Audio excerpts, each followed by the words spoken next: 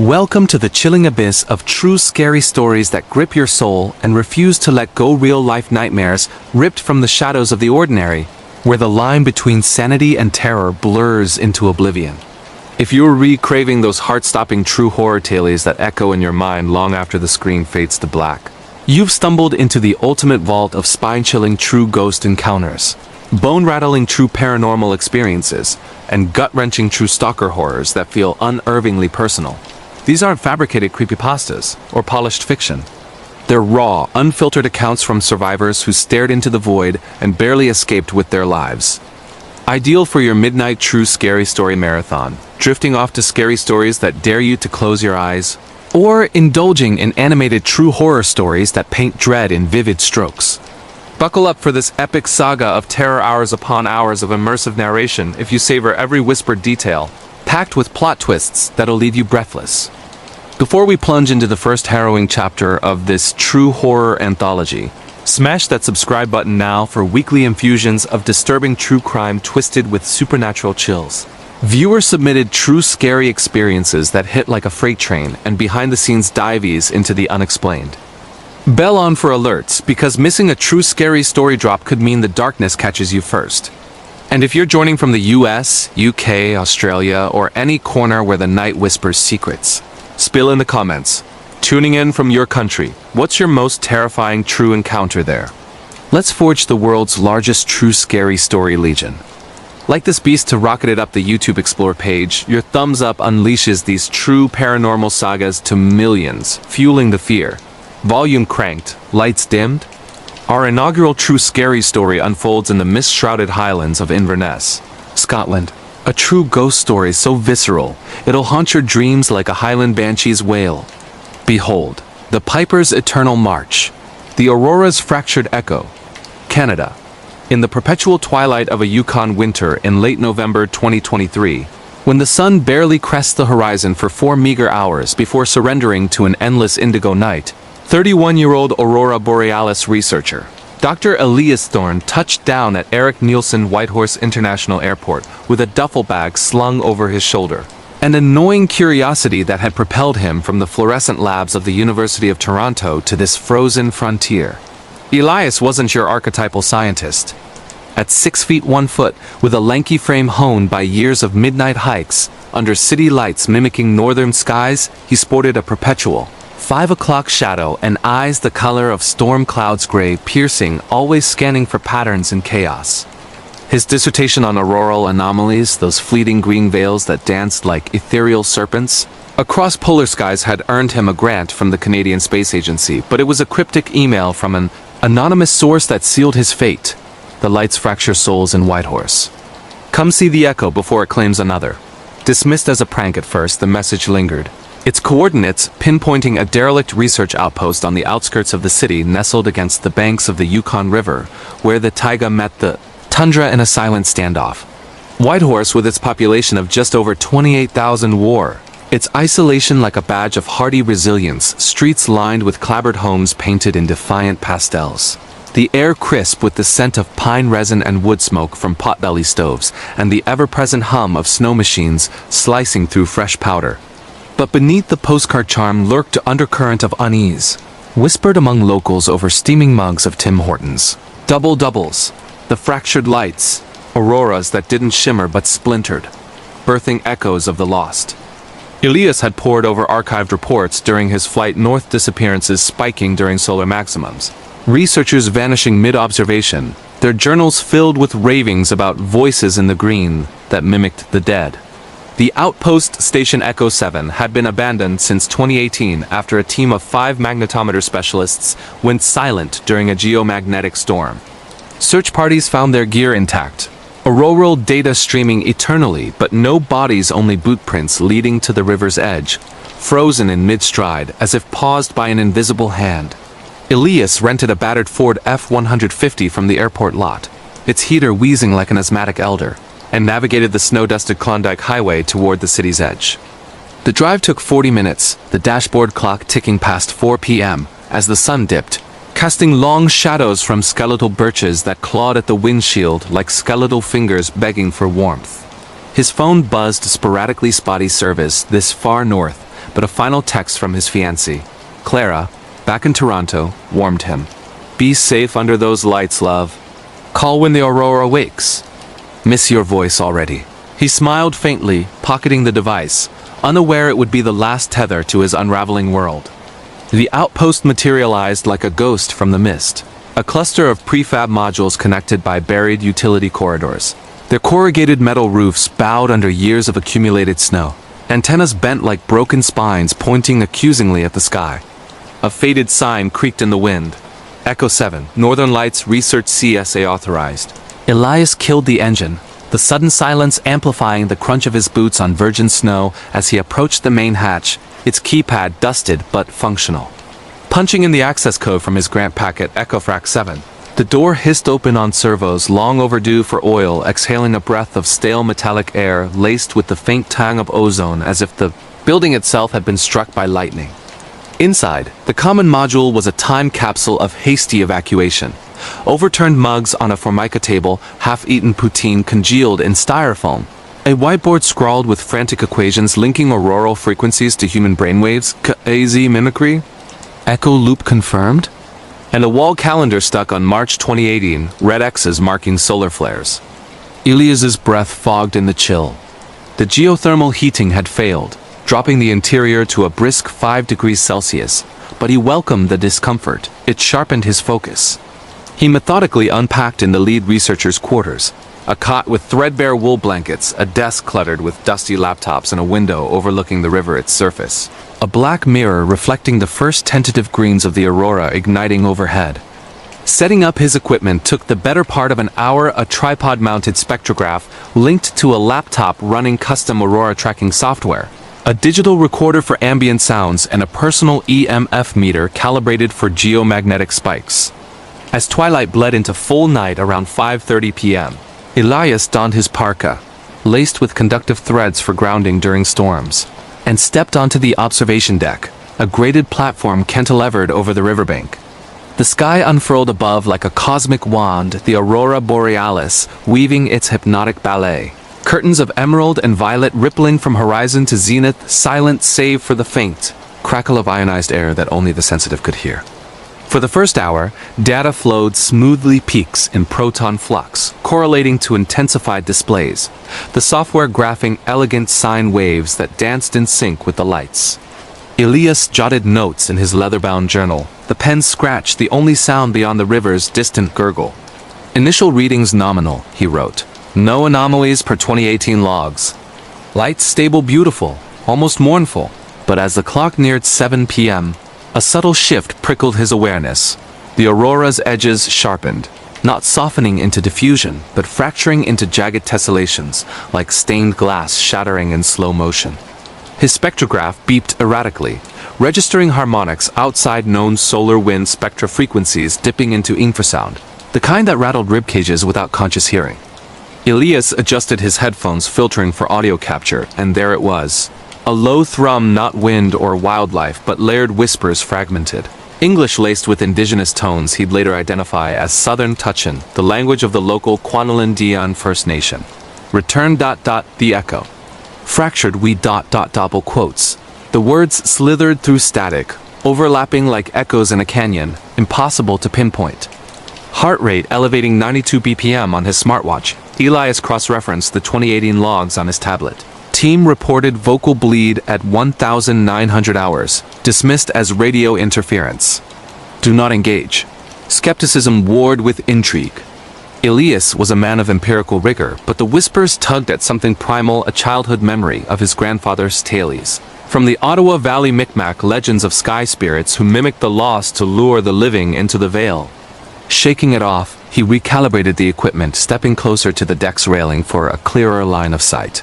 The river below lay still, its surface unbroken save for the aurora's reflection, which didn't mirror the sky's fluid dance, but pulsed independently, greens fracturing into crimson veins that spiderwebbed outward like blood in water. A gust off the water carried a chill that seeped through his parka, and with it the whispers clarified, now personal. Elias. Clara waits ... but the fracture calls first ... double quotes his name how. The anonymous email? Coincidence? Pulse at 110, he fumbled for his phone. No signal. the screen glitching with green static. Back inside the module, he brewed instant coffee on a propane stove, its blue flame flickering unnaturally, casting shadows that lagged behind their sources as if trailing from another time. Sipping the bitter brew, Elias reviewed the recorder's playback. The whispers intact, time-stamped, layered with a secondary track, his own voice, unbidden, murmuring, "Join the echo. It's warmer here." He hadn't spoken. Deleting the file as a glitch, he resolved to log it and continue. Science demanded data, not dread. By 9 p.m., the aurora intensified into a solar storm's prelude. NASA alerts pinged via satellite uplink. Warning of KP Index 6, lights visible as far south as Vancouver. Elias returned to the deck, spectrograph humming, but the fractures multiplied.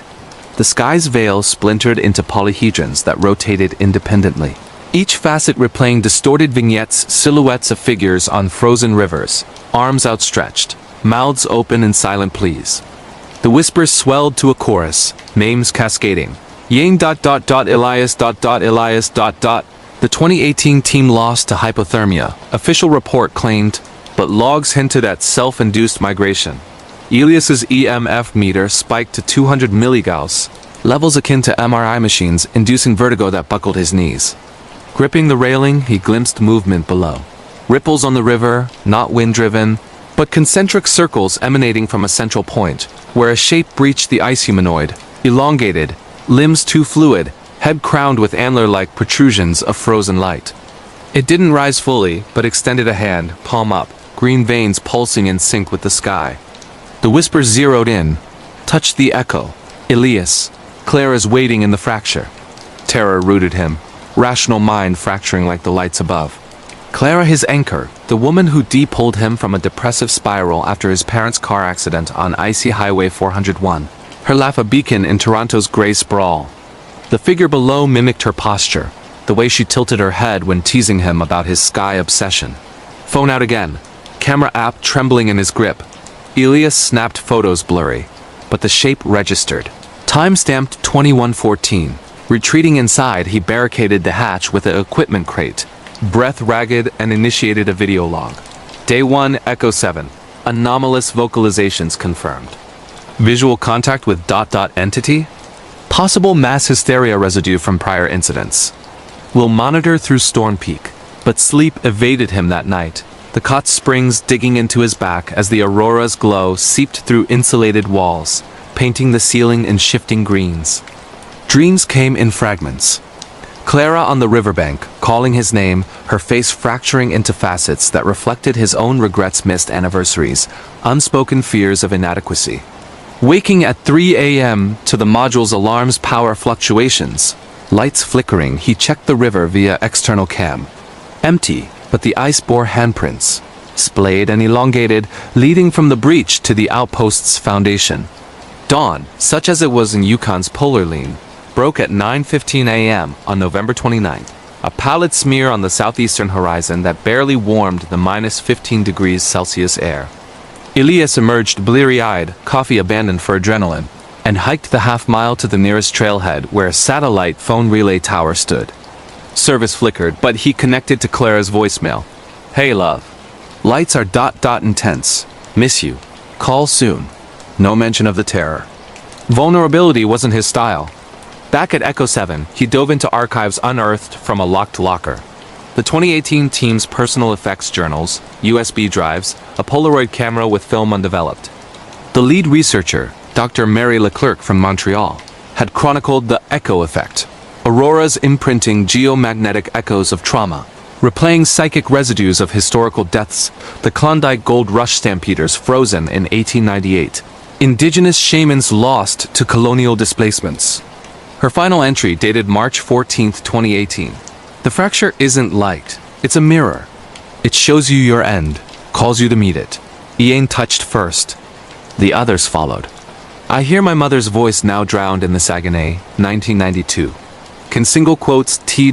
resist ... The Polaroids, developed in a makeshift darkroom using outpost chemicals, depicted the team on the deck. Smiles fading to horror.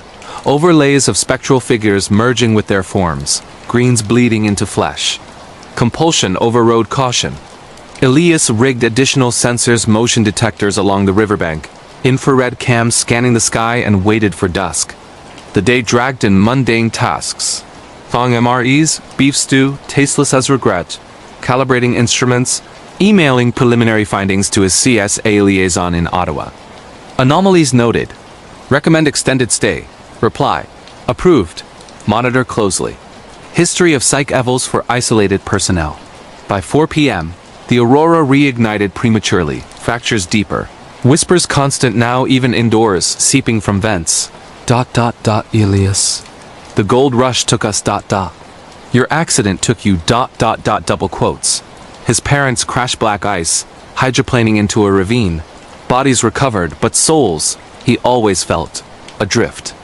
The entity's visits escalated. At 6:45 p.m., the external cam captured it fully 7 feet tall, torso translucent with embedded auroral shards, face a mosaic of stolen features. Clara's eyes, Marie's smile, his grandfather's furrowed brow. It didn't approach but paced the ice, footprints steaming as if body heat defied the cold, antlers casting green fractals on the snow. Elias armed himself not with weapons, but knowledge pouring over Quanlin Dion lore via a downloaded ethnobotany PDF. Elders spoke of Nightizide, sky weavers who trapped echoes of the unbalanced, forcing reconciliation with unresolved grief. A ward, circles of salt mixed with caribou moss, chanted invocations in Tuchan. Desperation birthed action. He scattered the mixture on the deck at 8 p.m., reciting mangled phrases from the text. Return to the weave echo. Balance the fracture. The aurora recoiled momentarily, fractures sealing like wounds, whispers hushing to a murmur. Triumph surged, science and spirit intertwined, but it was fleeting. By 10 p.m., during the storm's zenith, the entity breached the perimeter alarm.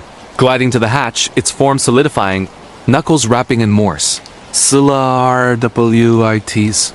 Elias's phone, charging on the desk, lit with an incoming call from Clara, impossible in the blackout. Answering, her voice emanated, distorted, Elias? The lights here, they're calling you home. Touched the echo. It's me. Not her echo mimicry, but the pull was visceral, legs carrying him to the door despite screams in his skull. He resisted slamming the bolt, but the assault intensified. Module walls vibrating with infrasound inducing nausea. Shadows detaching from corners, forming mini-fractures that replayed his life. Clara's proposal under Toronto CN Tower parents' funeral pyre of Lille, his first aurora sighting as a boy, mistaking it for Heaven's Gate. The entity pounded now, not fists but auroral pulses that shorted the lights, plunging Echo 7 into strobe chaos. Elias fled to the utility corridor, a 200-meter tunnel linking modules, flashlight beam jittering off rusted pipes, dripping condensation like tears. Halfway, a side hatch to the river, access sealed since 18 creaked open, unbidden, icy wind, howling invitation. The whispers converged. Every lost soul of the Yukon, from rush fever victims to modern wanderers, chanting his name in unison. Emerging on the bank, the entity awaited, hand extended, palm now bearing Clara's engagement ring, glinting unnaturally. Join, it intoned, voice a chorus. Elias reached fingers inches, then yanked back, hurling the salt moss mixture. The entity shrieked, a sound like shattering glass amplified 1,000-fold, fracturing the sky into oblivion, lights winking out as if unplugged. Silence descended, profound as vacuum. Elias staggered inside, sealing the hatch, collapsing amid sparking consoles. Dawn found him feverish, skin etched with faint green veins that faded by noon. Data downloaded irrefutable, vocal patterns matching missing person's last known audio, visuals time-stamped impossibilities. He evacuated that day, F-150 fishtailing on the highway back to Whitehorse, where a bush pilot ferried him south. Clara met him at Toronto Pearson, embrace fierce, oblivious to the voicemail she'd never left. "You look haunted," she whispered. He laughed it off, but the echoes followed. Faint greens in bathroom mirrors, whispers in subway rumbles, dreams where the entity wore her face, antlers sprouting from her scalp. Months blurred into therapy sessions. Isolated delusion, the psychiatrist diagnosed and buried reports to CSA, classified under geomagnetic psychosomatic events. But in July 2024, a package arrived. Unmarked, postmarked Whitehorse, containing Marie's journal, final page appended in Elias's handwriting. The fracture mends by sharing. Tell no one or it claims her. Panic propelled him north again. Solo flight to Yukon, renting snowshoes for the trek to Echo 7. Summer thawed the river to a rush. Outpost half-sunk in mud, but the deck held. Aurora absent in midnight sun. No entity, but the ice scars remained handprints encircling a central fracture, deep as a grave. Digging with a collapsible shovel, Elias unearthed relics. The 2018 team's IDs frozen solid. A locket with Clara's photo, inexplicably there. And a shard of auroral ice, glowing faintly, humming his name. Return flight south, shard secured in lead-lined case, but dreams worsened, Clara fracturing mid-conversation, pulling him into green voids. By October 2024, solar maximum peaked. Auroras visible in Toronto's suburbs. Elias watched from their balcony, Clara asleep inside, when the sky splintered. Whispers immediate. We have her echo now, ... double quotes rushing indoors. He found her stirring, eyes milky green. Elias ... the fracture. It's warmer. The entity had evolved, no longer bound to Yukon echoes propagate, leaping via shared grief. He scattered the last moss salt in their living room, chanting broken Tuchin, but the apartment quaked, walls cracking with green veins. Clara lunged, antlers phantom in her gaze, but he restrained her. Dialing 911 seizure, they called it. Ambulance lights strobing like fractured lights. Hospital discharge brought fragile normalcy, but Elias knew the echo hungered, feeding on isolation's residue. He published anonymously online, Auroral Echoes, a personal account, views spiking to millions. Comments flooding with similar tales, Yukon miners, Alaskan pilots, Norwegian researchers, all bearing the fracture's mark. CSA silenced it as viral fiction, but the shard, hidden in his desk, pulsed brighter, whispers evolving, share more. Or lose her fully. Winter 2025 loomed, solar cycle waning, but Elias prepared ward circles in every room, Clara's hand in his, vowing confrontation. On December 4th, under Toronto's premature aurora fractured, inevitable, he stepped onto the balcony, shard in palm. The sky shattered, entity manifesting in full, composite of all echoes, Clara's face dominant. Join, it commanded. Elias touched, not in surrender, but defiance, channeling the hum into a scream. Balance! Return! The fracture imploded, lights collapsing inward, entity dissolving into harmless shimmer. Silence again profound. Clara woke unscathed, Aurora normalized. Elias smashed the shard, scattering fragments in Lake Ontario. But echoes linger faint greens in his peripheral, whispers in quiet moments. We wait. The next fracture calls. He watches the skies warily, journal open, pen poised. The aurora dances, beautiful, mournful. And somewhere, in Yukon's endless night, Echo 7 hums, antennas bent, waiting for the next researcher to heed the anonymous call. The fjord's phantom fleet, Norway. In the iron grip of a Nordic November 2024, when the midnight sun's long-forgotten glow yielded to an abyss of unbroken ebony that swallowed the sun for 20 hours straight, 38-year-old maritime archaeologist Dr. Ingrid Larson disembarked a rattling ferry at the rain-lashed docks of Bergen, her weathered LL Bean duffel thudding against the salt-crusted planks like a heartbeat out of sync. Ingrid wasn't the wide-eyed academic fresh from Oslo's ivory towers. She'd clawed her way through 2 decades of dives in the Barents Sea, unearthing Viking longships from silt-choked graves and lecturing on the Hanseatic League's forgotten trade routes to half-empty halls at the University of Bergen's Institute of Archaeology. At 5 feet 7 inches with a frame forged by fjord wind's broad shoulders from hauling sonar rigs' hands, calloused from prying barnacle-encrusted relics and eyes the steely blue of Sognefjord depths, she embodied the stoic resilience of coastal folk who stare down gales and gods alike. But the anonymous parcel that arrived at her flat 2 weeks prior, postmarked from a Trondheim P.O. box with no return address, had upended her world. A waterlogged logbook from 1623, its vellum pages warped but legible, chronicling the spectral squall that claimed the merchant fleet of one Elias, Voss Ingrid's direct ancestor through her mother's line. The final entry scrawled in frantic quill strokes. The fleet returns not in sail, but in shadow. They whisper my name from the waves. God help the blood that calls them home. Dismissed as a hoax at first forged for some antiquarian, Black market carbon dating from a discrete lab contact confirmed its authenticity. The pull was primal. Voss blood sang in her veins, and the logbook's coordinates pinpointed a submerged anomaly in Osterfjord, 20 miles north, uncharted even on modern hydrographic surveys. Bergen, Norway's second city and gateway to the fjords, huddled against the Vestland coast like a defiant cluster of brigand wharves.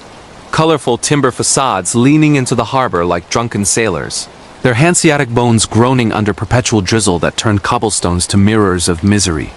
With 285,000 souls packed into its 7 mountains, the city pulsed with fairy horns, herring gulls, shrieks, and the low thunder of Hurtigruten liners churning out to sea, but beneath the tourist sheen lurked an underbelly of unease.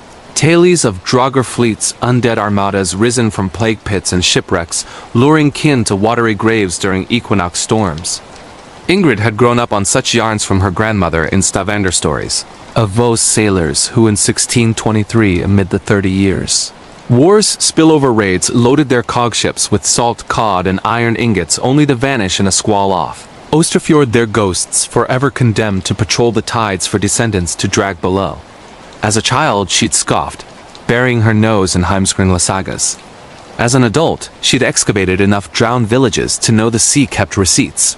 Now with the logbook's brittle spine clutched in her pack, she rented a battered Volvo from the dockside Avis, its wipers slapping futilely against the downpour as she motored north on the E39, the fjord's arms unfolding like skeletal fingers beckoning her deeper into the dark. The drive to the trailhead near Modelin took 90 sodden minutes, the road twisting through tunnels bored into granite cliffs that wept rivulets like open wounds. Ingrid's satellite phone, her lifeline to the Institute, beeped sporadically, service fracturing like ice under pressure, but a voicemail from her colleague, Lars, crackled through. Ingrid, the anomaly on the sonar ping is ... irregular. Magnetic interference off the charts. And those old charts you sent? They match Voss's rap exactly. Be careful equinoxes tomorrow. The fjords get ... restless. She deleted it, chalking the tremor in his voice to fatigue. Lars was a desk-bound theorist allergic to fieldwork. Parking at a gravel pullout, flanked by stunted birches bowed by wind, she shouldered her 70-liter Osprey pack, laden with Drissut Rebrether dive lights, a GoPro rig, and the logbook sealed in vacuum bags, and trudged the half-mile portage to the fjord's edge. The air hung heavy with brine and decay. The water a black satin sheet unbroken save for the occasional slap of a harbor seal's flipper. Dusk, such as it was at 3 p.m., bled into premature night, the sky a bruised canopy spitting sleet that stung like accusations. Ingrid pitched her Hilleberg tent on a rocky outcrop, its guylines taut against gusts that howled like keening widows, and fired up her MSR stove for a mug of Lion's freeze-dried calf, its steam curling like spectral fingers. By 7 p.m., the aurora borealis ignited faintly overhead, veils of emerald teasing the horizon, but it was the water that first betrayed the anomaly. As Ingrid calibrated her Garmin fish finder, the screen flickered, depths plummeting from 200 meters to an impossible void, then resolving into a lattice of shapes, elongated hulls, masts like splintered ribs, a fleet frozen in formation, hulls to hull as if paused mid-maneuver. Her pulse quickened. 1623 wrecks didn't cluster like that. Currents scattered them like chaff. Donning her drisssuit under the tent's Gore-Tex dome, she logged initial readings in her Write in the Rain notebook. Anomaly at 61.2 N, 5.8 E, magnetic flux plus 300%. No thermocline breach. Logbook chords exact. Sleep came fitful, interrupted by dreams of oarlocks creaking and canvas ripping in gales. Elias Voss's voice gravelly accented murmuring, Blodet calder fladen hiem. The blood calls the fleet home. At 2:17 a.m., she jolted awake to the tent flap rustling, not wind, but deliberate tugs, as if fingers tested the zipper's teeth. Outside, the fjord murmured, but not with waves. Low chants, layered like a shanty sung by drowned throats. Gaelic-tinged Norwegian from the League era, weaving her name into the refrain, Ingrid ... Voss blod ... Com till os ... double quotes heart hammering at 140 BPM, she unzipped a slit, beam from her Petzl headlamp slicing the murk.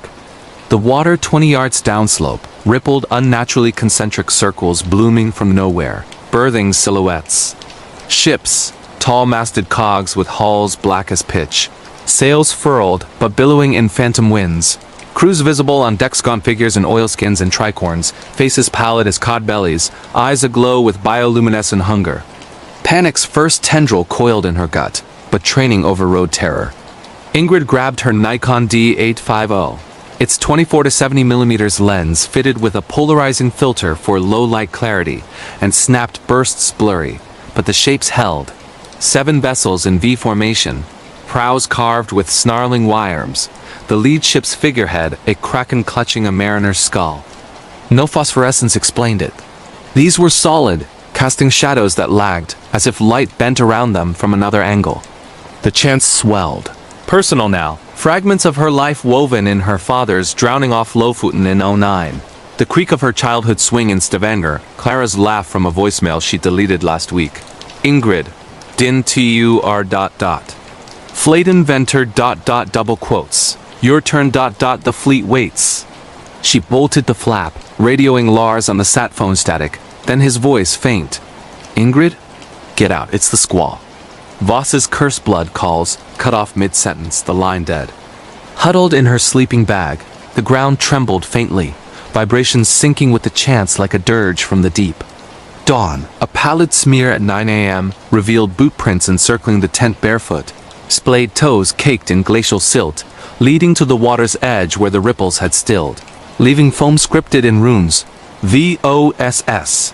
Undeterred archaeology demanded proof over prudence. Ingrid, geared for the dive by noon, the equinox sun a feeble disk mocking the cold's bite at -2 degrees Celsius. The rebreather hummed softly as she backrolled off the outcrop, the fjord swallowing her in a rush of green-black silence. At 10 meters, visibility dropped to 2 meters, particulates dancing like dust motes in a tomb.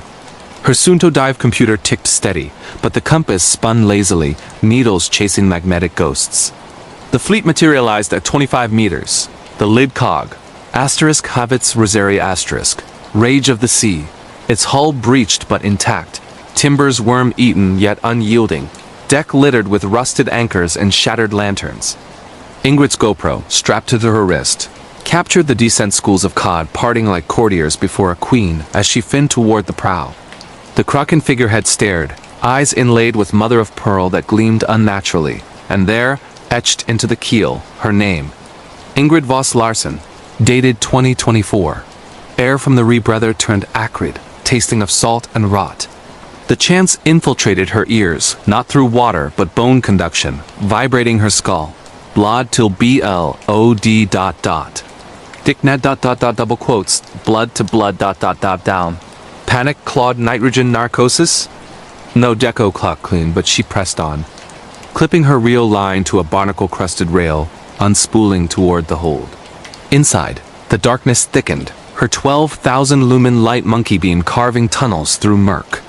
Crates of cod bones spilled across planking, picked clean but arranged in spirals wards against the undead, per Voss's log. Amid them, a figure. Seated at a captain's table, Elias Voss himself, or his revenant skeletal hands clutching a quill, face mummified in leather, eyes milky orbs that tracked her light. He didn't move, but the air pressurized, bubbles erupting from his mouth in silent words. Du er hjem nu. You are home now. Ingrid's reel jammed, line fraying as if clawed. She backpedaled, fins stirring silt that bloomed like ink from an octopus. The hold groaned, timbers shifting as if the ship breathed, and shadows detached crewmen, translucent, shambling toward her with grapples and belaying pins, their forms flickering between 1623 oilskins and modern dive gear, faces morphing into relatives. Her father's drowned grin, grandmother's stern gaze.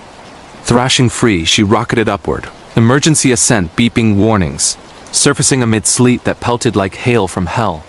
Hauling onto the rock's lungs burning, she retched seawater laced with fish oil, the GoPro footage intact, but glitching frames where the hold showed not bones but a banquet table set for 8 plates, heaped with writhing eels chairs waiting empty. Back in the tent, wrapped in a space blanket that crackled like foil over a grave, Ingrid pored over the logbook by LED lantern, its pages seeming to warm under her fingers, ink shifting subtly to reveal addendums. The squall was no storm, but a veil torn by betrayal. I bartered with the Nukon for fair winds, offering first my crew, then my soul. But blood binds tighter than oaths, the Voss line must pay the toll. One per century, or the fleet rises to collect in full. Her family tree, sketched in the margins, branched to her. Great uncle lost off Shetland in 1923. Cousin vanished from a trawler in 1823, the equinox gale built outside. Winds shrieking through guy lines like rigging snaps, waves crashing the shore with rhythmic fury. At midnight, the sat phone rang Clara, her ex from grad school, voice trembling. Ingrid? I had a dream you're drowning and ships are coming for you, Elias says. The fleet needs its navigator. Clara, atheist to her core, hadn't spoken in years. Ingrid hung up, but the call log showed no outgoing. The chants returned, louder, harmonizing with the storm. Crew inventories recited in litanies, each name a hook in her mind. Pulling memories unbidden childhood sails with father, the creak of Havets Roseri replica in Stavanger's museum. Desperation birthed defiance. Ingrid radioed the Norwegian Coast Guard on VHF Channel 16, static yielding to a dispatcher's drawl. Kissbacked her. Position? She relayed chords, voice steady. Archaeological dive gone wrong, unidentified contacts. Possible hypothermia hallucination. Request evac. Reply. Storm advisory equinox squall inbound. Hold position. Cutter ETA 0400. But 0400 brought no lights. Only escalation. The tent illuminated from below. Green phosphorescence seeping through the ground sheet like bile. Zipper teeth parted of their own accord, admitting fjord mist that coalesced into formed sailors, dripping, their oilskins fused with kelp and barnacles, faces eroded to grins of exposed bone. Elias led. Quill in hand, logbook open to a fresh page scripted in her handwriting. I accept the toll. They advanced, hands outstretched, not to grasp but to guide, whispers a cacophony of invitations. Sail Meadows. Evig FL G'd, sail with us ... eternal fleet. Ingrid slashed with her dive knife, steel biting mist that reformed, laughing in bubbles. The GoPro, mounted on a tripod, captured it all, specters solidifying, her screams dopplering into gurgles as mist filled her lungs. She fled the tent at dawn's first crack, Volvo's tires spinning mud as she fishtailed south, the fleet's silhouettes pursuing in the rearview hulls, cresting waves like breaching whales. Bergen blurred past, bringing a kaleidoscope of color against her terror, but the harbor mirrored the fjord. Phantom ships docking, crews disembarking in spectral phalanxes, blending with fishermen hauling nets. Lars met her at the Institute, face ashen. The cutter? Lost in the squall, same chords. And your footage ... He played it on a loop. The Hold's banquet now featured her at the table, toasting Elias with a goblet of brine. Therapy followed PTSD from isolation delirium. The shrink prescribed, but the fleet followed. Whispers in shower drains reciting Voss manifests. Reflections in windows showing masts behind her silhouette. Dreams where she captained Havets Roseri crew her ancestors, destination the Vale's horizon. By spring 2025, Ingrid resigned, fleeing to a cabin in the Jotunheimen Mountains, far from salt and sail, but equinoxes called. In September, a package arrived waterlogged, Trondheim postmark. The logbook, appended with her entry, dated tomorrow. The fjords hungered, blood to blood, and as snow fell like ash from pyres, she felt the pull the wheelhouse's tiller in her palms, the fleet waiting. Last log, etched in frost on her window. The squall returns. I sail at dawn. Ingrid vanished that night, boot prints to the nearest inlet, where locals swear the armada sails still, searching for the next Voss to complete the crew. The sea keeps its logs and the fleet its toll. If this Norwegian nightmare's nautical news hasn't knotted your nerves into oblivion, you're forged of sterner stuff than most. This true ghost epic from the fjords screams the savage truth. The past doesn't rest, it recruits. If your marrow's frozen and you're ensnared by scary true stories for shadow-haunted slumbers, demolish that like, subscribe to Storm the True Scary Stories Summit on YouTube, and comment your coordinates. We're sculpting the supreme syndicate of spectral seekers. Thirsting for more? Propose true paranormal plagues from rural Japan? Hurl this horror to explore page exaltation share savagely. Dream in drafts. The fleet floats. Fade to fathomless. The hollow beneath the hollow, United States. In the suffocating humidity of late. July 2022, when the cicadas in rural Tennessee screamed like rusted saw blades against the night. 29-year-old urban explorer and part-time TikTok ghost hunter Caleb Whitaker rolled his dented 2008 Honda Civic down a gravel ribbon called Hollow Road deep in the forgotten folds of the Cumberland Plateau. The plateau itself was a 1,000-foot-high limestone shelf that stretched 300 miles across the state, pocked with sinkholes, caves, and hollers where the sun barely touched the earth. Caleb had grown up in Knoxville, 90 miles east, but he spent his teens sneaking into abandoned textile mills and shuttered sanatoriums with a GoPro and a death wish. His channel, Caleb Creeps, had 1.2 million subscribers who devoured his shaky flashlight tours of places like Brushy Mountain State Penitentiary and the old Waverly Hills. This trip, though, was different. He wasn't chasing clout. He was chasing a rumor that had haunted him since high school. A whisper from a now-dead classmate about a place locals called the Hollow Beneath the Hollow, a sinkhole that didn't just swallow livestock. It swallowed time. The rumor started in 1997 when a group of 4 teenager seniors from Whitwell High vanished after sneaking into the woods behind the abandoned Hollow Creek Baptist Church. Their truck was found parked at the trailhead, keys in the ignition, half-eaten McDonald's bags still warm. Search parties combed the 200-acre hollow for weeks. They found the kids' flashlights, one still blinking, arranged in a perfect square on a limestone slab. No footprints leading away.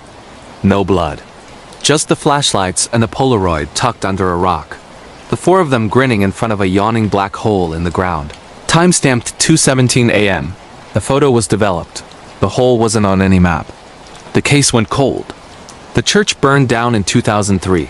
The land was bought by a shell company registered in the Caymans. And the hollow grew quiet until Caleb's DMs started lighting up in June 2022. The first message came from an account with no profile picture. The hollow is hungry again. Bring the light. 36.1234, minus 85.6789. The coordinates pinned a spot 3 miles behind the church ruins. More messages followed, always at 2:17 a.m. each with a new photo. The same sinkhole, but the angle shifted slightly, like someone was circling it, closer each time. The final image showed Caleb's own face reflected in the water at the bottom of the hole, eyes wide, mouth open in a scream. The timestamp, 2:17 a.m. the night asterisk. Before asterisk he'd even seen the message. He screenshotted everything, posted a teaser on TikTok going to the place that ate my childhood, and drove west with a duffel of gear. 2 GoPros, a FLIR thermal, a drone, a Garmin InReach, and a Glock 19 he wasn't licensed to carry. He reached the trailhead at 11:47 p.m. on July 29th. The church was a skeleton of charred beams and kudzu. The steeple collapsed like a broken finger pointing at the sky. The air smelled of wet clay and something metallic, like a penny held under the tongue. Caleb started live streaming on YouTube. Caleb Creeps Live, the hollow that swallowed time, expecting 5,000 viewers. Within 10 minutes, 87,000 were watching. He narrated in his signature whisper shout, "Chat, if I vanish, tell my mom I love her. And tell the FBI to check the sinkhole." He followed a deer path through blackjack oaks and poison ivy, the drone buzzing overhead. Thermal feed showing nothing but deer and a raccoon that stared at the lens too long. At 12:03 a.m., the path ended at a clearing. The sinkhole was there, 30 feet across, perfectly circular, edges scalloped like a gear tooth. The drone's light revealed water 40 feet down, black and glassy, reflecting the moon like a coin in oil. Caleb's breath fogged. The temperature had dropped 15 degrees in 10 steps. He circled the rim, boots crunching on shale. The chat exploded. Asterisk. That's the hole from the Polaroid. Asterisk asterisk zoom in on the water. Asterisk asterisk don't go closer. Asterisk. He ignored them. The flare showed the water at 44 degrees Fahrenheit impossible in July. He tossed a glow stick. It hit the surface and asterisk stuck asterisk, bobbing upright like it was frozen in gelatin. The chat hit 200,000. Caleb's heart jackhammered. He clipped a 200-foot static line to a pine, rappelled down. The walls were smooth limestone, etched with faint spirals hand-carved. Maybe Cherokee, maybe older. At 30 feet, the rope went slack. He was still 10 feet above the water. The line had been cut clean. He dangled, swaying GoPro, capturing his panicked laugh. "Okay, chat, this is how I die. Then the water asterisk moved asterisk, not rippled asterisk, rose asterisk. A column of black liquid lifted toward him, slow as syrup, forming a hand with too many fingers. It brushed his boot. The thermal feed spiked to 120 degrees Fahrenheit. The live stream cut to static. When the feed returned 47 seconds later, Caleb was on the sinkhole floor, standing in ankle-deep water that wasn't wet. The walls had changed now, brick mortared, stretching up into darkness. The rope was gone. The drone was gone. His phone showed 2:17 a.m., but the date was July 29th, asterisk 1997 asterisk. The chat was frozen at 312,456 viewers, messages repeating. Asterisk, where are you? Asterisk, asterisk, Caleb, asterisk, asterisk, Caleb, asterisk, Caleb, asterisk. He panned the GoPro. The brick tunnel stretched both ways, lit by gas lamps that flickered without flame. Footsteps echoed 4 sets, sneakers on brick. He followed. The tunnel opened into a chamber, 50 feet wide, domed ceiling dripping with stalactites that pulsed like veins. In the center, a stone altar. On it, the 4 missing teens from 97 frozen mid-scream, skin gray, eyes milk white, arranged like dolls. Their flashlights were still blinking, batteries impossible after 25 years. One of them, Ashley, the girl who'd been Caleb's crush in 8th grade, turned her head. Her mouth moved. You're late. Caleb backed away. The walls bled. Not water asterisk, time asterisk. Clips of his life played on the brick. Age 6, falling off his bike. Age 12, kissing Ashley behind the bleachers. Age 16, watching her coffin lower into Tennessee clay. The altar teens spoke in unison, voices layered like a bad dub. The hollow keeps what it takes. You brought the light. Na pegato, Caleb ran. The tunnel forked endlessly, each branch showing a different year: 1997, 1897, 1797. In one, a Cherokee woman in deerskin carved the spirals. In another, a Confederate deserter hanged himself from a stalactite.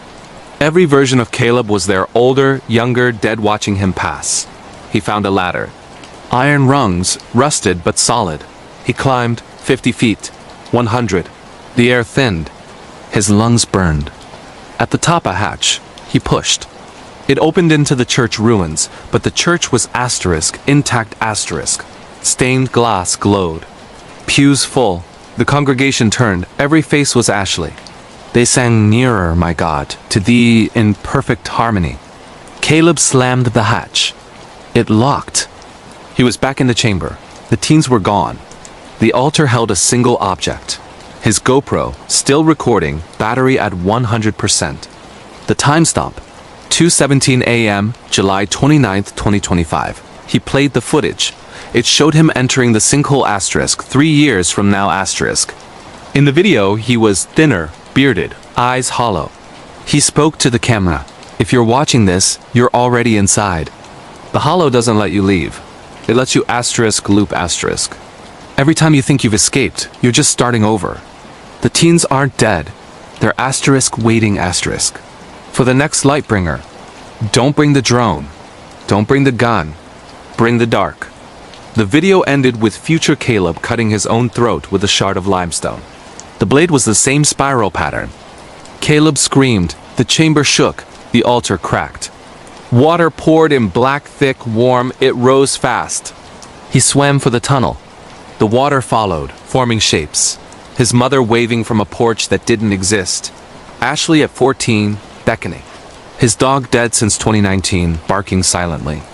The water reached his waist, his chest, his neck. He clawed at the brick. His fingers found a loose stone. Behind it, a cavity. Inside, a Polaroid, the same one from 1997, but now it showed asterisk 5 asterisk people.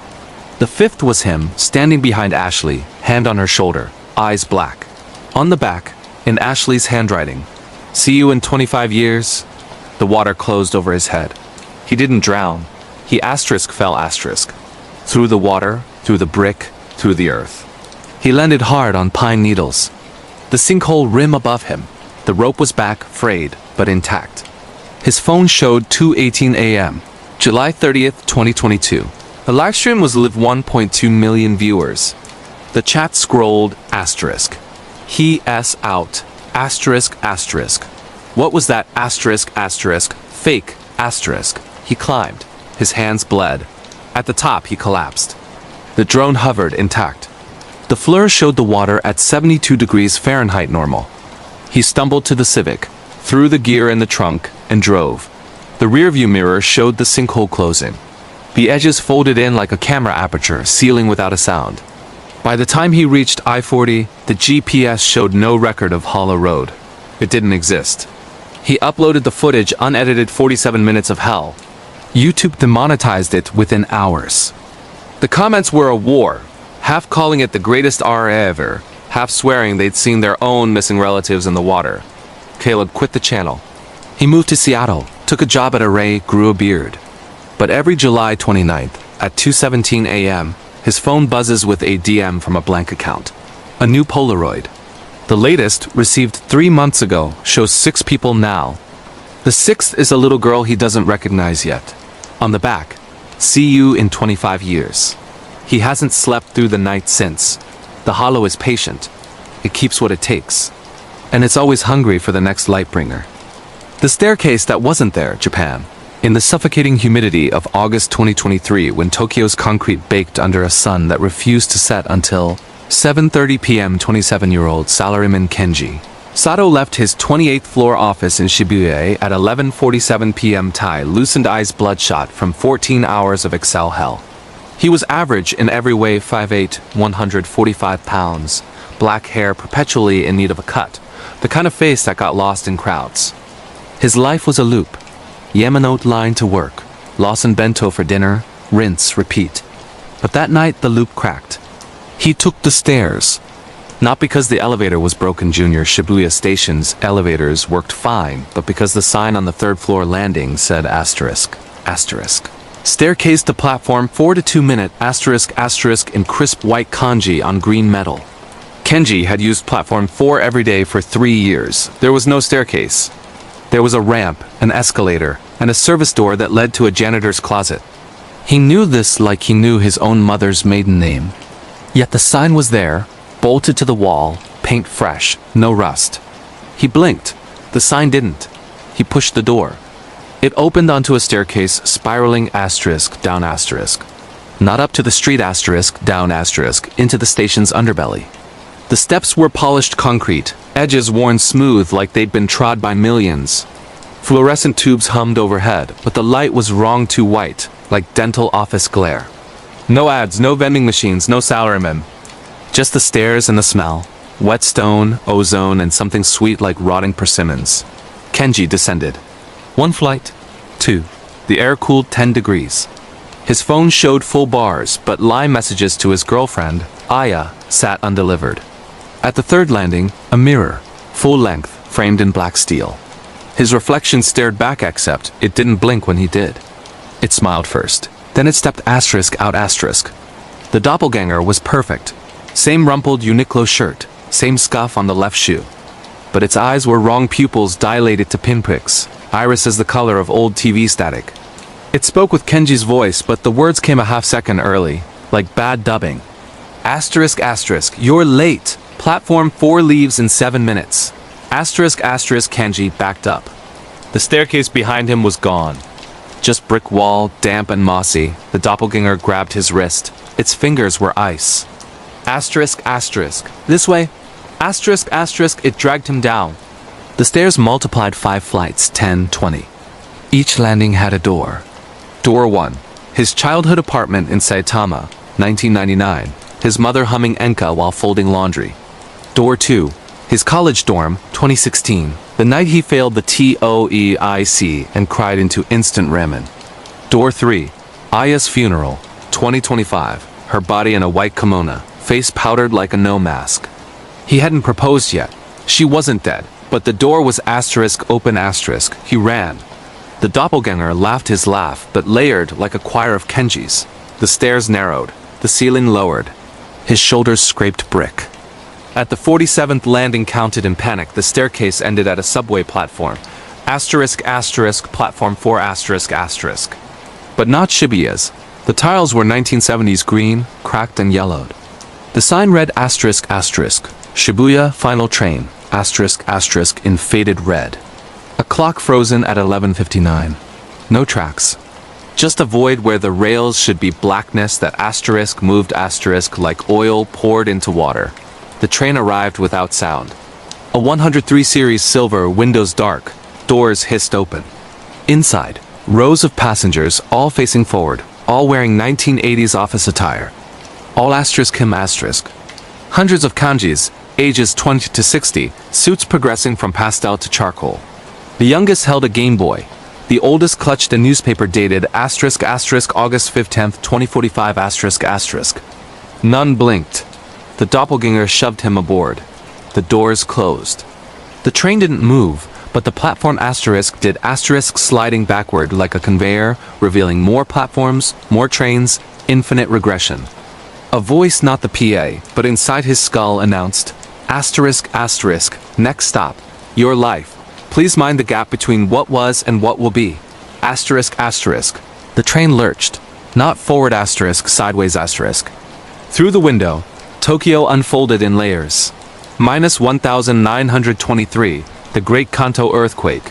Buildings collapsing in silent film stutter. 1945, firebombs raining on wooden shitamachi, a child Kenji he'd never been running with a bucket. 1989, bubble-era salaryman vomiting in alleyways, his father among them. 2020 empty streets during COVID, masks on mannequins. Each layer peeled back like onion skin, revealing the next. The passengers aged in real time. The 20-year-old's hair grayed. The 60-year-old's suit rotted off his bones. Kenji screamed. The doppelganger sat beside him, now wearing Aya's face.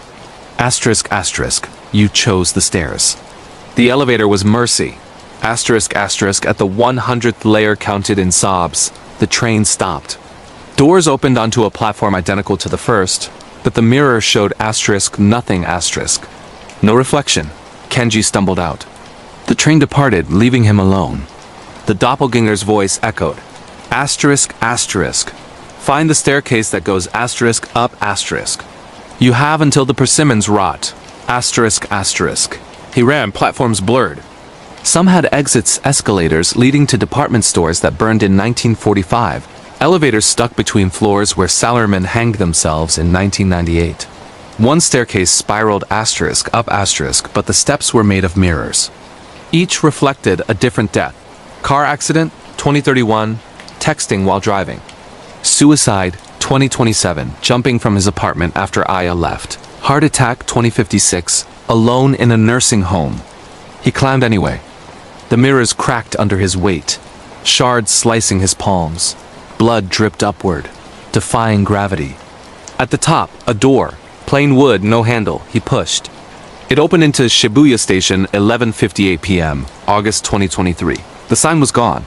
The staircase was gone, just the ramp, the escalator, the janitor's closet. He collapsed. Security found him at 12:03 a.m., babbling about trains and persimmons. They called an ambulance. In the hospital, his phone finally connected.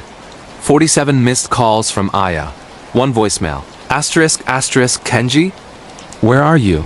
You said you'd be home by midnight. I made curry. It's getting cold.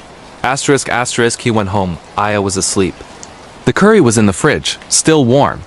He checked the station the next day. No staircase, no sign. But in his pocket, a persimmon, soft and black, rotting from the inside. He hadn't bought persimmons. 3 months later, November 2023, he took the stairs again. Not at Shibuya, at Shinjuku's 6th floor after a nomikai. The sign was there. Asterisk asterisk staircase to platform 12 to 2 minute. Asterisk asterisk. He knew better. He took it anyway. The doppelganger was waiting. Asterisk asterisk, you're early this time. The persimmons ripened faster. Asterisk asterisk, the train was fuller. More Kenjis. One held a baby, his daughter, born 2026, dead 2028, leukemia. Another clutched a wedding ring, 2024.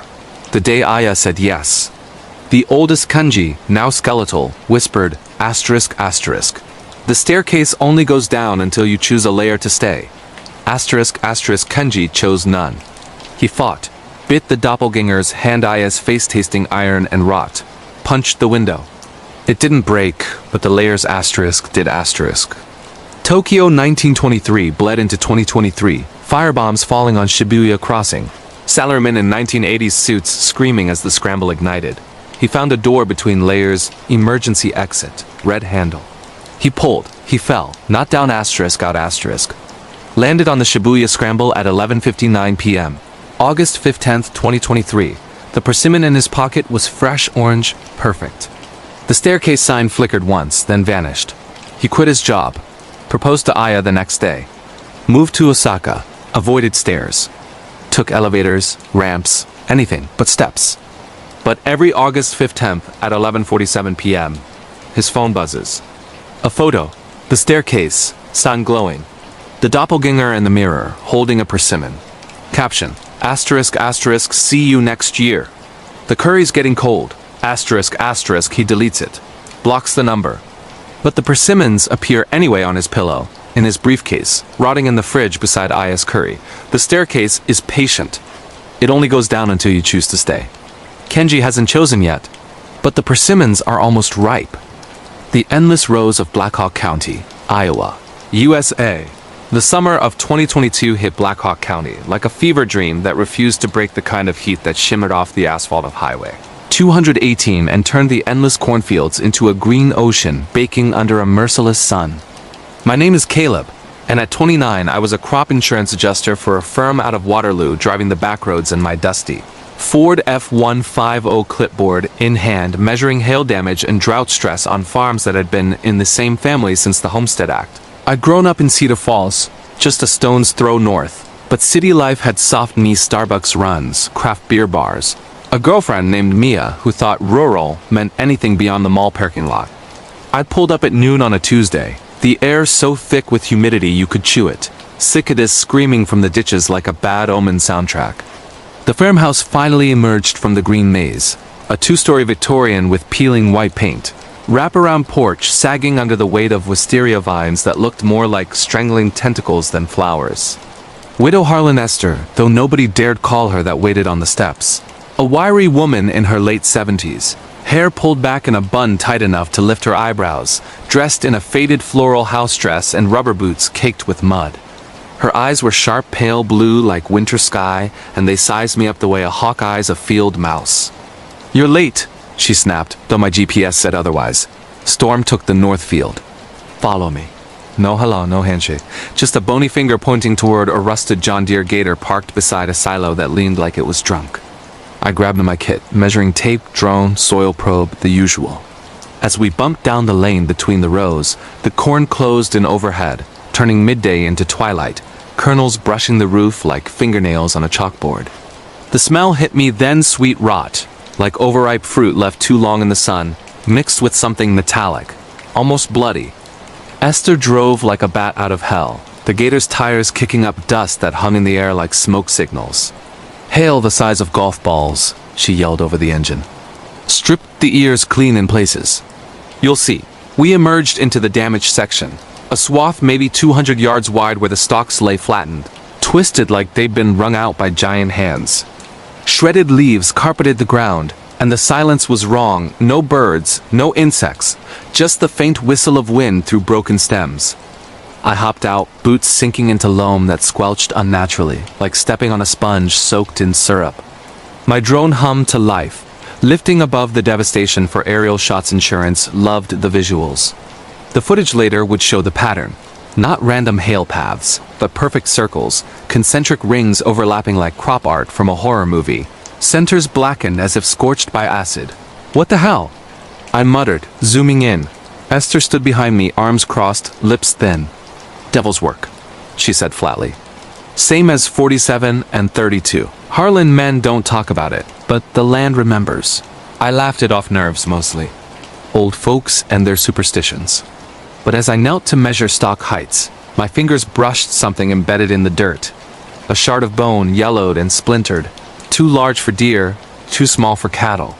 Human? No way. I pocketed it anyway, telling myself it was a cow knuckle or some farm relic. The heat pressed down, sweat stinging my eyes, and that's when I heard the first rustle, not wind, but deliberate, like footsteps pacing parallel in the next row. I straightened, peering through the stalks. Nothing but green walls closing in. "Esther?" My voice echoed weirdly, swallowed by the corn. She was 20 yards away, bent over a furrow, but her head snapped up. Get back to the gator, boy. Now. Her tone brooked no argument. We piled in, but as she cranked the engine, the rustling multiplied surround sound, stalks parting and closing like breaths from a massive lung. The gator lurched forward, but the path ahead shimmered, mirage-like, the corn leaning inward to block us. Esther floored it, tires spinning, and we burst through, leaves whipping like lashes. Back at the farmhouse, she poured iced tea with hands that trembled just enough to notice. You felt it, she said, not a question. The rows don't like strangers poking. That night I crashed in the guest room upstairs. Esther insisted, claiming the motels in Waterloo were booked for a tractor pull. The house creaked like an old ship, floorboards groaning under invisible weight. Mia texted, "How's the boonies?" "Miss you, babe." I replied with a selfie from the porch, corn seas stretching to the horizon under a blood-orange sunset. But as darkness fell, the texts stopped sending signal bars, vanishing one by one. The room was stuffy, fan whirring uselessly, and sleep came in fits. Around 1 a.m., I woke to scratch and faint at first, like mice in the walls, but rhythmic, insistent. Coming from below the bed, I flicked on the lamp. Nothing. The sound migrated to the window, nails on glass, slow drags that left foggy trails. Heart thumping, I parted the curtains. The cornfield glowed faintly under moonlight, rows straight as soldiers. But in the distance, movement figures, tall and thin, weaving between the stalks. Not walking, gliding, silhouettes stretching impossibly long, heads tilting at angles no neck should allow. One paused, turning toward the house. Even from here I felt its gaze, cold as well water. I yanked the curtain shut, backing to the door, but the scratching followed, now from the hallway. Tap tap scratch, tap tap scratch, like a code. Morning brought no relief. Esther was already in the kitchen, frying eggs that sizzled too loud. "Sleep okay?" she asked, eyes not leaving the skillet. I lied using wolf-down breakfast while she laid out a map on the table, yellowed and hand-drawn, edges frayed. "The claim's only part," she said, "but the land's sick. Been sick since my granddad plowed under the mound." "Mound?" She pointed to a spot in the north field, marked with a crude X, Sack and Fox burial ground, 1830s. Government said relocate the tribe, but the bodies ... some stayed. Granddad needed the soil-rich, black feeds like nothing else. Corn grew taller than a man overnight. But the first harvest ... her voice trailed off. Rose started walking. Men vanished. Found him weeks later, husks in the field, eyes pecked clean, mouths stuffed with kernels. I shifted uncomfortably. This was folklore, right? But the bone in my pocket felt heavier. "Look," I said, pulling it out. Esther's face drained wider than the porcelain sink. "That's no cow. That's Harlan. My husband." She snatched it, wrapping it in a napkin like it might bite. "He went to burn the mound in '09, and the curse. Never came back. Until now." The day dragged in oppressive heat. I needed more photos, soil samples proof for the claim. Esther refused to join, muttering about debts coming due. Alone in the gator, I headed to the mound's coordinates, drone buzzing overhead. The corn here was unnatural. Stalks 15 feet, ears swollen like tumors, silk black instead of gold. The air hummed, charged like before a lightning strike. My probe sank easy too easy into soil that pulsed faintly, warm as flesh. The drone feed glitched, thermal imaging showing heat signatures in human shapes. Clustered around a depression in the earth, a perfect circle 50 feet across, center sunken like a grave. I disembarked, pushing through the rows, leaves slicing my arms like paper cuts. The mound was there, or what was left. A low rise, eroded but unmistakable, topped with a rusted plow blade half buried like a headstone. And etched into the dirt, fresh furrows. Names. Dozens. Harlan. Harlan. And at the bottom, gouged deep. Callop. Panic clawed up my throat. I spun, but the corn had shifted rows realigning, paths vanishing behind me.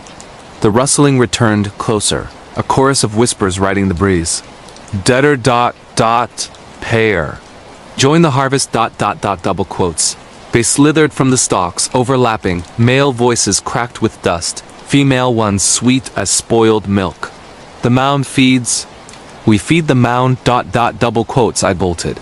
GPS useless, phone dead. The field became a labyrinth, turns leading to dead ends where ears hung heavy, dripping red sap that smelled of iron. Figures materialized at the peripheries, translucent at first, then solidifying, men in overalls from decades past, faces gaunt, eyes milky with cataracts, mouths moving in silent chants. One reached out, fingers elongating into corn silk that wrapped my wrist, burning cold. I yanked free, skin blistered, and ran blind, crashing through barriers that parted just enough to let me pass, like the field was toying with its prey. Hours blurred or minutes, time warped in the green hell. Thirst raged, lips cracking, but the river was miles off.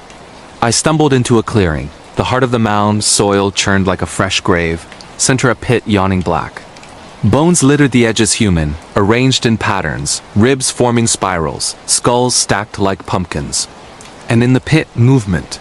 A writhing mass of roots, thick as arms, pulsing with bioluminescent veins, coiling around a figure Esther's husband. No fresher, Mia. Impossible. But the face turned, bloated and green-tinged, eyes pleading through layers of husk. Caleb ... help. It's in the blood ... Not me somehow, a doppelganger grown from the soil. The whispers crescendoed, payment for the plow. Blood for the black earth ... double quotes, roots shot out, snaring my ankles, dragging me down. I clawed at the dirt, nails filling with loam that squirmed like worms. Visions assaulting. 1830s warriors buried alive to sanctify the land. 1930s farmers sacrificing vagrants to end the Dust Bowl. Harlan's generation after generation feeding the mound to keep the corn king high, yields that bankrupted neighbors too stubborn to pay the tithe. Strength fading, I remembered the drone controller in my pocket, somehow still powered. I mashed buttons.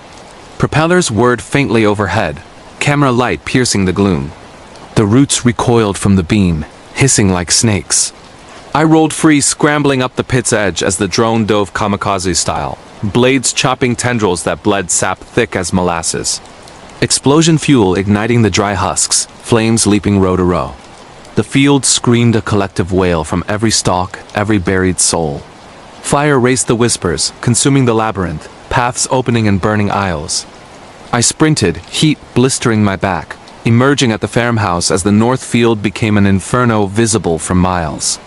Esther stood on the porch, face illuminated orange, eyes reflecting the blaze. "You burned it," she whispered. Not angry, relieved. The debt's paid. For now. Sirens wailed from Dunkerton, volunteers battling a blaze that defied wind, leaping unnaturally. I gave my statement lightning strike. They concluded, though no storm clouded the sky. The claim paid out triple arson clause for act of God. Esther sold the land to a corporate conglomerate, moved to a nursing home in Cedar Rapids. But the bone? She mailed it back, wrapped in the map, with a note. The rose remember. Plant elsewhere. Mia picked me up in Waterloo, horrified by my burns, my 1,000-yard stare. Therapy called it PTSD, pills dulled the edges. But nights in our apartment, the whispers return in the hum of the AC, the rustle of grocery bags, the sway of houseplants. Last week, a package. An ear of corn, black kernels glistening, postmarked Dunkerton. I didn't open it. Burned it in the sink, flames green and unnatural. The land hungers, folks' true scary stories from the heartland prove some debts aren't settled with fire, but passed like seeds in the wind. If the corn calls your name, run. The harvest never ends. There it is, one massive, pulse-pounding true horror story packed with real ghost encounters. Paranormal activity in the fields, and unexplained mysteries that make Iowa's cornfields the stuff of nightmares. True scary stories like this dominate Explore because they're detailed, atmospheric, and hit every fear of the unknown.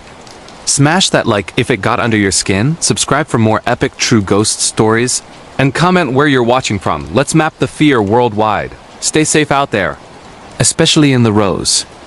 The bayou's silent call of Terrebonne Parish, Louisiana. USA, the humid summer of 2024 draped. Terrebonne Parish like a shroud soaked in sweat and secrets, where the air hung heavy with the croak of bullfrogs, and the distant wail of egrets piercing the twilight over the winding bays and blackwater sloughs that snaked through the Atchafalaya Basin.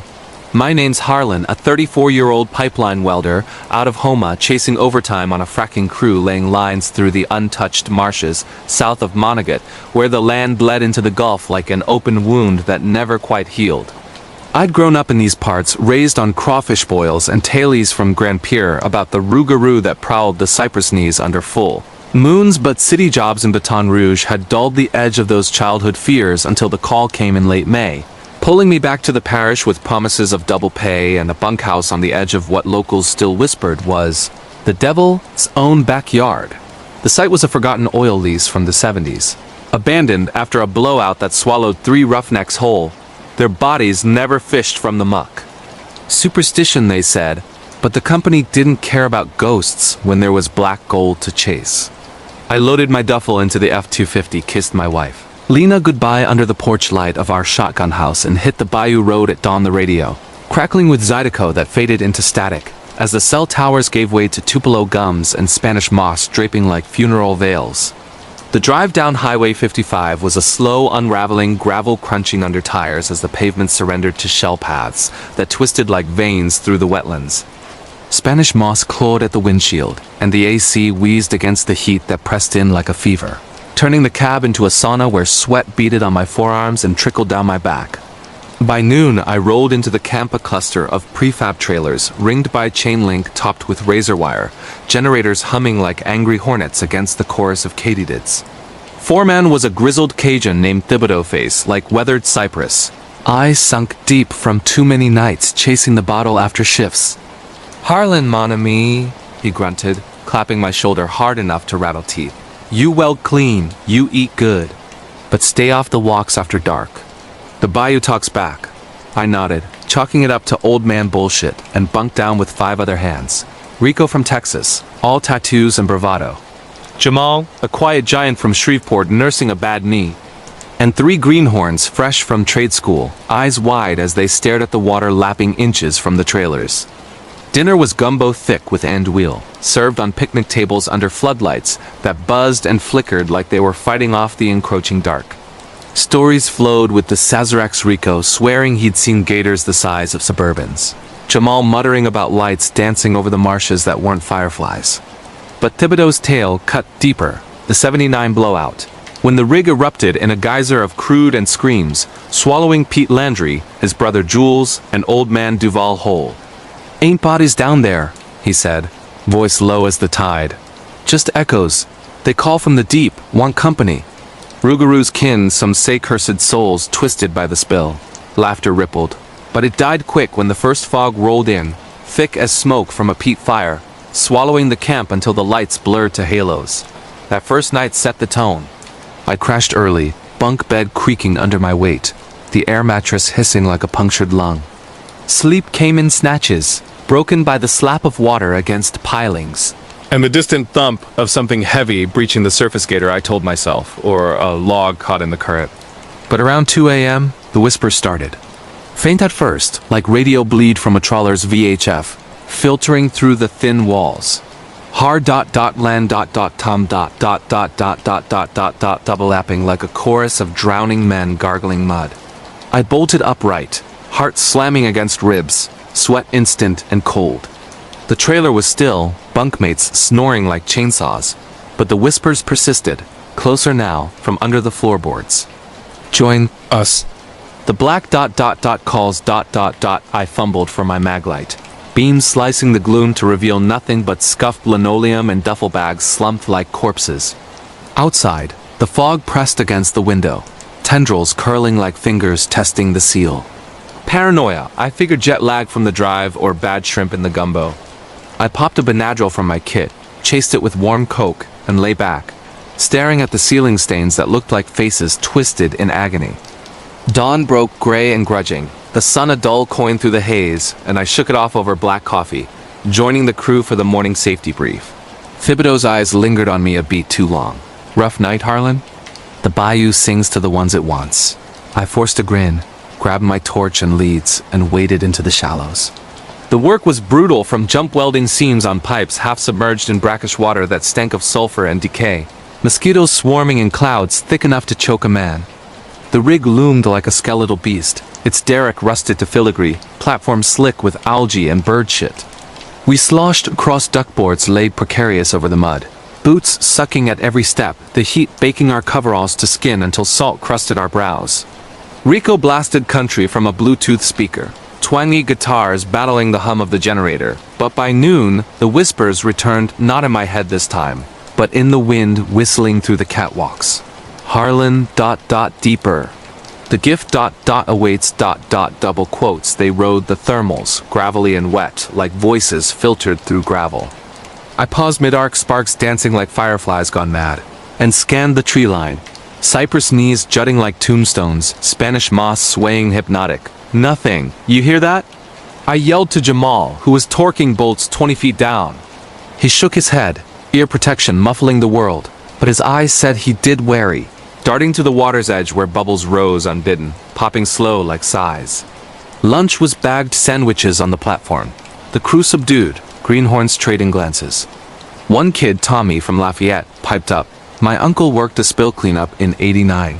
Said the dead don't sink, they float back up, faces wrong, begging for air. Thibodeau spat tobacco juice over the rail. Your uncle's full of merit, but mind the walks. Last crew lost a man to Sidon. Fell in, never surfaced. They heard him calling for weeks. Afternoon blurred into a haze of flame and flux. The torches roared, drowning the voices until quitting time at 6, when the sun dipped bloody behind the levees and the fog reclaimed its throne. Back at camp, showers were cold sprays from barrels, soap stinging eyes raw from sweat. Dinner chatter skirted the edges, Rico cracking wise about voodoo dolls in the bunkhouse, but the air crackled with unspoken weight. I texted Lena, "Bayou's a beast. Miss you. Home soon." Signal bars flickered, message pending, then gone. Night fell like a guillotine, stars smothered by cloud and mist, the camp's floods casting long shadows that danced like imps. I turned in early again, earbuds in with a podcast on welding tips, but the battery died mid-episode, plunging me into silence broken only by the lap of waves and scratches. Soft, deliberate, from the trailer wall like nails on tin tracing patterns. Tap-scrape ... tap-scrape ... Rhythmic, insistent. I killed the light, held breath, and listened. The scratches circled the bunk, pausing at my headboard, then descending to the floor. Whispers joined, clearer. Harlan. The spill ... but we waited ... For you ... my gut twisted. I sat up, flashlight beams sweeping wild empty bunks, duffels undisturbed. But on the wall, fresh gouges, 3 lines parallel, dripping condensation that smelled of crude oil, black and viscous. I wiped it, finger coming away slick, and the whispers laughed low, bubbling like gas escaping the deep. Morning too dawned with rain, a biblical downpour that turned the paths to slurry and the bayou to chocolate milk churning with debris. We suited up in ponchos that flapped like ghosts, trudging to the rig where Thibodeau barked orders over the gale. Tighten lines! No slips today. The storm masked the whispers, but not the cold unnatural, seeping through neoprene gloves, numbing fingers to the bone. Welding in the wet was suicide, arcs jumping wild, so we patched leaks and hauled cable, mud caking calves like second skin. Midway through, Rico yelled from the sump. Yo, Harlan! Check this shit. He held up a chunk of pipe encrusted with barnacles, but wedged in the corrosion, a tag brass, engraved Arlane and faded but legible. Date 1979. My blood froze. Ain't me, I muttered, but Thibodeau paled, snatching it. Pete's boy. Worked the rig with his pa, same name, same build. Drowned when the wellhead blew. Coincidence. Had to be common name down here, like Thibodeau or LeBlanc. But as we worked, the rain brought visions, flashes in the puddles, faces pressing up from the murk-gaunt, oil-smeared, mouths agape in silent screams. Jamal saw it too. He crossed himself, muttering psalms under breath. Lunch huddled under the derrick, sandwiches sodden, when Tommy piped up again. Folks say the spill cursed the water. Souls trapped in the crude, can't cross over. They pull you down to share the black. Rico laughed it off, but his eyes skipped to the bayou, where the rain dimpled the surface like bullet holes.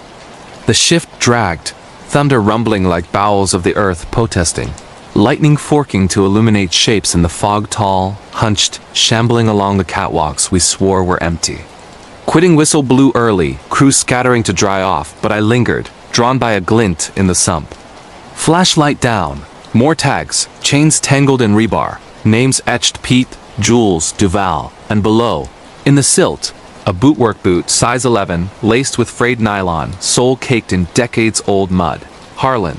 I fished it out, heart jackhammering, and that's when the water boiled. Bubbles erupted, furious, and a hand broke surface pale, bloated. Fingers pruned like week-old prunes, clawing air. It grasped the duckboard, nails black with tar, and a face followed, young, mid-20s, eyes milky cataracts. Mouth stretched in a rictus that wept crude. Harlan ... brother ... the gift. Take it ... The voice was mine, but warped, echoing from lungs filled with slurry. I stumbled back, boot flying from grip, splashing into the froth where the figure sank slow, trailing bubbles that popped with whispers. Join. The family ... eternal ... double quotes. Rico hauled me up, face ashen. What the fuck, man? You seeing shit? I nodded numb, and we bolted to camp, the rain masking sobs I didn't know I was making. Thibodeau called a halt that night, no work, till the storm broke. Camp was locked down, generators straining against the wet, crew huddled in the mess tent over lukewarm chicory and cards. Stories poured like the deluge. Jamal's cousin lost to a gator in '05, body found weeks later with eyes gone. Tommy's grandmere reading palms, warning of the black kin rising with the tides. Thibodeau broke silence with the full tale. 1979. The rig La Mort Noire hit a pocket, not gas but something fouler. A vein of crude laced with marsh gas and worse. Folklore called it La Sang du Diable. The blowout spewed for days, coating the bayou in oil that killed everything fish belly up, birds plummeting mid-flight, men convulsing on deck as the fumes clawed lungs. Pete Landry, foreman like Thibodeau now, stayed till last, sealing the wellhead with his crew. But the pressure, it took them. Swallowed whole into the casing, bodies fused to pipe in the crush.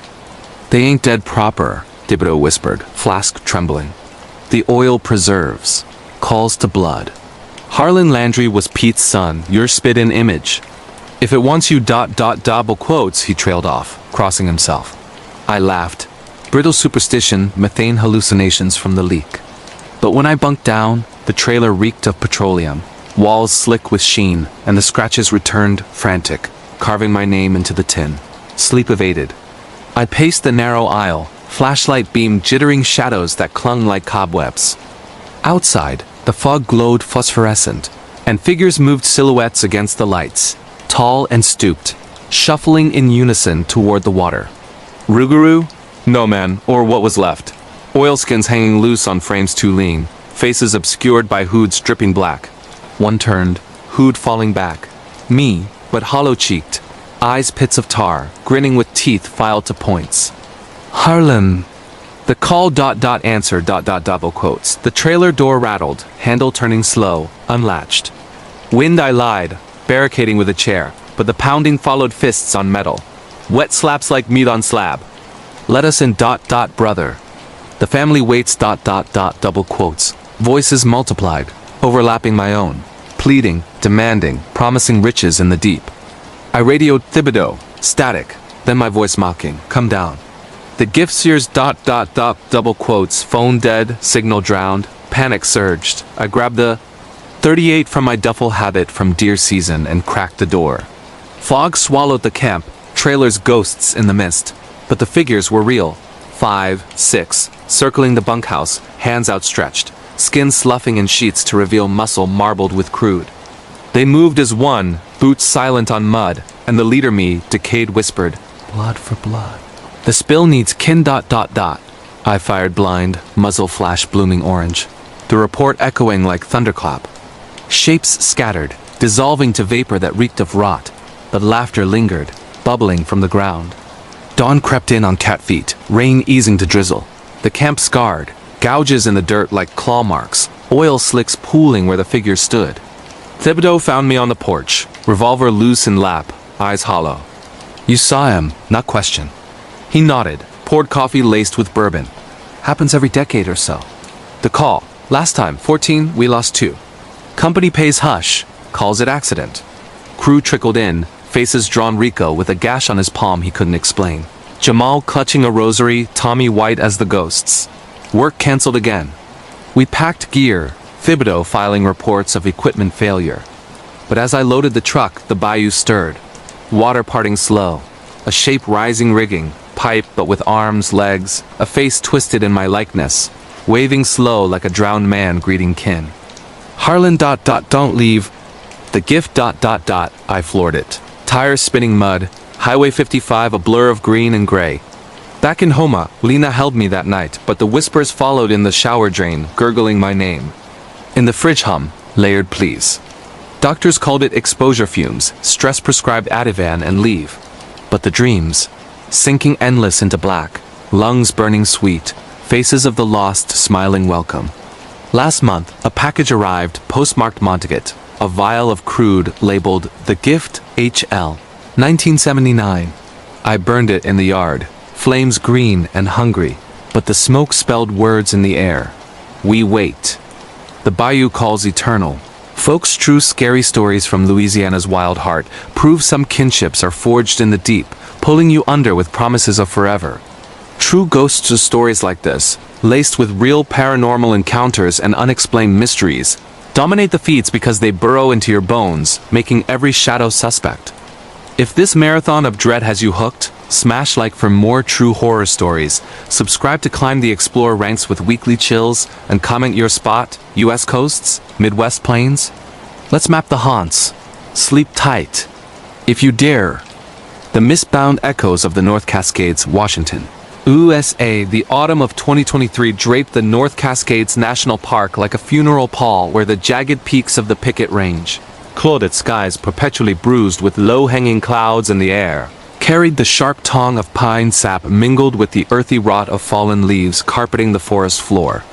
My name is Riley Thompson, a 31-year-old trail maintenance supervisor for the National Park Service, stationed out of Marble Mount, a blinking you miss it ranger outpost huddled on the banks of the Skagit River, where the water ran cold and swift, whispering secrets to anyone foolish enough to listen too closely. I'd grown up in the shadow of these mountains, born in concrete to a family of loggers who lost more than a few uncles to avalanches and widowmakers.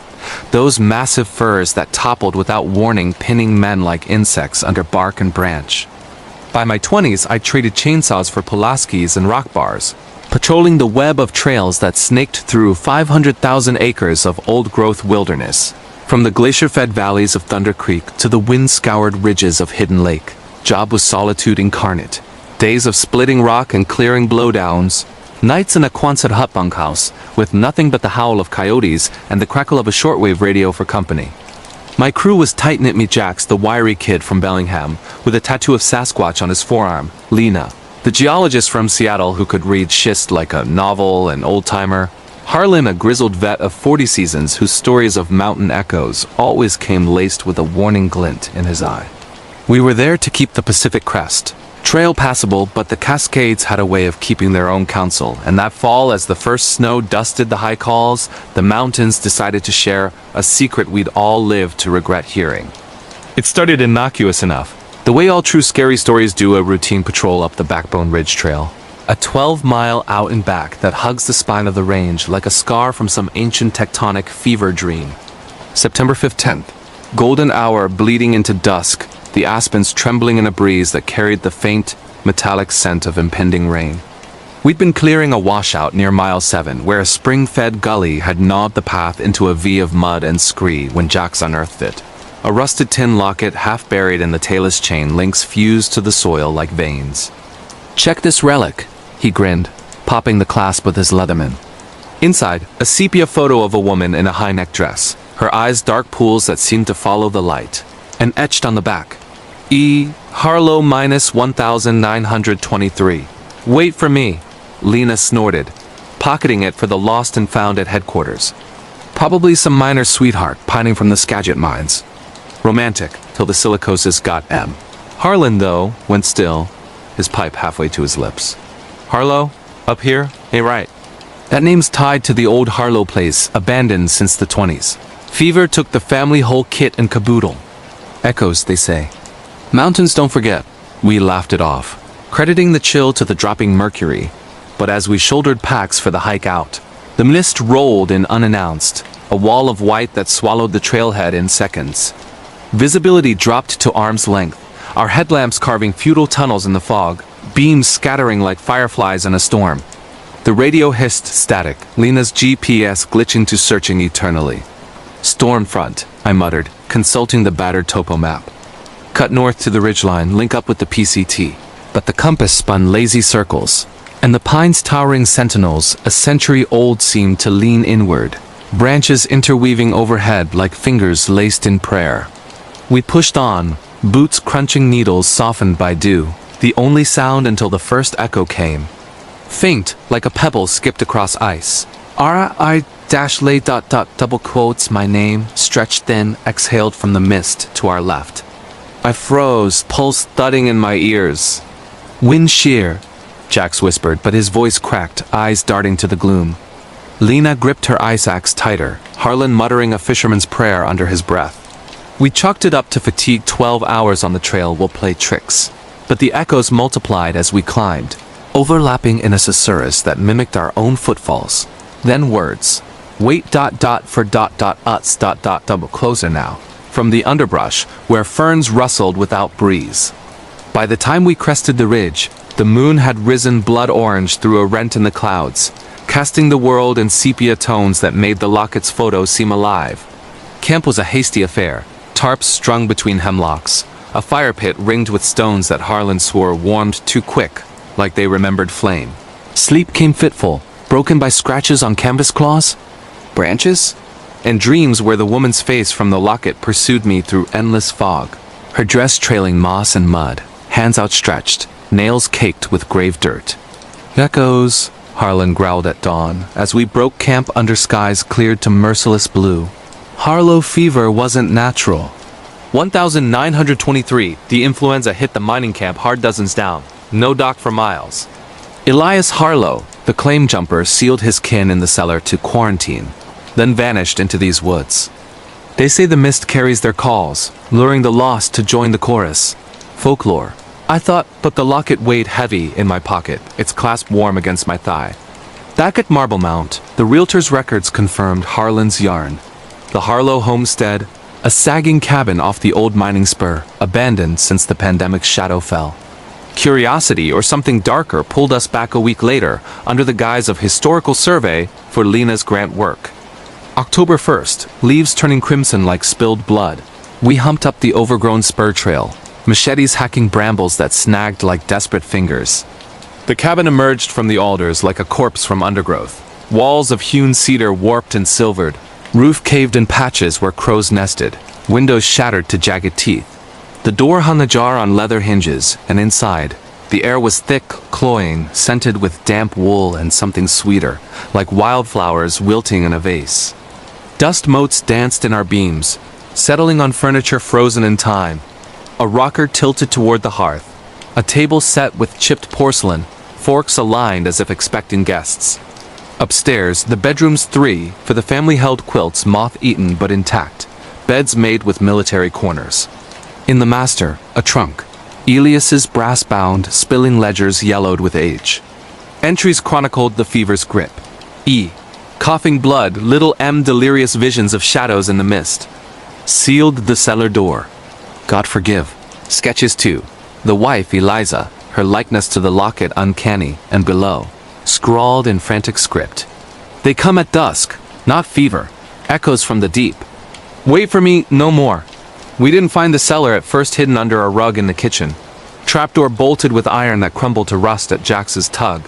The stairs descended into Stygian black, our lights barely piercing the murk to reveal shelves of jars preserves, labeled in Eliza's hand. Elderberry cough syrup, minus 1923. But the floor, packed earth, churned like a fresh grave, and in the corner, a grate over a pit, bars warped as if something had thrashed against them from below. Whispers seeped up then, not wind. R-I-lay ... jocks. La .join ... The wait ... double quotes names ours exhaled like smoke from the grate. Harlan paled, crossing himself. The well, mining shaft they say tapped a spring that wasn't water. Fever came from there, black and bubbling. Seal them in to silence it, but the echoes rose. We bolted the door, fled the cabin as dusk bled the light, but the mist followed, coiling at our heels like a hound scenting blood. That night, in separate bunks, the dreams converged. Eliza's face at the window, fogged breath spelling our names. Shadows in the corners mimicking our shapes but elongated, hungry. Jax woke screaming, claw marks on his arm 3 parallel, shallow, like nails dragged slow. From the dream, he gasped, but the skin wept clear fluid, smelling of pine and decay. Word spread through the outpost like the fever itself, rangers trading glances over coffee, volunteers canceling patrols. I dove into archives at the Marble Mount Visitor Center. Microfiche flickering under fluorescent hum. 1923 headlines screamed, "Mystery illness claims mining family." Bodies found mummified in the cellar. Not decayed, but desiccated, as if the moisture had been leached by the Black Spring. Elias? Vanished. Presumed fled in shame, but a footnote. Locals report echoes in the mist, voices calling kin to the deep. Lena, ever the skeptic, rigged motion cams along the spur trail, thermal scopes scanning for wildlife or hoaxers. October 8th, full moon silvering the peaks. We returned armed. Bear spray, flares, Harlan's antique Colt tucked in his belt. The cabin loomed darker, doors swinging open as if beckoning, and inside the air hummed, charged like pre-thunder. Whispers carpeted the walls now. Wait ... for ... uts ... ri lay ... from every crack, every knot in the wood. We descended to the cellar again, lights steady. But the pit. The grate was gone, bars scattered like matchsticks. The hole yawning wider, edges slick with condensation that dripped rhythmic. Tap ... tap ... Jax's thermal flared heat bloom below.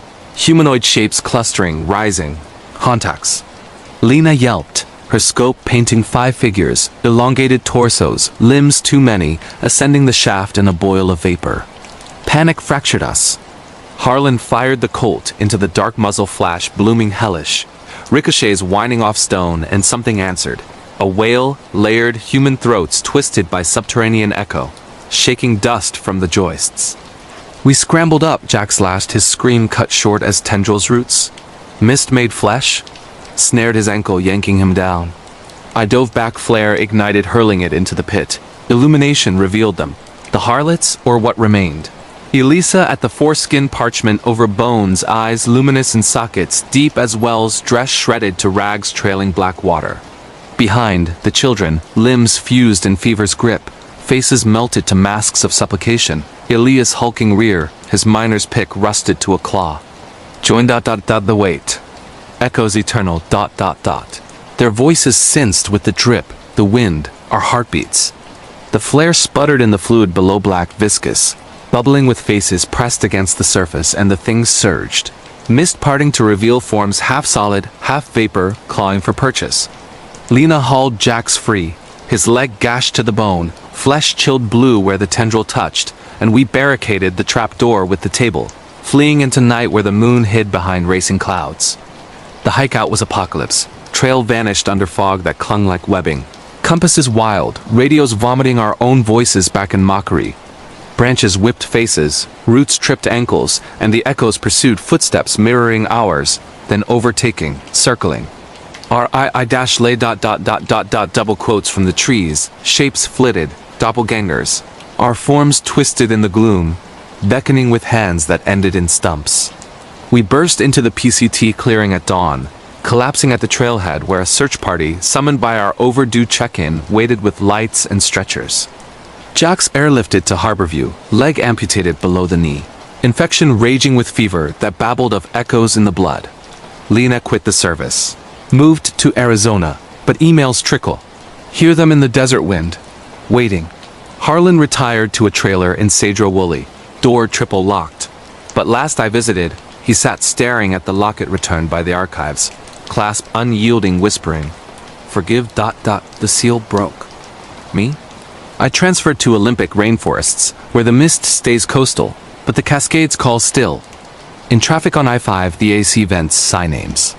In showers, the drain gurgles. Wait ... double quotes. At night, the ceiling breathes, shadows pooling to form her face, patient, eternal. Park Service sealed the spur landslide excuse, official, but drones catch glimpses. Cabin intact, door ajar, mist perpetual. Hikers report voices on backbone, vanishings chalked to exposure, but we know. The echoes hunger, true scary stories from Washington's wild heart proving some waits aren't ended by time, but joined. True ghost stories like this, laced with real paranormal encounters and unexplained mysteries, dominate the feeds because they burrow into your bones, making every fog bank suspect, every whisper suspect. If this marathon of dread has you hooked, smash like for more true horror stories, subscribe to climb the Explore ranks with weekly chills, and comment your spot, use peaks, European moors? Let's map the haunts. Sleep tight. If the mist lets you. The fog-bound labyrinth of the Tillamook State Forest, Oregon. USA, the relentless drizzle of an Oregon.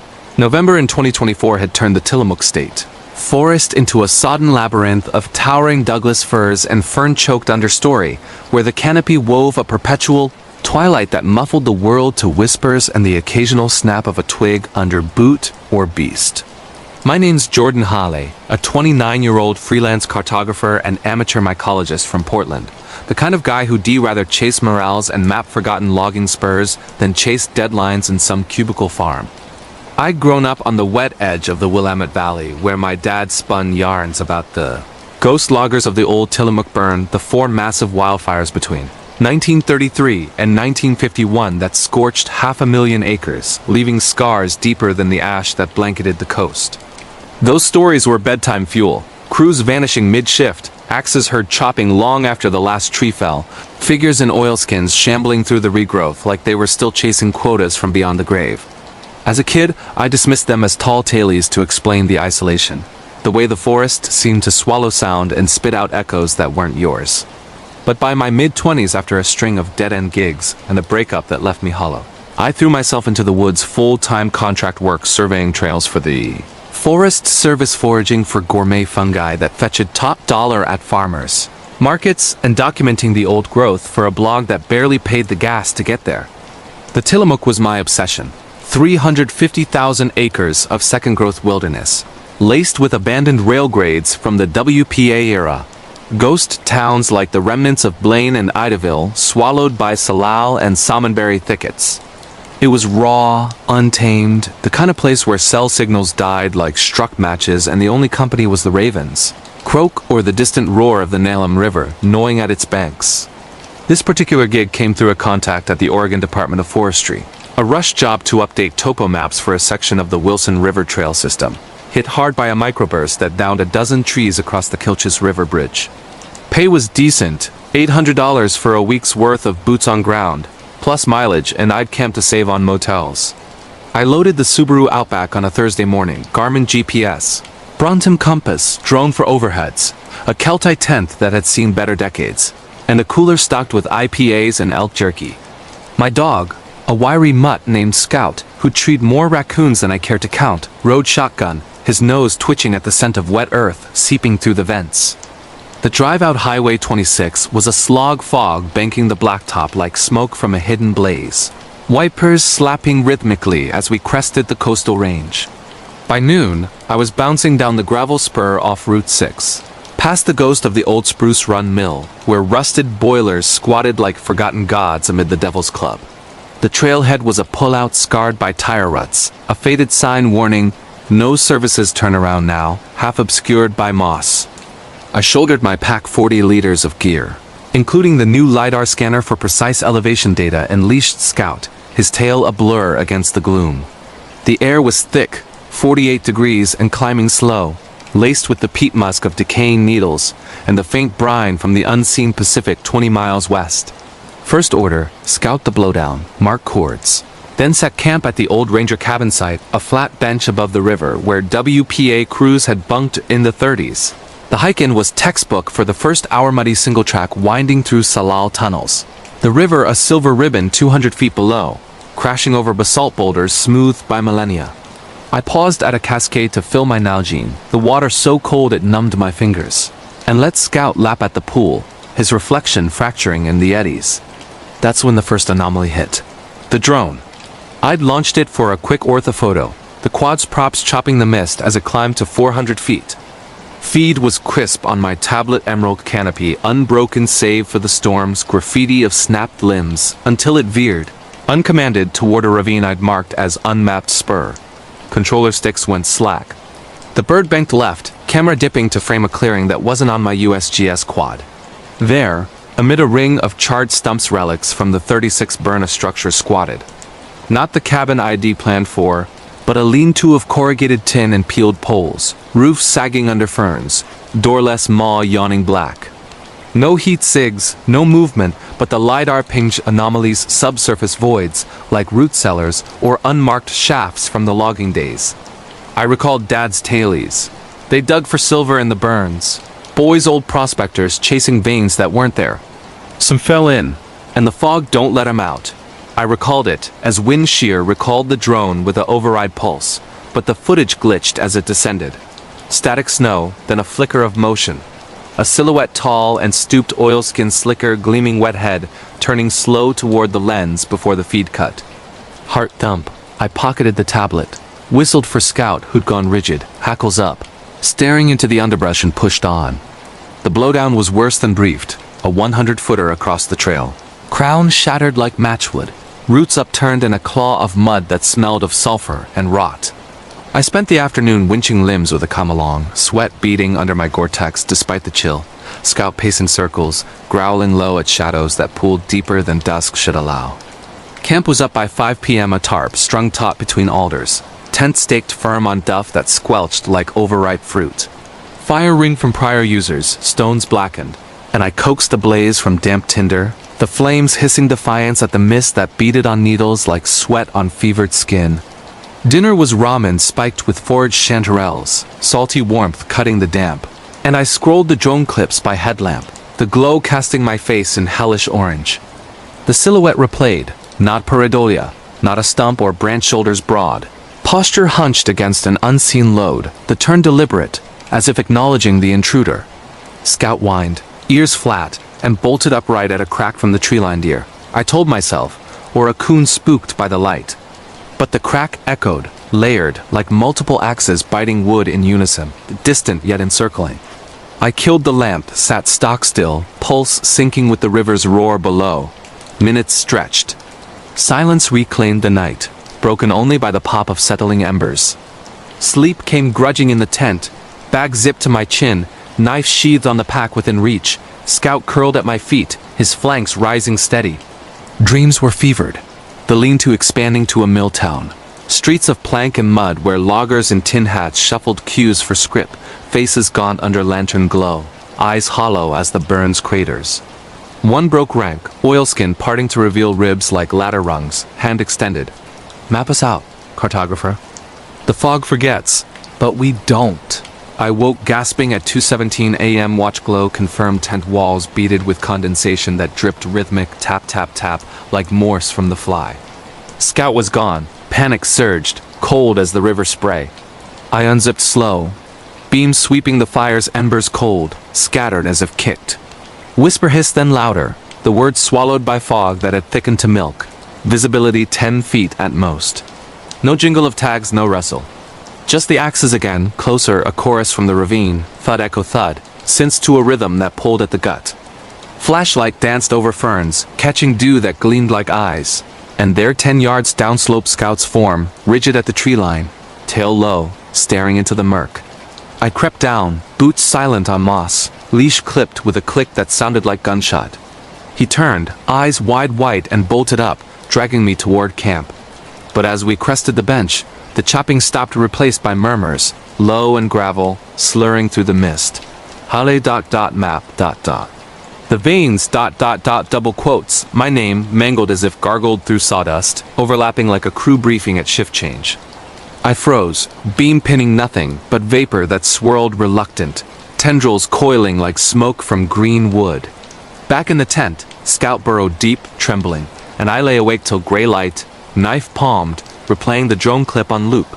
The silhouettes turn, not curiosity but challenge, the oilskin hood dipping as if in bayou warning. Dawn broke pallid, the fog lifting to rags that snagged on branch tips like tattered flags. Coffee boiled black on the revived fire, bitter as regret, and I broke camp methodical. packing gear with hands that shook from caffeine crash or adrenaline lag. The day's plan: retrace to the blowdown, finish clearing, then exfil to pavement before nightfall. But the trail had shifted, or my bearings had. The single track forked unexpected, left to the mapped bridge, right into uncharted regrowth where the burned scars ran deepest. Compass needle quivered north, but the GPS lagged, cords drifting like drunks. I took left scout heeling close, but after a half-mile of switchbacks that looped too tight, the river was gone, replaced by a dry gulch choked with sword fern and the skeletal ribs of a derelict skitter rust, flaking like old blood. Backtrack. The fork was vanished, Salal closing seamless, no boot prints in the mud to mark my path. Topo error, I muttered, unfolding the quad sheet creased and damp, but the lines matched. Bridge should be 800 meters east. Drone up again, feed stable till it crested the ridge, then glitch. Same ravine, same lean-to, but now smoke wisped from a chimney stack I'd missed. Tin buckling under heat haze. No impossible.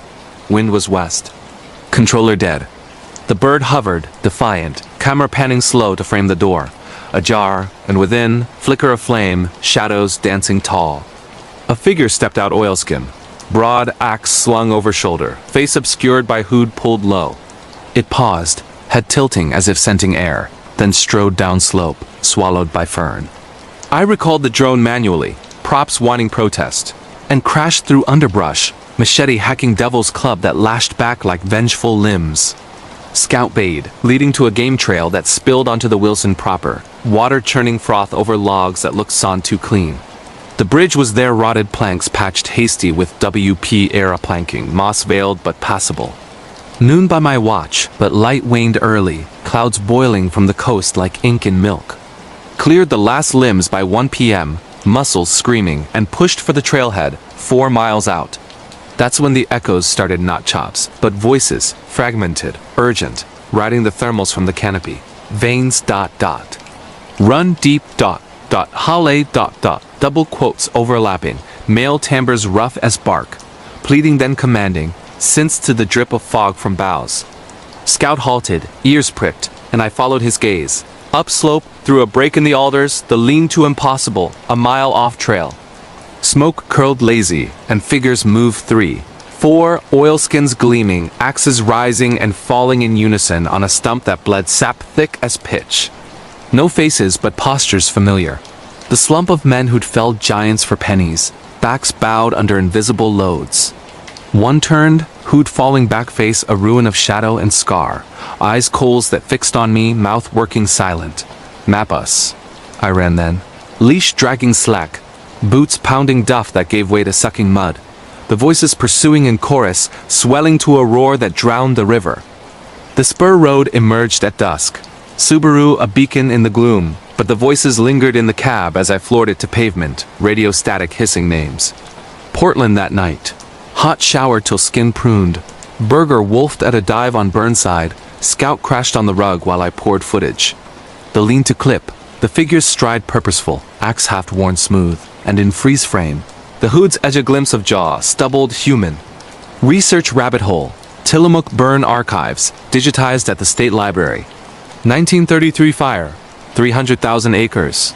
Crews from CC Camp Wilson dispatched 50 men under. Foreman Elias Crow. Quada's brutal 10,000 board feet daily fueled by depression desperation. Mid-July, a sub-crew vanished. 5 loggers scouting a vein of old-growth rumored silver-laced. Last log, fog rolls unnatural. Echoes in the cut not ours. Veins run deep. Bodies never found. Official, lost to fireline collapse. But whispers in the oral histories. Crow sealed the spur, said the fog took kept chopping to cover the screams. Crow? Transferred east, died 1941 in a mill accident. Axe slipped, they said. Face matched the clip, scar from a widowmaker in 29. Coincidence? I emailed the drone files to a buddy at OSU geophysics professor, owed me a favor. Reply at 3 a.m. Subsurface anomalies consistent with void collapse old shaft maybe. But the heat sig? Not geothermal, biological, get out. Sleep evaded. Dreams replayed the chorus, axis thudding my skull. Week's end. Back to Tillamook, against every instinct contract demanded verification. and the blog post was writing itself. Ghost veins of the burn. Equipped heavier. Satellite phone. Spot beacon. 45 tucked in the pack. Legal carry. Oregon backcountry. Trailhead empty. Fog thinner but insistent. And the single track welcomed with silence too profound. Blowdown cleared. Maps updated. But the gulch pulled. Right fork now. Game trail faint but trodden fresh. Scout balked. Whining but I pressed. Machete parting fern that bled milky sap. The lean-to emerged at noontime rusted to lace. Poles furred with moss, but the chimney belched smoke, acrid with pine and pitch. Door ajar. Inside a ring of stones, embers glow, and tools axes double bit. Haft's initials carved. ECJH dates faded to 33. No warmth, but the air hummed, charged like pre-storm, and whispers seeped from cracks. Hale ... Map ... release ... I backed out. Beam catching the pit a cellar grate. Iron warped. Voids below pulsing faint on thermal. Drone launched. Feed live. Panning the clearing stumps ringed ritual and figures. 5. Materializing from mist. Oilskins dripping. Axes slung. They turned as one. Faces shadowed but scarred. Eyes gleaming wet. Veins ... deep. Join the cut. The bird dove, evading as they swung blades whistling air, thudding earth where it hovered. Feet cut. Props snapped on descent. Wreckage smoking in the duff. Run. Downhill blind, roots snaring ankles, voices thundering, names, pleas, accusations, sloppy line. Burned alive. The burn's rage made manifest. River crested unexpected. Log jam a trap of splinter. And surge, scout swept under I dove. Current clawing, hand snagging collar, hauling him to a gravel bar downstream. Bruised, gasping, we crawled the bank, fog parting merciful to the bridge. Night fell absolute. Voices faded to echo, but the axes resumed distant, a dirge for the lost. Outback waited, engine turning over on the third crank, and pavement with salvation headlights piercing black, radio blasting NPR to drown the hum in my ears. Portland A at midnight. Hypothermia check. X-rays for ribs cracked on the jam. Psych Evil waved off as exposure delirium. Blog post drafted. Veins of the burn. Views spiked. Comments flooded. Knew a crow descendant scar like yours described? Heard the chops last fall swore off Tillamook. Osu. Bloodies follow-up. Anomalies match Audit's abandoned silver claims. Collapse 34. But the biosigs? Humanoid. Multiple. Sleep came drugged. But dreams were the lean-to. Figures encircling. Axes raised not to fell but to carve. Map us out. Months blurred. Winter rains turned the coast to slurry. Gigs dried up as the post went viral. True scary stories from Oregon's haunted forests. Real ghost encounters in the Tillamook burn. Paranormal activity that left me scarred inside and out. Scout healed slow, favoring the leg, and I'd wake to his growl at shadows that lingered too long in corners. Spring brought a lead. An old-timer in Garibaldi, XCCC, eyes milky but sharp. Crow's crew? Chased a vein, alright? Not Silver Boy. Something older. Fog rose unnatural after the 33 blaze, pulled him in. Echoes ain't ghosts, they're warnings. The burn remembers what it took. He sketched a spur unmapped, veined like lungs ending at the lean-to. Don't go. Or go armed with fire. I burned the sketch, but the pull gnawed. Closure or madness? June solstice, full moon silvering the range, I returned beacon armed. 45 loaded, jerry can of gas chained to the pack. Trailhead deserted, fog thin as breath, and the single track led true to the gulch. Lean-to waited, smoke idling, great pride open to a shaft plummeting black. Wolves veined quartz that gleamed phosphorescent. Whispers rose. Hale ... nap ... drone absent. I dropped a flare illumination bloomed hell red, revealing below. Not void, but chamber, stumps for pews. Figures seated oilskins slumped, axes grounded, faces upturned, scarred and waiting. Join. The cut ... Flame sputtered on damp, shadows lunging, and I poured gas, Zippos sparking the pyre. Tin buckled, poles charred, voices crescendo to scream axes thudding frantic, mist boiling as if scalded. Extraction was blur. Flames leaping crown, sirens distant from 6, evac choppers thumping air. Official, arson on abandoned structure reckless endangerment. Fine paid, blog nuked. But the echoes followed in city hum, rain on tin roofs, the chop of my own heartbeat. Scout past that fall old age, vet said. but his last night he growled at the window, fog pressing thick. Last week, a package. No postmark, wrapped oilskin scrap, inside a topo fragment in my hand. Unmapped spur, veined deep, initials EC scrawled. The burn hungers, folks' true scary stories from Oregon's wild heart prove some veins run eternal, pulling you under with the weight of forgotten cuts. True ghost stories like this, laced with real paranormal encounters and unexplained mysteries, dominate the feeds because they burrow into your bones, making every fog bank suspect, every whisper a call to join the chorus. If this marathon of dread has you hooked, smash like for more true horror stories, subscribe to climb the Explore ranks with weekly chills, and comment your spot, US Wilds. Let's map the terror. Sleep tight, if the mist allows. The iron echoes of Bethlehem Steel, Pennsylvania, USA. The bitter wind off the Lehigh River in late October 2024 whipped through the skeletal remains of the Bethlehem. Steel works like a forge bellows that never quite died, carrying with it the acrid tang of rust, coal dust, and something that clung to the air like the memory of molten slag poured into molds that shaped the bones of America. My name's Mason Reed, a 32-year-old urban explorer and amateur historian from Allentown, the kind of guy who'd rather crawl through condemned blast furnaces than sit in traffic on Route 22. I grew up in the shadow of the plant my granddad Pop. Reed had been a crane man in the number 2 open. Hearth from 58 to 81 running ladles of 3,000-degree iron like it was coffee. His hands scarred into leather from sparks that danced like hellfire. He'd spin yarns over Sunday pot roast about the steel ghosts men who fell into the pits, crushed by ingot molds, or cooked alive when a heat cracked and poured liquid death across the floor. "They don't leave, Mason," he'd rasp, pipe clenched in yellow teeth.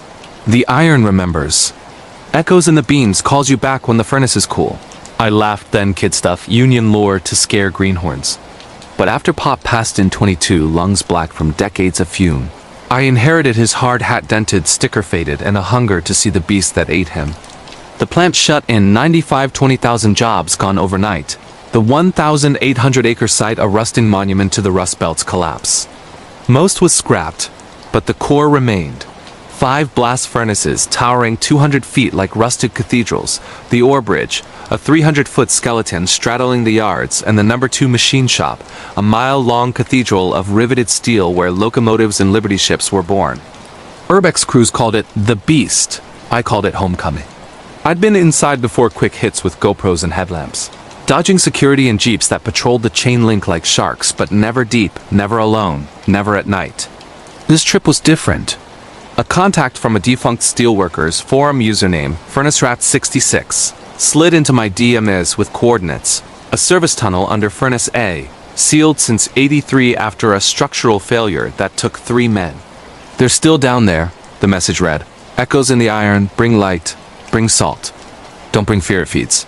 Attached, a grainy scan of a 1979 incident report, redacted but clear names, Reed, Kowalski. O'Malley missing after a slag run breach. Pop's crew. My blood ran colder than the river. I packed heavy. Petzl Duo headlamp, 1,000 lumens. Backup maglite. Drone with thermal. Steel toe boots, respirator for the asbestos dust, and Pop's hard hat clipped to the pack like a talisman. Scout, my German Shepherd mix, stayed home too many rebar traps. October 28th, 11:47 p.m. I slipped the fence near the old gatehouse. Bolt cutters snipping link like bone. The yard stretched lunar under sodium floods, puddles of rainwater reflecting the moon like molten pools. Weeds punching through cracked concrete, the furnaces looming black against a sky bruised purple. Wind moaned through broken louvers, a low harmonic that vibrated in my sternum. I beelined for Furnace A number 1 on the maps, the oldest, built 1909, last tapped in '92. The service door was ajar, chain dangling like a hanged man, padlock sheared clean. Inside, the air hit like a wall-stale metallic, laced with ozone and the faint sweetness of decay. My beam carved tunnels in the dark, catching graffiti from decades. Beth Steele 74, Rip Jimmy, and fresh spray painted in red. They wait below. The catwalk was a lace of rust flakes and pigeon shit, grating groaning under 180 pounds. Below, the charging floor yawned conveyor scars, ladle pits, the throat of the furnace a black maw 40 feet wide, lined with refractory brick cracked like dry blood. I dropped to the floor, boots crunching glass, and found the tunnel hatch manhole cover, Bethlehem steel logo embossed, pried open with a crowbar left behind like an invitation. Ladder rungs slick with condensation, descending 30 feet into a crawl space of steam pipes and cable trays. The air thickened, humid, 60 degrees despite the freeze above, and the walls wept condensation or slag residue, hard to tell. My respirator fogged. I pulled it down, tasting iron on my tongue. The tunnel ran straight, 200 yards under the yard, lights flickering on my headlamp, as if the batteries protested. Whispers started then faint, like radio bleed from a CB. "My son, down here." My name, stretched thin, echoing off brick like a drop in a well. I froze, beam sweeping nothing but dust motes dancing in the cone. "Wind through vents," I muttered, but the tunnel was sealed. I pressed on, drone launched in hover mode. Thermal feed on my phone painting the dark in blues and greens. Ahead, heat balloon, faint, humanoid, clustered near a bulkhead door marked slag pit access authorized only. The whispers swelled, layered, male voices rough with Pennsylvania Dutch accents. "Reed's boy. Come see the poor." The door was dog shut, wheel lock seized with rust. I worked it with a breaker bar for my pack, metal screaming protest, and it gave with a hiss of pressurized air that smelled of sulfur and burnt sugar. Beyond, the slag pit a cavernous chamber, 80 feet across, floor a frozen lake of black glass where molten waste had cooled into waves and ripples, cracks glowing faint orange like embers under ash. Catwalks ringed the walls, rusted to lace, and in the center a platform 10 by 10, where the poor controls once sat. Now, figures. 3, in hard hats and oil-stained coveralls, backs to me, hunched over a console that shouldn't exist, dials glowing, levers frozen, mid-throw.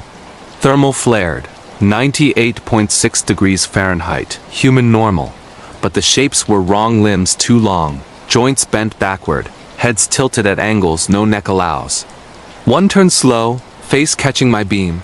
Pop, but not skin slag gray, eyes molten pits, mouth a rictus welded open, teeth fused to iron. "Mason." The voice was his, but layered like a chorus speaking through one throat. "The heat never cools." The others followed Kowalski, O'Malley faces I knew from Pop's photos, but melted, features running like taffy, hard hats fused to skulls. They raised arms, fingers elongated into rebar, pointing to the pit. The slag lake rippled, bubbles rising slow, popping with screams high, then low, then mine. I backed up, being jittering, drone feed glitching to static. The bulkhead slammed shut behind me, wheels spinning on its own, dogging tight. Darkness swallowed all but my headlamp, and the whispers became a roar. "Join the poor. Reed blood. Feeds the iron." Footsteps, boots on grating, circling above on the catwalk I crossed. I ran, tunnel narrowing, pipes hissing steam that scalded my neck, the ladder a lifetime away. Behind, the clang of ladles, the whoosh of oxygen lances, the plant alive as if the shutdown never happened. I burst topside into the charging floor, furnace throat glowing now impossible. No power since 95, but the bricks pulsed red, heat shimmering the air. Shadows detached from the walls, dozens, workers in period gear, coveralls from the 40s, hard hats with headlamps long dead, moving in choreographed loops, charging ore, tapping slag, pouring ingots that sizzled into molds shaped like coffins. One broke pattern pop again, younger, pre-scar, walking toward me with a ladle, contents glowing white. "Your turn, son?" The iron remembers.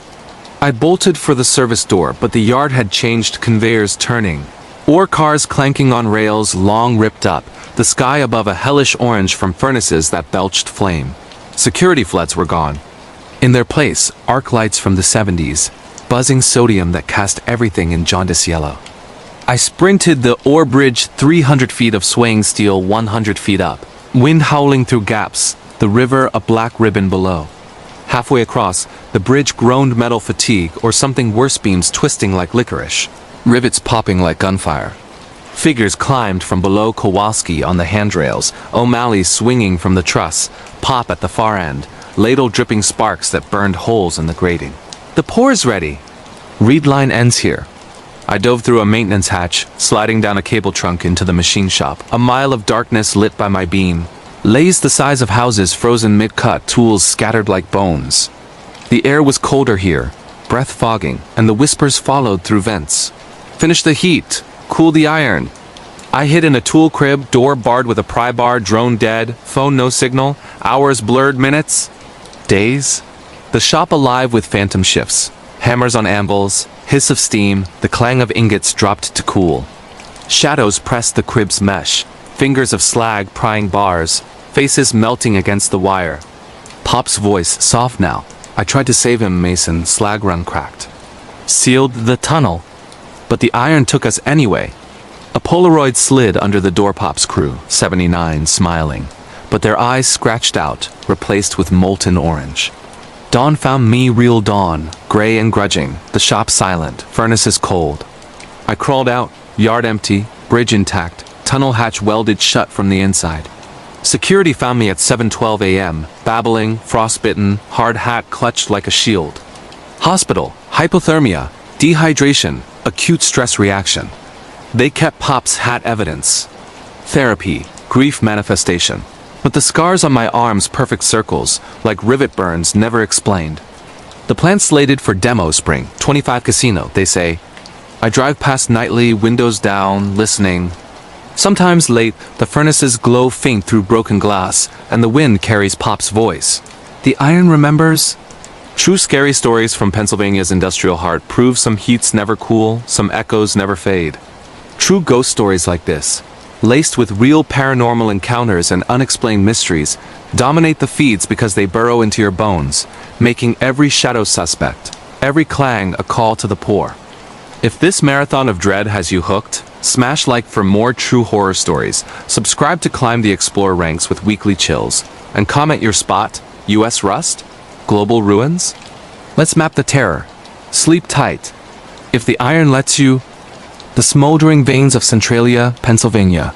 USA, the summer of 2024 baked Centralia, Pennsylvania into a ghost town that had already been dying for 6 decades, where the asphalt of Route 61 buckled and cracked. Like the skin of some ancient beast exhaling plumes of sulfurous steam that curled into the humid air like the breath of a dragon buried alive. My name is Harper Klein, a 30-year-old freelance photojournalist from Scranton. The kind of woman who chases stories the way others chase storms, camera slung over my shoulder. Nikon D850 loaded with a 24 to 70 millimeters lens, boots caked in the red clay of the anthracite region, and a notebook filled with half-finished exposes on forgotten disasters. I grew up 40 miles north in Wilkes-Barre, where every coal cracker kid knew the legend of Centralia. The underground mine fire that started in '62, a trash burn gone wrong in the old Odd Fellows dump, igniting a seam of coal that still burns today, 400 feet below the surface, hot enough to melt rock and cook the earth from the inside out.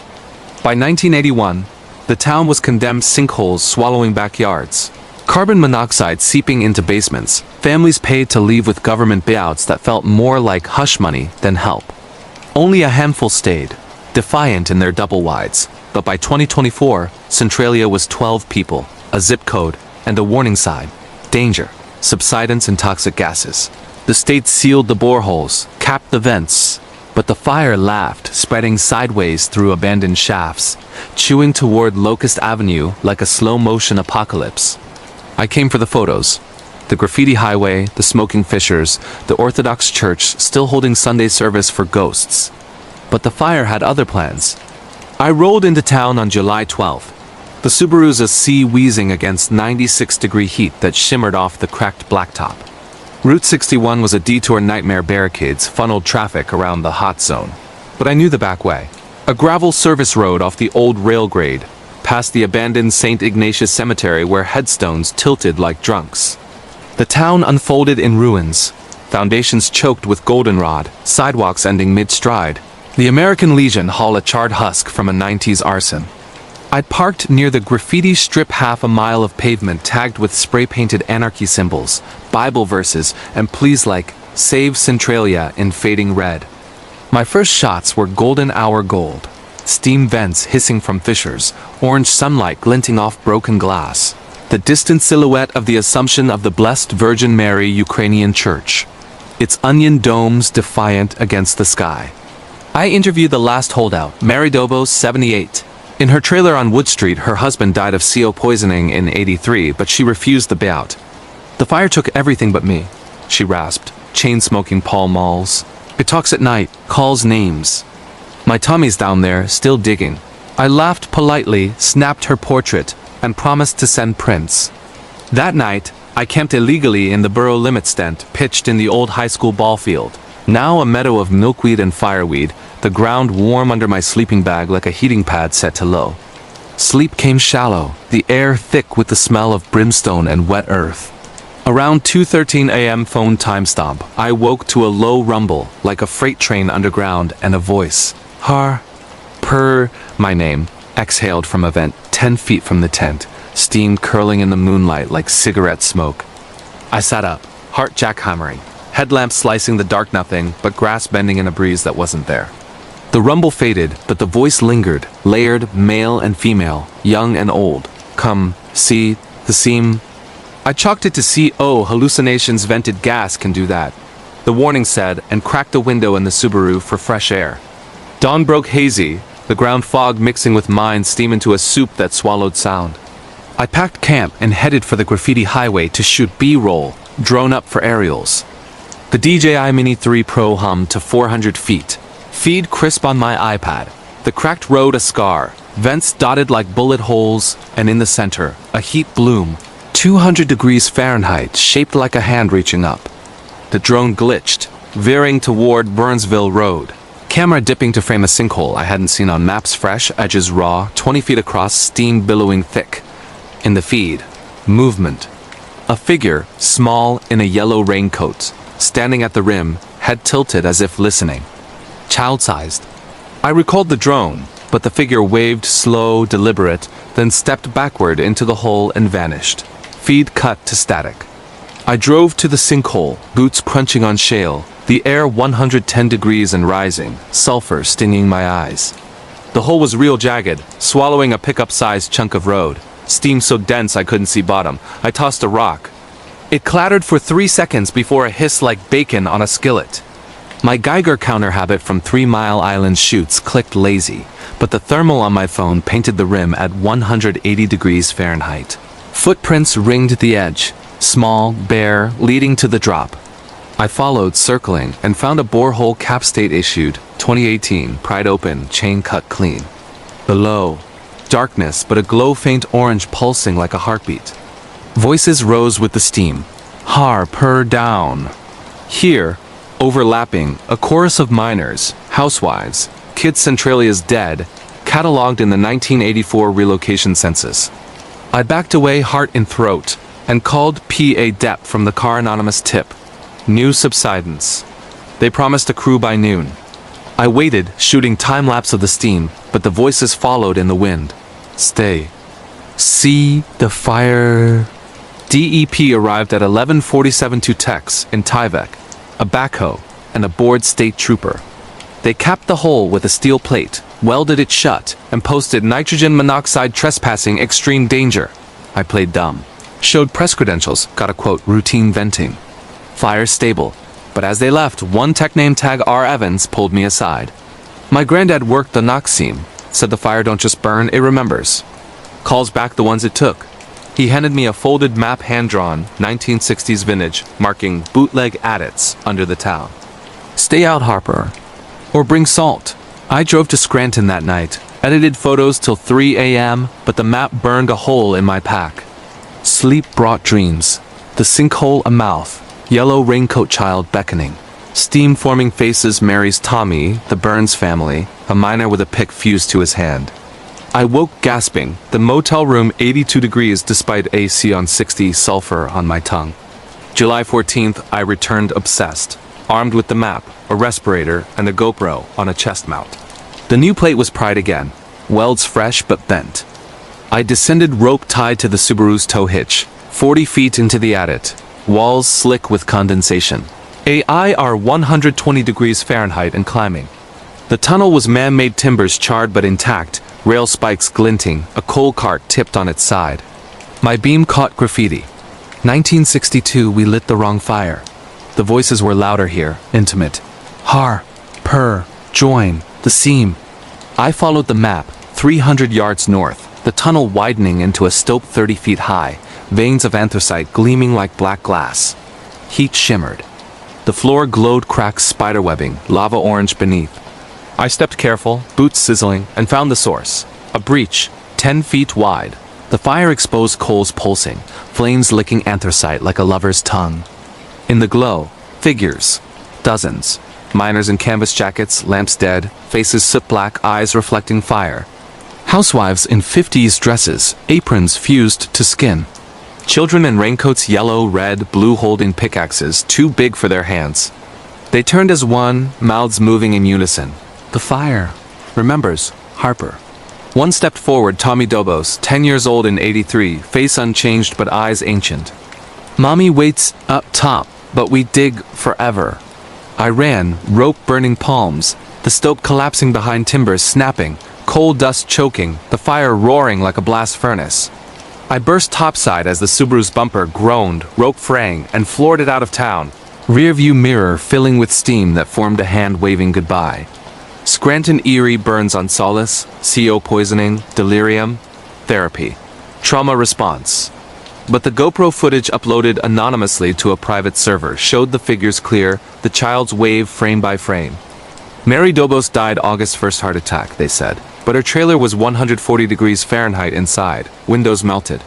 The church burned September 3rd electrical, official, but the onion domes glowed orange for hours after. I drive past monthly, windows sealed, but the cracks in 61 widen, steam spelling names in the haze. Last week, a package. Yellow raincoat, child-sized, postmarked Centralia, PA 17927. Inside, a chunk of anthracite, still warm, etched, Harper joined the scene. The fire hungers, folks' true scary stories from Pennsylvania's burning heart, prove some blazes never die, some voices never silence.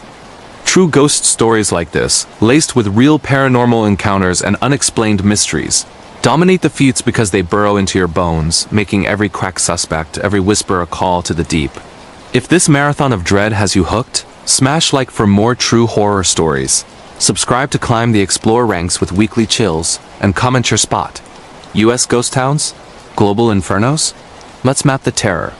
Sleep tight. The Sirens Drift of Point Reyes, California. USA, the relentless Pacific fog of November 2024 rolled over. Point Reyes National. Seashore like a living shroud, thick enough to muffle the thunder of waves against the granite headlands and turn the winding. Sir Francis Drake Boulevard into a tunnel of gray where headlights bled into nothingness. My name is Sawyer Brooks, a 33-year-old marine salvage diver and amateur historian from Sausalito, the kind of man who'd rather chase wrecks in 40-foot visibility than chase deadlines in the Bay Area as tech grind. I grew up on the docks of Tiburon, where my dad skippered a crab boat until the '89 Loma Prieta quake cracked the hull and his spine in the same afternoon. He'd spin yarns over Dungeness dinners about the drift callers, shipwrecked souls along the Point Reyes coast, luring vessels onto the reefs with phantom lights or siren songs that mimicked loved ones' voices. The graveyard of the Pacific, they called it, over 50 wrecks documented since 1595, when the San Agustin went down in Drake's Bay. But locals swore the true count was triple that, swallowed by the Potato Patch Shoal or the jagged teeth of the Farallones. By my 20s, I'd traded crab pots for dry suits and rebreathers, contracting with NOAA to map submerged cultural resources cannons from Manila galleons, propellers from Liberty ships, the occasional gold coin that paid the rent. The gig was solitude incarnate. Hours underwater in 48-degree blackness, silk clouds blooming like ink. The only sound my regulator is Darth Vader exhale and the distant thump of seals barking on the rocks above. My crew was Lee Mateo the Rav pilot from Half Moon Bay with a drone fleet that could map a grid in minutes, and Lena the archaeologist from UC Berkeley who could date a barnacle to the decade. We were there to survey the SS Point Reyes wreck, a 1940s tanker grounded on the Inverness beach since '91, but the ocean had other plans. It started routine, the way all true scary stories do at dawn launch from the Tamales Bay ramp, our 22-foot Zodiac cutting through glass calm water under a sky the color of wet cement. November 3rd, air temp 52 degrees Fahrenheit, water 50 degrees Fahrenheit, visibility 15 feet decent for the outer coast. We anchored off Chimney Rock, the headland's namesake spire piercing the fog like a rusted needle, and I kitted up. Steel 120s, Wing BC, Halcyon light cannon, the works. Mateo deployed the ROV yellow beast we called Crabzilla. Its tether snaking 200 feet to the bottom, where the Point Reyes lay split like a gutted fish bow high on the sand stern, submerged in 30 feet of surge. My first dive was textbook. Descent along the anchor line, ears popping, the world narrowing to green murk, and the throb of my heartbeat. The wreck materialized hull plates peeled back like petals, kelp forests swaying hypnotic, a lingcod the size of my thigh eyeing me from a porthole. I planted transponders for the sonar grid, snapped macro shots of encrusted artifacts. A brass porthole dog, a coffee mug fused to the deck, a life ring stenciled Point Reyes, SF. But on the starboard rail, something off-script, a handprint in the silt, fresh, 5 fingers splayed, leading deeper into the hold. Human-sized. I followed, light piercing the gloom, and found the source a dive slate, modern, clipped to a stanchion, message scrawled in grease pencil. They drift below, 2nd of November 24. My initials. Yesterday's date. Heart thud. I surfaced early. Deco stop skipped.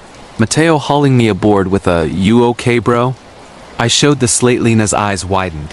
Hoax? Or... She trailed off, glancing at the fog bank rolling in from the Farallones, thick as clam chowder. That night, we camped at the Coast Camp backcountry site, 4 miles in on the Bear Valley Trail. A meadow ringed by Douglas fir and coyote brush, the ocean a distant roar. Fire ring crackling, Lena poring over wreck manifests, Mateo flying a night drone for thermal mapping. The feed painted the beach in blues and greens, the Point Reyes a cold skeleton, but offshore heat blooms, 98.6 degrees Fahrenheit, clustered in a line like a crew on deck. Whales? Mateo guessed, but the shapes were bipedal, drifting against the current. Then the drone audio picked it up, singing. Not whales' human voices, layered, a shanty and minor key, words indistinct but haunting. Drift. With us. The feed glitched, drone veering toward the blooms, camera dipping to frame faces pale, bloated eyes milky, mouths open in song. One turned, hoot of a sou'wester framing a face I knew. My dad, but wrong-skinned barnacle-crusted, beard kelp, smiling with teeth filed to points. The drone plunged, props tangling in something unseen, feed cutting to black. We reeled it in at dawn, tether severed clean, camera housing cracked, memory card blank. November 4th, we returned to the wreck obsessed, armed with the slate's warning. I dove solo, rebreather silent, the hold darker than memory, silt stirred by an unseen current. The handprint was gone, but new markings. Arrows in the bulkhead, scratched deep, pointing aft to the engine room. I followed light cannon cutting tunnels, the water 48 degrees Fahrenheit but warming 52? 55, geothermal impossible here. The engine room was a cathedral of rust. Catwalks collapsed, pistons frozen mid-stroke, a telegraph still set to full ahead. In the center, a circle of dive lights, modern LEDs, arranged like a ritual, illuminating a cratewood Manila galleon era pried open.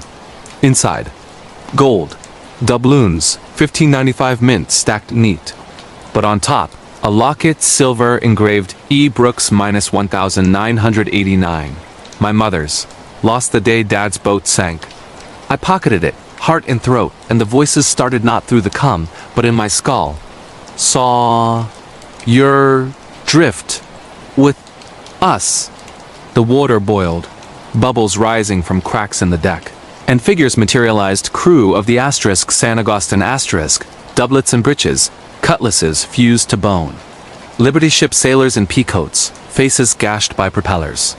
Dad at the fore, eyes pleading, hand outstretched. The drift callers, we answer, you must.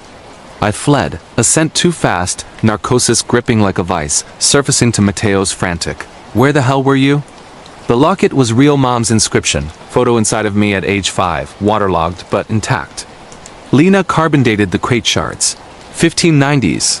NOAA called it anomalous artifact recovery, confiscated the gold, but the locket stayed mine. That night, the singing returned, not drone, but live from the fog off the beach. A choir of the drowned harmonizing in languages dead and living. Spanish, English, Miwok. We packed camp at 2 a.m. Hiking out by headlamp, the trail twisting unnatural, switchbacks looping back on themselves. At the trailhead, The Zodiac was gone, anchor line cut. Drifted to sea. We hitched to Inesse, rented a skiff, but the fog swallowed the coast, GPS spinning wild. November 5th, we launched at dawn, visibility 50 feet, the asterisk Point Reyes asterisk, a ghost in the mist. I dove again, rib rather maxed, the hold transformed. The circle of lights pulsing, the crate empty, gold gone. But the locket's chain draped over a skull, human, fresh dive hood peeled back to reveal my face. Eyes open, mouth sewn with fishing line. The figures closed in, Dad's voice intimate. The drift completes the crew. I cut the line, skull crumbling to silt, and surfaced to chaos. Mateo screaming, Lena filming. The skiff surrounded by bodies. Dozens, bloated, in period dress, circling like sharks. Hands breaking surface to grasp the gunnels. We gunned the outboard, fog parting just enough to reveal the beach. The asterisk Point Reyes asterisk wreck glowing impossible. Barnacles luminescent, the hull intact as 1940s launch day. We beached hard, skiff cracking on rocks, and ran for the ranger station empty, door ajar, radio dead. The singing followed, now from the dunes, the forest, the sky. November 6th. Coast Guard airlift official report. Hypoxia-induced mass hallucination. Therapy. Grief processing. But the locket's photo changed me at 5, but Dad's hand on my shoulder, barnacle crusted. Mateo quit diving, moved to Reno. But emails trickle. Hear the shanty in the wind. Lena's grant revoked. But she mails sonar prints. The asterisk Point Reyes asterisk seafloor mapped with voids, tunnels, leading inland, under the headlands. I drive the coast monthly. Windows down, the fog thicker each time, the singing clearer. My name, in Dad's voice, in Mom's, in mine. Last week, a package. Dive slate, grease pencil fresh. The drift is eternal. SB the 3rd of November 25. The ocean hungers. Folks' true scary stories from California's wild coast prove some calls aren't answered, some crews never complete. True ghost stories like this, laced with real paranormal encounters and unexplained mysteries, dominate the feeds because they burrow into your bones, making every fog bank suspect, every wave a call to drift. If this marathon of dread has you hooked, smash like for more true horror stories, subscribe to climb the Explore ranks with weekly chills, and comment your spot. US coasts? Global seas? Let's map the terror. Sleep tight. If the drift lets you. The sandbound whispers of Anza Borrego, California. USA, the furnace heat of July 2025 scorched the Anza Borrego Desert State Park into a shimmering mirage where the earth itself seemed to exhale waves of superheated air, turning the Badlands into a kiln that baked the cracked clay pans and twisted the Ocotillo skeletons into clawing silhouettes against a sky bleached bone white. My name is Riley Voss, a 35-year-old off-grid survival instructor and amateur paleontologist from Julian. The kind of woman who'd rather track bighorn sheep across 100-mile washes than track emails in San Diego's concrete sprawl. I grew up in the high desert of Apple Valley where my mama, Park Service ranger, drilled into me the rules of the Borrego. Carry 3 gallons of water per day, never hike after 10 a.m., and respect the whispering dunes, those wind-carved sand ridges near the Borrego Palm Canyon that locals swore carried voices from the Coahuila tribes who vanished in the 1906 flash flood, or the prospectors who chased phantom gold veins into slot canyons that swallowed them whole. By my 30s, I'd turned that knowledge into a side hustle, leading small groups on multi-day treks, teaching fire by friction and edible plants. Mapping fossil beds for Cal State Fullerton mastodon molars, camel ops teeth, the occasional saber-cat skull that paid the solar bills on my airstream. My crew was seasoned me, Diego the ex-marine tracker from Oceanside with a nose for water seeps, and Kira the grad student from UCLA who could read stratigraphy like a thriller novel. We were there to survey a new paleo site in the Fish Creek wash rumored Glyptodon. Shell fragments exposed by winter rains, but the desert had other plans. It started standard, the way all true scary stories do, a pre-dawn start from the Tamarisk Grove campground. Our 4x4 Tacoma loaded with 50 gallons of water, MREs, a satellite phone, and my Garmin InReach for pings every hour. July 14th, air temp pushing 108 degrees Fahrenheit by 9 a.m. Ground temp 140 degrees Fahrenheit. Humidity single digits, brutal, but expected. We humped the wash north from Split Mountain Road, boots crunching on gypsum crystals that glittered like broken glass. The canyon walls rising 300 feet in layered sandstone, the color of dried blood. Diego scouted ahead, Kira hammering rock samples, me logging GPS waypoints for the shellbed. By noon, we crested a dune field unexpected. The maps showed hardpan and the wind picked up. A hot sirocco that whipped sand into our faces like buckshot. Visibility dropped to 50 yards, the dunes shifting underfoot, and that's when the first whisper hit. Ree. Lay, my name, carried on the gust. Faint but unmistakable, slithering from the lee of a crescent dune. I froze, goggles fogging with sweat, and signaled the team. Diego's hand went to his kabar, Kira's eyes wide behind her shemig. Wind through the ridges, I said, but the dunes were silent now, the whisper gone. We pushed on, the shellbed, a jackpot glyptodon scutes the size of hubcaps. Half buried in a cutbank, but the sand kept moving, erasing our tracks within minutes, the canyon mouth vanishing behind a veil of blowing dust. Camp was a hasty affair in a side canyon tarps strung between ironwood trees, a whisper-quiet jet boil for coffee, the ground radiating heat like a griddle long after sunset. Fireband, we ate cold-soaked lentils and tuna, the Milky Way a river of diamonds overhead. Kira pulled night vision binoculars, scanning the dunes for coyotes, but the feed painted anomalies. Heat signatures, 98.6 degrees Fahrenheit. Clustered in a line across the ridge, bipedal, drifting against the wind. Hikers? Diego grunted, but no headlamps, no footprints come morning. Then the whispers returned, not wind, but voices. Layered, ancient, and modern, Kauai chants mixing with English pleas. Water, the vein, runs, dry. Kira's recorder picked it up ev clear as day when played back slow. We chalked it to fatigue, heat stroke, and crashed under the tarps, the sand warm beneath our bags like a living thing. I woke at 2:47 a.m. watch glow to the sound of digging. Rhythmic shovels and sand circling the camp. Headlamp on. Nothing but dunes reshaped, our gear buried to the axles, the Tacoma half swallowed. Diego bolted upright, rifle ready legal carry in the backcountry, but the digging stopped, replaced by laughter, childlike, bubbling from the sand itself. Dawn broke merciless, the sun a white-hot coin, the temperature already 95 degrees Fahrenheit. We dug out the truck, 2 hours of sweat and swearing the dunes higher, the canyon narrower, our ingress route gone. The GPS glitched, waypoints drifting 200 meters overnight, the inReach pinging nitrogen monoxide satellite. We rationed water 2 liters each and pushed south, following the wash, but the walls closed in, slotting to 10 feet wide, the sky a slit overhead. Kira found the first anomaly. Petroglyphs, fresh carved, not weathered Kauai spirals, but with modern additions. Our names, Arvas, D. Ramirez, K. Nguyen, etched deep in the sandstone. Below, a handprint, palm pressed in wet clay, fingers splayed, leading deeper. The whispers swelled, intimate now. The vein thirsts. Riley. We followed had to, the slot a one-way funnel, the air cooling unnatural, 80 degrees Fahrenheit in 110 heat, the walls weeping moisture that smelled of iron and rot. The slot opened into a sink 100 feet across, a dry lake bed of cracked mud. Center a borehole, 6 feet wide, capped with a rusted steel plate, state seal 1950s vintage. The plate was pried, bent like tin foil, and below. Darkness, but a glow-faint blue bioluminescent, pulsing like a heartbeat. Diego lowered a chem light on paracord 50 feet, 100, still dropping until it illuminated the bottom. Water, black and glassy, reflecting the glow. And in it, figures, dozens. Kauai in buckskin, prospectors in denim, flash flood victims in modern gear faces desiccated but eyes alive, mouths moving in sync. Drink, the vein joins.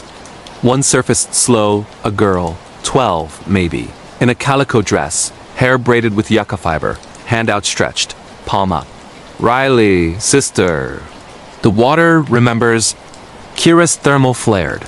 The sink 68 degrees Fahrenheit. The water 58 degrees Fahrenheit, but the figures 98.6 degrees Fahrenheit, impossible.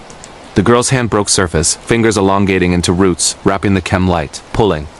The paracord snapped, the light vanishing with a plunk. The whispers became a roar. Join the vein. The sand shifted, the sink collapsing inward, a vortex of dust and screes sucking us toward the hole. Diego grabbed Kira, I grabbed a juniper root, the ground giving way like quicksand, The figures rising hands, dozens clawing air, faces pressing up through the water, eyes pleading, mouths sewn with cactus spine. We scrambled back, the slot wider now. The dunes parted like curtains, the Tacoma visible a mile south, impossible geometry. We ran, heat stroke be damned, the whispers pursuing in the wind, names, pleas, accusations, you took the water. Now give it back. The truck started on the third try, tires spinning sand, and we floored it to the pavement. Borrego Springs, a mirage in the haze. En El Cajon, heat exhaustion, dehydration, shared psychosis, therapy, environmental stress. But the petroglyph photos uploaded to iCloud showed the handprint aging, fingers curling into a fist. Diego quit the desert, moved to Oregon, but texts trickle. Hear the digging in the rain. Kira's thesis revoked, but she mails core samples. The water brackish. High in heavy metals, but with DNA human, ancient and modern, matching the figures. I drive the Badlands monthly, windows sealed, but the dunes shift, the whispers clearer. My name, in Mom's voice, in mine. Last week, a package. A canteen, World War II vintage, postmarked Borrego Springs, filled with black water, still cold. Inside, a Glyptodon scute etched RVOS's Drink the Vein. The desert thirsts, folks' true scary stories from California's Badlands prove some veins run eternal. Some whispers never silence. True ghost stories like this, laced with real paranormal encounters and unexplained mysteries, dominate the feeds because they burrow into your bones, making every dune suspect, every gust a call to join. If this marathon of dread has you hooked, smash like for more true horror stories, subscribe to climb the Explorer ranks with weekly chills, and comment your spot US desserts. Global Sands? Let's map the terror. Sleep tight. If the sand lets you. The frostbound summit of Keystone, Colorado. USA, the brutal winter of 2025-26 gripped. Summit County, Colorado, in a vice of sub-zero temperatures and relentless blizzards that turned the Rocky Mountains into a frozen labyrinth where the wind howled like a banshee through the spruce and the snow piled in drifts tall enough to swallow a man whole. My name is Logan Hart, a 37-year-old avalanche forecaster and backcountry guide from Frisco, the kind of guy who'd rather patrol the high alpine with a probe pole and a beacon than patrol a desk in Denver's glass towers.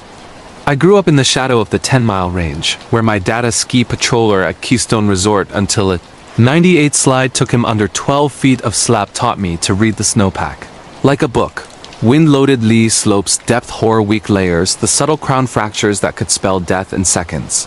He'd worn over hot cocoa after night shifts about the frost wraiths, skiers and miners lost to the White Death in the 1800s silver boom. Their spirits trapped in the perpetual cold, luring the living into the same fatal mistakes with phantom tracks or voices on the wind. By my 30s, I'd turned that knowledge into a career, contracting with the Colorado Avalanche Information Center, KAIC, leading private tours for Fat Cat heli-skiers and mapping unstable cornices for the resort's expansion plans. My crew was Ironclad Me Tessa, the explosives tech from Breckenridge with a knack for shaped charges that could trigger a slide from 500 yards, and Jax the dog handler from Silverthorne with his Malinois avalanche, Ava for short, trained to sniff out buried victims under 20 feet of debris. We were there to assess a new cat ski zone above tree line on North Peak, rumored instability after a warm spell and refreeze, but the mountain had other plans. It started routine the way all true scary stories do, a 5 a.m. briefing at the Keystone Patrol. HQ coffee black as crude the snow report grim. 18 inches new on a rain crust, wind gusts. 60 miles per hour from the west, avalanche danger considerable to high. January 17th, air temp minus 12 degrees Fahrenheit. Wind chill minus 35 degrees Fahrenheit. Visibility 100 feet and blowing spindrift marginal, but doable for pros. We loaded the Thiokol Snowcat, a beast of a machine with tracks like tank treads, and rumbled up the service road past the Outback. Ava riding shotgun, her nose twitching at the scent of powder. By 8 a.m., we were at 11,800 feet. The cat parked on a wind-scoured ridge, the world a monochrome blur of white and gray. Tessa set pit tests, shovel shear, compression taps, while Jax ran Ava on scent grids, me probing for weak layers with a 3-meter pole. The snowpack was bomber in spots, bulletproof in others, but on the east-facing bowl, a persistent slab sat on facets like ball bearings on glass. Red flag, I radioed base. Hold the cat ops. But the whispers started then faint, carried on the wind through my headset static. Logan. My name. Exhaled like frost from a dying breath, slithering from the lee of a cornice 200 yards upslope. I keyed the mic. Tessa, Jax, you copy that? Static, then Tessa's voice, tight, negative, wind noise. But Ava went rigid, hackles up, staring into the whiteout, a low growl rumbling in her throat. We chalked it to radio bleed, nearby patrollers on Channel 2, and pushed the survey, Tessa planting a charge for a control slide, Jax running Ava downwind. The blast echoed like thunder, a clean fracture propagating 300 feet, the slab releasing in a harmless whoosh that dusted the trees below. Stable enough, Tessa grinned, but as the dust settled, the tracks appeared ski tracks, fresh, cutting across our cat path, leading into the bowl we'd just flagged. Human-sized, but wrong. No uphill skin track, no pole plants, edges sharp as if cut by blades, not boards. They vanished into the fog of tree line, 400 feet below. Jax sent Ava her nose to the ground. Tail low and she bolted, barking frantic, following the phantom line. We pursued on snowshoes, the wind screaming 50 knots, spindrift stinging like needles. The tracks deepened, then split 3 sets now, converging on a wind scoop under a spruce grove. Ava dug furious, snow flying, uncovering a hard hat vintage 1970s bell. Sticker faded, Keystone Mines El Hart. My dad's. Lost the day he died. Heart and throat, I brushed it clean, the dent from the slide, the crack where his skull met steel. But fresh snow inside, no rust, as if buried yesterday.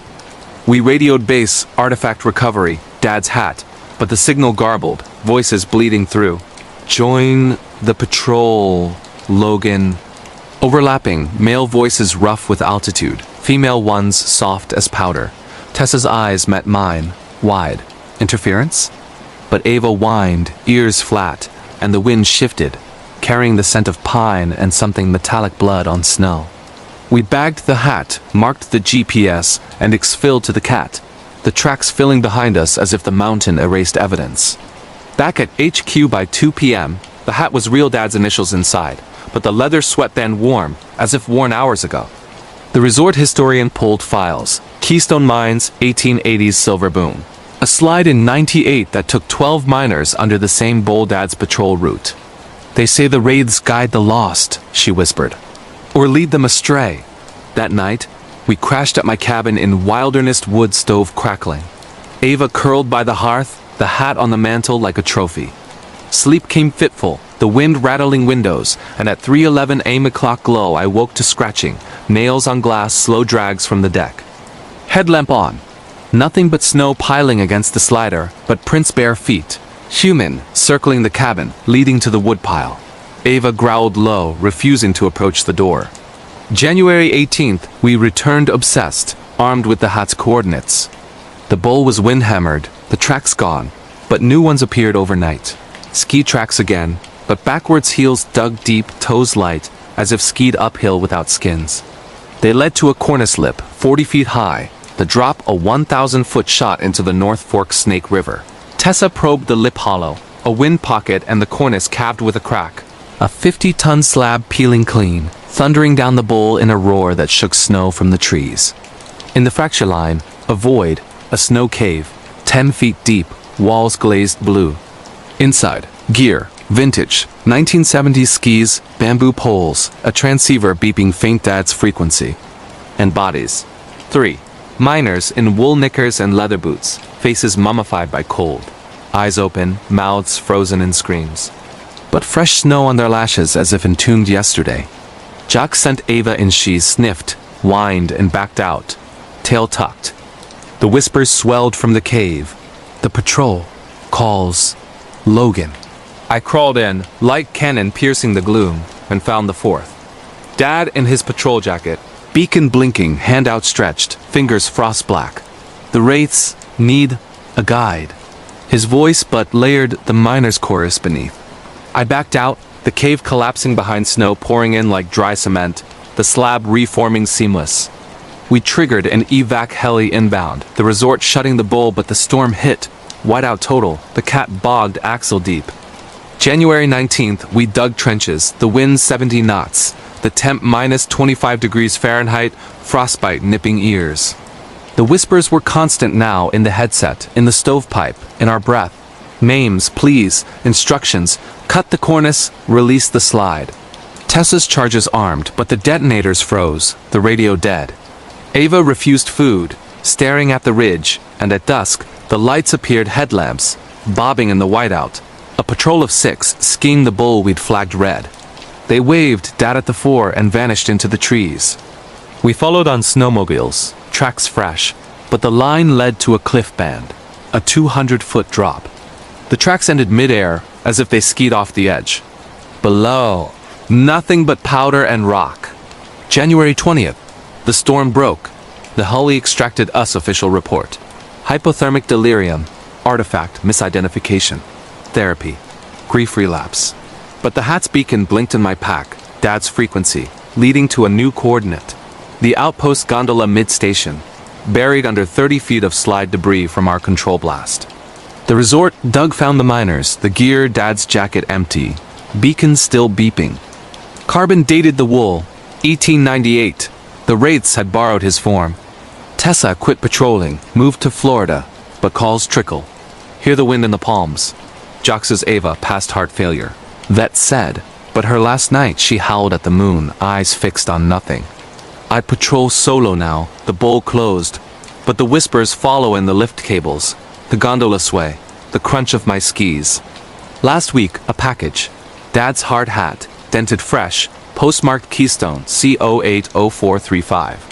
Inside, a transceiver, beeping my frequency. The mountain calls. Folks' true scary stories from Colorado's frozen heart prove some patrols never end, some wraiths never rest.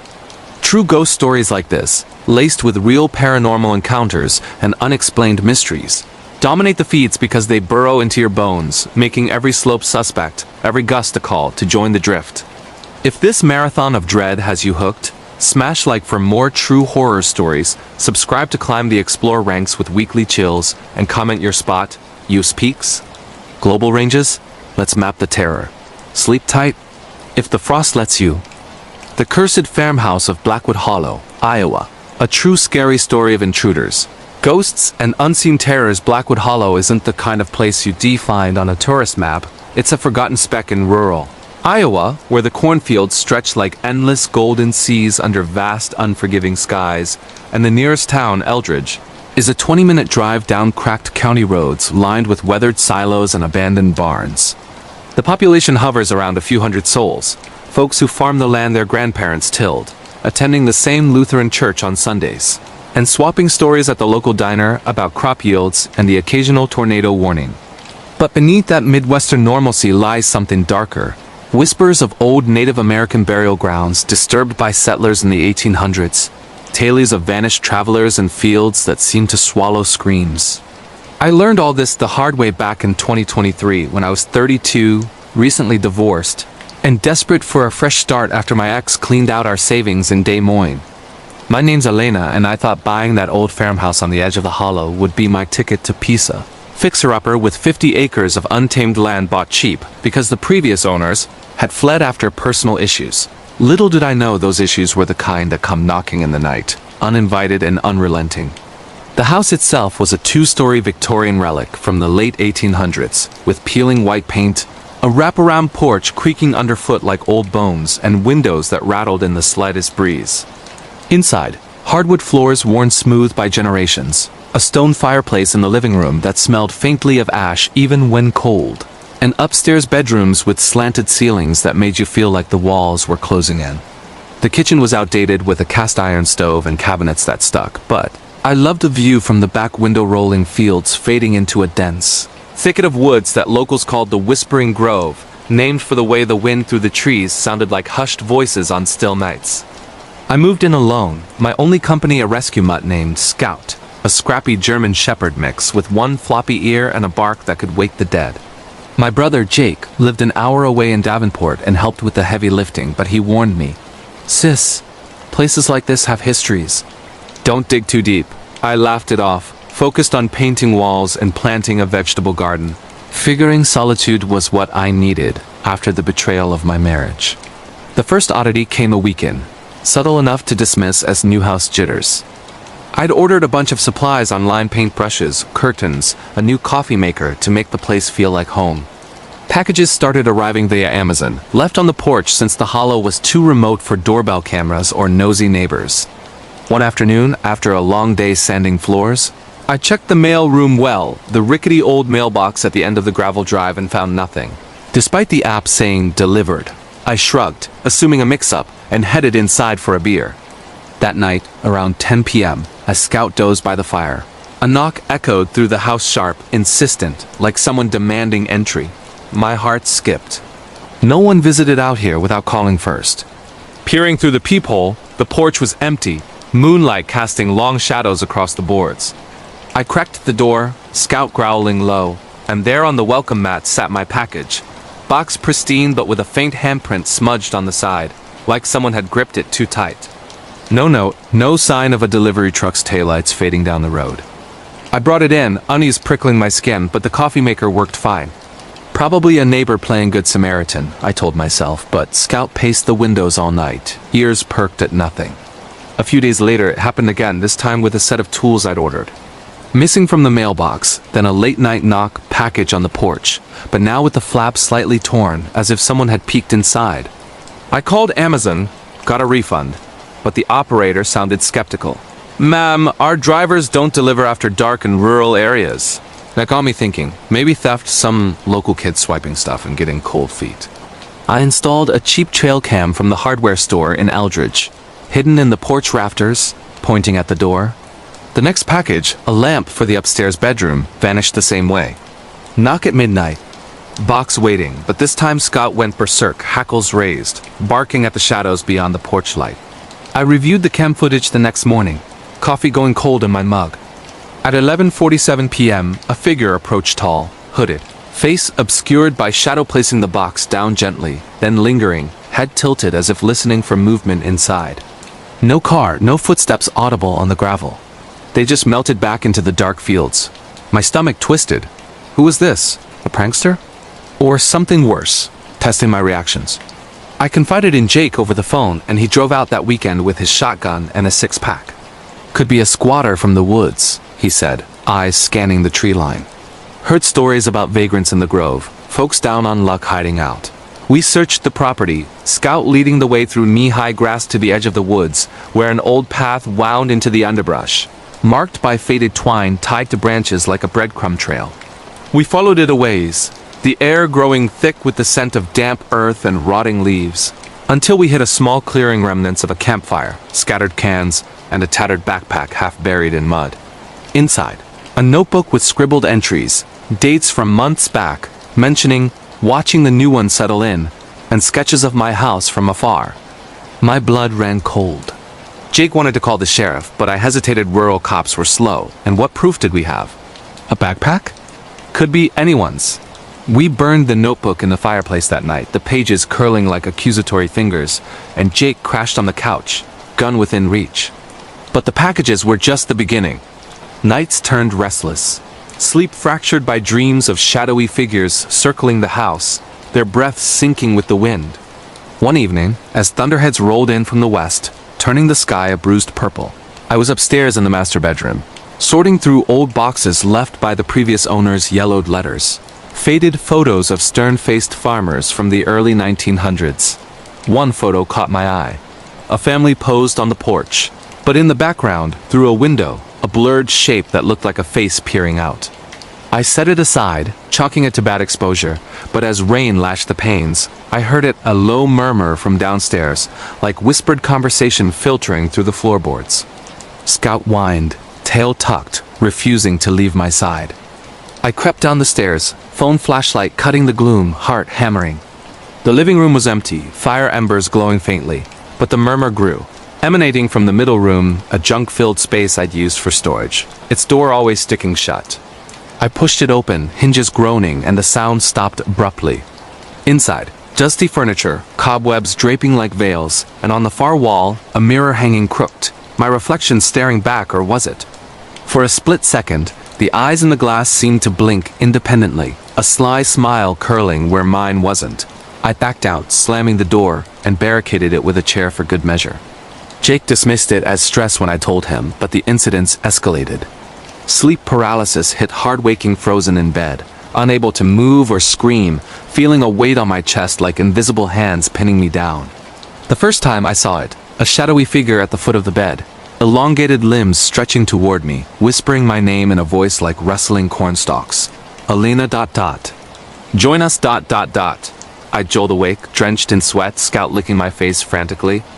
It happened weekly, always after closing that middle room door, as if trapping something inside angered it. I researched the house online late nights with a laptop glowing in the dark kitchen, uncovering fragments of history. The land was part of Potawatomi territory, cursed after settlers plowed over graves in 1850, leading to a string of misfortunes, farmers, vanishing families driven mad by voices in the fields. One article from a 1920s newspaper detailed a caretaker who claimed to see headless shadows in the grove, luring the grieving with mimics of lost loved ones. My ex-husband's voice echoed in my paralysis episodes. Come back, Elena ... It's peaceful here. He died in a car crash 2 years prior, a detail I'd buried deep. Desperate, I visited the Eldritch Library, poring over musty archives with the help of an elderly librarian named May, who eyed me warily. Blackwood Hollow? Folks don't talk about it much. Last owners left after their boy went missing in the woods, found his shoe, nothing else. She slid me a folder. Reports of intruders over decades, not vagrants but echoes. People seeing doppelgangers of the dead stalking their homes. One tale mirrored mine, a woman in the 1970s finding packages tampered with, leading to a breakdown when she saw her deceased mother's face in the mirror. May leaned in, breath sour. The hollow feeds on isolation, twists your losses into watchers. Burn sage, pray, or get out. I bought sage from a New Age shop in Davenport. Smudged the house that night, smoke curling like fingers, Scout howling as if in pain. The murmurs quieted for a week, but the trail cam captured more. The hooded figure returning, this time pressing a palm against the window, leaving a greasy print that wouldn't wipe clean. Then came the night that broke me. Jake was visiting, grilling steaks on the porch as dusk fell, the air heavy with impending rain. Scout bolted into the fields, barking wildly, and we followed, flashlights bobbing through the corn. The path to the grove was overgrown, twine snapped in places, but we pushed on, calling for the dog. In the clearing, the campfire remnants were fresh embers glowing, and beside them, my missing packages, contents scattered like offerings. A low growl echoed, not Scout's, and from the trees stepped the figure tall, face pale and emaciated, eyes glinting like golden coins in the beam. "You've been watching," it rasped, voice a chorus of whispers, mimicking my ex's tone layered with others. Jake raised the shotgun, but the thing lunged, unnaturally fast, knocking him down. I ran, thorns tearing my arms, hearing pursuit branches snapping, breaths hot on my neck.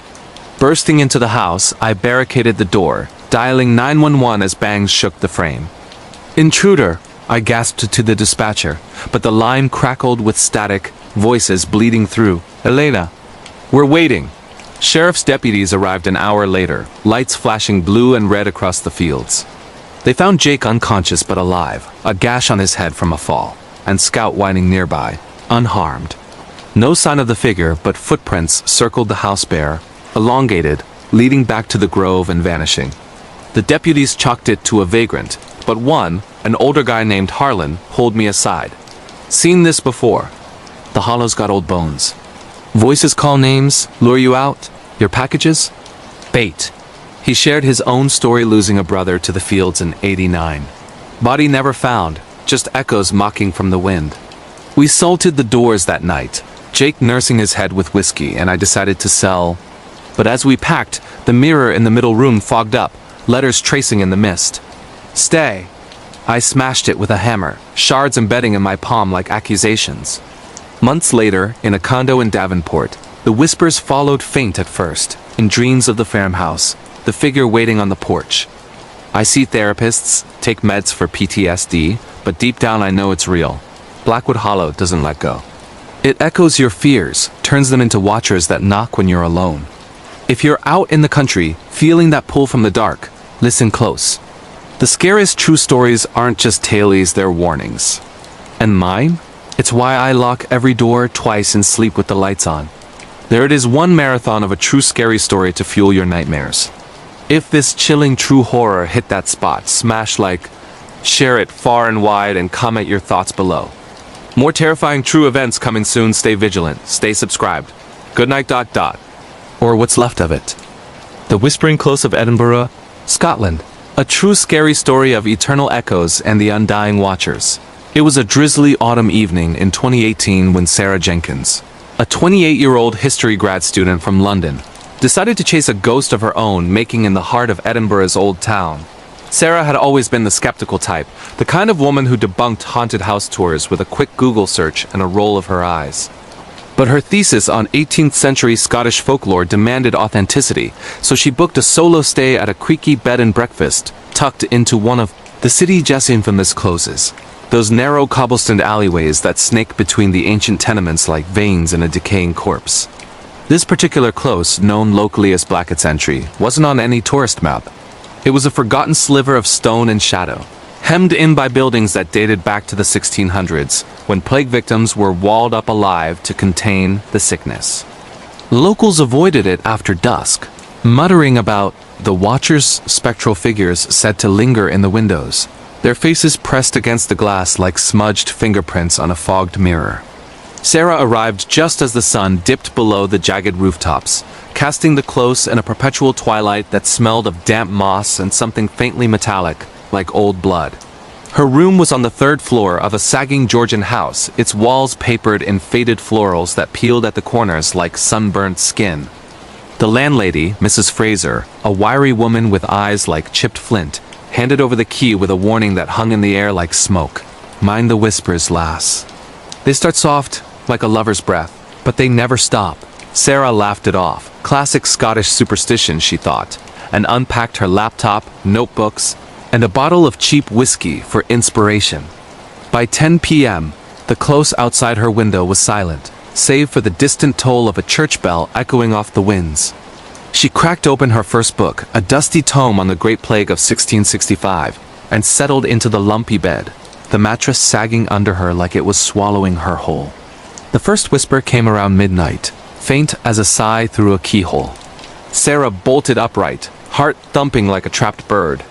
It wasn't wind, too rhythmic, too human.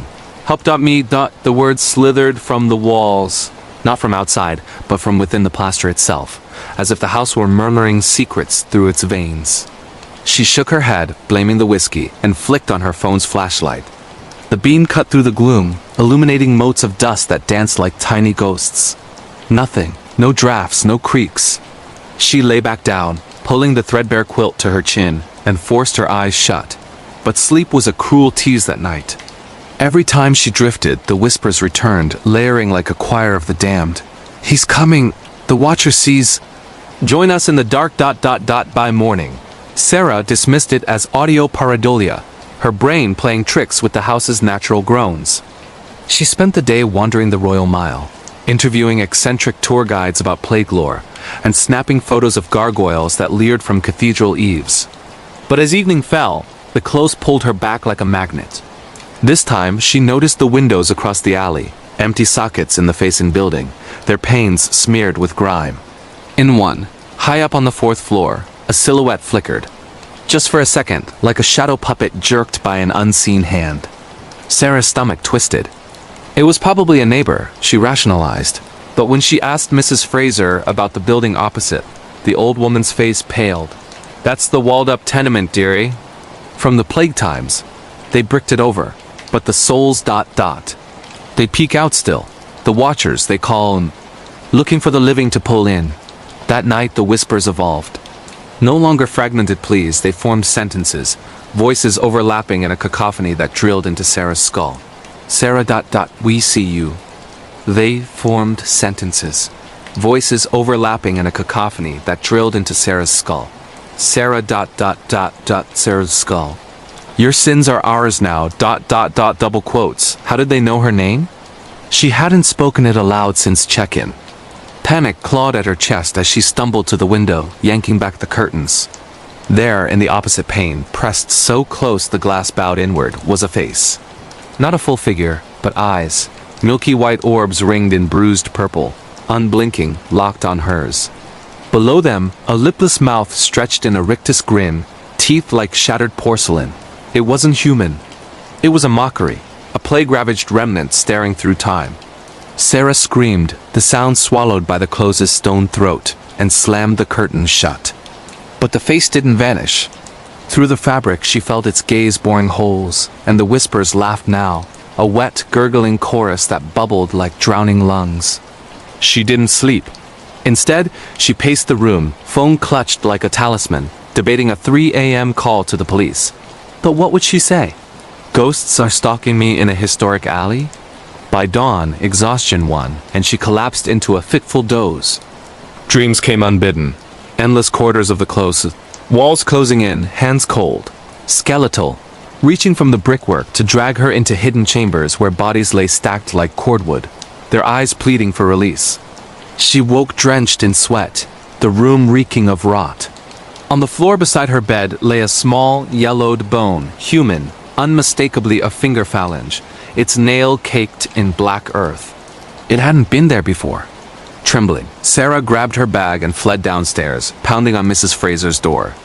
The landlady opened it a crack, her expression grim. Told her about the whispers. The watchers want company. Always do. Desperate for answers, Sarah spent the day in the National Library of Scotland, poring over digitized plague records. Blackett's entry had been a quarantine zone in 1665, where over 200 souls were sealed inside a single building to wait out the pestilence. But records hinted at worse. Experiments by a deranged physician named Elias Crow, who believed the dying could be preserved by binding their spirits to the walls with rituals involving blood and bone. Crow's notes described watchers' entities that lingered, hungry for the warmth of the living, whispering confessions to lure fresh victims into the brickwork. One entry chilled Sarah to her core. The echoes know thy name upon sight, for they are the keepers of forgotten sins. Her sins? Petty things, a stolen kiss in college, lies to her dying mother, but in the plague's fevered logic, they were chains. That evening, against every instinct screaming flight, Sarah returned to the close. Not for her thesis, but for proof. She set up her phone on a tripod, hitting record, and sat by the window with a digital recorder app running. If you're real, she challenged the empty air. Show me. The whispers answered immediately. A tidal wave of voices, names, dates, screams from centuries past. Then, the face returned, not one, but dozens, crowding the opposite windows like moths to a flame. Faces bloated with buboes, eyes weeping pus, mouths mouthing her secrets. You left her alone. You let her fade. Join us, Sarah, and forget. The bone on the floor rattled, skittering toward her like a spider. She grabbed it, hurling it at the glass, but it passed through empty air. The face is gone, the alley silent once more. Hours blurred into a haze. The whispers burrowed deeper, replaying her memories with twisted glee, her mother's final rasp distorted into accusations. Sarah scratched at the walls, clawing plaster until her nails bled, convinced she could silence them by digging to the source. Flecks of mortar revealed something worse. Etched into the lath beneath, crude symbols, crow's sigils, pulsing with an unnatural warmth. By 2 a.m. delirium set in. She saw them fully now. The watchers, shambling forms in tattered shrouds, slipping through the bricks like smoke. One reached for her, its touch ice that burned, fingers dissolving into her skin. We are eternal, it hissed. You will watch with us. Dawn saved her, or so she thought. Mrs. Fraser found Sarah curled in the corner, babbling about echoes, her arms scored with self-inflicted welts, mimicking plague buboes. The landlady called an ambulance, and Sarah spent a week in an Edinburgh psych ward, pumped full of sedatives and labeled acute stress-induced hallucination. But the recordings told a different story. When she reviewed the audio later from her London flat, the whispers were there. Clear as day, her name woven through centuries of agony, and on the video, shadows in the windows, humanoid, multiplying. No faces visible to the naked eye, but the app's night mode caught them. Dozens. Staring. Sarah never finished her thesis. She moved to the countryside, far from cities and their buried dead. But the whispers followed, faint at first, in the wind through the trees, then louder in the creak of floorboards. Last year, in 2024, she vanished during a solo hike in the Pentlands. Searchers found her backpack, recorder still running, looping a single phrase. The watchers see ... They're coming for you two. Locals nod knowingly. Another claim by Blackett's entry. And if you're ever in Edinburgh, walking those misty closes after dark, listen close. The whispers might know your name next. Because in true scary stories like this real ghost encounter from Scotland, the dead don't rest. They wait and they watch. Ooh, if that true horror tale from the haunted alleys of Scotland didn't send shivers down your spine, stick around because our next real paranormal nightmare takes us across the Atlantic to the endless cornfields of rural Iowa, USA. This chilling true story of a family's unraveling under an ancient curse will make you double-check every shadow in your own home, because sometimes true scary stories aren't about ghosts ... They're about what the land remembers and refuses to forget. The Cornfield Curse of Eldora, Iowa, USA. A true scary story of harvest whispers and the buried hunger, in the flat, windswept expanse of central Iowa, where the horizon stretches like a promise unkept. The town of Eldora clings to existence like a scab on forgotten earth. It's the kind of place where summers bake the soil to cracked pottery and winters bury everything under feet of snow. But in between, the cornfields reign supreme. Towering green sentinels that rustle secrets to anyone foolish enough to listen. This is where the Harlan family thought they'd found a fresh start in the summer of 2022. Tom Harlan, 42, a laid-off factory worker from Chicago with calloused hands and a weary grin, had sunk his life savings into a dilapidated 80-acre farm on the outskirts of Eldora. His wife, Lisa, 39, dreamed of organic heirlooms and farmers markets. Their kids, 12-year-old Mia with her wild curls and endless questions, and 9-year-old Jake, all freckles and fidgety energy, saw it as an adventure straight out of a storybook. New roots, Tom joked as they crossed the Mississippi, the truck groaning under boxes of dreams. But the land had other plans. Plans rooted in blood, betrayal, and a hunger that cornstalks could never sat. The farm, deceptively named Whispering Acres by the realtor, had sat empty for 15 years after the previous owners, the McIntyres, vanished without a trace. Locals whispered of a cursed Native American land, they said, stolen in the 1800s from the Meskwaki tribe during a brutal relocation. The fields had been sown with more than seed back then. The bodies of resistors, buried shallow to feed the soil, their spirits bound by a medicine man's dying curse. What the white man takes, the earth reclaims through mouths that never close. Eldora old-timers crossed themselves at the mention, steering clear after harvest moon. But the Harlans, city folk through and through, saw only opportunity in the overgrown rows and the creaking Victorian farmhouse with its wraparound porch and attic that smelled of mothballs and memory. The first week was idyllic. They'd planted late-season corn, the kids chasing fireflies as dusk painted the sky bruise purple. Lisa hung wind chimes that tinkled like laughter, and Tom fired up the old John Deere, plowing furrows that bit deep into the black dirt. But on the seventh night, as a full moon swelled like a fever blister, the whispers began. Soft at first, from the fields, a susurrus like dry leaves, but forming words if you strained. Give ... back ... hours ... Tom woke to it, sweat slick, convinced it was coyotes. Lisa heard it too in the kitchen as she chopped carrots for stew. The sound slithered from the cabinets, urging, "Feed us."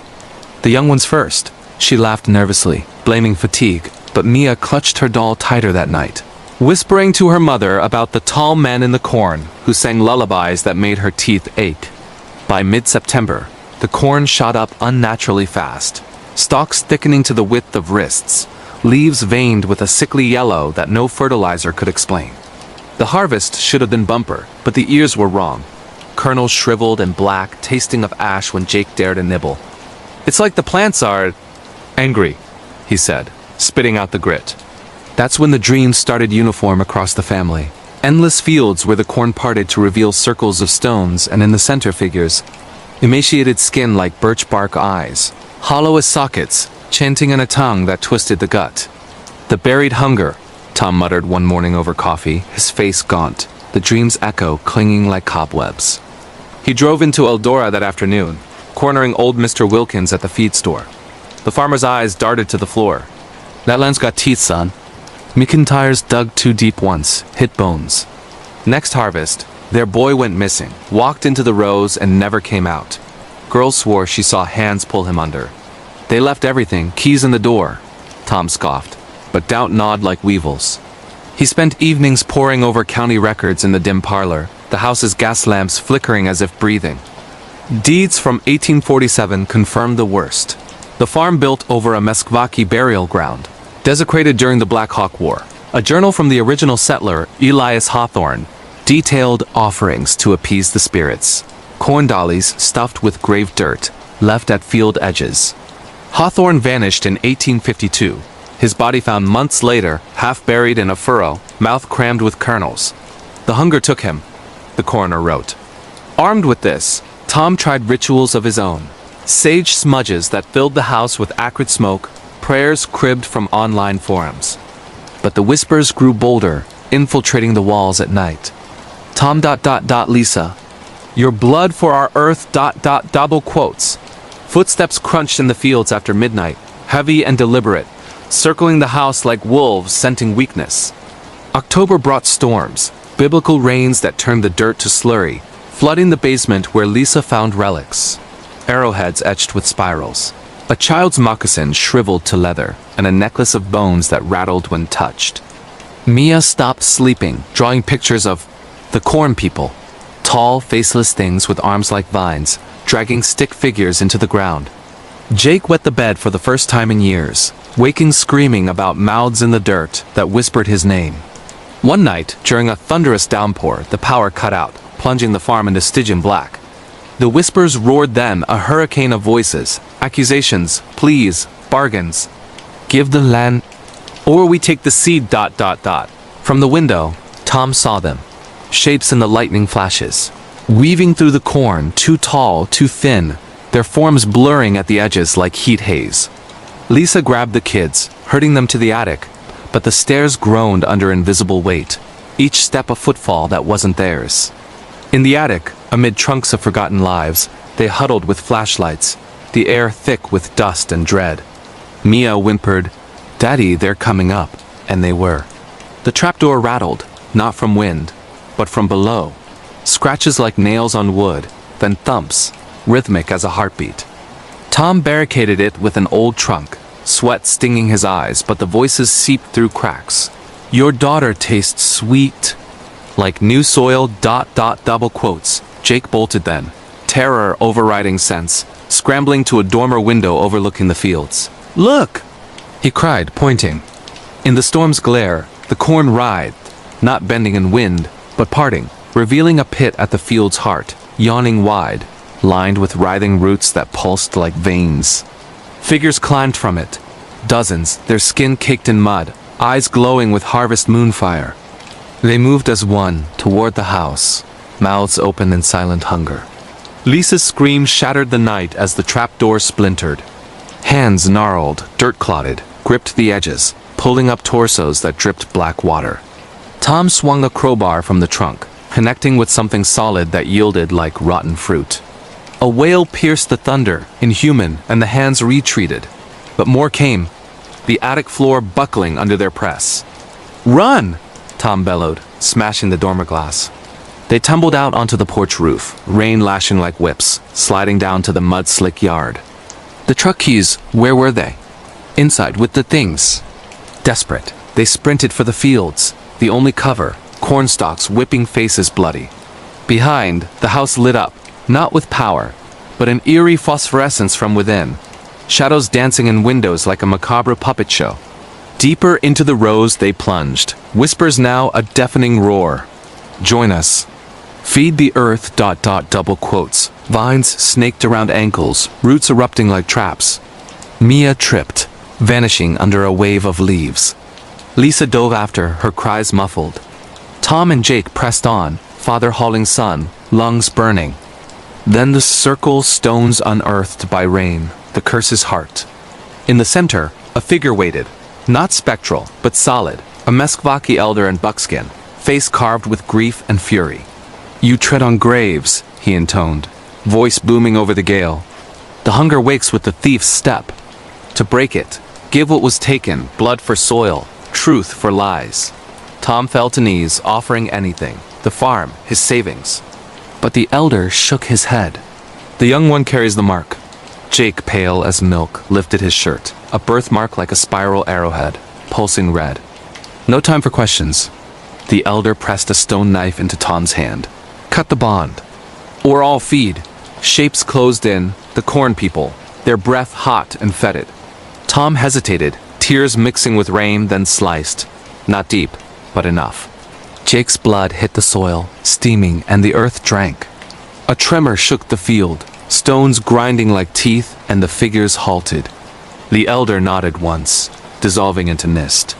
Silence fell, broken only by sobs. They stumbled back to the house at dawn, the glow gone, the trapdoor whole. Mia and Lisa emerged from the corn, dazed, unmarked. The farm felt empty, the whispers fled.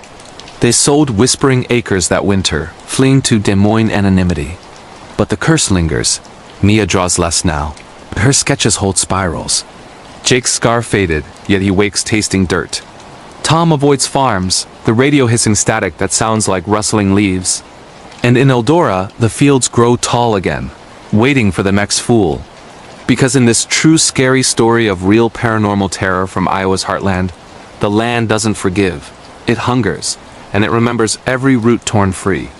If the buried secrets of that Iowa cornfield curse left you glancing at your own backyard, hold tight. Our third true horror saga transports us to the wild, whispering woods of rural Hokkaido, Japan.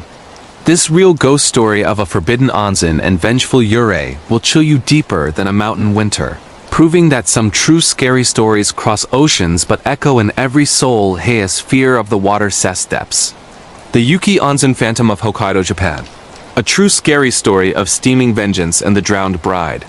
High in the volcanic cradle of Hokkaido's Daisetsuzan National Park, where steam vents hiss like accusatory breaths and hot springs bubble with geothermal fury, lies Yuki Onsen, a secluded ryokan perched on the edge of a forgotten ravine. In Japanese folklore, onsen are portals to peace. But Yuki's waters run red with history's blood. Built in 1892 over a sacred Anu burial site, the inn was a haven for weary travelers until 1923, when a bride named Akiko drowned in its deepest pool during a typhoon wedding. Betrayed by her groom who fled with her dowry, Akiko's body vanished into the springs, her spirit twisting into a yurei, a vengeful ghost bound by watery chains, luring the unfaithful to share her eternal soak. Locals shun Yuki after frostfall, calling it the bride's bath, where mirrors fog with handprints and towels hang sodden by unseen hands. But in the crisp October of 2023, American expat journalist Ryan Caldwell, 35, ignored the warnings. Chasing a story on haunted hot springs for a travel blog, he booked a week alone, armed with a GoPro, skepticism, and a flask of sake to warm his bones against the island's bite. Ryan arrived as snow flurries danced like ash, the ryokan cedar facade glowing under lantern light. The owner, an ancient woman named Obasan with skin like crumpled parchment, bowed low but gripped his sleeve. The bride weeps tonight, Gaijin. Her tears scald. Leave offerings, rice and salt, or she pulls you under. Ryan chuckled, tipping her with yen, and checked into room 7, the one facing the outdoor Rotenboro, the open-air bath carved into the ravine, its water steaming in defiance of the 20-degree chill. The room was a time capsule. Tatami mats worn threadbare, shoshi screens yellowed with age, and a low table bearing a porcelain basin that dripped condensation like sweat. Outside, the onsen glowed ethereal, mist curling like fingers, the ravine below a black maw swallowing the stars. That first night, Ryan soaked till his skin pruned. The water a silky 42 degrees, scented with sulfur and sulfur's kin, decay. He filmed it all, narrating quips about ghost busting in the buff. But as he toweled off, a splash echoed from the pool's far end. Not his, deeper, like a body-breaking surface. He peered through the steam. Nothing but ripples fading to calm. Echoes off the rocks, he muttered, sliding into futon. Sleep came heavy, laced with dreams of silk kimonos unraveling in currents, a woman's laughter bubbling up from below. He woke to wetness, the basin on the table overflowing, water clear but cold as grave soil, a single white lotus petal floating atop. No faucet ran. Albasan's words slithered back. the bride's tears. Morning brought clarity, or so he thought. Ryan hiked the trails, interviewing Ainu elders in a nearby village. Their tales wove a tapestry of terror. Akiko wasn't just drowned. She was sacrificed, her groom in league with Yakuza, who coveted the onsen's mineral rights. Her yurei, they said, manifests as scalding visions, mirrors showing your reflection drowned, or whispers in the steam naming your lies. She seeks the faithless heart, one elder rasped, pressing a jade amulet into Ryan's palm. Wear it or join her bridal veil. Back at Yuki, Ryan scoffed but strung the jade around his neck. He spent the afternoon editing footage, the GoPro capturing oddities, frames where the steam formed faces fleeting and feminine, eyes like ink pools. Night 2, the whisper started. From the shoshi, soft as silk on skin, Ryan ... you left her. Come wed me in the deep ... double quotes his ex-fiancée, Emily, the one he'd ghosted 2 years back after her cancer diagnosis, fleeing to Japan for space. How could the voice know? He bolted upright, heart hammering, and flung open the screen. The Rotenborough beckoned, waters churning without wind.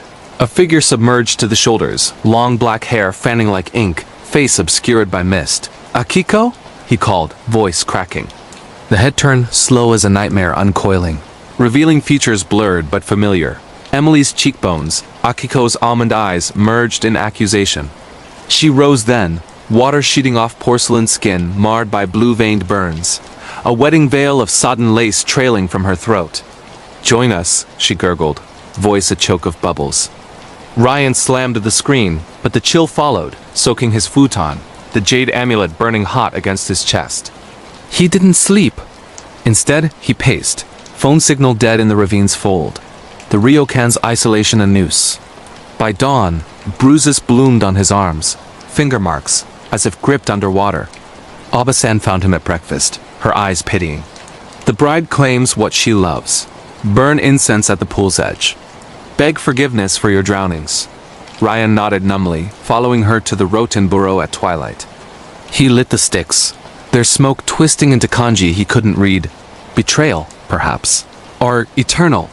As he chanted apologies to Akiko and Emily, the water boiled, bubbles bursting with faces. Lovers parted, promises broken, all mouthing his name. Then silence. Relief flooded him, until the drain gurgled, pulling at the pool's level, the steam thickening to blindness. That night, the haunting peaked. Whispers became songs, a haunting bridal hymn, Akiko's wedding melody warped into dirge, sung by a chorus from the walls. The basin overflowed again, this time with red-streaked water, petals turning to wilted weeds. Ryan's GoPro, left charging, auto-recorded. Him thrashing in sleep, clawing at invisible bonds, gasping as if submerged. In the footage, shadows crowded the room, yurei in veils, hands extended, pulling him toward the floorboards that softened like mud. He woke choking, lungs burning with phantom water, the jade cracked in two. Desperate, he fled to the ravine path, but the trail looped impossibly, leading back to the pool every turn. There she waited, fully risen, Akiko beautiful in death, kimono translucent, skin steaming. You ran from her. Run to me, she cooed, arms opening. The ground tilted, the edge crumbling, and Ryan teetered, visions flashing. Emily's hospital bed, his unanswered texts, Akiko's betrayal mirroring his own. He jumped, not in, but away, tumbling down the ravine slope, branches lacerating like claws. Hours later, bruised and bleeding, he staggered to a ranger station miles away, babbling of ghosts. They airlifted him to Sapporo General, where doctors diagnosed hypothermia and severe delusion.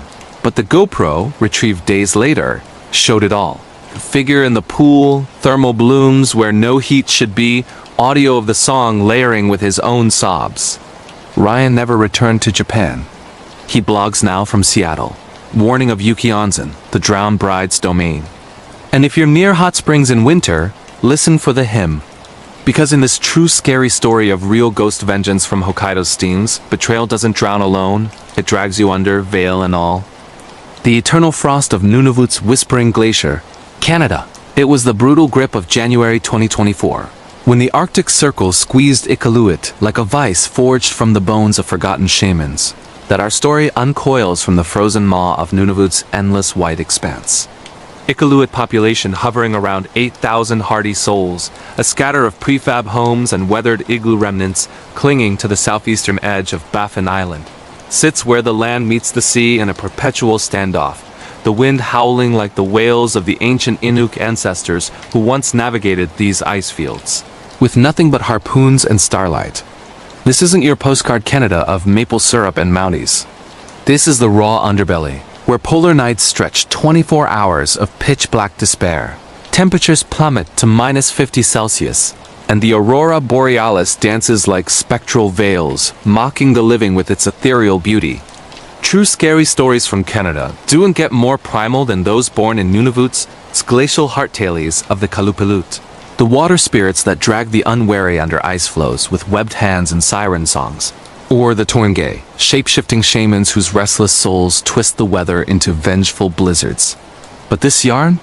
It's whispered in hushed tones around oil drum fires in community halls, a true horror story of the Whispering Glacier, a massive ice shelf calved from the barns. Ice cap where the dead don't rest. They resonate, their echoes amplified by crevasses that swallow screams whole. Millions have chilled to similar northern nightmares on the darkest YouTube corners. But this one's fresh from the frost, a real ghost encounter that turned a routine research expedition into a symphony of survival and spectral retribution. Our anchor in this maelstrom is Dr. Elena Voss, a 42-year-old glaciologist from the University of Alberta, her life a tapestry of degrees in Earth sciences and a dissertation on subglacial microbiomes that read like love letters to the ice. Elena wasn't some wide-eyed rookie. She'd cut her teeth on Greenland's melt ponds and Svalbard's permafrost digs. Her face etched with laugh lines from teen bonfires where stories of ice ghosts, translucent figures glimpsed in refractions were swapped like contraband cigarettes. Divorced twice, once to a colleague who couldn't handle the isolation, Elena thrived in the cold. It was her constant, unyielding and honest, unlike the warmth of human betrayal. In early 2024, with climate data screaming about accelerated glacial retreat, she secured funding for the Arctic Echo Project, a 6-month foray to map acoustic anomalies in the Barents ice cap. Underbelly, those eerie sub-ice rumbles that seismographs captured but scientists dismissed as calving echoes or wind shear. The ice sings its own dirges, Elena would quip in grand proposals. But deep down, she chased something more. The folklore her Inuk grandmother had seeded in childhood tales. Warnings of the Sedna's lament, the sea goddess's curse on those who disturb the frozen graves of her drowned kin. Armed with ground-penetrating radar, ice cores humming like mechanical hearts, and a team of 5 hardened pros from across Canada, Elena flew into Iqaluit on a twin otter that skimmed the Davis Strait like a stone skipped over obsidian water. The outpost they established was a cluster of heated tents staked 50 kilometers inland from Iqaluit, dubbed Echo Base, a nod to the project's sonic focus. Picture it, whiteout vistas where the horizon blurred into nothingness, the sun a mocking smear low on the sky even in midday, generators chugging against the 60-knot gales that flayed skin raw through triple-layered Gore-Tex. The team Lena leading, with Marcus, a burly Ottawa engineer with a beard like frost-rimed steel wool. Leela, a young Metis geophysicist, whose drone footage captured crevasses like wounds in God's canvas. Tomas, the Inuit guide from Pangnirtung, whose grandfather had mapped these flows by dog's old in the 70s. Young Riley, the UBC intern, fresh-faced and full of algorithms. And Quiet Samir, the medic from Toronto, whose steady hands belied his poet's soul settled in with the rhythm of polar life. Dawn patrols on ski-doos slicing through powder finer than ash core samples yielding millennia-old air bubbles that whispered of woolly mammoths and megafauna extinctions. The first weeks were textbook triumph. Radar pings revealing subglacial lakes teeming with extremophile life. Methane burps that fizzed like champagne from hell. Data streams feeding Elena's laptop with visions of a thawing underworld. Evenings brought canned stew heated on Coleman stoves. Laughter echoing off nylon walls as Marcus recounted Yellowknife bar fights. And Lila demoed drone clips of Blue Serac towers that glowed like sapphire ghosts in the perpetual twilight. But the whispers started subtle, insidious. On night 3, a faint susurrus threading the wind's howl, like voices murmuring in a language half-remembered from lullabies. Elena caught it first, jolted awake in her cocoon bag, ears straining against the tent's flap slapping like accusatory fingers. Just Katabatic winds funneled through moulins, she rationalized, scribbling notes by headlamp glow. But the sound lingered, directional now, pulling southward toward the glacier's tongue where it calved into Frobisher Bay. Thomas heard it next, during a dawn resupply run, his ski-doo idling as he scanned the horizon with eyes honed by generations of caribou hunts. Angaku's breath, he muttered, invoking the shaman spirits, crossing himself with a quick thumb to forehead, despite his Anglican upbringing. Old ones talking through the ice. We tread on their sleep.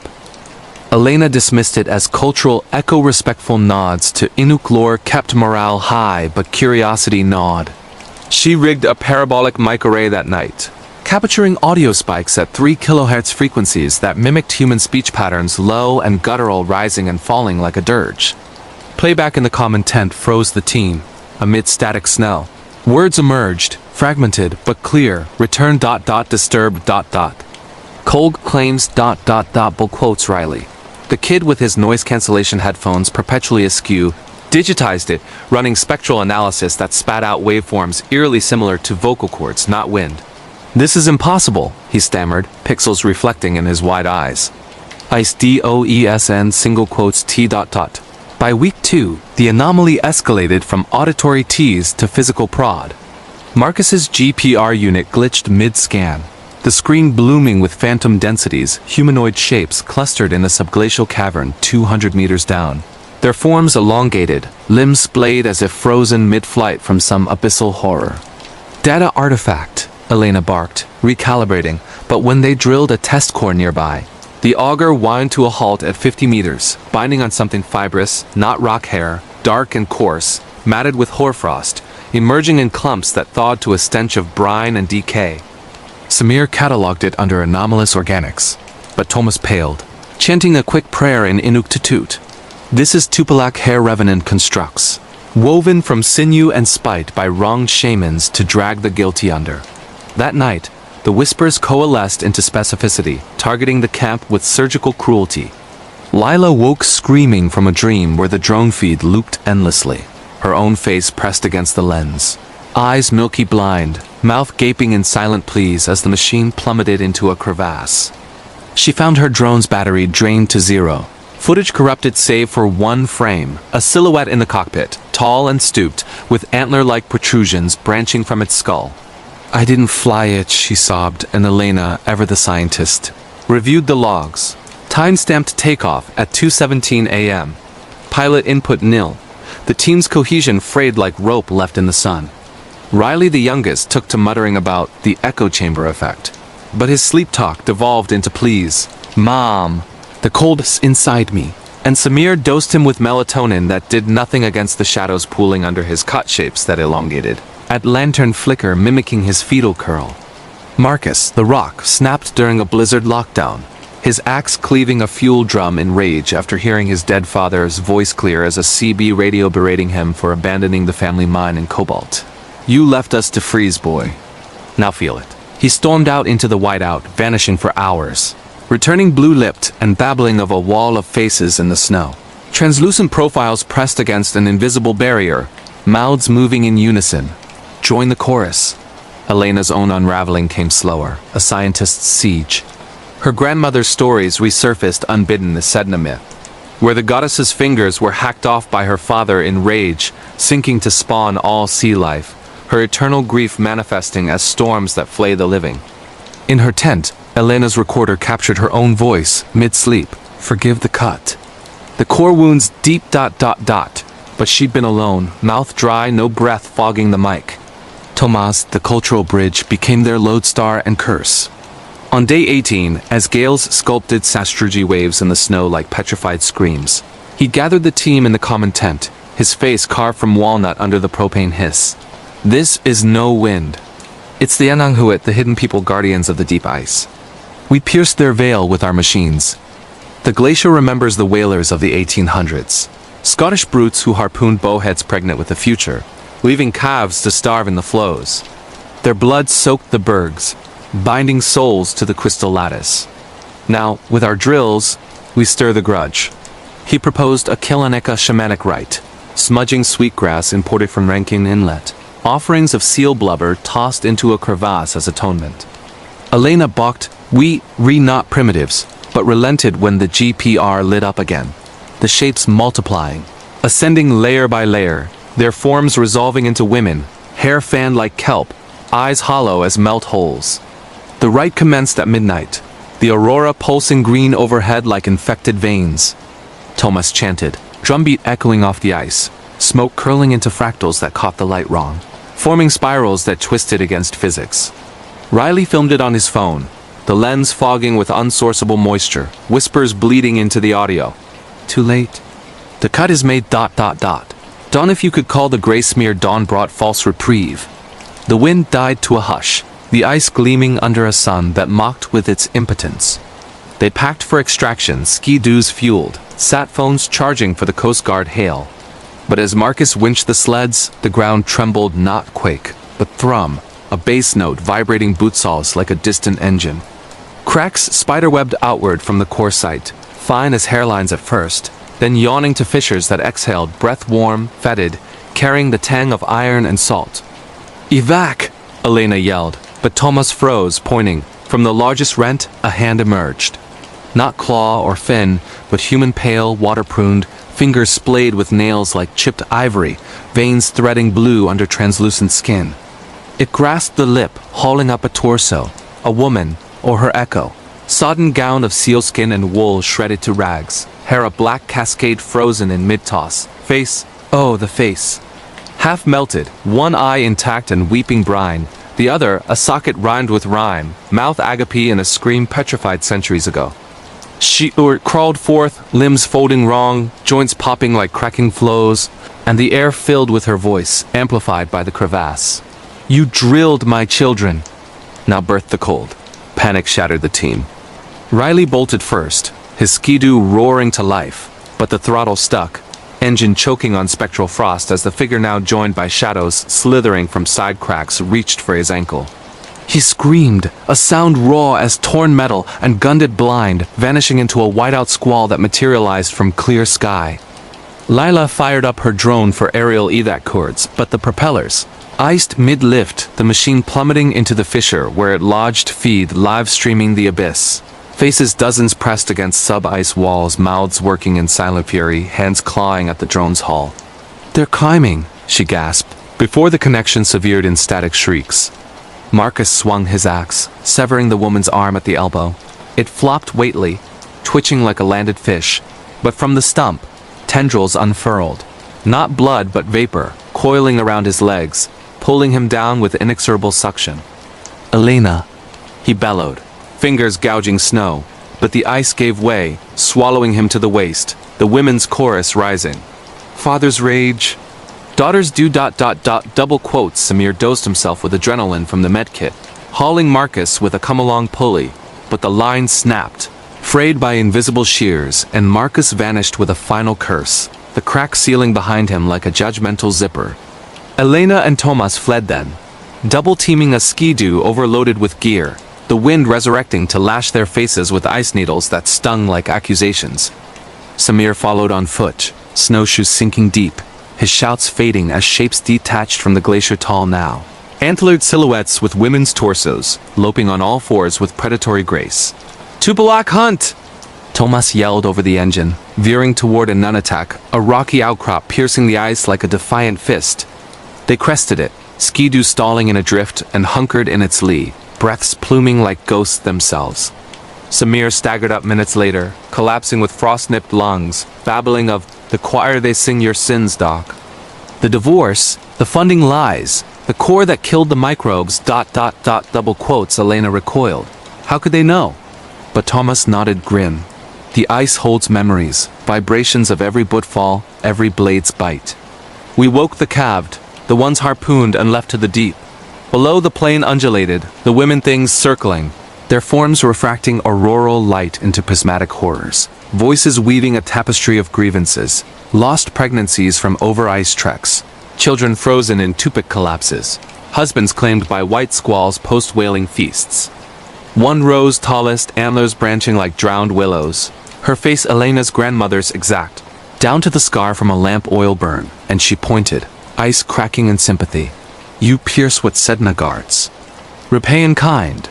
Hours blurred into a siege.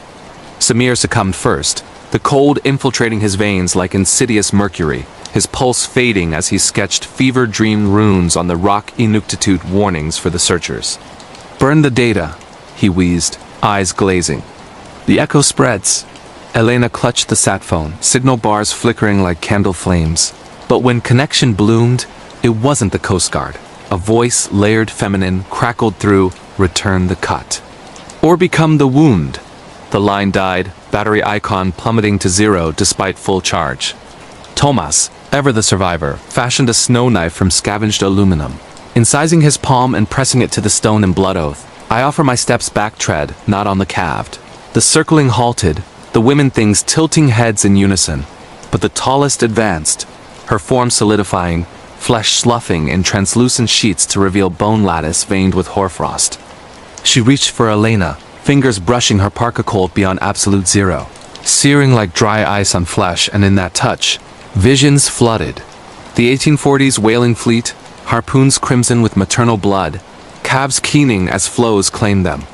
Shamans binding the grief into the ice with sinew spells. Modern drills hers included shattering the wards, unleashing the resonance. Elena convulsed, retching bile that froze midair, the touch imprinting her skin with fractal burns, a map of the glacier's veins. Dawn's sickly light brought salvation's wine. A twin otter's props chopping the gale. Coast Guard on thermal scan after Tomas's emergency ping scent in the right smoke haze, a desperate shamanic hack. They airlifted the remnants, Elena catatonic, Tomas murmuring incantations. Samir's body shrouded in thermal foil back to Iqaluit's medevac bay, where docs pumped antifreeze IVs and puzzled over psychosomatic hypothermia. Marcus and Riley? Presumed lost to crevasse falls, bodies unrecoverable in the labyrinthine blue. The data? Elena torched it herself, the laptop's blaze of pyre on the airport tarmac, watched by locals who nodded knowingly. Sedna's due collected. She returned to Alberta a husk, tenure denied for unsubstantiated fieldwork, her nights haunted by subsonic hums in the Havake vents. Whispers threading her dreams, the Corps calls "return the cut." Therapy labeled it PTSD. Inuk elders called it Tupilak marked, prescribing amulets of whalebone that warmed at 3 a.m. But Elena knows. The glacier doesn't forget. In 2025, as Nunivoot's ice retreats faster under guilty suns, the echoes migrate reports from Pangnertong of divers surfacing with hair in their regulators, Calgary glaciologists hearing dirges in core samples. The women rise, antlered and avenging, their chorus global now, disturb no more, or join the frost eternal. The Vale of Eldritch Hollow. United Kingdom. It was the relentless shroud of November 2024, when the skies over the Yorkshire Dales hung low and leaden, like the eyelids of a dying giant that the threads of our tale begin to unravel in the forsaken hamlet of Eldritch Hollow, a speck on the map, tucked into the brooding folds of the Pennine Hills where stone walls snake across moors like the veins of some colossal, buried beast, and the wind carries the faint acrid tang of peat fires long extinguished. Eldritch Hollow with its cluster of 200 weathered souls huddled in gray slate cottages that lean against gales. Like weary penitents clings to existence on the fringes of the Yorkshire Dales. National Park, a landscape sculpted by Ice Age fury into valleys that swallow sunlight whole and fells that rise like accusatory fists toward indifferent heavens. This is no quaint postcard Britain of tea shops and thatched roofs. It's the raw underbelly of the Isles where polar winds from the North Sea scour the earth bare. Mists coil through dry stone gaps like seeking fingers, and the ground itself seems to hum with the unrest of Iron Age barrows and Roman castra long reclaimed by heather and hawthorn. True scary stories from the United Kingdom thrive in such marrow-chilling isolation legends of the Barghest. The spectral hound with eyes like coal furnaces that heralds doom for the solitary wanderer. The knockers of Cornish mines, diminutive spirits whose raps lure the greedy to cave-ins. Or the gray man of the Cheviots, a wraith cloaked in fog who mimics lost voices to draw souls into peat bogs that belch methane ghosts. But this chronicle? It's murmured in the shadowed corners of the Black Bull Inn over pints of bitter gone flat. A true horror story of the Vale, a shimmering rift in the fabric of reality set to yawn open in the Hollow's ancient quarry, where the veil between worlds thins to gossamer and the dead or worse press against it like moths to flame. Millions have trembled to akin spectral symphonies on YouTube's haunted highways.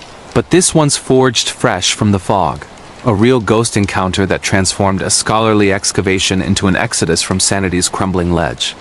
Our linchpin in this labyrinth of loss is Professor Lydia Hargrove, a 38-year-old archaeoanthropologist from the University of Leeds. Her career a mosaic of peer-reviewed papers on Neolithic burial rites and a TEDx talk on echoes of the ancestral unseen that drew polite applause but private eye rolls from the empirical elite. Lydia wasn't a thrill-seeker chasing headlines. She de-excavated the bog bodies of Lindoman and charted the ley lines of Aveire with a trowel. In one hand and a spectrometer in the other, her auburn hair perpetually dusted with chalk from stratigraphic, digs her hazel eyes sharp as flint flakes. Widowed young to a climbing accident in the lakes her husband, Theo vanishing into a quarry lock after a rope snap, she still replayed in nightmares. Lydia found solace in the soil, silence the way it preserved bones without judgment, unlike the living who offered casseroles laced with pity. In mid-2024, amid a surge of grant money funneled toward cultural heritage in climate-threatened landscapes, she spearheaded the Hollow Heritage Initiative, a collaborative dig at Eldritch Quarry, an abandoned limestone pit from the 18th century. Lime kilns era, its sheer faces pocked with adits that tunneled into the hill like the burrows of some subterranean worm god. The quarry's lore was the hook. Locals spoke of the veil, optical anomaly where light refracted into aurora-like veils at equinox, accompanied by choral hums that mimicked Gregorian chants, drawing Victorian spiritualists to seances that ended in institutional commitments. Lydia pooh-poohed it as methane mirages or acoustic tricks from wind-carved vents. Science demystifies, she'd declare in her prospectus, but beneath the academia, her grandmother's Yorkshire folktales of thin places where five folk bartered souls for glimpses of the otherworld tugged at her skepticism like a loose thread. With a team of 8 seasoned excavators from across the UK, she helicoptered into the hollow on a Chinook that battled updrafts like vengeful spirits, touching down on a makeshift pad amid bracken that whipped like Medusa's tresses. The base camp materialized over days of logistical frenzy. A phalanx of geodesic domes clustered on the quarry-less lip, their white canvas skins taut against the ceaseless drizzle that turned the ground to a sucking mire generators, thrumming a basso continuo against the moorland's hush. Envision it. Sheer cliffs plummeting 80 meters to a rubble-strewn floor where stagnant pools reflected scudding clouds like fractured mirrors, the air heavy with the mineral bite of limestone and the faint rot of leaf mold from the encircling copse of rowan and yew trees the celts warded against the she. The team Lydia at the helm, with Dr. Elias Thorne, a lanky spectroscopist from Oxford whose gadgets beeped like impatient crickets. Young Mara Patel, the PhD candidate from Manchester with a drone rig for lidar mapping that painted the pit in ghostly wireframes. Grizzled foreman Jack Digger Ramsey, a third-generation Hollow native whose forearms bore tattoos of Celtic knots inked in pub dares. Tech whiz Callum O'Leary, the Irish post-grad handling GI's overlays on his tablet like a digital diviner. Quiet botanist Dr. Fiona MacLeod, cataloging moorland flora that seemed to wither overnight. Burly laborer twins, Ronan and Declan Byrne, hauling screens and mattocks with banter thick as porridge. And introspective photographer Theo Voss, Lydia's late husband's brother, a lensman from Edinburgh, whose snaps captured the uncanny with an almost premonitory clarity settled into the grind with the stoicism of field scientists. Dawn sweeps with total stations plotting grids, trowels scraping strata in 10-centimeter spits, sieves sifting spoil for flint napping scars or potsherds. Initial yields were mundane gold. A Bronze Age cyst burial with corroded fibulae Roman tesserae hinting at a forgotten villa. And a cache of medieval lead curse tablets inscribed with pleas against. The whispering kin vague enough for Lydia, as Grant reports, tantalizing enough to fuel evening debates over tin stew and thermos dome. Yet the veils stirred on excavation day 5, insidious as a fever's first flush, manifesting not in grand apparitions but in perceptual pricks that the rational mind dismisses until they aggregate into assault. Lydia noted it during a routine-level survey at the pit's eastern face, her theodolite's crosshairs blurring as if kissed by breath, the reticule shimmering with iridescent mote screens and violets flecking the cross like oil on water. Lens flare from the mist, she logged, but as she adjusted, a low thrum infiltrated the air, subsonic at first, vibrating the fillings in her molars like a tuning fork struck against bone. It wasn't the wind too melodic, rising in cadences that evoked the rise, and fall of plainsong, words half-formed in a tongue that slithered like Old English laced with Gaelic rot. Thur. The thin ... behouden ... double quotes, Elias's spectrometer spiked erratically, registering electromagnetic fluctuations that danced off the charts. Wavelengths bending into infrasound bands known to induce vertigo and dread in lab rats. Quarry acoustics amplifying geothermal vents, he theorized, recalibrating, but Myra's drone feed streamed live to the base monitors captured it irrefutably. As the quadcopter banked into an adit mouth, a horizontal shaft honeycombed into the cliff.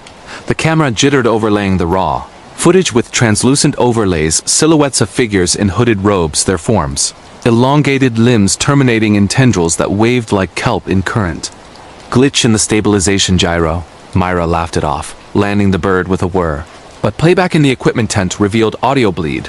Layered voices, feminine and sibilant, chanting EALD or ... EALD or ... The elder calls ... phrases that Theo, poring over the stills, swore echoed the cursed tablet's script, though none of them could parse the dialect. By week 2, the anomaly metastasized from sensory tease to tactile torment, fraying the team's nerves like rope sawn on barnacles. Jack Ramsey, the foreman whose tales of his gran, sallow folk, pale whites who bartered eyes for secrets, had been dismissed as Pete Bog Blarney, unearthed the first harbinger during a deep probe in grid sector 7B. A slab of schist, veined with quartz that pulsed faintly under torchlight, its surface incised with spirals that spiraled inward to a void no chisel could fake, as if the stone had been eaten from within. As he levered it free, the thrum crescendoed to a palpable pressure, the air thickening like honey laced with laudanum, and Jack staggered back, gasping of hands-cold fingers on my neck, pulling me toward the dark. Fiona's botanical assays confirmed the unnatural. Flora around the slabbell heather and bilberry wilted to ash-touch textures. Their cellular structures ruptured as if exposed to cryogenic shock, while her own skin prickled with nettle rash welts that formed Celtic knots overnight. Callum's GIS models, fed with the LiDAR data, rendered anomalies. Subsurface voids not mapped in any geological survey chambers, interconnecting like alveoli in lungs that breathed beneath the moor, their walls etched with bioluminescent fungi that glowed in infrared like foxfire veins. That eve, as rain lashed the domes like flung gravel, the veils descended in earnest. Theo, developing prints in the photo tent by red safelight, watched a negative curl unbidden the emulsion, bubbling into relief, a figure not present at the shot, a woman in a kirtle of woven nettles, her face obscured by a veil of mist that parted to reveal eyes, like polished jet staring through the lens as if claiming the viewer. Double exposure from the Burns lantern, he muttered. But sleep that night brought no reprieve. Dreams where the quarry floor undulated, roots coiling from cracks to spell his name in runic script. Theo whispered by voices that tasted of copper and clay. The team's solidarity splintered like frost-cracked slate under the onslaught. Myra, the drone ace, piloted a second recon into the adit on day 14. Her feet stable until the shaft narrowed, walls closing to a crawl space where the light fractured into prisms that resolved into faces dozens. Pressed against the rock as if suffocating behind glass, mouths agape and silent ululations, hands splayed with fingers fused like wax strippings. The drone snagged then, rotors whining to silence as something yanked it deeper, the final frames showing tendrils organic, veined with quartz wrapping the frame before blackout. Signal loss in mineral interference, Lydia decreed in the debrief, but Myra's hands trembled on her controller, nails bitten to bloody crescents, confessing in whispers of a pull in her chest, an ache like drowning in dry air. The Burns twins, Ronan and Declan, whose banter had buoyed the dig, turned inward after a night shift in the pit. Ronan swearing he seen shadows detach from the walls. Humanoid but elongated, skittering on digitigrade limbs to mimic their hammer strikes clang from impossible angles. Declan finding his mattock's head twisted 180 degrees, the haft etched with spirals that burned the palm. Elias's instruments went haywire next, his EMF meter pegging red in the open air. Spectral analysis capturing phonemes that, when run through linguistic software, translated to fragments of the Anglo-Saxon chronicle twisted into prophecy. In the year of the thinning, the elders shall rend the ward, and the kin beyond shall sup on the sightless.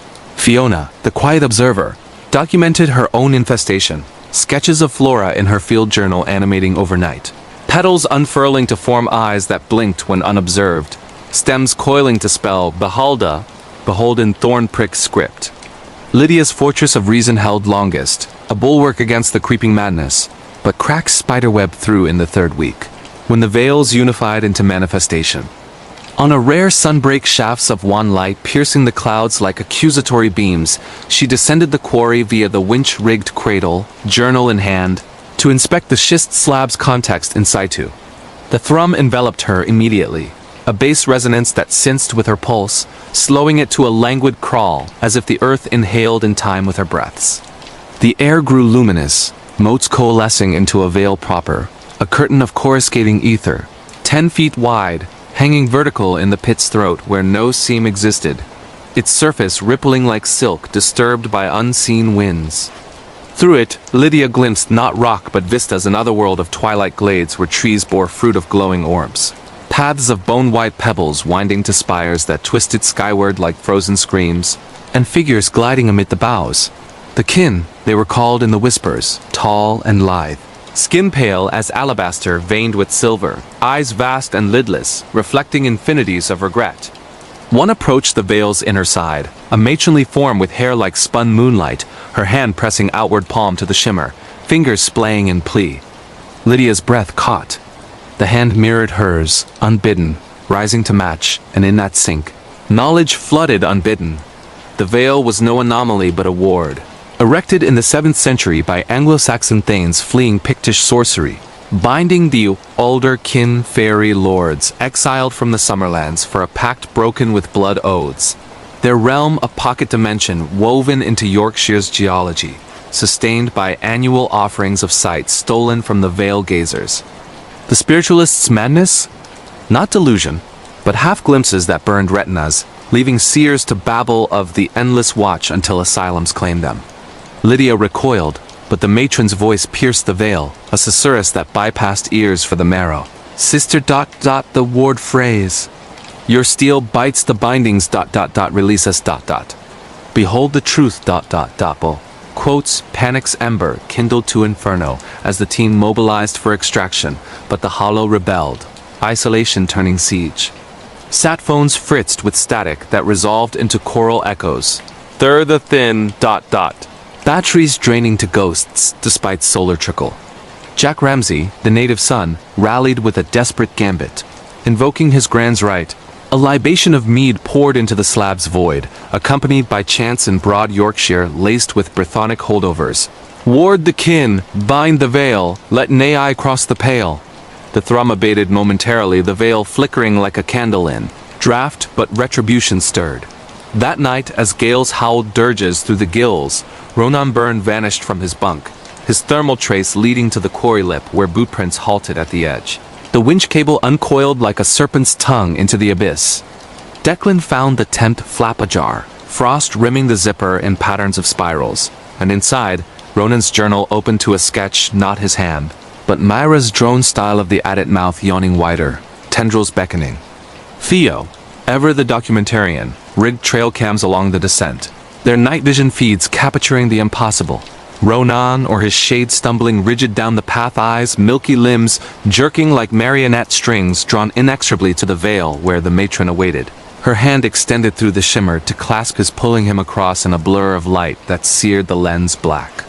He went willing. Declan sobbed at dawn, fists bloodied from punching stone. Singing their song, like Pa did in the flood of '89. Mara cracked next. Her LiDAR scans were run in frenzy, revealing the voids expanding. Chambers linking to form a cathedral under the moor.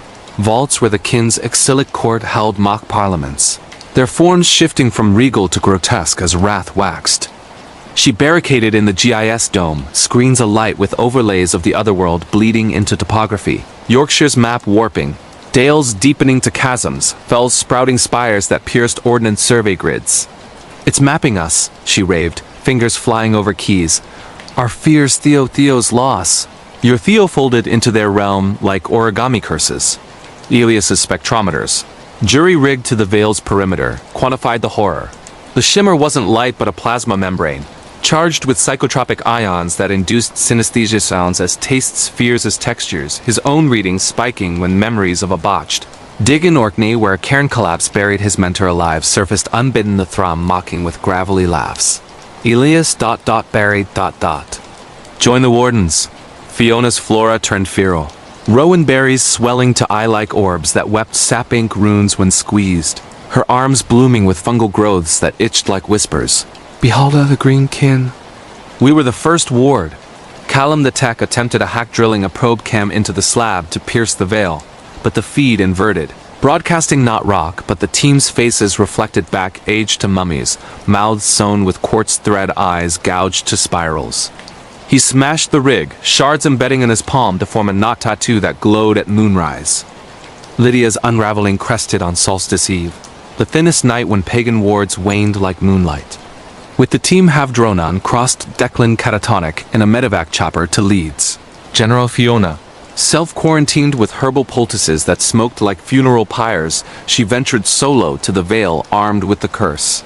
Tablet as talisman, its lead cool as absolution. The pit floor, slick with rime that crunched like brittle bones underfoot, amplified her footfalls into echoes that replied in kind. Lydia ... Lydia. The widow sees. The Vale loomed larger, a 20-foot tapestry of undulating aurora, through which the glade sharpened to nightmare clarity. The kin's court in session, thrones of woven bone hosting a parliament of the displaced. Their forms fluid, now elven grace, now twisted trolls with barkskin and thorn crowns debating the mortal incursion in tongues that translated to her mind as indictments. Your drills severed the root wards. Your lights blinded the watch eyes. Your science is the new iron that poisons the thin places. The matron emerged forefront, veil parting to reveal not beauty but erosion, a face eroded by eons of exile, cheeks hollowed to flutes, lips cracked like dry riverbeds, but eyes that held the weight of betrayed pacts. The 7th century thanes who promised safe harbor for the kin's banishment from fairy wars, only to renege with Christian crosses forged into chains, binding the realm to the quarry's geology with blood iron rites. You unmake what they made, the matron intoned. Voice a chorus of wind through barrows. The elder blood calls repayment sight for sight. Loss for loss. Lydia's hand traitor pressed the veil. It yielded like cool gel, tendrils of plasma coiling her wrist, visions assaulting. Theo's final plunge. Not accident, but a kin pull. His climber's rope frayed by invisible shears as punishment for desecrating a dolmen in undergrad folly.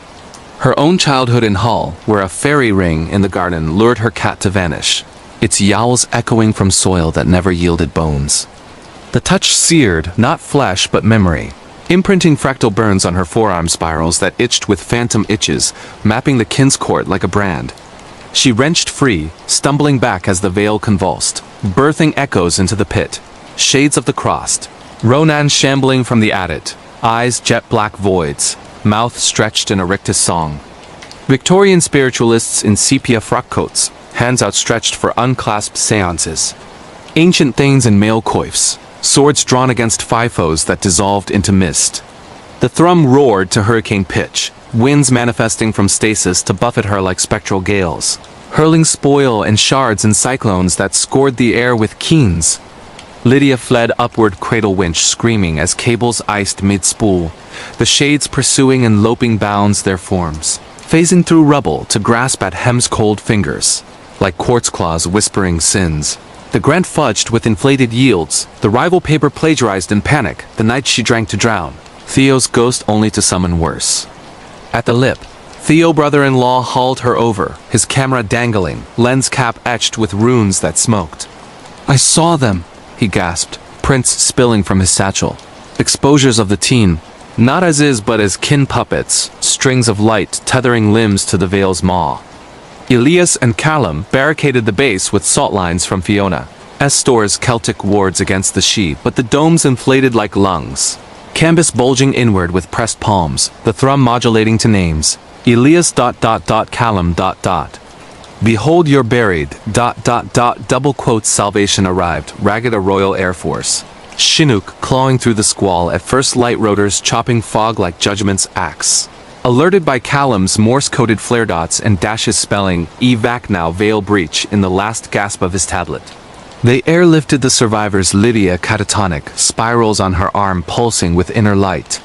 Theo clutching burned negatives that developed unbidden in his pack. Elias babbling of plasma parliaments. Callum with quartz shards in his veins like ingested guilt. Fiona's body, fungal overgrown, exhaling spores that formed faces in the medbay mist. Jack Ramsey refused lift, standing sentinel at the slab with mead jug and chance. His final radio crackle, wards holding ... But the kin remembered ... The quarry? Sealed by emergency edict, backfilled with concrete laced with iron rebar, geological instability. The reports lied, but drone overflights in 2025 capture anomalies. The fill subsiding into sinkholes that exhale auroral veils.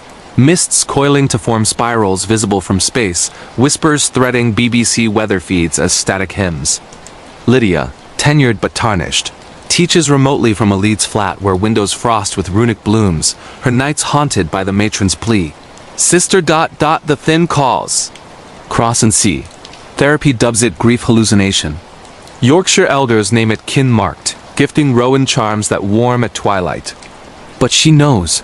The veil endures. Thinning Global now reports from Dartmoor of hikers vanishing into fairy rings that map to Yorkshire voids. Scottish lochs burbling with Anglo-Saxon dirges. Welsh barrows birthing antlered shades. The kin press onward, their court expanding, sightless suppers awaiting the bold. Disturb no more, or behold eternal, the crimson veil of Karakata's eternal thirst. Australia, it was the merciless blaze of February 2025, when the summer sun over Western Australia's vast red earth canvas scorched the air to a shimmering haze of 48 degrees Celsius, that the sinews of our saga begin to constrict around the isolated speck of Karakata, sun-bleached ghost town, 300 kilometers northeast of Perth, where the great sandy desert's dunes rise like the fossilized spines of leviathans long extinct, and the wind scours the horizon with grains fine as powdered bone, carrying the faint metallic tang of iron oxide and something older, wetter like blood baked into the soil. Karakata, once a bustling railhead in the 1890s gold rush era with a population swelling to 2,000 prospectors. Drifters and dreamers hacking at quartz veins that promised fortune but delivered only dust-choked graves, now languishes as a skeletal relic. A handful of galvanized shacks sagging under rusted iron roofs. A derelict water tower stabbing the sky like a rusted harpoon, and the skeletal frame of the old station platform where cattle cars once disgorged herds to their slaughter. This is no idyllic Aussie outback of barbecues and billabongs. It's the parched underbelly of the continent, where mirages dance on salt pans like mocking specters. Black swans shun the poisoned billabongs, and the ground whispers of the Noongar people's ancient warnings. The crimson veil, a blood-red shimmer set to veil the thirsting spirits of the massacred. Their essences bound to the earth by colonial axes, and unquenched vendettas, luring the living with illusions of oases that dissolve into sinkholes of regret. True scary stories from Australia pulse with this arid agony yarns of the Min lights. Those will-o'-the-wisp orbs that herd wanderers to dehydration delirium. The Yowie, a hulking ape-man whose roars fracture sanity in the mulga scrub. Or the quinkin mischievous shadow folk who steal breaths from sleeping swagmen. But this legend? It's hissed over flickering campfires at the Marble Bar pub, a true horror story of the eternal thirst. Where the veil doesn't merely obscure, it devours, drawing the parched into a subterranean labyrinth where the dead slake their endless craving on the marrow of the misplaced. Billions have quaked to parallel desert dirges across YouTube's sun-scorched streams, but this one's distilled fresh from the furnace, a real ghost encounter that alchemized a routine geological survey into a saga of survival scorched by spectral retribution. Our fulcrum in this furnace of fate is Dr. Harlan Harry Whitaker, a 45-year-old hydrogeologist from the University of Western Australia. His existence a ledger of peer-reviewed theses on aquifer depletion and a keynote at the 2024 ADU conference on subterranean echoes, the silent thirst of arid realms that earned nods from suits but ignited his obsession with the unseen rivers rumored to snake beneath the Pilbara's ironstone. Harry wasn't a ghost chaser chasing headlines. He'd plumbed the great artesian basin's depths with seismic probes and isotopic tracers. his sun-leathered face framed by a salt and pepper beard that hid the scar from a childhood, fall into a dry creek bed near. Kalgoorlie, a reminder that the land gives nothing without taking first. Widowed a decade prior to skin cancer that withered his wife Mia like a drought-struck eucalyptus, Harry buried his grief in the grind of groundwater models, the way they mapped invisible flows that sustained life in the unforgiving red. In late 2024, amid escalating water wars fueled by mining conglomerates fracking the earth for lithium, he clinched CSIRO funding for the Vale Aquifer project. A 4-month expedition to probe anomalies in Karakata subsurface, a cluster of unexplained seismic hums detected by remote sensors low frequency, rumbles that mimicked heartbeats buried under kilometers of regolith.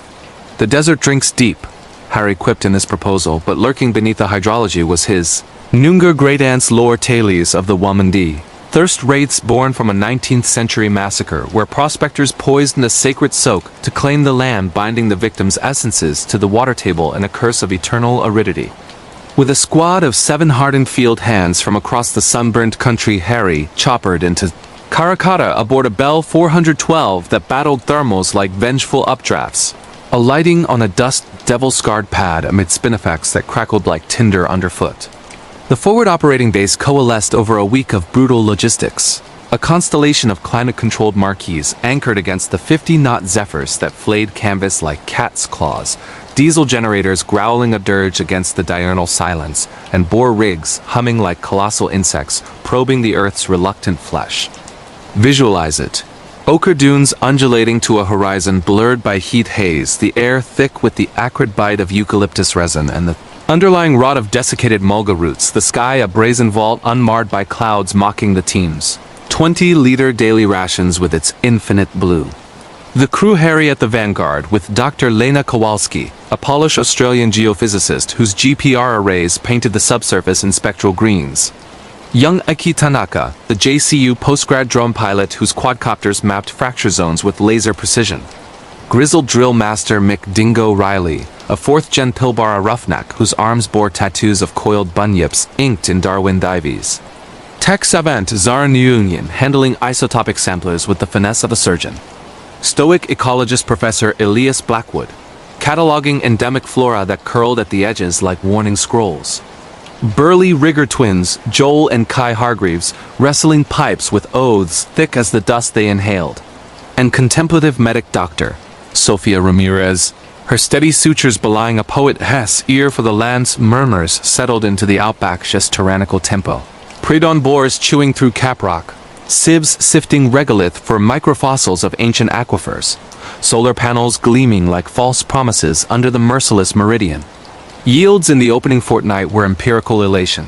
Seismic logs unveiling a fractured aquifer at 150 meters, briny seeps laced with lithium traces that tantalized the miner's lobby, methane plumes that fizzed like champagne from Hades. Sunsets brought Billy T simmered on gas rings, yarn spun under the Southern Cross as Mick recounted Kalgoorlie hooker hauntings, and Aki demoed drone reels of ghost gums that twisted like arthritic fingers against the crimson dusk. But the veil unfurled insidious on Boar Day 8, a subtle seepage not of water but of unease, manifesting in perceptual fissures that the analytical intellect attributes to dehydration until they fracture into frenzy. Harry registered it first amid a routine resistivity scan at the site's western fringe, his multimeter's needle twitching erratically as if plucked by phantom strings. The readout blooming with crimson spikes, impossible gradients suggesting a fluid body saturated with ferrous oxides, yet pulsing with a warmth that fogged his visor. Solar flare interference on the electrodes, he journaled. But as he recalibrated, a low susurrus infiltrated the gale, sub-audible at the edge of hearing, vibrating the quartz in his watch like a struck tuning fork. It wasn't the wind too rhythmic, undulating in cadences that evoked the Noongar didgeridoo dirges for the water dead, syllables half-articulated in a dialect eroded by time. Thirst, veil, ...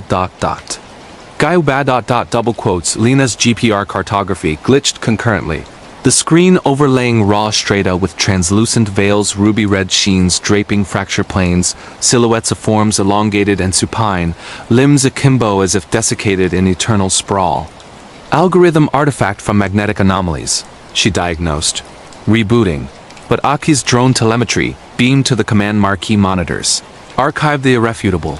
As the bird delved a dry wash, a parched gully veined with hematite, the feed stuttered, superimposing crimson mists that coalesced into figures, women in tattered possum cloaks, their forms attenuated, hair fanned like desiccated fronds, faces obscured by veils that parted to reveal eyes desiccated to raisins, mouths agape in silent supplications.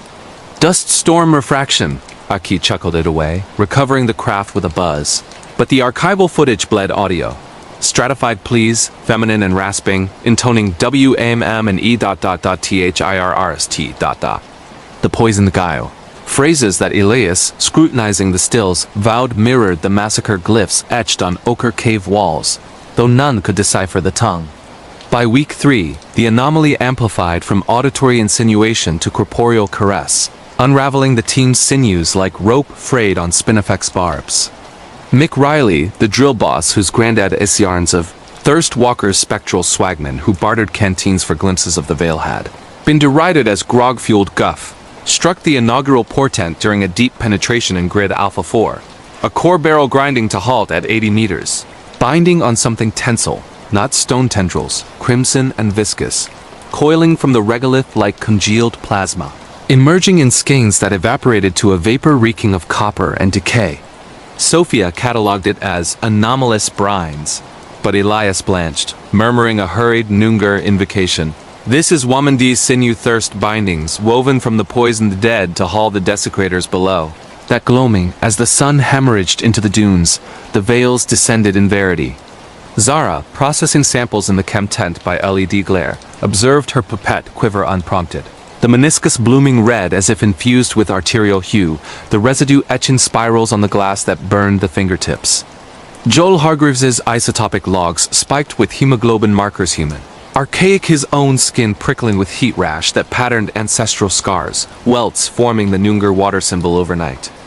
Kai's rigging lines, coiled for dawn, unraveled in the night, knotted into nooses that dangled from the boar tower like invitations. That eve, as stars wheeled indifferent overhead, the veils manifested. Kai, developing seismic prints in the geomarquee by sodium vapor, beheld a transparency curl autonomous the emulsion efflorescing. Into prominence, a shape absent from the proba. Man in a tattered akubra face veiled in crimson mist that rent to unveil orbs like dried currents, gazing through the emulsion as if requisitioning the observer. Double exposure from the twins' floodlight, he grumbled. But repose that night proffered no sanctuary. Reveries where the wash undulated, roots snaking from fissures to inscribe his name in ochre script, haikai intoned by voices that savored of rust and regret. The crew's unity splintered like sun-baked clay under the barrage. Aki, the aerial ace, dispatched a second sortie into the wash on day 22, her stream steady until the ravine constricted, flanks contracting to a fissure where the illumination splintered into rubies that solidified into countenances scores. Imprinted against the lithics as if asphyxiating behind pains, orifices distended in mute howls, digits splayed with phalanges fused like desiccated husks. The drone ensnared then, rotors keening to quiescence as something wrenched at profundity. The terminal visuals displaying filaments visceral, veined with hematite encircling the chassis air obscurity. Transmission lapse in ferrous occlusion, Harry mandated in the inquest. But Aki's digits quavered on her console, confessing in susurrations of a constriction in her throat, an aridness like inhaling furnace gusts. The Hargreaves kin, Joel and Kai, whose raillery had leavened the labor, introverted post a nocturnal shift in the pit. Joel attesting he de-witnessed umbras detach from the flanks. Anthropoid yet protracted, scuttling on pedal digits to ape their auger revolutions grind from implausible vectors. Kai discovering his bit's crown contorted 180 degrees, the shank incised with spirals that seared the palm. Lena's instrumentation deranged next, her resistivity array maxing crimson in the ambient, spectral dissection capturing morphemes that, when processed through philological algorithms, rendered to Nungar massacre chronicles contorted to augury. In the epic of the veiling, the parched shall rupture the bond, and the kin beneath shall feast on the sightless. Elias's endemics turned traitorous, spinifex tufts engorging to orb-like swellings that exuded sap ochre glyphs when compressed, his limbs efflorescing with lichenous accretions that itched like entreaties. Behold the red kin. We were the first bond. Harry's bastion of empiricism endured paramount, A rampart against the encroaching frenzy, but fissures radiated in the fourth week when the veils amalgamated into incarnation. On a sporadic cloud-burst tendrils of tepid rain lancing the azure like accusatory lances, he rappelled the wash via the winch-suspended cradle, compendium and grasp to assay the core's provenance in locus. The susurrus enveloped him forthwith, a profound pulsation that harmonized with his cardiac rhythm, decelerating it to a torpid creep as if the terrain exhaled in synchrony with his inhalations. The ether grew sanguine, motes aggregating into a veil veritable, a drape of coruscating carmine, 15 meters broad, suspended perpendicular in the gully's gorge where no crevice subsisted, its plane rippling like damask perturbed by occult zephyrs. Through it, Harry discerned not aridity but dioramas, a netherworld of vermilion vaults where aquifers flowed as arterial cascades, conduits of osseous chalk snaking to pinnacles that contorted earthward like coagulated screams and silhouettes gliding amid the conduits. The Wamandi they were denominated in the murmurs. Elongated and emaciated, integument pallid as kaolin veined with rust, orbs cavernous and unblinking, mirroring infinities of unslaked ire. One advanced the veil's inward flank, a matriarchal contour with tresses like spun ochre, her digit pressing outward palm to the coruscation, phalanges fanning in entreaty. Harry's respiration hitched. The digit echoed his, involuntary, ascending to a line, and in that resonance, erudition inundated unsolicited. The veil was no aberration but a bulwark, erected in the 1880s by Noongar elders fleeing settler sorcery. Anchoring the parched kin water wraiths exiled from the dreamtime for a covenant sundered with sanguine vows. Their domain a pouch dimension interlaced into the Pilbra's hydrology, perpetuated by decennial tributes of fluid pilfered from the veil-gazers. The prospector's derangement? Not phantasm, but partial visions that cauterized corneas, consigning seers to rave of the ceaseless drought until asylums reclaimed them. Harry recoiled, but the matriarch's timbre perforated the veil, a susurrus that circumvented oracles for the vertebrae. Brother. The bond erodes. Your augurs lacerate the ligatures ... liberate us ... Behold the aridity ... Dread cinder ignited to conflagration as the squad mobilized for egress, but the Karakata countered, seclusion transmuting to blockade. Satellite transponders garbled with interference that resolved into choral echoes. Thirst, veil ... capacities depleting to phantoms despite photovoltaic infusion. Mick Riley, the autochthonous anchor, rallied with a forlorn stratagem, invoking his anti-ceremony. A libation of Kwandong cordial decanted into the core's abyss, conjoined with incantations in broad strine laced with Noongar remnants. Bind the Wamandi, seal the veil, let nae throat cross the pale. The susurrus mitigated transiently, the veil fluttering like a taper in zephyr, but reprisal roused. That vesper, as whirlwinds keened laments through the gills, Joel Hargreaves evaporated from his swag, his thermal imprint trailing to the washbrink where boot scuffs terminated at the verge, the winch hawser uncoiled like a serpent's lingual into the chasm. Kai unearthed the marquee flap agape, rime-rimming the fastener in spirals, and interior. Joel's ledger agape to a delineation, not his script, but Aki's aerial idiom of the gully orifice gaping ampler, filaments beckoning. Zara, the perennial archivist, erected motion traps along the descent, their infrared streams archiving the inconceivable. Joel or his wraith lurching inflexible down the trail, orbs milky, members spasming like ventriloquist filaments, inexorably drawn to the veil where the matriarch tarried, her digit protracted through the coruscation to clasp his, hauling him athwart in a flare of scarlet that cauterized the sensor obsidian. He crossed consenting. Kai sobbed at Aurora, knuckles sanguine from pummeling lithics. Crooning their croon, like Dea did in the 98 flash flood. Aki fractured subsequently, her cartographies re-executed in hysteria, unveiling the abysses dilating, vaults interconnecting to forge a basilica beneath the dunes. Naves where the Wamandi's exilic conclave convened derisive. Senates their contours mutable from regal desiccation, to grotesque ghouls with bark flesh and thorn diadems deliberating the mortal violation in idioms that rendered to her cognition as arraignments. Your augurs severed the root bonds, your beacons blinded the thirst orbs, your hydrology is the novel arsenic that toxifies the parched loci. She fortified in the telemetry marquee, displays ablaze with overlays of the netherworld hemorrhaging into hydrology. The Pilbra's chart distorting, gullies profundating to gulfs, dune-sprouting pinnacles that perforated hydrographic lattice. "It's hydrographing us," she ranted, phalanges darting over interfaces. "Our desiccation, Zara's bereavement, your Mia enfolded into their domain like desiccated curses." Lena's arrays, improvised to the Veil's perimeter, quantified the atrocity. The coruscation wasn't luminescence, but a sanguine plasma, electrified with desiccant anions that provoked synesthesia aridities as savor, terrors as consistencies, her own calibration surging when reminiscences of a botched probe in the Gibson. Where a sinkhole interred her mentor vivisect, resurfaced unbidden, the susurrus deriding with gravelly cachinnations. Lena ... desiccated. Enlist the Guardians. Elias's endemics transmuted feral, Kwandong droops ballooning to orbiform protuberances that lacrimated ochre-ink glyphs when squeezed, his extremities burgeoning with algal veneers that prickled like summons. Behold the crimson kin. We were the primordial bond.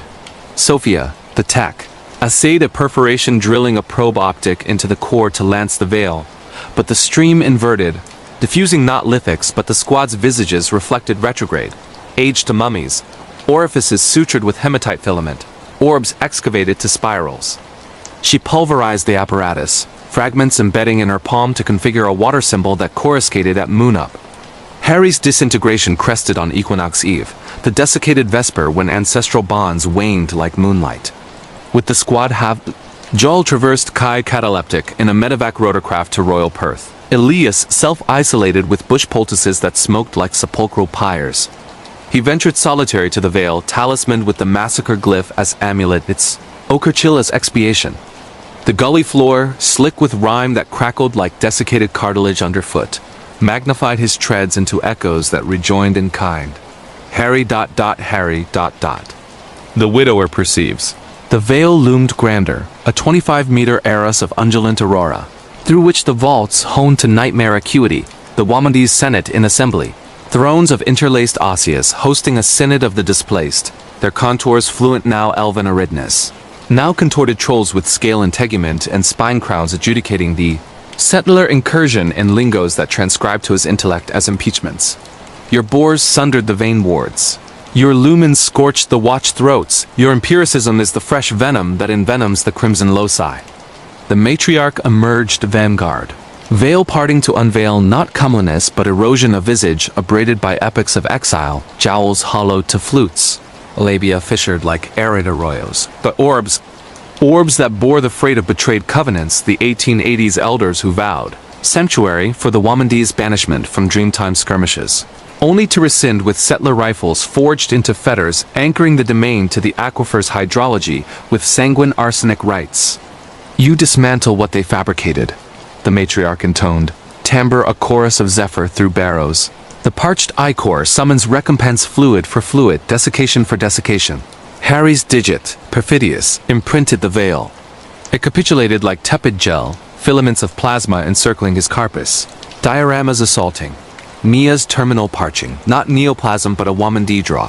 Her 4 conduits frayed by occult shears as chastisement for profaning a sacred soak in postgraduate folly. His own juvenility in Kalgoorlie, where a thirst ring in the garden lured his kelpie to dissipate, its yelps resounding from regolith that yielded no relics. The imprint cauterized, not dermis, but reminiscence, branding fractal cicatrices on his forearm spirals that prickled with spectral parchedness, charting the Wamandi's vaults like a malediction. He wrenched liberated, reeling rearward as the Veil spasmed, spawning echoes into the gully. Shades of the traversed, Joel shambling from the fissure, orbs rust-black vacuums, orifice contorted an erictus croon. 1890s prospectors in sepia moleskins, digits outstretched for unslaked canteens. Primordial elders in cloaks of emu plume, spears brandished against wraith adversaries that dissipated into haze. The susurrus thundered to maelstrom amplitude, whirlwinds incarnating from stasis to buffet him like ethereal cyclones, flinging regolith and rubble in vortices that incised the ether with keens. Harry fled ascending, cradle wind shrieking as cables desiccated mid-reel. The shades pursuing in bounding leaps, their contours phasing through screed to clutch at hem's chill digits like hematite talons, murmuring iniquities. The funding falsified with exaggerated yields. The competitor treatise appropriated in desperation. The eaves he imbibed to submerge Mia's wraith only to conjure viler. At the brink, Mick hauled him across, his probe dangling, bit cap incised with glyphs that fumigated. I beheld them, he wheezed, logs spilling from his satchel, exposures of the squad, not as extant but as Wamandi marionettes, filaments of scarlet tethering members to the Vale's gullet. Lena and Zara barricaded the base with Kwandong husks from Elias Astor's Noongar wards against the Wamandi, but the Marquis bloated like desiccated lungs, canvas bulging inward with imprinted palms, the susurrus modulating to appellations. Lena ... Zara. Behold your parched ... Absolution arrived, ragged a Royal Flying Doctor Service rotorcraft, clawing through the squall at prime meridian rotors, mincing haze like retribution's scythe, roused by Zara. Semaphore flare dots and dashes spelling EVO rupture in the ultimate gasp of her console. The air lifted the remnants, Harry catatonic, spirals on his arm throbbing with intrinsic coruscation. Mick clasping cauterized logs that manifested unsolicited in his pack. Lena raving of sanguine senates. Zara with hematite fragments in her vasculature like imbibed culpability. Elias's corpus, algal overgrown, exhaling spores that configured visages in the medbay mist. Mick Riley spurned lift, posted as warden at the core with cordial flagon and incantations, his terminal radio crackle. Bonds enduring, but the Wamandi recollect ... The wash?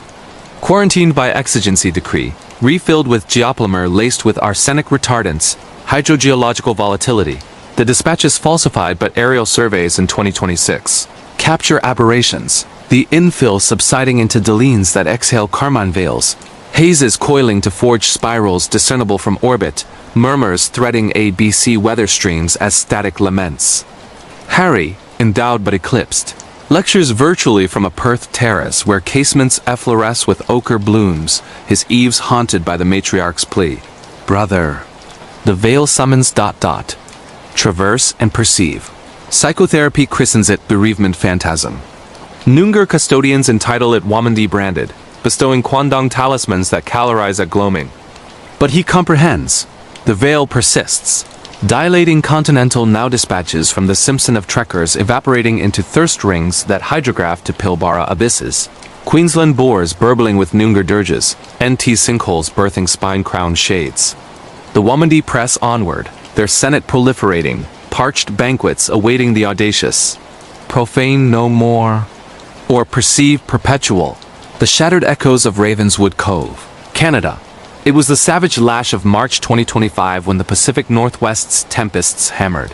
Vancouver Island's jagged shoreline like the fists of submerged titans roused from millennial slumber that the filaments of our fable commenced to entwine around the forsaken enclave of Ravenswood Cove, a ragged scar on the map nestled into the thunderous folds of the Pacific Rim.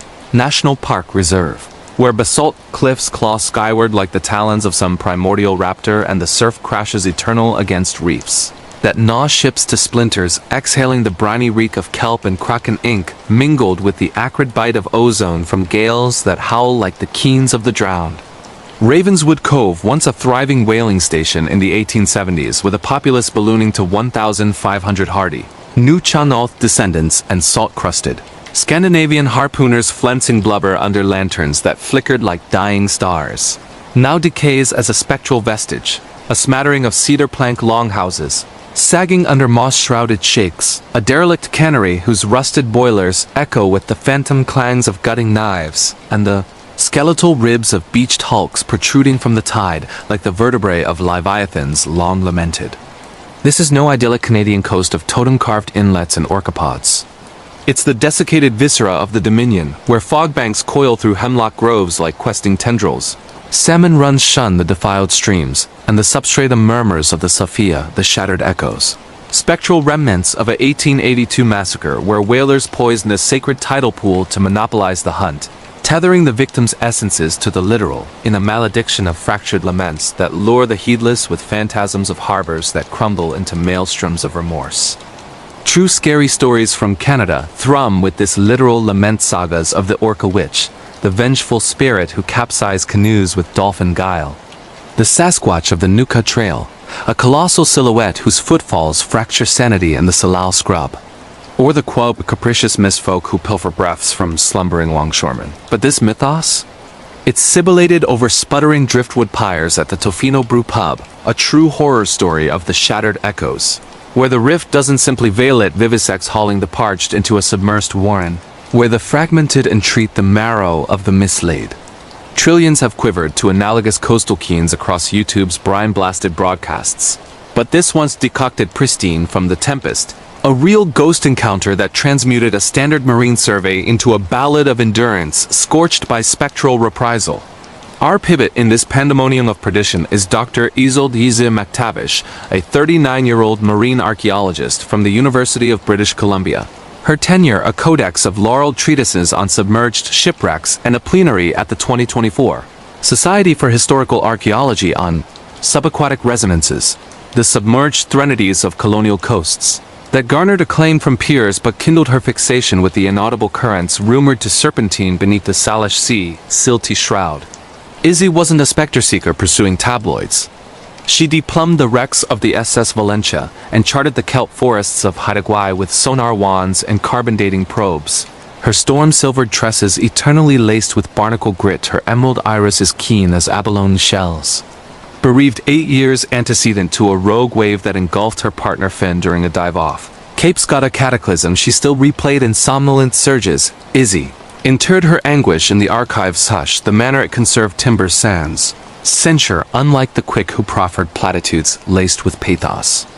In premature 2025, amid mounting marine conservation crusades propelled by offshore wind farms fracturing the seafloor for turbines, she garnered DFO funding for the Echo Rift Initiative, a quinquennial quest to assay irregularities in Ravenswood's benthic, a nexus of anomalous hydroacoustic pings flagged by buoys, infrasonic rumbles that aped cardiac throbs entombed under fathoms of silt. The tide tolls its own elegies. Izzy jested in her bid, but lurking beneath the oceanography was her new Chanolth great-grandmother's lore. Chronicles of the Sophia Echo. Wraiths spawned from the poisoned pool's crimson tide, their shards woven into the tidal lattice to drag the profaner's profundity. With a phalanx of 6 seasoned mariners from the sodden archipelago, Izzy hydrofoiled into Ravenswood aboard a rigid hull inflatable that jeweled swells like wrathful phantoms, docking at a kelp-tangled jetty amid bull kelp that lashed like Medusa's fronds.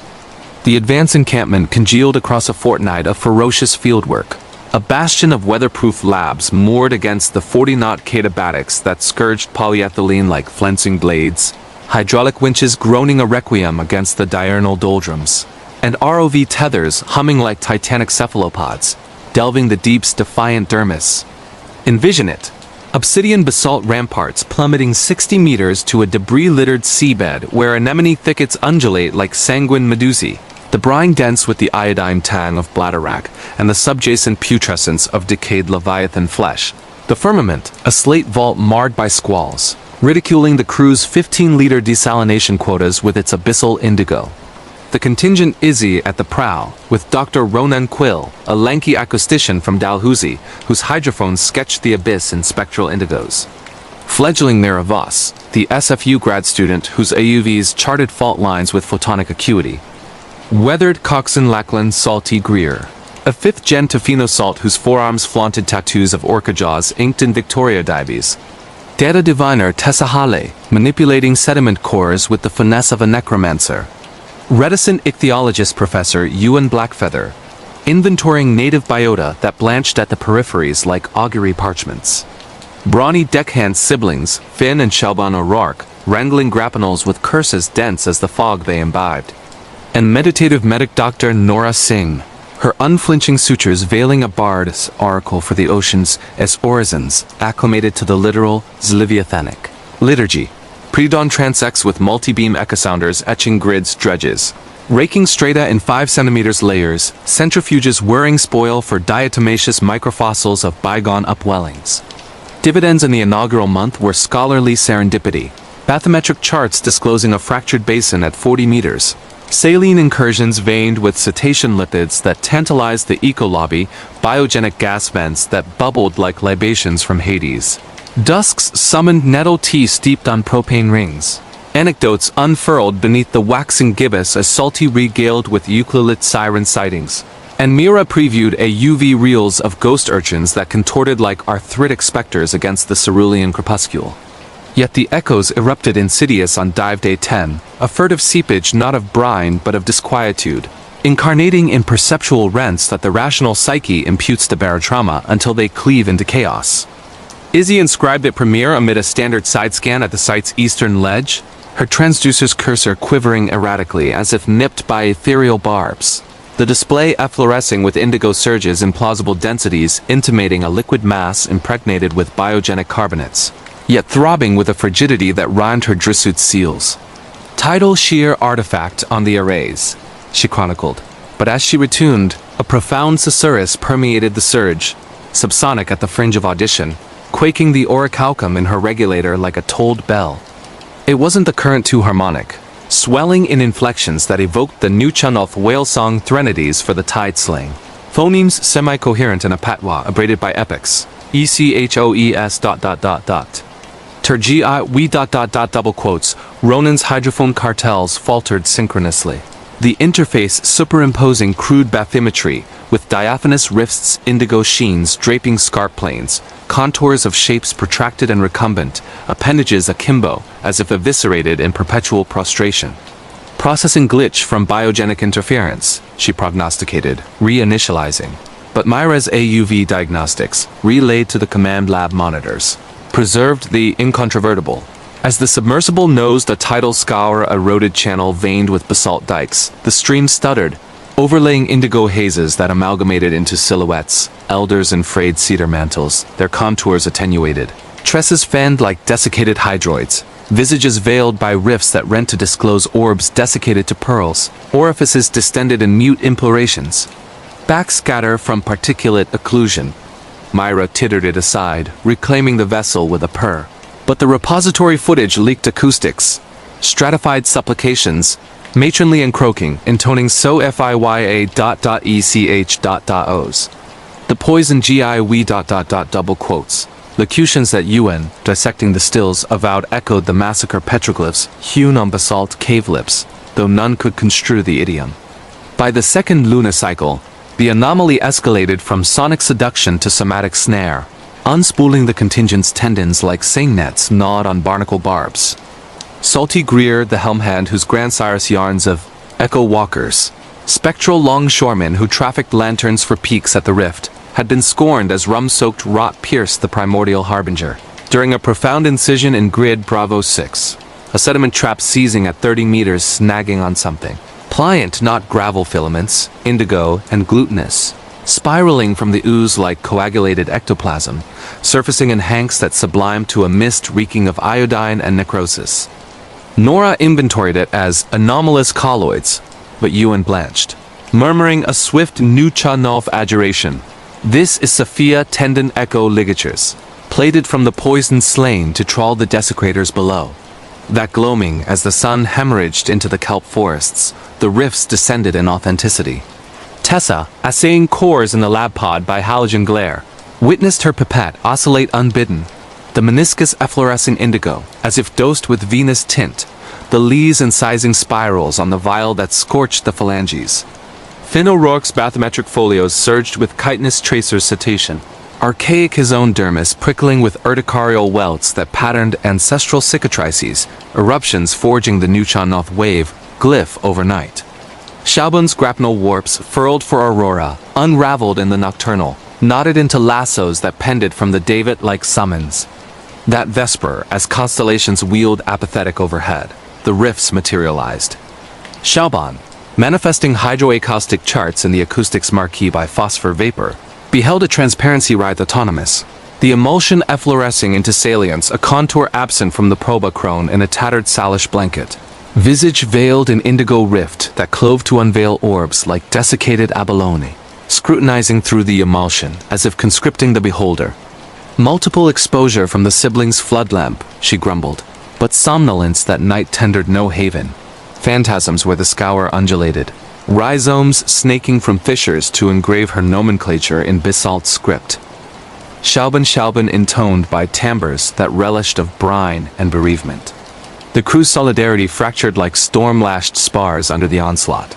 Mira, the submersible savant, dispatched a tertiary foray into the scour on day 36, her conduit steadfast until the ravine narrowed, abutments contracting to a crevice, where the radiance splintered into indigos that congealed into physiognomies myriads, embossed against the lithics as if throttling behind vitrees. Labia agape in voiceless ululations, digits splayed with phalanges fused like desiccated exoskeletons. The AUV entrapped then, propulsors ululating to stillness as something wrenched at profundity. The ultimate visuals portraying filaments visceral, veined with basalt encircling the fuselage air blackout. Link rupture in lithic occlusion, easy ordained in the postmortem, but Myra's phalanges quivered on her panel, divulging in whispers of a vice in her thorax, and a redness like inhaling abyssal draughts. The O'Rourke kin, Finn and Shalban, whose raillery had lightened the labor, inverted post a crepuscular shift in the basin. Finn attesting he espied penumbras detached from the abutments, hominid yet elongated, scampering on tarsal digits to emulate their winch revolutions, were from untenable azimuths. Shalban unearthing her core's crown contorted 180 degrees, the shank incised with spirals that cauterized the palm. Ronan's hydrophones deranged subsequent, his array maxing indigo in the ambient. Spectral dissection capturing morphemes that, when refined through etymological engines, rendered to Nuchanolth massacre annals contorted to presage. In the aeon of the rifting, the fragmented shall sunder the tether, and the kin beneath shall banquet on the voiceless. Ewan's biota turned perfidious, bull kelp stipes engorging to orbicular protuberances that lacrimated indigo ink glyphs when compressed, his appendages burgeoning with algal veneers that itched like entreaties. Behold the indigo kin. We were the primordial tether. Izzy's citadel of scientism persisted supreme, a bulwark against the encroaching delirium, but crevasses radiated in the third quarter when the rifts coalesced into epiphany. On a sporadic sunshaft lances of pallid radiance perforating the nimbus like indicting barbs, she descended the scour via the winch-suspended gondola, ledger in clutch, to scrutinize the trap's genesis in situ. The susurrus swathed her instantaneously, a bass pulsation that synchronized with her vascular rhythm, slackening it to a languid creep as if the seabed exhaled in cadence with her respirations. The brine grew cerulean, motes aggregating into a rift veritable, a pole of coruscating indigo, 20 meters broad, suspended perpendicular in the channel's craw where no fault subsisted, its plane rippling like semite perturbed by occult currents. Through it Izzy discerned not vacancy but tableau. Netherworld of sapphire vaults where upwellings flowed as Venus cascades conduits of osseous chalk, snaking to obelisks that contorted profundity like coagulated laments, and silhouettes gliding amid the conduits. The Sophia they were christened in the murmurs protracted and emaciated integument pallid as nacre veined with basalt orbs cavernous and unblinking mirroring infinities of unslaked ire. One advanced the rift's inward flank, a matriarchal contour with tresses like spun kelp, her digit pressing outward palm to the coruscation, phalanges fanning in entreaty. Izzy's respiration snagged. The digit echoed hers, involuntary, ascending to a line, and in that resonance, sapience inundated unsolicited. The rift was no aberration, but a bulwark, erected in the 1870s by Nuchanolth shamans fleeing Weir necromancy, anchoring the fragmented kin echo wraiths exiled from the spirit world for a covenant sundered with sanguine vows, their domain a pouch dimension interlaced into the Salish Sea's hydrology, perpetuated by decennial tributes of timbre pilfered from the rift gazers. The whaler's derangement? Not delusion, but partial visions that cauterized tympany, consigning auditors to rave of the ceaseless keen until asylums reclaimed them. Izzy recoiled, but the matriarch's timbre perforated the rift, a susurrus that circumvented oracles for the vertebrae. Sister, the tether erodes. Your probes lacerate the ligatures ... liberate us ... Behold the fragmentation ... Dread's ember kindled to holocaust as the phalanx mobilized for egress, but the Ravenswood retorted, seclusion transmuting to blockade. Buoy transponders garbled with interference that resolved into choral echoes. Echo ES ... Capacities depleting to phantoms despite photovoltaic infusion. Salty Greer, the autochthonous anchor, rallied with a forlorn stratagem, invoking his ancestress's ceremony, a libation of salmon roe decanted into the trap's abyss, conjoined with incantations in broad Salish laced with Nuchanolth remnants. Bind the Sophia, seal the rift, let nay ear cross the pale. The susurrus mitigated transiently, the rift fluttering like a taper in zephyr, but reprisal roused. That vesper as whirlpools keened laments through the gills, Finn O'Rourke evaporated from his bunk, his thermal imprint trailing to the scour brink, where boot scuffs terminated at the verge. The winch hawser uncoiled like a serpent's lingual into the chasm. Xiaoban unearthed the podflap agape, rhyme rimming the fastener in spirals, and interior, Finn's ledger agape to a delineation, not his script, but Mira's submersible idiom of the channel orifice gaping ampler, filaments beckoning. Tessa, the perennial archivist, erected motion traps along the descent, their infrared streams archiving the inconceivable. Finn, or his wraith lurching inflexible down the trail, orbs milky, members spasming like ventriloquist filaments. Inexorably drawn to the rift where the matriarch tarried, her digit protracted through the coruscation to clasp his, hauling him athwart in a flare of indigo that cauterized the sensor obsidian. He crossed consenting, Xiaoban sobbed at Aurora, knuckles sanguine from pummeling lithics, crooning their croon like Dad did in the 92 tsunami. Mira fractured subsequently, her bathymetrics re-executed in hysteria, unveiling the abyss's dilating vaults interconnecting to forge a basilica beneath the tide naves, where the Sophia's exilic conclave convened derisive senates. Their contours mutable from regal desiccation to grotesque ghouls with scale, integument and spine crowns deliberating the mortal violation in idioms that rendered to her cognition as arraignments. Your probes severed the root tethers, your beacons blinded the echo orbs, your oceanography is the novel arsenic that toxifies the fragmented loci. She fortified in the telemetry pod, displays ablaze with overlays of the netherworld hemorrhaging into bathymetry. The Salish seas chart distorting, channels profundating to gulfs, cliffs sprouting obelisks that perforated nautical lattice. It's hydrographing us, she ranted, phalanges darting over interfaces. Our fragmentations tease us bereavement. Your fin enfolded into their domain like desiccated curses. Ronan's arrays, improvised to the rift's perimeter, quantified the atrocity. The coruscation wasn't luminescence, but an indigo plasma, electrified with echo anions that provoked synesthesia fragmentations as savor, terrors as consistencies, her own calibrations surging when reminiscences of a botched dive in the Juan de Fuca, where a landslide interred her mentor vivisect, resurfaced unbidden. The Susurrus deriding with gravelly cachinnations. Ronan ... fragmented ... Enlist the Guardians. Yuan's biota transmuted feral. Sea cucumber tubes ballooning to orbiform protuberances that lacrimated indigo ink glyphs when squeezed, his extremities burgeoning with bryozoan veneers that prickled like summons. Behold the indigo kin!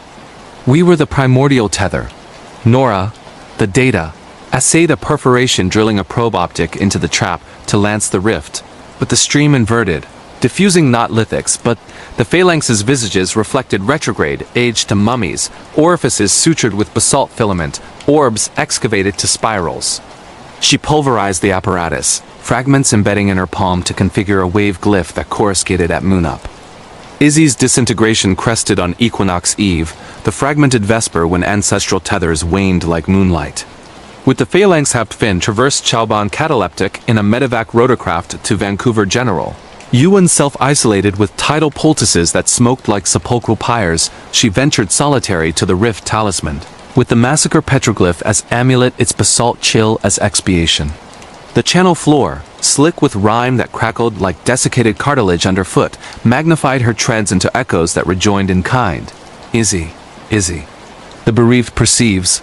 The rift loomed grander, a 30-meter arras of undulant aurora, through which the vaults honed to nightmare acuity. The Sophia's Senate in assembly, thrones of interlaced osseous hosting a synod of the displaced, their contours fluent now elven aridness, now contorted trolls with scale integument and spine crowns adjudicating the settler incursion in lingos that transcribed to her intellect as impeachments. Your bores sundered the vein wards. Your lumens scorched the watch throats. Your scientism is the fresh venom that envenoms the indigo loci. The matriarch emerged vanguard, rift parting to unveil not comeliness but erosion, a visage abraded by epics of exile, jowls hollowed to flutes, labia fissured like arid arroyos, but orbs. Orbs that bore the freight of betrayed covenants.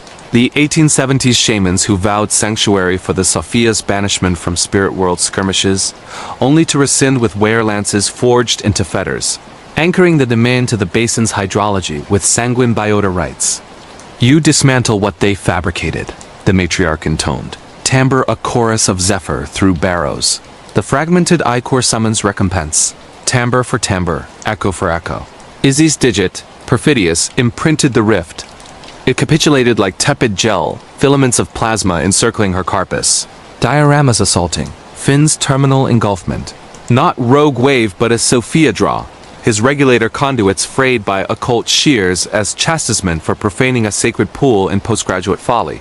Her own juvenility in alert bay, where a echo ring in the garden lured her corgi to dissipate, its yelps resounding from silt that yielded no relics. The imprint cauterized, not dermis but reminiscence, branding fractal cicatrices on her forearm spirals that prickled with spectral fragmentation, charting the Sophia's vaults like a malediction. She wrenched liberated, reeling rearward as the rift spasmed, spawning echoes into the channel. Shades of the traversed.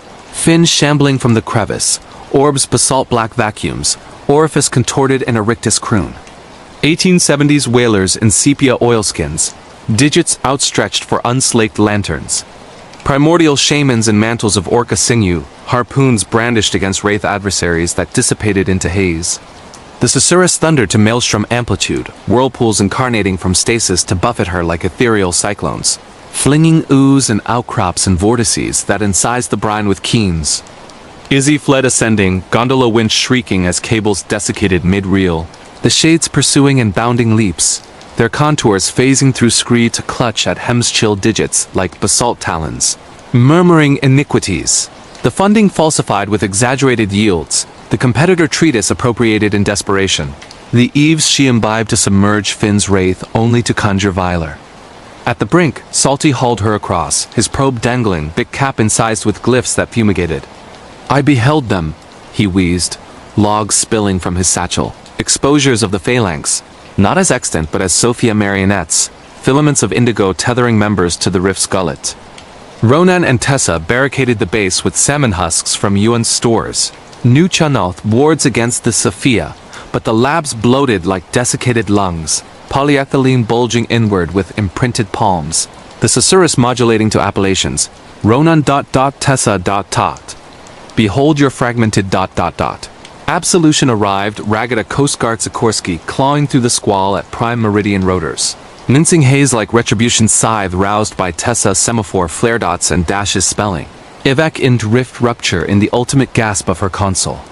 They airlifted the remnants Izzy, catatonic, spirals on her arm throbbing with intrinsic coruscation. Salty clasping cauterized logs that manifested unsolicited in his pack. Ronan raving of indigo senates. Tessa with basalt fragments in her vasculature like imbibed culpability. Yuan's corpus, bryozoan overgrown, exhaling spores that configured visages in the medbay mist. Salty Greer spurned lift, posted as warden at the trap with row flagon and incantations. His terminal radio crackle. Tethers enduring, but the Sophia recollect ... double quotes the scour. Quarantined by exigency decree, refilled with geopolymer laced with biota retardants, benthic volatility. The dispatches falsified but aerial surveys in 2026 capture aberrations. The infill subsiding into delines that exhale indigo rifts, hazes coiling to forge spirals discernible from orbit, murmurs threading CBC weather streams as static laments. Izzy, endowed but eclipsed, lectures virtually from a Victoria terrace where casements effloresce with indigo blooms, her eaves haunted by the matriarch's plea. Sister, the rift summons ... Traverse and perceive. Psychotherapy christens it bereavement phantasm. New Chan Uff custodians entitle it Sophia branded, bestowing salmon talismans that calorize at gloaming. But she comprehends, the rift persists, dilating archipelagic now dispatches from the Haida-Gwaii of divers evaporating into echo rings that hydrograph to Salish abysses. Strait of Georgia vents burbling with new Chanolth dirges, Barclay Sound sinkholes birthing spine-crowned shades. The Sophia press onward, their senate proliferating, fragmented banquets awaiting the audacious. Profane no more, or perceive perpetual, the labyrinthine lurker of Hawthorne Heights. USA, it was the oppressive pall of October 2025 when the autumnal gales over Chicago's south side whipped through the skeletal elms like the sighs of interred industrialists that the tendrils of our torment commenced to coil around the derelict edifice of Hawthorne Heights, a monolithic tenement looming in the fractured grid of Englewood. where cracked sidewalks snake like the arteries of a moribund colossus, and the sodium glow of street lamps flickers with the intermittence of failing synapses, exhaling the acrid bouquet of burnt wiring and mildew mingled with the subterranean funk of the Chicago River's effluent undercurrents. Hawthorne Heights, erected in 1927 as a beacon of proletarian promise for steel mill laborers and Pullman porters, once teemed with 800 resilient residents grinding through the Great Depression's grind. There lives a tapestry of 10-hour shifts and tenement suppers, but by the 1970s, after the mills shuttered and the riots razed the social fabric, it devolved into a spectral skeleton. A warren of 12 stories riddled with 200 vacant units, chain-link fences sagging like weary sentinels, and a cavernous lobby where elevators creak like the confessions of the condemned. This is no picturesque American urbanity of corner bodegas and brownstone stoops. It's the gangrenous guts of the nation, where fog from the Calumet clings to fire escapes like accusatory claws. Pigeon flocks shun the parapets for fear of the unseen, and the foundations thrum with the unrest of the labyrinthine lurker, a labyrinth of spectral conduits said to burrow beneath the basements, where the echoes of a 1933 labor massacre union, organizers poison with lead-laced rations to quash a strike bind the victims, essences to the substructure in a curse of convoluted corridors that lure the unwitting with phantasms of shortcuts that devolve into daedalus of despair. True scary stories from the USA vibrate with this metropolitan malaise epics of the Hookman, the spectral slayer whose grapnel snags the unwary from alley shadows. The Goatman of Maryland's bridges, a chimeric commuter whose bleats herald havoc in the underpasses. Or the Bell Witch of Tennessee's cabins, a poltergeist patroness, who pilfers peace from pioneer hearths. But this chronicle? It's sibilated over sputtering space heaters in the Harold Washington Library's microfilm alcoves. A true horror story of the eternal labyrinth, where the lurker doesn't merely obscure, it obfuscates, dragging the disoriented into a hypogeal hive where the fragmented feast on the frenzy of the forlorn. Quadrillions have quaked to commensurate concrete keens across YouTube's asphalt archives, but this one's decanted immaculate from the inferno. A real ghost encounter that transfigured a standard urban renewal audit into an odyssey of endurance etched by spectral sanction. Our nexus in this nexus of nightmare is Dr. Valeria Val Kensington, a 41-year-old urban anthropologist from the University of Chicago's Harris School. Her dossier, a diptych of acclaimed ethnographies on post-industrial decay, and a symposium at the 2025 American Anthropological Association on subterranean symphonies. The sonic signatures of forgotten foundations that elicited erudite encomiums from colleagues, but inflamed her fixation with the inaudible. Undercurrents rumored to meander beneath the loop-esque leviathanic labyrinths. Val wasn't a wraith watcher wooing wire services. She'd mapped the derelict depots of Detroit with LiDAR lassos and ethnographic earpieces. Her crow's wing coiffure perpetually powdered with plaster from pneumatic probes. Her obsidian optics acute as agate inclusions. Dispossessed 7 years prior to a structural collapse that claimed her spouse. Marcus, during a foundation survey off the Dan Ryan debacle, she's still rarin in nocturnal neural loops. Val entombed her elegy in the archive's austerity, the way it archived artifacts. Absent animus, unlike the survivors who served sympathies spiked with schadenfreude.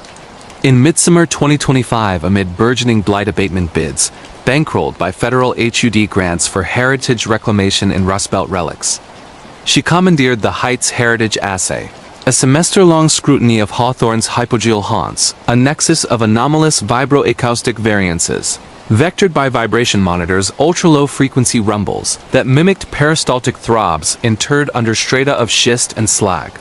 The city sings its own sarcophagi, Val quipped in her requisition. But latent beneath the sociology was her Appalachian ancestress's lore. Annals of the lurker, labyrinth wraiths begotten from the poisoned pantry's plumbic plague. Their convolutions crocheted into the sewer lattice to haul the hubristic hypodermically. With a cadre of 9 veteran voyagers from the Verdant Verdict's Val Van pooled into Hawthorne aboard a Ford Transit that dual detours like vengeful vectors. Alighting at a barricade-blighted boulevard amid buckthorn that barbed like barbed wire underfoot. The Vanguard Villa coalesced across a fortnight of frenetic fieldwork. A phalanx of fabricated pods pegged against the 30-knot nor'easters that scourged synthetics like scythes. Pneumatic pumps pulsing a psalm against the diurnal dirge, and ground-penetrating radar gantries groaning like golem gears delving the deep's defiant dermis. Envision it.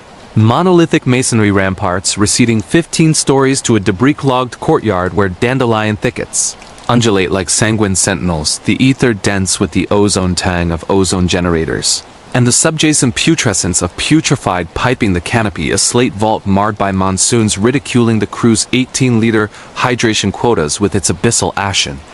The cohort val at the vanguard with Dr. Theo Lam, a lanky acoustomologist from Northwestern, whose seismographs sketched the substratum in spectral scarlets. Neophyte Nunivoot, the UIC grad savant whose UAVs charted cavity contours with photonic precision. Grizzled ground penetrator Gus Gravel Harlan, a 6th-gen Englewood excavator whose forearms flaunted tattoos of tangled tunnels inked in Joliet jails. Datum diviner Lila Chun, manipulating magnetometers with the finesse of a feng shui fractalist. Taciturn topographer Professor Elias Crow, inventorying indigenous inscriptions that blanched at the borders like augury autographs. Brawny basement busters siblings Jax and Kira Novak, wrangling rebar with ripostes robust as the rust they respired. And contemplative cartographer Dr. Silas Reed, his unflinching umbilicals veiling a versifier vestibule for the urban cess. Undertones acclimated to the megalopolis chess monolithic metronome. Pre-dawn perambulations with theodolites etching enclosures. Augers, abrading alluvium in 8 centimeters layers centrifuges. Churning chaff for calcareous microfossils of bygone basements. Dividends in the debut Decameron were scholarly serendipity.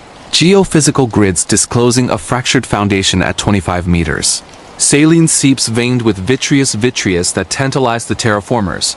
Biogenic gas vents that belched like belches from Beelzebub. Dusks delivered drip coffee decocted on diesel rings. Anecdotes unfurled beneath the waning wan as Gus gabbed with Gary Indiana gargoyle glimpses, and Nora previewed UAV reels of ghost girders that gnarled like arthritic apparitions against the carmine crepuscule. Yet the lurker lurched insidious on audit day 11, a furtive flux, not a foundation but a foreboding. Incarnating in perceptual punctures that the rational psyche predicates to pressure differentials until they cleave into cataclysm. Val vectored it vanguard amid a standard sonic survey at the site's southern stanchion, her vibrometer's vernier vibrating erratically as if nipped by numinous needles, the display efflorescing with scarlet surges, implausible impedances intimating a pneumatic plenum impregnated with plumbic particulates, yet throbbing with a frigidity that rhymed her respirators. Subway shear artifact on the accelerometers, she catalogued, but as she retuned, a profound susurrus permeated the pall, subsonic at the fringe of audition, quaking the quartz in her chronometer like a tolled toxin. It wasn't the L2 tortuous, swelling in inflections that evoked the Appalachian banjo ballads for the basement-buried, phoneme semi-coherent in the patois pulverized by epics. Lab.lu yr, blue. Ricker Theo's seismograph syndicates faltered synchronously. The interface superimposing crude cartography with diaphanous ducts, scarlet sheens draping duck planes, contours of shapes protracted and prone, appendages akimbo as if eviscerated in perpetual prostration. Processing glitch from anthropogenic interference. He prognosticated reinitializing, but Nora's UAV diagnostics relayed to the command pod monitors preserved the incontrovertible. As the octocopter nosed a service stair, a rotted escalade veined with vitreous veins, the stream stuttered, overlaying scarlet hazes that amalgamated into silhouettes laborers in frayed flannel frocks, their contours attenuated tresses, fanned like desiccated dendrites visages veiled by ducts that rent to disclose orbs desiccated to garnet's orifices, distended in mute implorations. Backscatter from particulate occlusion. Nora tittered it aside, reclaiming the craft with a purr. But the repository footage leaked acoustics, stratified supplications, patriarchal and croaking, intoning lurker ... The poisoned Gaio. Locutions that Elias, dissecting the stills, avowed echoed the massacre murals mortared on masonry mouths, though none could construe the idiom. By the second sidereal span, the anomaly escalated from sonic seduction to somatic snare, unspooling the cohort's tendons like trowel tangles gnawed on granite barbs. Gus Harlan, the helm hand whose grandsire yarns of lurker leechers, spectral subalterns who trafficked trowels for peaks at the duct, had been scorned as swill-soaked swill, pierced the primordial portent during a profound incision in grid Charlie 9, a sediment snare seizing at 18 meters, snagging on something pliant, not gravel filaments, scarlet and glutinous. spiraling from the ooze like coagulated ectoplasm, surfacing in hanks that sublime to a mist reeking of lead and lamentation. Silas inventoried it as anomalous alluvium, but Elias blanched, murmuring a swift Appalachian adjuration. This is lurker ligament labyrinth ligatures, plated from the poisoned proletariat to trawl the desecrators below. That gloaming as the sun hemorrhaged into the high-rises, the ducks descended in authenticity. Lila, assaying anomalies in the lab pod by halogen glare, witnessed her pipette oscillate unbidden, the meniscus efflorescing scarlet, as if dosed with Venus tint, the lees incising spirals on the vial that scorched the phalanges. Jacques Novak's geophysical folios surged with ferruginous tracers proletarian, archaic his own dermis prickling with urticarial welts that patterned ancestral cicatrices, eruptions forging the Appalachian knotglyph overnight. Kira's rebar warps, furled for aurora, unraveled in the nocturnal, knotted into lassos that pended from the parapet like summons. That vesper, as constellations wheeled apathetic overhead, the ducks materialized. Kira, manifesting magnetometric charts in the acoustics pod by phosphor vapor, beheld a transparency writhe autonomous, the emulsion efflorescing into salience, a contour absent from the probe, a patriarch in a tattered union bib, visage veiled in scarlet duct that clove to unveil orbs like desiccated garnets, scrutinizing through the emulsion as if conscripting the beholder. Multiple exposure from the siblings' flood lamp, she grumbled, but somnolence that night tendered no haven. Phantasms where the stair undulated, rhizomes snaking from fissures to engrave her nomenclature in masonry script, Kira intoned by timbres that relished of rust and rue. The crew's solidarity fractured like frost-fissured flagstone under the onslaught.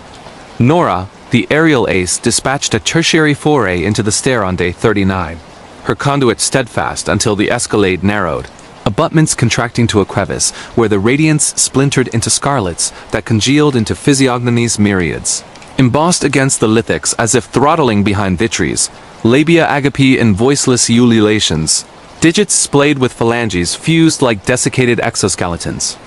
The UAV entrapped then, propulsors ululating to stillness as something wrenched at profundity, the ultimate visuals portraying filaments visceral, veined with vitreous encircling the fuselage, air blackout.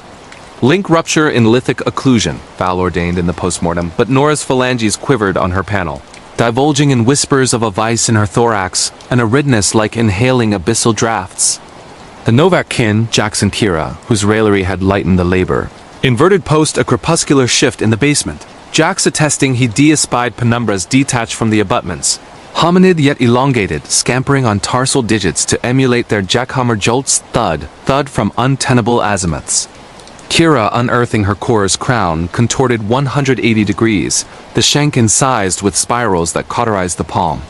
Theo's seismographs deranged subsequent, his array maxing scarlet in the ambient spectral dissection capturing morphemes that, when refined through etymological engines, rendered to Appalachian massacre annals contorted to presage, in the eon of the ducting, the convoluted shall sunder the tether, and the kin beneath shall banquet on the voiceless.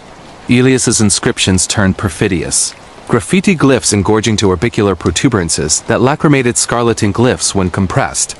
His appendages burgeoning with algal veneers that itched like entreaties. Behold the scarlet kin! We were the primordial tether. Vao's citadel of scientism persisted supreme. A bulwark against the encroaching delirium, but crevasses radiated in the third trimester when the ducts coalesced into epiphany. On a sporadic sunshaft, lances of pallid radiance perforating the nimbus like indicting barbs, she descended the stair via the winch-suspended gondola, ledger in clutch, to scrutinize the snare's genesis in situ. The susurrus swathed her instantaneously, a bass pulsation that synchronized with her vascular rhythm, slackening it to a languid creep, as if the substratum exhaled in cadence with her respirations. The ether grew carmine, motes aggregating into a duct veritable, a pall of coruscating scarlet. 25 meters broad, suspended perpendicular in the escalade's craw where no fault subsisted, its plane rippling like samite perturbed by occult currents. Through it, Val discerned not vacancy but tableaued netherworld of ruby vaults where vents flowed as Venus cascades. Conduits of osseous chalk snaking to obelisks that contorted profundity like coagulated laments and silhouettes gliding amid the conduits. The lurker, They were christened in the murmurs, protracted and emaciated integument pallid as nacre veined with schist orbs cavernous and unblinking mirroring infinities of unslaked ire. One advanced the duck's inward flank, a matriarchal contour with tresses like spun slag, her digit pressing outward palm to the coruscation, phalanges fanning in entreaty, Val's respiration snagged. The digit echoed hers involuntary, ascending to a line, and in that resonance, sapience inundated unsolicited. The duct was no aberration but a bulwark. Erected in the 1920s by Appalachian shamans fleeing industrial necromancy, anchoring the convoluted kin labyrinth wraiths exiled from the spirit world for a covenant sundered with sanguine vows. Their domain, a pouch dimension interlaced into the Englewood's substructure, perpetuated by decennial tributes of timbre pilfered from the duck-gazers. The laborer's derangement? Not delusion, but partial visions that cauterized tympany, consigning auditors to rave of the ceaseless convolution until asylums reclaimed them. Val recoiled, but the matriarch's timbre perforated the duct. A susurrus that circumvented oracles for the vertebrae. Sister, the tether erodes. Your probes lacerate the ligatures ... liberate us ... Behold the convolution ... Dread's ember kindled to holocaust as the phalanx mobilized for egress, but the hawthorn retorted, seclusion transmuting to blockade. Vibration transponders garbled with interference that resolved into choral echoes. Lab, YRI and ... capacities, depleting to phantoms despite photovoltaic infusion. Gus Harlan, the autochthonous anchor, rallied with a forlorn stratagem, invoking his ancestors' ceremony. A libation of moonshine decanted into the snare's abyss, conjoined with incantations in broad Appalachian laced with Scots-Irish remnants. Bind the lurker, seal the duct, let nae foot cross the pale.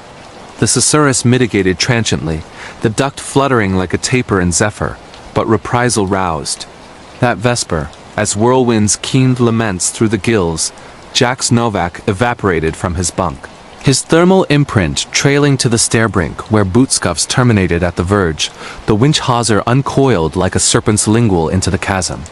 Kira unearthed the pod flap agape, rhyme rimming the fastener in spirals, and interior, Jax's ledger agape to a delineation not his script, but Nora's aerial idiom of the escalade orifice gaping ampler, filaments beckoning.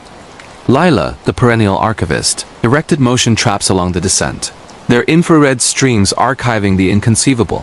Jax or his wraith lurching inflexible down the trail, orbs milky, members spasming like ventriloquist filaments, inexorably drawn to the duct where the matriarch tarried. Her digit protracted through the coruscation to clasp his, hauling him athwart in a flare of scarlet that cauterized the sensor obsidian. He crossed consenting. Kira sobbed at Aurora, knuckles sanguine from pummeling lithics, crooning their croon like did in the 68 riots.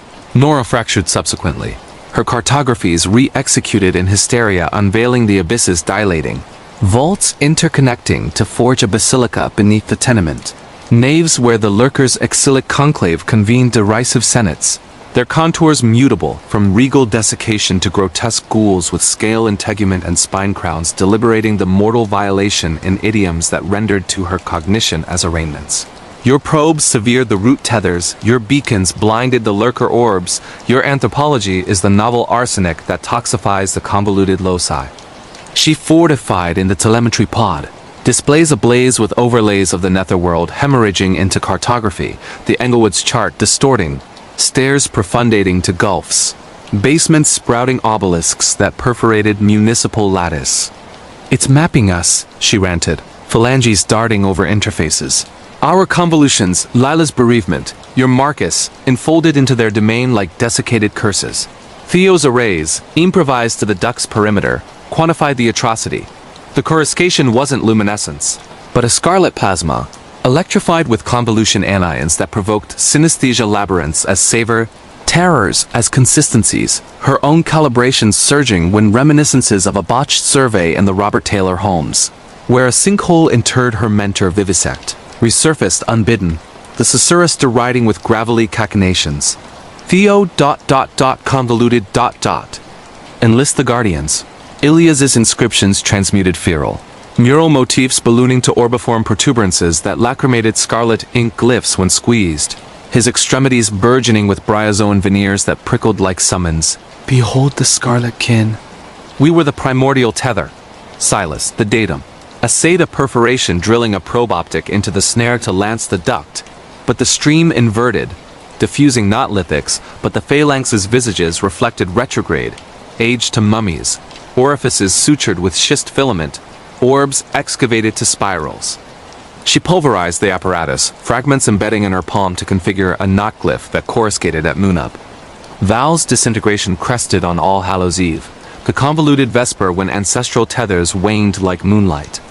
With the phalanx have Jax traversed Kira, cataleptic in a medevac van to Cook County. Elias self-isolated with masonry poultices that smoked like sepulchral pyres. She ventured solitary to the duct talismaned with the massacre mural as amulet, its schist chill as expiation.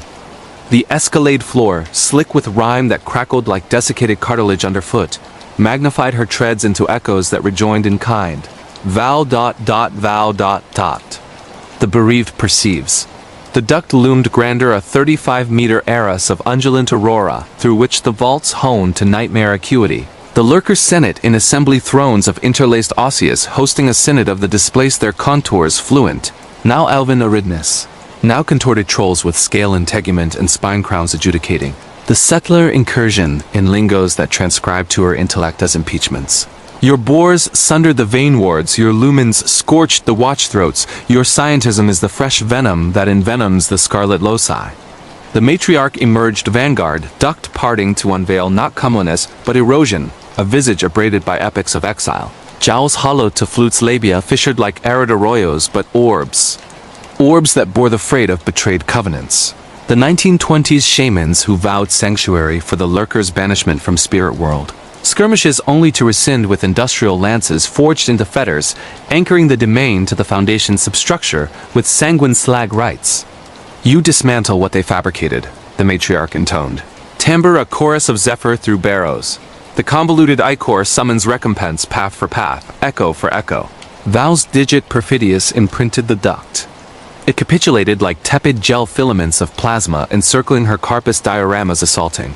Marcus's terminal collapse not structural, but a lurker draw his plumb-line conduits frayed by occult shears as chastisement for profaning a sacred silo in postgraduate folly. Her own juvenility in the holler where a lurker loop in the garden lured her coonhound to dissipate its yelps, resounding from schist that yielded no relics.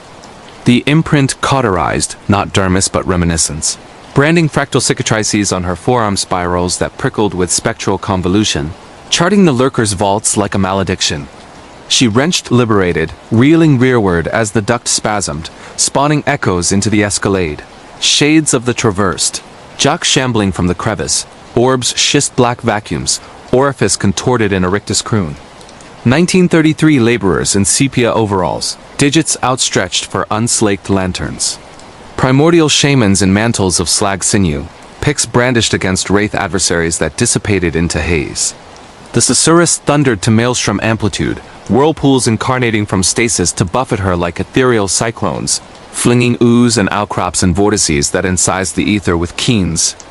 Val fled ascending, gondola winch shrieking as cables desiccated mid-reel, the shades pursuing in bounding leaps, their contours phasing through scree to clutch at hem's-chill digits like schist talons, murmuring iniquities, the funding falsified with exaggerated yields, the competitor treatise appropriated in desperation, the eaves she imbibed to submerge Marcus's wraith only to conjure viler. At the brink, Gus hauled her across, his probe dangling, thick cap incised with glyphs that fumigated. I beheld them, he wheezed, logs spilling from his satchel, exposures of the phalanx, not as extant, but as lurker marionettes, filaments of scarlet tethering members to the duct's gullet. Theo and Lila barricaded the base with slag shards from Elias Store's Appalachian wards against the lurker, but the pods, bloated like desiccated lungs, polyethylene bulging inward with imprinted palms, the susurrus modulating to appellations. Theo. Lila. Behold your convoluted ... double quotes absolution arrived ragged a Chicago Fire Department. Cherry picker clawing through the squall at prime meridian ladders, lancing haze like retribution's scythe. Roused by Lila, semaphore flare dots and dashes spelling. Evac-imed duct rupture in the ultimate gasp of her console. They airlifted the remnants, Val catatonic, spirals on her arm throbbing with intrinsic coruscation. Gus clasping cauterized logs that manifested unsolicited in his pack. Theo raving of scarlet senates. Lila with schist fragments in her vasculature like imbibed culpability. Elias's corpus, bryozoan overgrown, exhaling spores that configured visages in the medbay mist. Gus Harlan's spurned lift, posted as warden at the snare with moonshine flagon and incantations. His terminal radio crackle. Tethers enduring, but the lurker recollect ... The stare? Quarantined by exigency decree. Refilled with geopolymer laced with lead retardants. Structural volatility. The dispatches falsified, but aerial surveys in 2026 capture aberrations. The infill subsiding into delines that exhale scarlet ducts. Hazes coiling to forge spirals discernible from orbit. Murmurs threading WGN weather streams as static laments. Val, endowed but eclipsed, lectures virtually from a Hyde Park high-rise where casements effloresce with scarlet blooms, her eaves haunted by the matriarch's plea. Sister, the duct summons ... Traverse and perceive. Psychotherapy christens it bereavement phantasm. Appalachian custodians entitle it lurker branded, bestowing slag talismans that calorize at gloaming. But she comprehends, the duct persists. Dilating metropolitan now dispatches from the west side of surveyors evaporating into lurker loops that map to Englewood abysses. South loop vents burbling with Appalachian dirges. Pilsen sinkholes birthing spine-crowned shades. The lurker press onward, their senate proliferating, convoluted banquets awaiting the audacious. Profane no more. Or perceive perpetual. The fractured fog of Emir Fells. United Kingdom. It was the inexorable incursion of April 2026, when the vernal vapors over the Scottish borders. Brooding braes billowed like the breaths of buried barons roused from barrow, repose that the threads of our throw begin to tangle around the forsaken fastness of Ebenmere Fells a jagged jot on the Ordnance Survey nestled into the knotted knees of the Lammermuir Hills, where drystone dikes meander like the meridians of a mummified mammoth. And the mist mantles the moor with a mantle of murmurous menace, exhaling the peaty pungency of sphagnum and spectral sap mingled with the acrid aftertang of ancient alder ash. Ebenmere Fells, once a vibrant village in the 1750s. Jacobite fervor, with a populace peaking at 1,200 resilient reavers and rune-riven reapers reaping rye under lanterns, that lance like lost luminaries, now withers as a wraith-like wreckage. A huddle of harled hovels hunched under heather-thatched hips, a derelict distillery whose copper coils croon with the phantom plash of illicit whiskabitha, and the skeletal stanchions of sheepfolds protruding from the peat, like the phalanges of pharaohs long lamented. This is no bucolic Britannia of buttery scones and blooming briars. It's the bilious bowels of the Isles where Har from the North Sea hauls through hawthorn. Hedges like harrying harpies curlew cries shun, the quarries for dread of the discarnate, and the bedrock bellows with the bitterness of the fractured fog, a fissured firmament said to fissure the firmament in the fell's forgotten fen, where the fragments of a 1762 clan cataclysm highland lairds laced with belladonna broth to quash a quartz. Quarry claim knit the casualties, quintessences to the quagmire in a knot of knotted knells that kindle the know-nothings with chimeras of clearings that collapse into convolutions of contrition. True scary stories from the United Kingdom undulate with this upland unease sagas of the blue. Men of the Minch, the storm sprites who scupper skiffs with selkie slyness. The Bavansith of the Cairngorms. Vampiric vixens whose vortexes vex the wayward in the winds. Or the each wish of the loch's capricious kelpie kin who kidnap the knee-deep in the Kyle. But this myth? It's muled over mulled mead in the Melrose Abbey's moonlit muse, a true horror story of the eternal fracture, where the fog doesn't merely mask it, mangles mesmerizing. The muddled into a moorland maze where the fractured fawn on the frenzy of the forsworn. Quintillions have quailed to kindred kelp keens across YouTube's yarn yards, but this one's drawn distilled from the deluge. A real ghost encounter that transubstantiated a standard stratigraphic scrutiny into a symphony of stamina seared by spectral stricture. Our keystone in this kettle of cacophony is Dr. Alawan L. Strathmore, a 37-year-old geomythologist from the University of Edinburgh's School of Geosciences, her heraldry, a heraldry of hallowed hypotheses on Holocene hauntings, and a homily at the 2025 Royal Geographical Society on substratal sirens. The subsurface songs of Celtic substrata. that harvested hosannas from hierarchs but heated her hankering with the ineffable inflections rumored to ramble beneath the Cheviot's thonic choir. Elle wasn't a wisp weaver wooing wiretap whispers. She'd plumbed the Pictish promontories of Orkney with oscilloscopes and ochre oracles. Her raven ringleted ruffs routinely rhymed with rhizome residue, her amethyst auras acute as agate auguries. Disinherited 6 years since to a bog burst that buried her betrothed, Lachlan during a lockside leveling off the Tweed, a tragedy she still trolled in twilight trances. Elle encased her ecstasy in the earth's equanimity, the way it encased Esker's sans enmity, unlike the ephemera who extended elegies edged with envy. In early 2026, amid ascending agrarian reclamation requisitions redounded by rural revitalization reserves for folklore forensics in fog-frayed frontiers, she helmed the Fell's fractal foray, a semester-long sifting of Ebamir's enderhacial enigmas, a nexus of anomalous, aeroacoustic aberrations accrued by anemometers, ultra-low frequency fricatives that feigned fibrillatory flutters interred under layers of loess and lignite. The Bray bellows its own ballads. Elle elocuted in her entreaty, but buried below the geology was her Hebridean ancestresses' hearsay histories of the fog fracture fog fiends fathered from the Belladonna banquet's bilious brew, their fissures filigreed into the fen fabric to fetch the foolhardy fundamentally. With a coterie of 8 enduring explorers from the Emerald Enclaves, Elle express coached into Ibn Mir aboard a Caledonian sleeper that sparred with spindrifts like spiteful sprites, debarking at a bracken-barbed byre amid blaeberry that barbed like barrow barbs underfoot. The Pioneer Pavilion precipitated across a pair of fortnights of feverish fieldwork, a fortress of frameless frames fixed against the 35-knot nor'westers that whipped wattle like warps, barometric bellows, booming a ballad against the diurnal dirge, and ground-penetrating gravimeters grinding like grimoire gears gouging the gloom's grudging guts. Picture it, monolithic monadnocks plummeting 50 meters to a detritus-drowned dell where devils bit scabious sways like sanguine sentries, the ether thick with the aniseed astringency of angelica and the underlying umbrage of umbel underwrought, the welkin a whetstone wetted by whirlwinds, jeering the junta's 16-liter libations with its inexorable indigo. The conclavelle at the erect, with Dr. Finlay Quill, a lissom lithologist from St. Andrews whose lithophones limned the lithosphere in lurid lavenders. Novice Nia Voss, the Glasgow grad gremlin whose gyrocopters graphed gulch geometries with galvanic grace. Grizzled geognost, Geordie Grit MacLear, a 7th-gen Borders burrower whose biceps brandished brands of braided barrows inked in Inverness inns. Datum druid, Deirdre Hall, divining divots with the dexterity of a druidist dowser. Reticent runologist professor, On Blackthorn, cataloging Celtic carvings that curdled at the corners like curse codices. Burly barrow-busters brethren, Bram and Catriona O'Keefe, manhandling mattocks with maledictions meaty as the mire they masticated.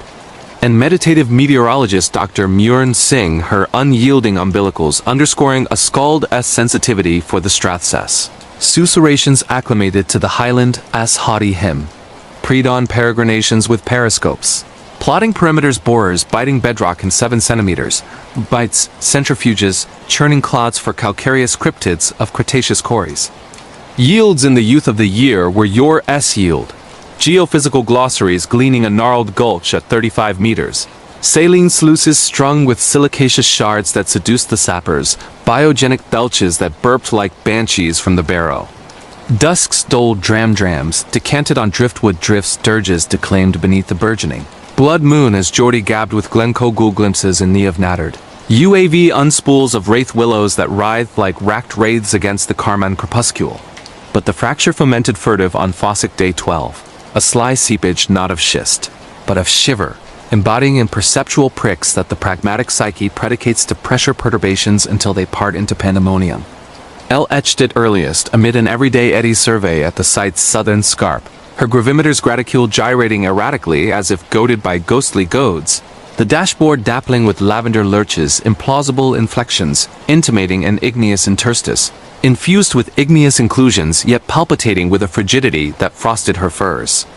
Gale gust artifact on the gravimeters, she docketed, but as she recalibrated, a profound plash permeated the pall, subsonic at the skirt of sense, shuddering the selenite in her sundial like a struck sistrum. It wasn't the wind too tuneful, too messing in tones that echoed the Hebridean harp hymns for the hill-haunted, phonemes semi-syllabled in a sibilance scoured by seasons. frac ... to red ... fog. Fells Guy Finley's lithophone leagues lagged likewise. The lens layering loose lithics, with lucent layers lavender lusters lacing ledge lines. Lineaments of limbs lengthened and lax, extremities extended as if eviscerated in endless ennui. Parsing pang from petrologic pandemonium, he posited, rebooting, but Niev's gyrocopter gazettes, gated to the guidance gazebo gauges, guarded the gospel. As the whirlybird winged a water-worn wash, a weathered wadi webbed with windstone. The stream stammered, superposing lavender lows that lumped into lineaments, lairds and lacerated leans. Their lineaments lean locks loosed like lichened lianas, lineaments lidded by layers that lifted to lay bare orbs ossified to opals orifices, orbed in owlish odes. Dust devil diffraction, Niev nixed it, nesting the navigator with a nicker. But the backlog babbled bombs, bedizened beseechings, baronial and braying, bespeaking fog ... FRSC ... to red ... The poisoned Gaiwe lexemes that on-eyeing the exposures, espoused echoed the cataclysm carvings chiseled on crag crevices, though none navigated the nomenclature. By the biannual breath, the aberration amplified from sonic seduction to somatic snare, unraveling the coteries' chords like cordage chewed on crag claws. Geordie MacLear, the delved duke whose grandsire scabble of fogfetchers, spectral sowers who swapped spades for squints at the lair, had been hooted as hooch-hazed hooey, hit the heraldic harbinger during a deep delve in grid Delta 11. A soil scoop stalling at 28 meters, snared on something supple, not scree strands, lavender and liquescent, looping from the loam like liquefied lumen, lifting in lengths that lapsed to a lather reeking of laudanum and loss. Murin matriculated it as anomalous alluvium, but on-ebbed, enunciating an expeditious Hebridean entreaty. This is fog filament fracture fetters, filched from the poisoned patricians to pluck the profaner's profundity. That eventide, as the sun sagged into the sedge, the layers lowered in legitimacy. Deirdre, dissecting divots in the delve den by diaphanous daylight, descried her dowser dangle dithyrambic, the declination darkening lavender as if daubed with druidic dye, the dregs dinting dales on the dial that daubed the digits. Bram O'Keefe's geophysical gazettes gushed with Galena Ghost's patrician. Primordial his own overlay overlaid with ochreous ovals that oracled ancestral aches. Abscesses architecting the Hebridean helix glyph overnight. Catriona's cord coils, coiled for cockcrow, came uncoiled in the crepuscule, corded into cat's cradles that cantered from the crag like calls. That twilight, as twinklers twinkled aloof above, the layers litigated. Catriona, conjuring cartographic codices in the acoustics alcove by auroral ether, apprehended an acetate animate alone. The ager aglow with agate, a figure absent from the augur, a beldam and a bedraggled brat, brow bound by lavender layer that lapsed to limb orbs like leached lapis, leering through the laminate as if levying the lucre. Dupe from the duo's dawn light, she groused. But bed that night bred no bulwark. Brainwaves where the wash waltzed, warps weaving from weirs to weave her warrant in wind writ. Catriona warbled by warbles that wallowed in wort and woe. The coteries' cohesion cracked like crackler craze under the cascade. Niev, the aerial adept, aired a third airing into the wash on day 41. Her hose hale until the hollow hallowed. Haunches huddling to a hollow where the halo halved into lavenders that lumped into lineaments legions. Limbed against the ledges as if leashed behind lenses, labia lax in lipless litanies, digits deployed with digits doubled like desiccated dendrites. The gyrocopter grappled then, jives grinding to gridlock, as something snatched its subsoil. The supreme sights showing strands somatic, strung with stone strangling the strut's air eclipse. Liaison lapse in ledge lockdown, El exacted in the exegesis. But Niev's nails nattered on her nave, narrating in nuances of a noose in her nares, a numbness like nosing nether neps. The O'Keefe offspring Bram and Catriona, whose badinage buoyed the brunt, bent back post a brumous bout in the bray. Bram blathering he beheld Black's branch from the banks. Biped but boundless bounding on bone to burlesque their borer buzzes burr from baseless bearings. Catriona catching her core's crest canted 180 degrees, the shank scored with spirals that singed the skin. Finley's lithophones lost latitude next, his lattice-lading lavender in the leeward spectral sifting snaring sibilants that, when wetted with word webs, wrought to Hebridean Holocaust histories hooped to harbinger. In the age of the layering, the fractured shall flay the filament, and the kin below shall kibble on the keyless. On's etchings aired egregious. Epigraphy engorging to orbicular outcrops that oozed lavender lore when oiled, his outlimbs outblooming with ossifrage overlays that ouch like orisons. Behold the lavender kin. We were the watershed filament. L's edifice of empirics endured eminent. An embankment against the encroaching ecstasy, but breaches burgeon in the third trimester when the layers linked into legend. On a sporadic sunspurt spokes of sallow splendor spearing the squall like spearing spears, she sank the wash via the windless woven wane, workbook in wrist, to weigh the scoop seed in situs. The plash palliated her promptly, a baritone beat that bedded with her blood beat, breaking it to a bovine browse as if the brave braved in beat with her breaths. The ether-aged amethyst, atoms assembling into a layer literal, a loom of lambent lavender, 22 meters broad, hung horizontal in the hollow's hock where no hollow held, its plane pulsing like plaid perturbed by phantom pipes. Through it, Elle espied not nullity but narratives, netherworld of lilac lofts, where locks lapped as lymph loads lanes of limpet lime looping to larches, that lashed low like lacerated laments, and lineaments loping amid the lanes. The fog they were fabled in the fricatives lengthened and lank livery lurid as lichen laced with lapis optics. O void and orbless oscillating oceans of unuttered umbrage. One outstepped the layer's inward inch, a matronly mold with mane like mulled mist, her hand hoving outward heel to the haze, hooks hinging in hail. Elle's exhalation hitched. The hand hallowed hers, hapless, heaving to harmonize, and in that harmony, heuristics hemorrhaged unbidden. The layer was no anomaly but an aegis. Arrayed in the 1750s by Hebridean hierophants herring from Hanoverian hexes, hitching the fractured kin fog fiends exiled from the otherworld for an oath overthrown with ochre oaths. Their domain, a dimpled dimension dovetailed into the Lammermuir's lithosphere, husbanded by hebdomadal heists of haze harvested from the lair lookers. The laird's lunacy? Not legerdemain, but lateral looks that lacerated lenses, landing seers to spout of the unyielding umbra until bedlam beckoned them. Elle ebbed, with the matron's modulation pierced the lair, a susurrus that sidestepped senses for the spine. Sister? The filament fades ... Your fathoms flents the fibrils. Free us ... Fathom the fractured ... double quotes.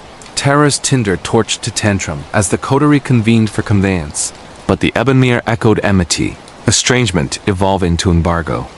Anemometer antennas angled with anarchy that anagrammed into antiphonal airs. FRAC ... to red ... Amperages atrophying to apparitions despite dynamo drafts. Geordie MacLear, the upland umpire, urged with an ultimate undertaking, uttering his ancestresses "you're right." A libation of La Froeg libated into the scoop's sump, yoked with yodels in broad border blended with Brythonic bits. Hitch the fog, hem the layer, let nae knows the no-mans. The plash placated provisionally, the layer lull 'em like a lullaby in lull but backlash brood. That brack as breakers braid ballads through the breaches Bram O'Keefe obliterated from his bothy, his thermal trail, tracing to the wash weir where welt wheels waned at the wall. The windless warp unwound like a wire's whisker into the weem. Catriona culled the canopy cleft, hoarfrost hazing the haspin helices and innards. Bram's broadsheet broad to a blueprint, not his brush, but Niamh's navigator nuance of the Wadi Weir widening, warp's wooing. Deirdre, the dateless dame, deployed detection devices down the declivity, their infrared inks inking the inconceivable. Bram or his banshee bobbing brute down the byway optics, opalescent organs oscillating like orrery orbs. Ineluctably inveigled to the lair where the matron moiled her hand hailed through the haze to hook his heaving him hence in a hurl of lavender that hazed the hardware hyalin. He hied consenting. Catriona caterwauled at auroral arch. Knuckles nodded with knurl from kneeing knolls, harping their hymn like Dade in the 45 rising. Niamh nadered next, her hydrographs were hurled in hysteria unfurling the undergulfs ungumming. Grottos grafting to grind a grotto beneath the glen. Galleries where the fog's exiled enclave enacted execrable edicts. Their templates transformable from lordly lankness to grotesque goblins with gorse garb and gable galls decreeing the mortal misdemeanor in jargons that jarred to her judgment as Jeremiads. Your fathoms flayed the root ribs. Your flares flame the fog orbs. Your geomythos is the neoteric nettle that nettles the fractured fells. She hunkered in the hydropod. Hollis hazing with hazes of the Hades hemorrhaging into hydrography. The Lemur's ledger lurching, washes widening to weirs, weames weltering with wattles that warp the waymark webs. It's landlocking us, she harangued, hooks hammering hollows, our fractures Deirdre's desolation. Your Lachlan infibulated into their domain like desiccated dirges.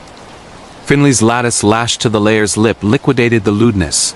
The lambents wasn't light, but a lavender lumen.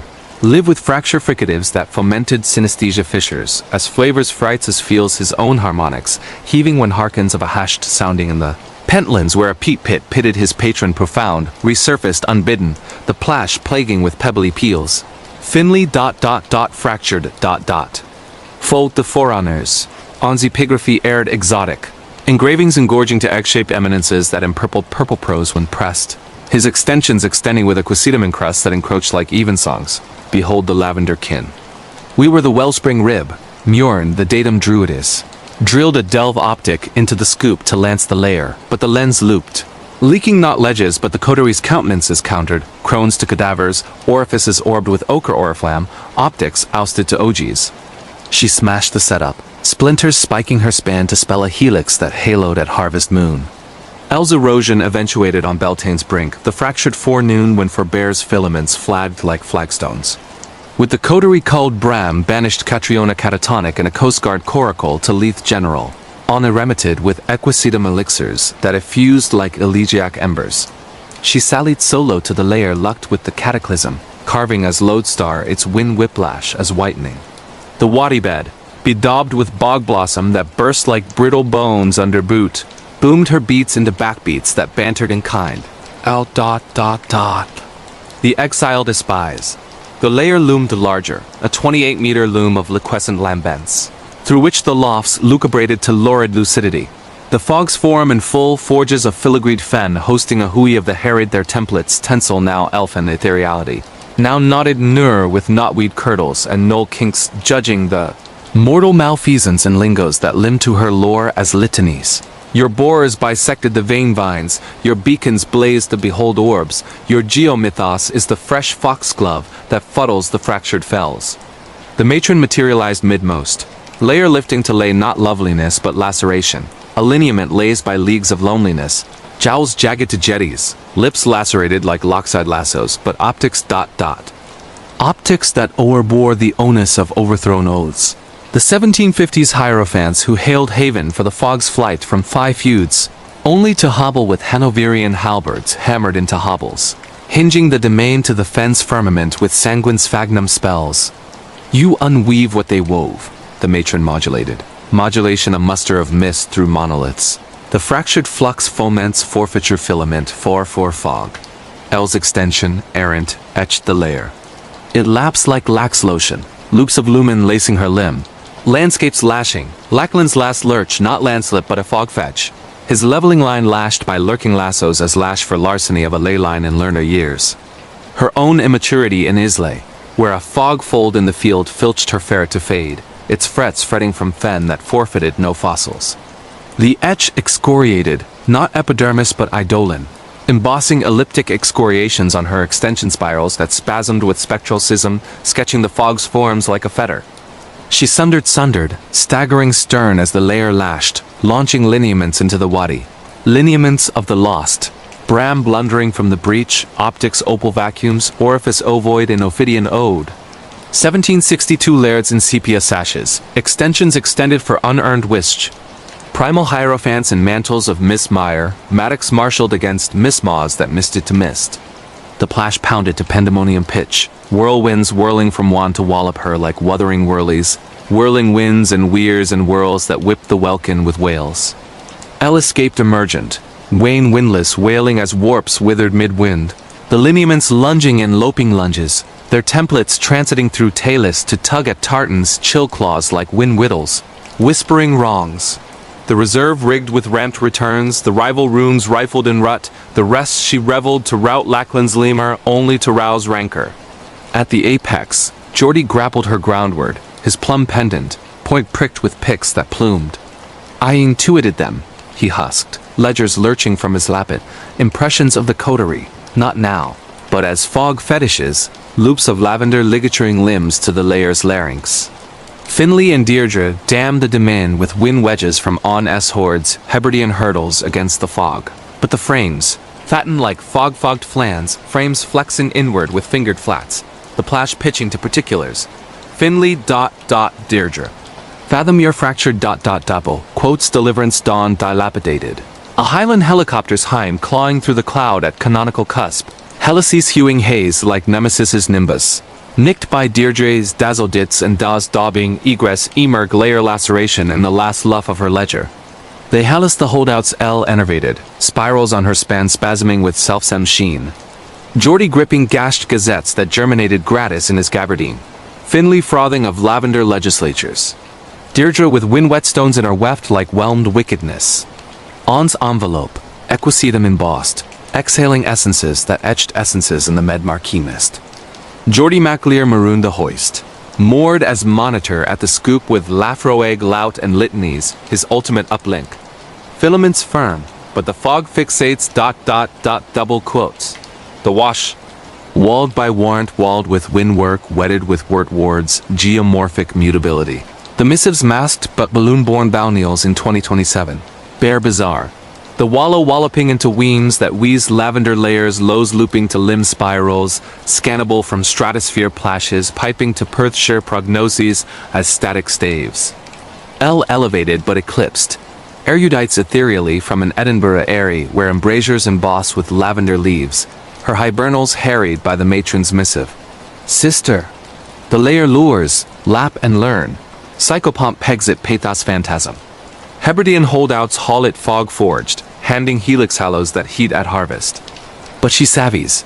The layer lingers. Laxing lowland now bulletins from the borders of burrowers blurring into fog folds that filigree to Lammermuir lows. Lothian locks lapping with Hebridean hymns. Lother sinks spawning spired sprites. The fog forges forward, their form fructifying, fractured feasts fading the fearless. Flout no more ... Or fathom forever. The shroud of Sable Sound, Canada, it was the unrelenting umbrage of May 2026. When the maritime mists over Newfoundland's northern nose nipped like the needles of necrotic nuns roused from nun-attacked nooks, that the tendrils of our torment tangle around the tenebrous township of Sable Sound, a somber speck on the nautical nestled, into the notched naves of the long-range mountains, where wave-worn wharves wander like the windings of a withered worm and the spindrift spindles the shore with a shroud of spectral spume. Exhaling the brackish bouquet of bladderwrack and banshee brine mingled with the acrid afterdamp of ancient Envil ash. Sable Sound once a bustling bastion in the 1820s seal slaughter, with a populace peaking at 900 plucky. Planters and Pictish peltsmen plying pelts under lanterns that lanced like lost leviathans now nags as a nacreous nadir. A knot of knee timberbird keels keeled under kelp-kissed keels, a derelict dogger whose davits drone. With the phantom plash of pilfered pots, and the skeletal spars of schooners splintered from the surf like the scapulae of selkies long sorrowed. This is no nostalgic Newfoundland of nautical noshes and nor'easter nips.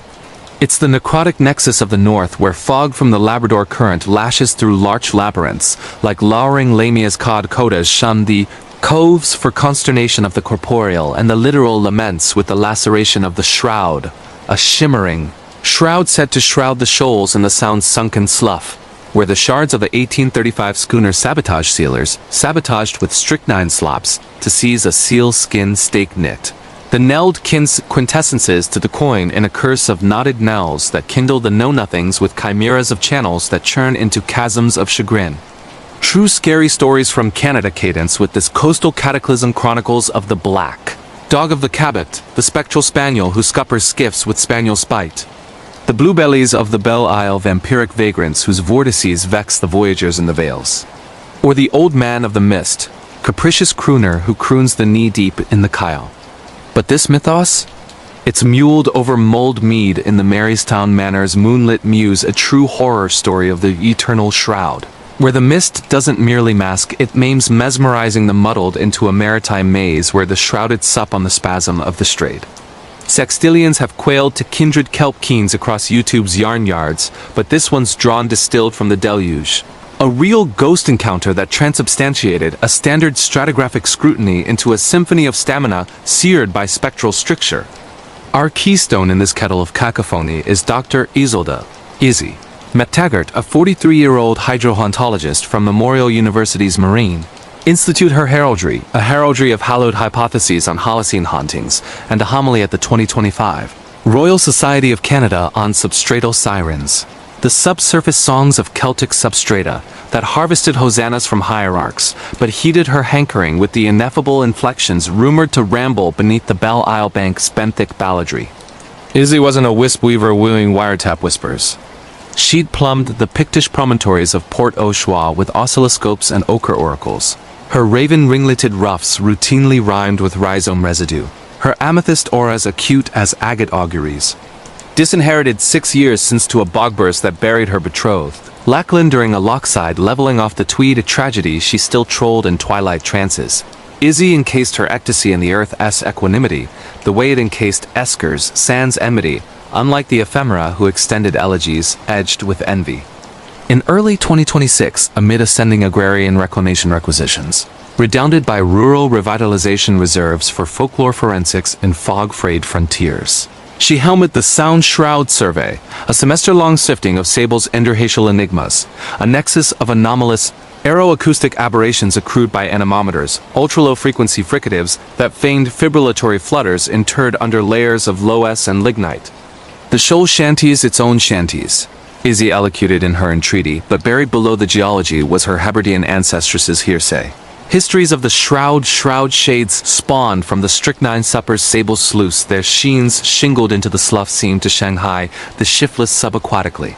With a coterie of 8 enduring explorers from the Emerald Enclave's easy icebreaker, DN2, Sable aboard a CCGS Amundsen that sparred with spindrifts like spiteful sprites, debarking at a bracken-barbed byre amid blaeberry that barbed like barrow barbs underfoot.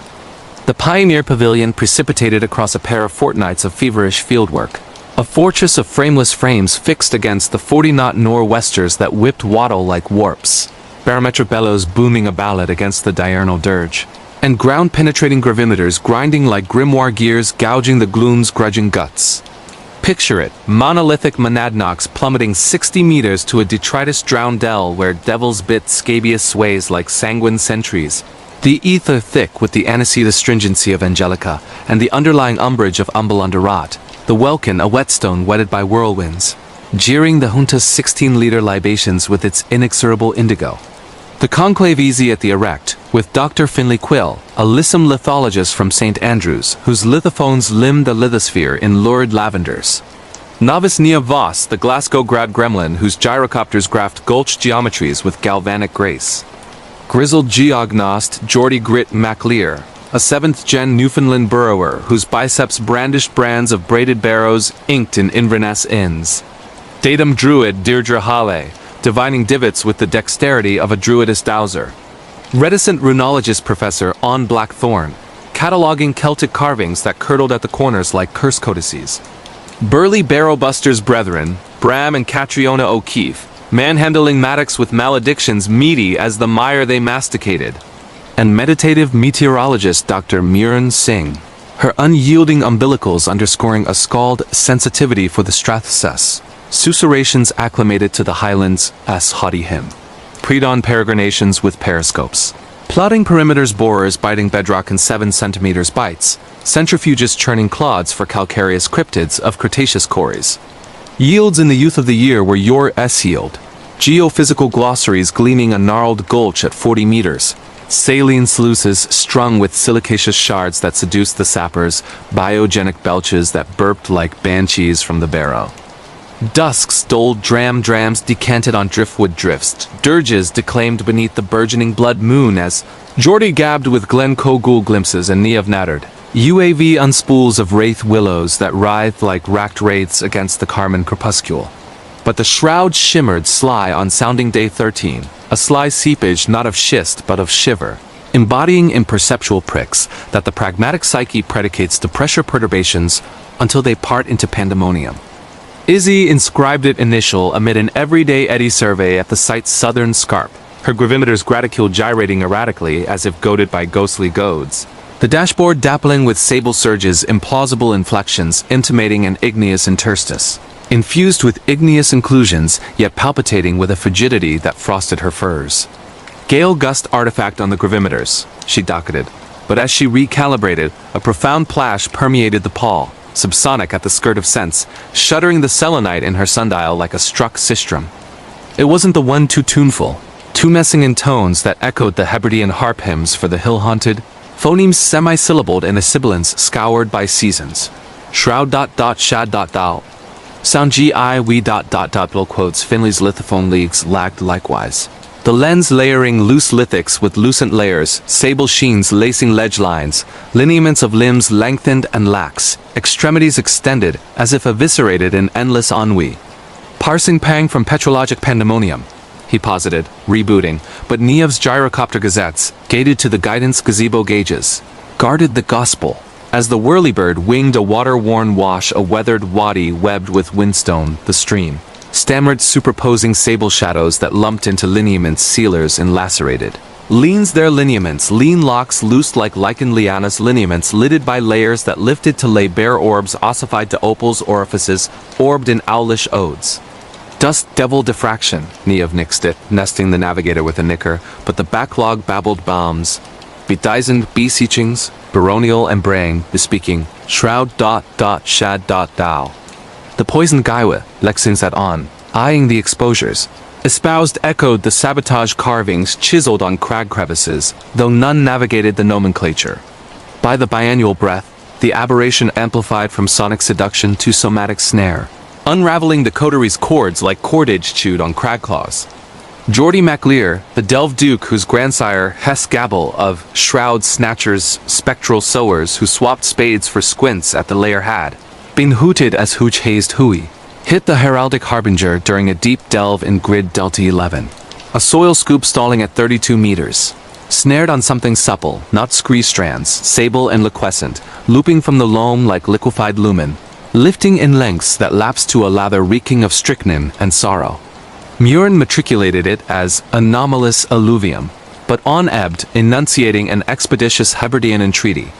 This is Shroud Strand Shadow Shackles, shingled from the poisoned peltsman to pluck the profaner's profundity. That eventide as the sun sagged into the sedge, the layers lowered in legitimacy. Deirdre, dissecting divots in the delve den by diaphanous daylight, descried her dowser dangled dithyrambic, the declination darkening sable as if daubed with druidic dye, the dregs dinting dales on the dial that daubed the digits.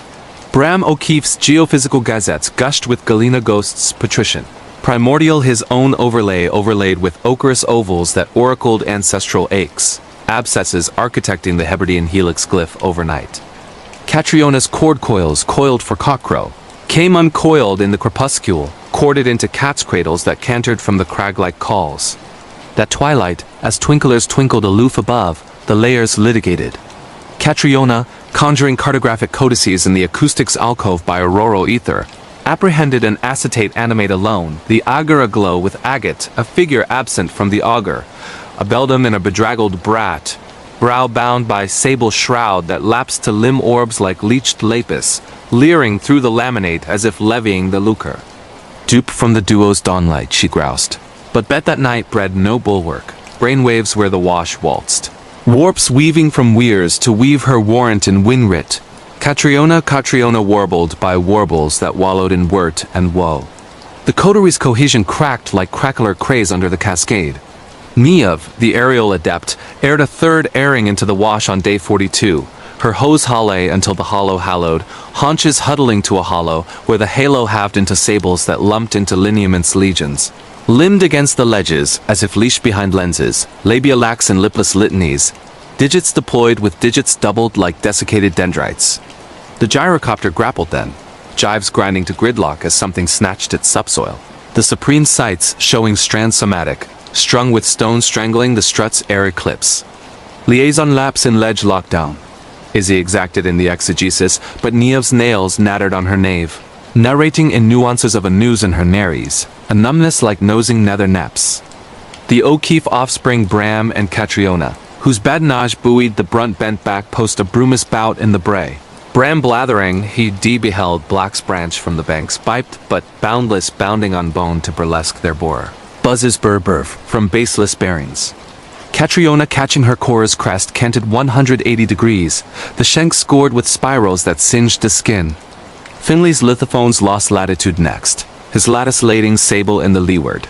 Spectral sifting snaring sibilants that, when wetted with word webs, wrought to Hebridean Holocaust histories hooped to harbinger. In the age of the shrouding, the shadowed shall flay the filament, and the kin below shall kibble on the keyless. On's etchings aired egregious. Epigraphy, engorging to orbicular outcrops that oozed sable sap when oiled. His outlimbs outblooming with ossifrage overlays that ouch like orisons. Behold the sable kin. We were the watershed filament. Izzy's edifice of empirics endured eminent. An embankment against the encroaching ecstasy, but breaches burgeoned in the third trimester when the layers linked into legend. On a sporadic sunspurt spokes of sallow splendor spearing the squall like spearing. Spears she sank the wash via the windless woven wane, workbook and wrist, to weigh the scoop seed and citus. The plash palliated her promptly. A baritone beat that bedded with her blood beat, breaking it to a bovine browse as if the bray breathed in beat with her breaths.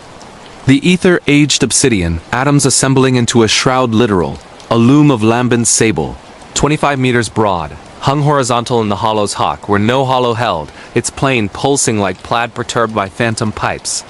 Through it Izzy espied not nullity, but narratives, a nether world of noir nooks where narrows. Nipped as nephritic nodes lanes of limpid lime, looping to larches that lashed low like lacerated laments, and lineaments loping amid the lanes. The shroud they were fabled in the fricatives lengthened and lank livery lurid as lichen, laced with lapis optics ovoid and orbless oscillating oceans of unuttered umbrage. One outstepped the shroud's inward inch, a matronly mold with mane like mulled mist, her hand hoving outward heel to the haze, hooks hinging in hail. Izzy's exhalation hitched. The hand hallowed hers, hapless, heaving to harmonize, and in that harmony, heuristics hemorrhaged unbidden. The shroud was no anomaly but an aegis, arrayed in the 1820s by Hebridean hierophants herring from Hanoverian hexes, hitching the shadowed kin shroud shades exiled from the other world for an oath overthrown with ochre oaths. Their domain a dimpled dimension dovetailed into the long range's lithosphere, husbanded by hebdomadal heists of haze harvested from the shroud lookers. The sealer's lunacy? Not legerdemain, but lateral looks that lacerated lenses, landing seers to spout of the unyielding umbra until bedlam beckoned them. Izzy ebbed, but the matron's modulation pierced the shroud, a susurrus that sidestepped senses for the spine. Sister, the filament fades ... Your fathoms flence the fibrils. Free us ... Fathom the shadow ... double quotes. Terror's tinder torched to tantrum as the coterie convened for conveyance, but the sable echoed enmity, estrangement evolving to embargo. Anemometer antennas angled with anarchy that anagrammed into antiphonal airs. Shroud ... shad ... ow. Amperages atrophying to apparitions despite dynamo drafts. Geordie MacLear, the upland umpire, urged with an ultimate undertaking. Uttering his ancestresses right, a libation of Lafroig libated into the scoop's sump, yoked with yodels and broad border blended with Brythonic bits. Hitch the shroud, hem the layer, let nae knows the no-mans. The plash placated provisionally, the shroud lulling like a lullaby and lull, but backlash brewed. That Bracca's breakers braid ballads through the breaches Bram O'Keefe obliterated from his bothy. His thermal trail tracing to the wash weir, where welt wheels waned at the wall, the windless warp unwound like a wire's whisker into the weem. Catriona called the canopy cleft, hoarfrost hazing the haspen helices and innards.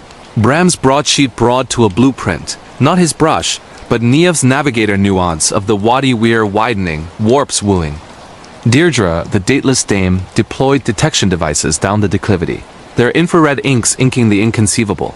Bram or his banshee bobbing brute down the byway, optics opalescent, organs oscillating like orrery orbs. Ineluctably inveigled to the shroud where the matron moiled, her hand hailed through the haze to hook his, heaving him hence in a hurl of sable that hazed the hardware hyalin. He hied consenting. Catriona caterwauled at a rural arch.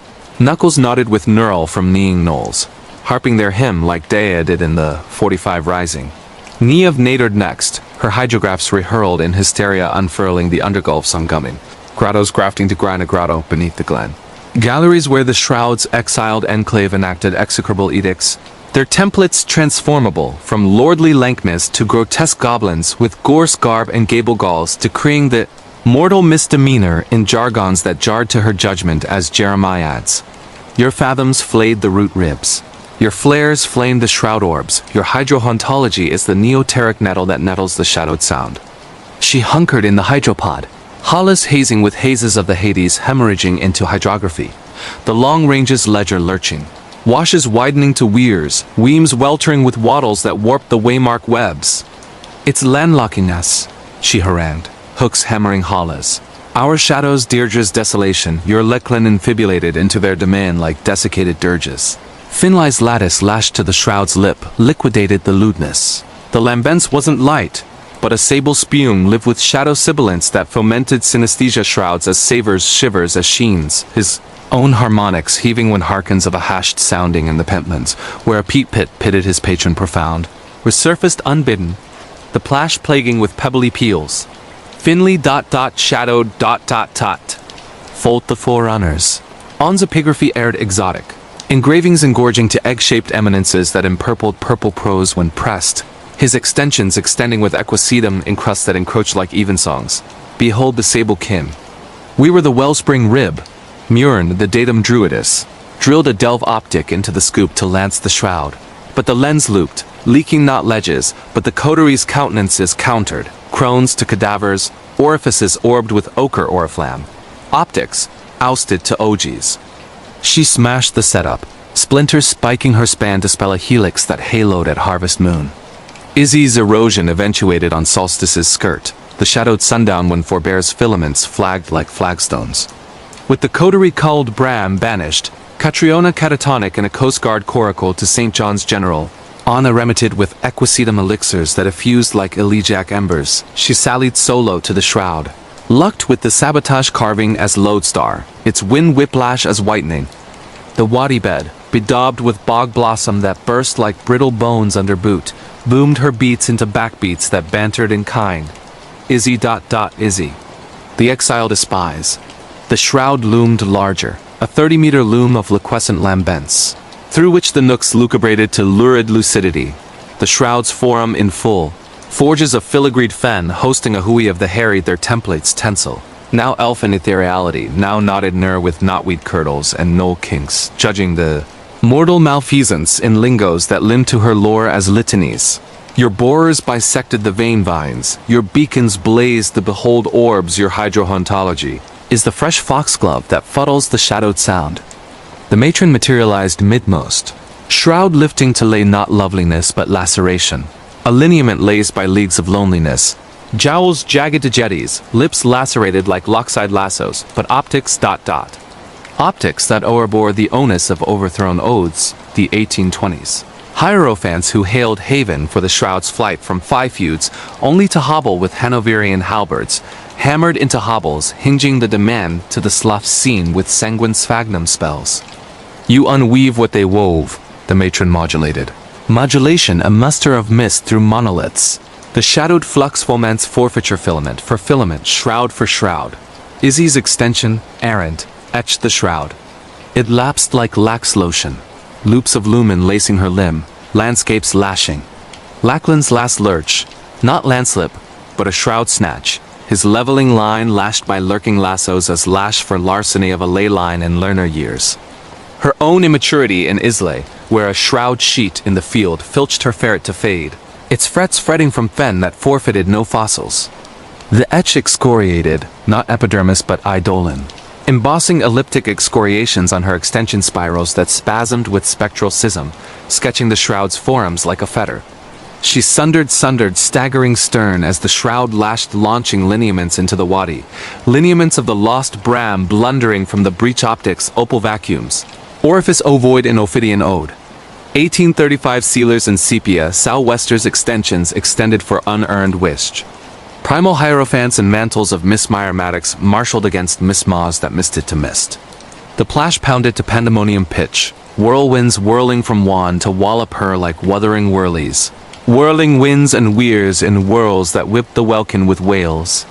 Izzy escaped emergent, wane windless wailing as warps withered mid-wind, the lineaments lunging in loping lunges, their templates transiting through talus to tug at tartans, chill claws like wind whittles, whispering wrongs. The reserve rigged with ramped returns, the rival runes rifled in rut. The rests she reveled to rout Lackland's lemur only to rouse rancor. At the apex, Geordie grappled her groundward, his plum pendant, point pricked with picks that plumed. "I intuited them," he husked, ledgers lurching from his lappet. Impressions of the coterie. Not now, but as shroud sprites, loops of sable ligaturing limbs to the shroud's larynx.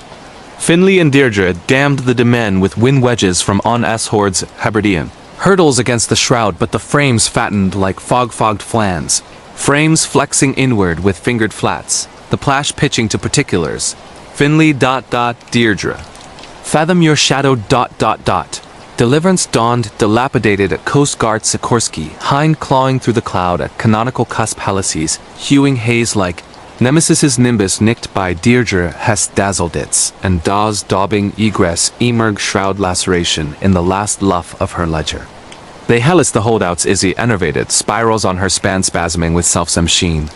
Geordie gripping gashed gazettes that germinated gratis in his gabardine. Finley frothing of sable senates. Deirdre with wind whetstones in her weft like whelmed wickedness. On's envelope, equisetum embossed, exhaling essences that etched essences in the Med Marquee mist. Geordie MacLear marooned the hoist, moored as monitor at the scoop with Lafroig lout and litanies, his ultimate uplink. Filaments firm. But the shroud savors ... The wash? Walled by warrant, walled with windwork wedded with work boards. Geomorphic mutability. The missives masked but balloon-borne balneals in 2027 bear. Bizarre. The wallow walloping into weems that wheeze sable shrouds. Lows looping to limb spirals scannable from stratosphere. Plashes piping to Port Obask's prognoses as static staves.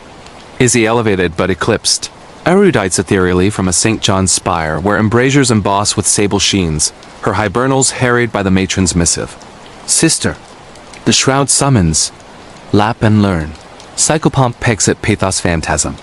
Hebridean holdouts haul it shroud shackled, handing helix hollows that heat at harvest. But she savvies.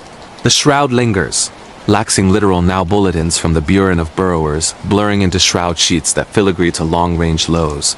Labrador locks lapping with Hebridean hymns, Twillingate sinks spawning spired sprites. The shroud shades forward, their forum fructifying shadowed suppers satting the stalwart. Flout no more ... Or fathom forever. The veiled vortex of Dusthaven Gulch.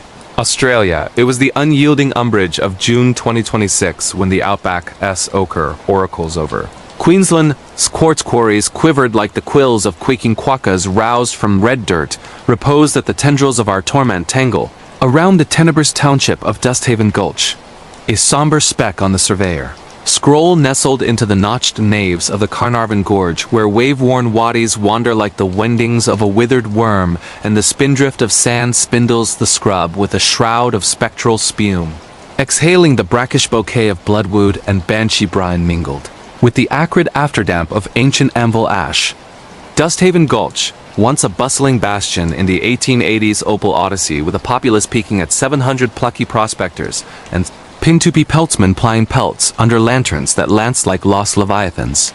Now nags as a nacreous nader, a knot of knee timberbird keels keeled under kelp-kissed keel's weight, no under spinifex shrouded shacks. A derelict digger's den, whose davits drone with the phantom plash of pilfered pots. And the skeletal spars of windmills splintered from the simoom like the scapulae of spectral swagmen long sorrowed. This is no nostalgic nullarbor of nautical noshes and nor'wester nips. It's the necrotic nexus of the never-never, where fog from the great dividing range lashes through larch labyrinths like lowering lamias. Goanna gates shun the gullies for consternation of the corporeal, and the literal laments with the laceration of the veiled vortex. A shimmering shroud said to shroud the shoals nay the sinkholes in the gulch's sunken slough, where the shards of a 1892 digger Zibaco prospectors poised with phosphorus paste to purloin. A prime opal vein knit, the Neldkin's quintessences to the coin in a curse of knotted. Knells that kindle the know-nothings with chimeras of channels that churn into chasms of chagrin. True scary stories from Australia cadence with this coastal cataclysm chronicles of the black. Dog of the barrier reef, the spectral spaniel who scuppers skiffs with spaniel spite. The bluebellies of the Birdsville track. Vampiric vagrants whose vortices vex the voyagers in the vales. Or the old man of the Mulga capricious crooner who croons the knee-deep in the Kyle, But this mythos? It's muled over mulled mead in the Winton Woolshed's moonlit muse, a true horror story of the eternal veil, where the vortex doesn't merely mask it maims, mesmerizing the muddled into a maritime maze where the veiled sup on the spasm of the strayed. Septillions have quailed to kindred kelp keens across YouTube's yarn yards. But this one's drawn distilled from the deluge, a real ghost encounter that transubstantiated a standard stratigraphic scrutiny into a symphony of stamina, seared by spectral stricture. Our keystone in this kettle of cacophony is Dr. Valeria Val Kensington, a 47-year-old arid archaeoanthropologist from the University of Sydney's School of Geosciences. Her heraldry, a heraldry of hallowed hypotheses on Holocene hauntings, and a homily at the 2026 Australian Archaeological Association on substratal sirens, the subsurface songs of outback ossuaries that harvested hosannas from hierarchs but heeded her, hankering with the ineffable inflections rumored to ramble beneath the Carnarvon's chthonic choir. Val wasn't a wisp weaver wooing wiretap whispers. She'd plumbed the Pintupi promontories of the Peterman with oscilloscopes and ochre oracles. Her raven ringleted ruffs routinely rhymed with rhizome residue, her amethyst auras acute as agate auguries. Disinherited 11 years since to a sinkhole that swallowed her spouse, Theo during a gorge gouging off the comet's tail, a tragedy she still trolled in twilight trances. Val encased her ecstasy in the Earth's equanimity the way it encased Esker's sans enmity, unlike the ephemera who extended elegies edged with envy. In early 2026, amid ascending agrarian reclamation requisitions redounded by rural revitalization reserves for folklore forensics and fog-frayed frontiers, she helmed the Gulch Vale venture, a semester-long sifting of Dusthaven's enderhacial enigmas, a nexus of anomalous aeroacoustic aberrations accrued by anemometers, ultra-low frequency fricatives that feigned fibrillatory flutters interred under layers of loess and lignite. The gulch gurgles its own ghost gums. Val elocuted in her entreaty, but buried below the geology was her Pintupi ancestresses' hearsay histories of the Vale vortex.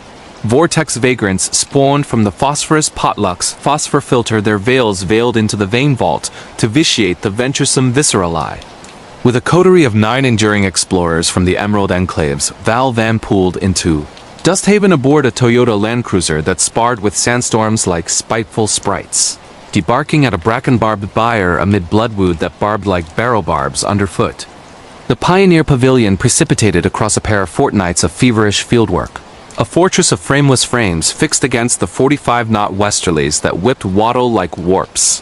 Barometric bellows booming a ballad against the diurnal dirge and ground-penetrating gravimeters, grinding like grimoire gears, gouging the gloom's grudging guts. Picture it. Monolithic monadnocks plummeting, 70 meters to a detritus-drowned dell where devil's bit scabious sways like sanguine sentries. The ether thick with the aniseed astringency of acacia and the underlying umbrage of underrot. The welkin, a whetstone wetted by whirlwinds, jeering the junta's 20-liter libations with its inexorable indigo. The conclave Val at the erect, with Dr. Theo Lam, a lanky lithologist from UNSW whose lithophones limned the lithosphere in lurid lavenders. Novice Nora Voss, the UQ grad gremlin whose gyrocopters graphed gulch geometries with galvanic grace. Grizzled geognost Gus Grit Harlan, a 8th-gen gulch gouger whose biceps brandished brands of braided barrows inked in Longreach lounges. Datum druid Deirdre Hall, divining divots with the dexterity of a druidist dowser. Reticent runologist professor Elias Crow, cataloging Celtic carvings that curdled at the corners like curse codices. Burly barrow-busters brethren, Jocks and Tira Novak, manhandling mattocks with maledictions meaty as the mire they masticated. Contemplative cartographer Dr. Silas Reed, his unflinching umbilicals underscoring a scald's sensitivity for the Strath's susurrations. And meditative meteorologist Dr. Murn Singh, her unyielding yarns yielding to the yarning yarns acclimated to the Highland as haughty hymn. Preyed on peregrinations with periscopes plotting perimeters, borers biting bedrock in 9 centimeters. Bites centrifuges churning clods for calcareous cryptids of Cretaceous quarries. Yields in the youth of the year were your S-yield. Geophysical glossaries gleaning a gnarled gulch at 45 meters. Saline sluices strung with silicaceous shards that seduced the sappers. Biogenic belches that burped like banshees from the barrow. Dusk's dulled dram-drams decanted on driftwood drift sturges declaimed beneath the burgeoning blood moon as Gus gabbed with Gibson. desert ghoul glimpses, and Nora nattered UAV unspools of wraith waddle that writhed like racked wraiths against the Carmen crepuscule. But the veil vortexed virulent on venture day 14, a sly seepage not of schist but of shiver, embodying imperceptual pricks that the pragmatic psyche predicates to pressure perturbations until they part into pandemonium. Val vectored it vanguard amid an everyday eddy survey at the site's southern scarp, her gravimeter's graticule gyrating erratically as if goaded by ghostly goads, the dashboard dappling with ochre orbs implausible inflections intimating an igneous interstice, infused with igneous inclusions yet palpitating with a frigidity that frosted her furs. Sand squall artifact on the gravimeters, she docketed, but as she recalibrated, a profound plash permeated the pall, subsonic at the skirt of sense, shuddering the selenite in her sundial like a struck sistrum. It wasn't the wind too tuneful, too messing in tones that echoed the Pintupi penpipe psalms for the hill-haunted, phonemes semi-syllabled in a sibilant scoured by seasons. Veil ... vor ... text. Gulch GI double quotes. Theo's lithophone leagues lagged likewise. The lens layering loose lithics with lucent layers ochre orbs orbiting outcrop outlines, lineaments of limbs lengthened and lax, extremities extended as if eviscerated in endless ennui. Parsing pang from petrologic pandemonium, he posited, rebooting, but Nora's gyrocopter gazettes, gated to the guidance gazebo gauges, guarded the gospel as the whirlybird winged a water-worn wash, a weathered wadi webbed with windstone, the stream stammered, superposing ochre overlays that lumped into lineaments, diggers in lacerated leans, their lineaments lean, locks loosed like lichened lianas, lineaments lidded by layers that lifted to lay bare orbs ossified to opals, orifices orbed in owlish odes. Dust devil diffraction, Nora nixed it, nesting the navigator with a nicker, but the backlog babbled balms, bedizened beseechings, baronial and braying, bespeaking veil ... vor ... text.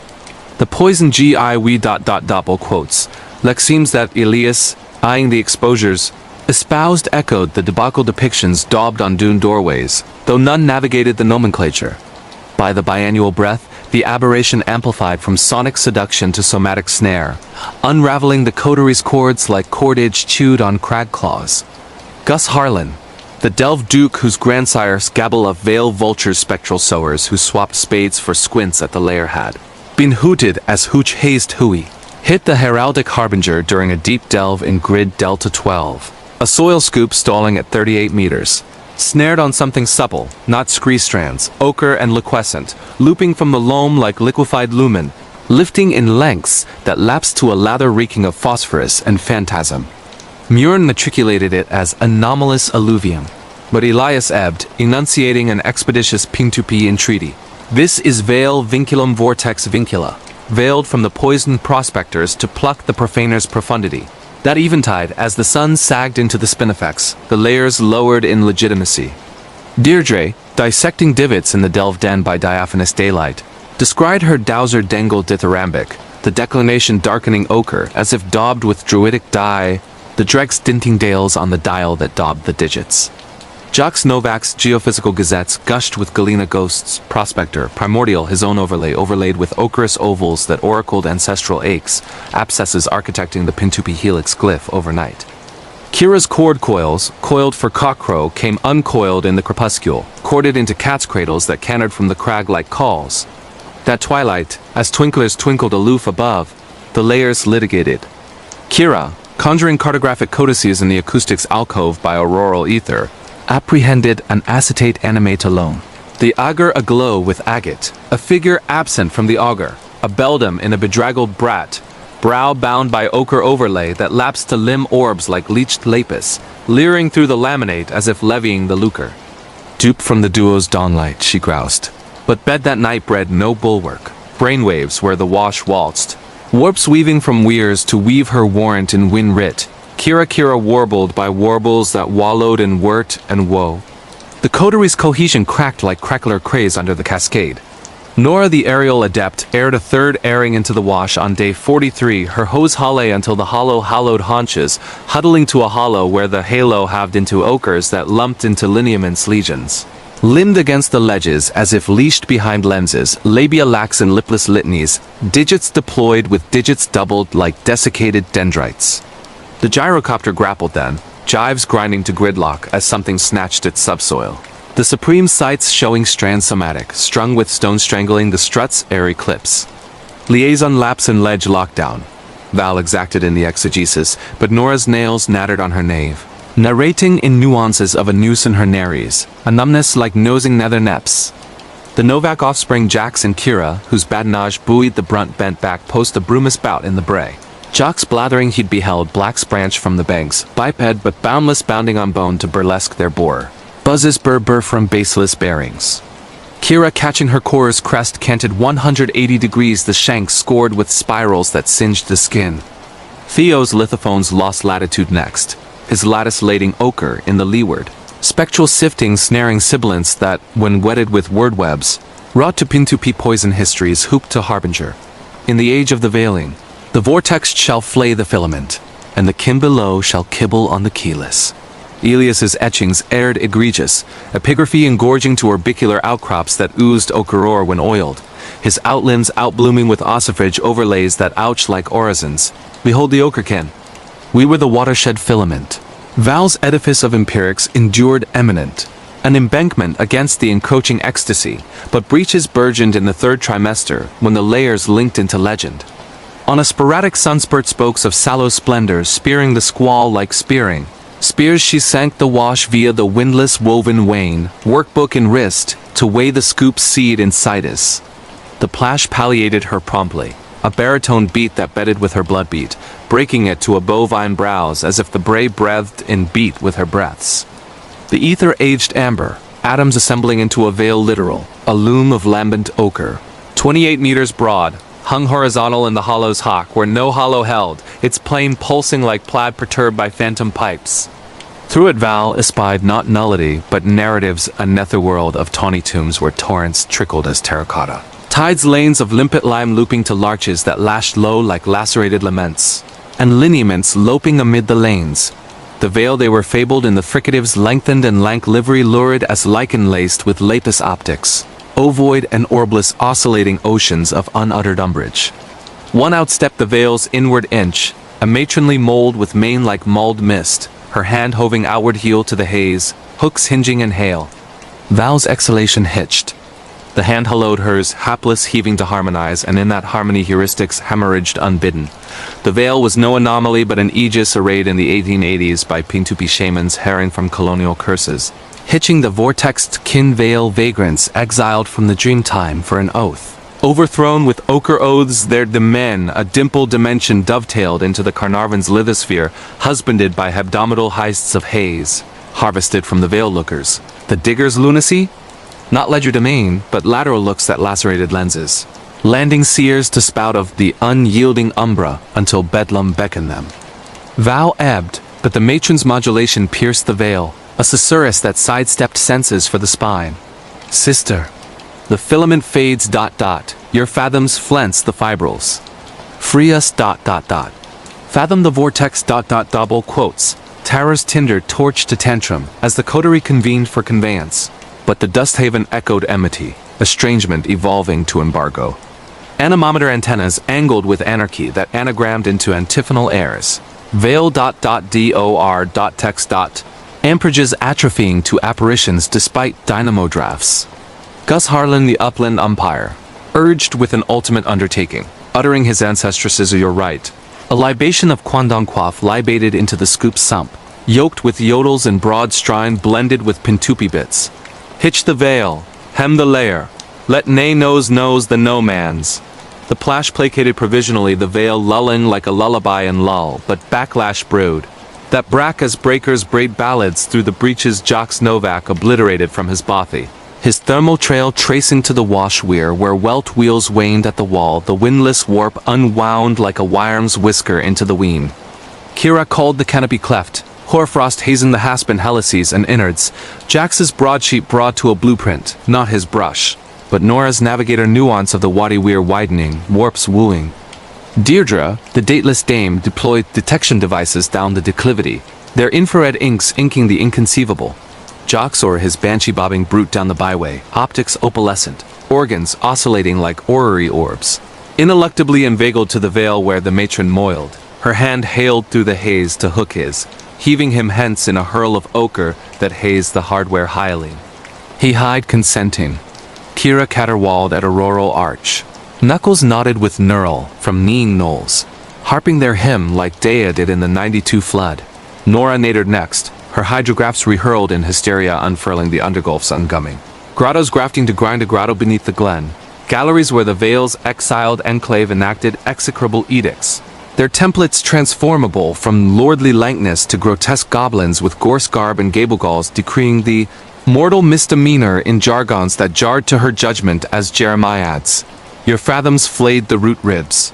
Your flares flame the veil orbs. Your arid archaeoanthropology is the neoteric nettle that nettles the vortex gulch.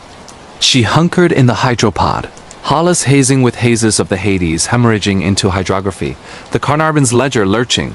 Washes widening to weirs. Weems weltering with wattles that warped the waymark webs.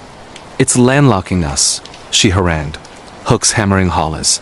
Our vortices.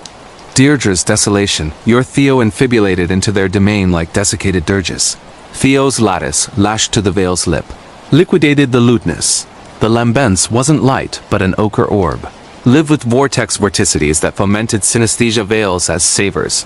Shivers as sheens, his own harmonics heaving when hearkens of a hashed sounding in The Simpson. Where a sand sink pitted his patron profound, resurfaced unbidden, the plash plaguing with pebbly peals. Theo ... vortex ed ... Fault of forerunners. Elias's epigraphy aired exotic.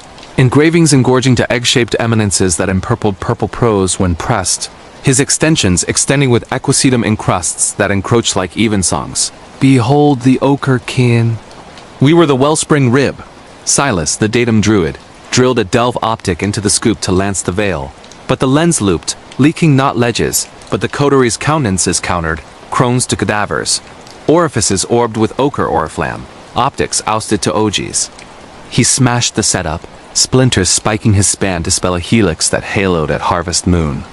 Val's erosion eventuated on Equinox's eve, the vortex vesper when Forbear's filaments flagged like flagstones. With the coterie culled Jax banished Kira catatonic and a royal flying Dr. Rotor to Roma base. Elias eremeted with equisetum elixirs that effused like elegiac embers, she sallied solo too. The veil lucked with the debacle depiction as lodestar its wind whiplash as whitening. The wadi bed, bedaubed with bog blossom that burst like brittle bones under boot, boomed her beats into backbeats that bannered in kind. Val ... The exile despise. The veil loomed larger, a 32-meter loom of liquescent lambents, through which the tombs lucubrated to lurid lucidity. The veil's forum in full. Forges of filigreed fen hosting a hui of the harried their templates tensile, now elfin ethereality, now knotted nur with knotweed curdles, and knoll kinks judging the mortal malfeasance in lingos that limn to her lore as litanies. Your borers bisected the vein vines, your beacons blazed the behold orbs, your arid archaeoanthropology is the fresh foxglove that fuddles the vortex gulch. A matron materialized midmost. Veil lifting to lay not loveliness but laceration, a lineament lazed by leagues of loneliness, jowls jagged to jetties, lips lacerated like lockside lassos, but optics ... Optics that o'erbore the onus of overthrown oaths.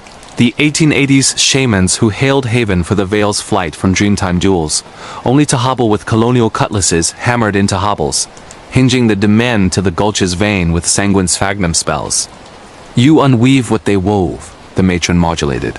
Modulation a muster of mist through monoliths. The vortex flux foments forfeiture filament for filament, veil for veil. Val's extension, errant, etched the veil. It laps like lax lotion, loops of lumen lacing her limb, landscapes lashing. Theo's terminal tumble, not sink but a veil vortex, his leveling line lashed by lurking lassos as lash for larceny of a ley line in learner years. Her own immaturity in The Simpson. Where a veil vault in the valley filched her fox terrier to fade, its frets fretting from fen that forfeited no fossils. The etch excoriated, not epidermis but eidolon, embossing elliptic excoriations on her extension spirals that spasmed with spectral schism, sketching the veil's forums like a fetter. She sundered, staggering stern as the veil lashed, launching lineaments into the wadi. Lineaments of the lost, jocks blundering from the breach. Optics opal vacuums, orifice ovoid in Ophidian ode.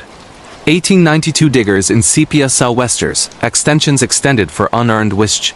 Primal shamans in mantles of mist mire. Mattocks marshaled against mist maws that misted to mist.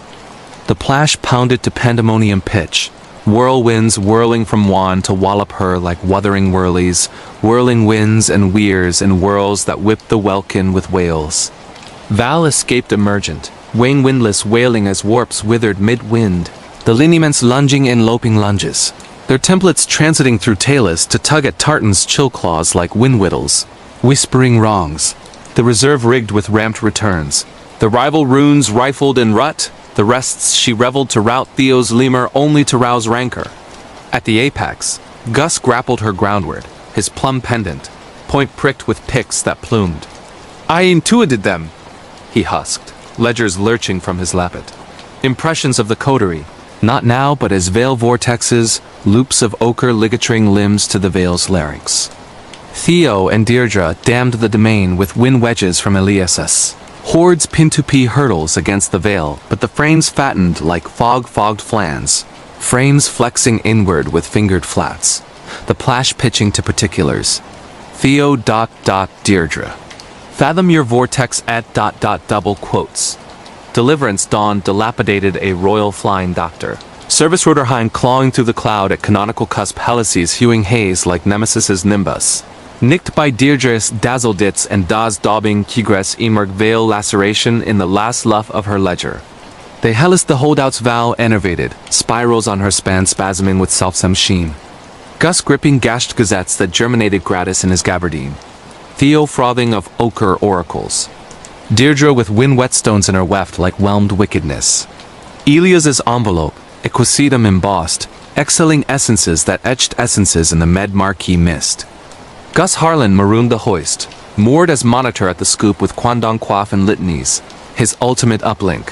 Filaments firm, but the veil vexes ... The wash? Walled by warrant, walled with windwork wedded with wort wards, geomorphic mutability. The missives masked but balloon-born balnails in 2027. Bare bizarre. The wallow walloping into weems that wheeze ochre veils, lows looping to limb spirals, scannable from stratosphere plashes piping to Rama radio as static staves. Val, elevated but eclipsed, erudites ethereally from a Sydney spire where embrasures emboss with ochre orbs, her hibernals harried by the matron's missive. Sister. The veil vorticies ... Lap and lure. Psychopomp pegs it pathos phantasm. Pin-to-pee holdouts haul at veil vortext, handing helix hallows that heat at harvest. But she savvies. The veil lingers. Laxing lowland now bulletins from the Simpson of burrowers, blurring into veil vaults that filigree to Carnarvon lows. Channel country channels churning with pin-to-pee psalms, Cooper Creek sinks, spawning spired sprites. The veil vagrants forward, their forum fructifying, vortex vigils vying the valiant, flout no more, or fathom forever.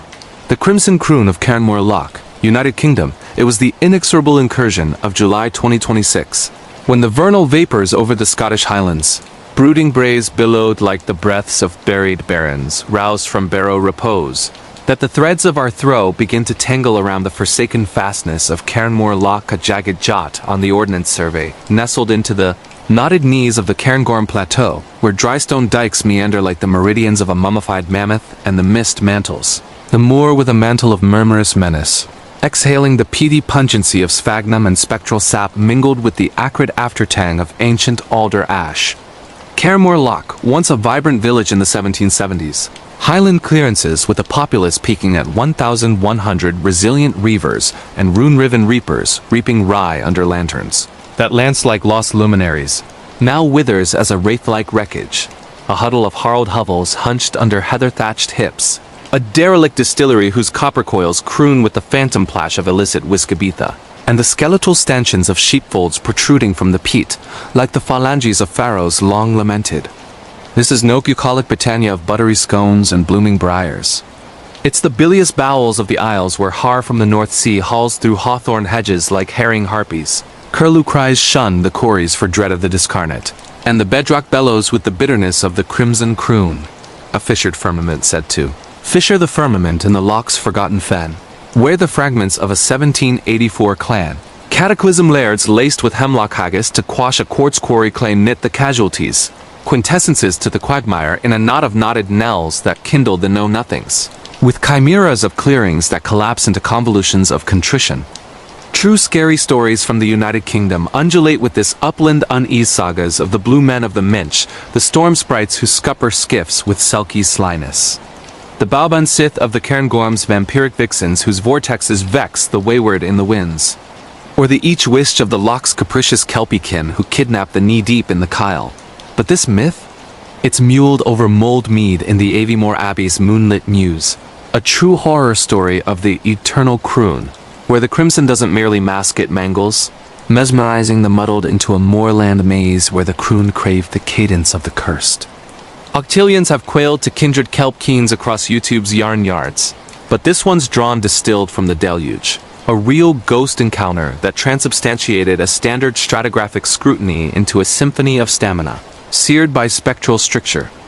Our keystone in this kettle of cacophony is Dr. Elowen L. Strathmore, a 41-year-old geomythologist from the University of Aberdeen School of Geosciences. Her heraldry, a heraldry of hallowed hypotheses on Holocene, hauntings and a homily at the 2026 Royal Geographical Society on substratal sirens.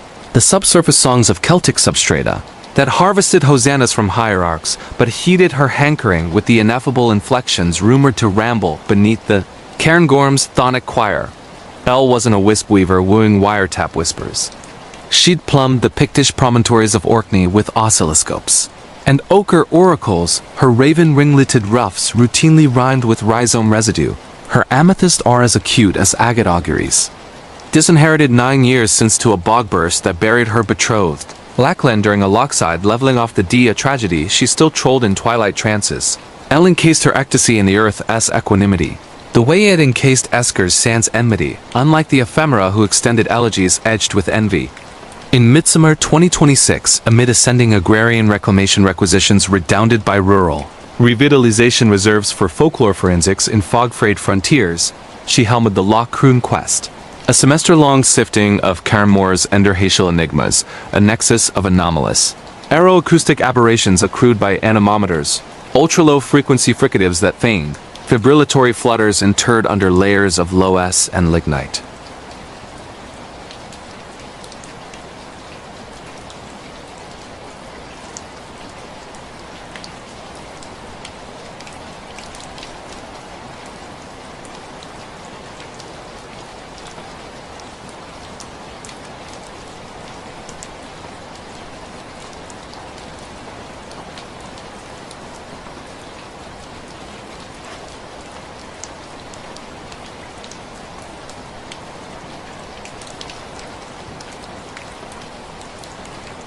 The Pioneer Pavilion precipitated across a trio of fortnights of feverish fieldwork, a fortress of frameless frames fixed against the 40-knot nor'westers that whipped wattle like warp's barometric bellows, booming a ballad against the diurnal dirge and ground-penetrating gravimeters, grinding like grimoire gears gouging the gloom's grudging guts.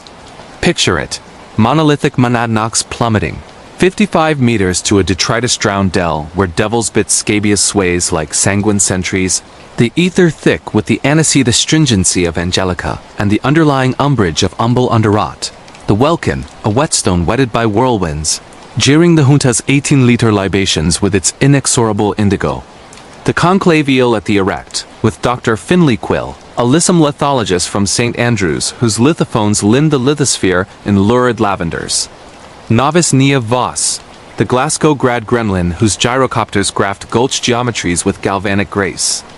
Grizzled geognost Geordie Grit MacLear, a 8th-gen Cairngorm gouger whose biceps brandished brands of braided barrows inked in Inverness inns. Datum druid Dira Hal, divining divots with the dexterity of a druidist dowser. Reticent runologist professor On Blackthorn, cataloging Celtic carvings that curdled at the corners like curse codices. Burly barrow busters brethren, Bram and Catriona O'Keefe, manhandling mattocks with maledictions meaty as the mire they masticated. Contemplative cartographer Dr. Silas Reed, his unflinching umbilicals underscoring a scald sensitivity for the Strath's susurrations. Meditative meteorologist Dr. Murin Singh, her unyielding yarns yielding to the yarning yarns. And quiet quartermaster Quinn Fletcher logging logistics with the precision of a Pictish Pict acclimated to the Highland as haughty him.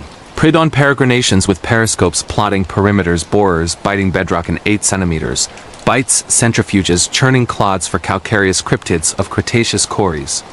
Yields in the youth of the year were Yorvis yield. Geophysical glossaries gleaning a gnarled gulch at 40 meters. Saline sluices strung with silicaceous shards that seduced the sappers, biogenic belches that burped like banshees from the barrow. Dusks doled dramdrams decanted on driftwood, drift sturges declaimed beneath the burgeoning. Blood moon as Geordie gabbed with Glen Kogul glimpses and Niev nattered. UEV unspools of wraith willows that writhed like racked wraiths against the carmine crepuscule. But the croon crimsoned cunning on croon day 15, a sly seepage not of schist, but of shiver, embodying in perceptual pricks that the pragmatic psyche predicates to pressure perturbations until they part into pandemonium. Elle etched it earliest amid an everyday eddy survey at the site's southern scarp, her gravimeter's graticule gyrating erratically as if goaded by ghostly goads. The dashboard dappling with crimson cascades, implausible inflections intimating an igneous interstice. Infused with igneous inclusions, yet palpitating with a frigidity that frosted her furs. Gal gust artifact on the gravimeters, she docketed, but as she recalibrated, a profound plash permeated the pall, subsonic at the skirt of sense, shuddering the selenite in her sundial like a struck sistrum. It wasn't the wind too tuneful, too messing in tones that echoed the Hebridean harp hymns for the hill-haunted. Phonemes semi-syllabled in a sibilant scoured by seasons. Crim ... sun ... croon ... Cairn Gaiu. Finlay's lithophone leagues lacked likewise. The lens layering loose lithics with lucent layers crimson cascades cascading crag crests. Lineaments of limbs lengthened and lax, extremities extended as if eviscerated in endless ennui. Parsing pang from petrologic pandemonium, he posited, rebooting, but Niev's gyrocopter gazettes, gated to the guidance gazebo gauges, guarded the gospel. As the whirlybird winged a water-worn wash, a weathered wadi webbed with windstone. The stream stammered, superposing crimson croons that lumped into lineaments, lairds and lacerated leans. Their lineaments, lean locks loosed like lichened lianas, lineaments lidded by layers that lifted to lay bare orbs ossified to opals orifices, orbed in owlish odes.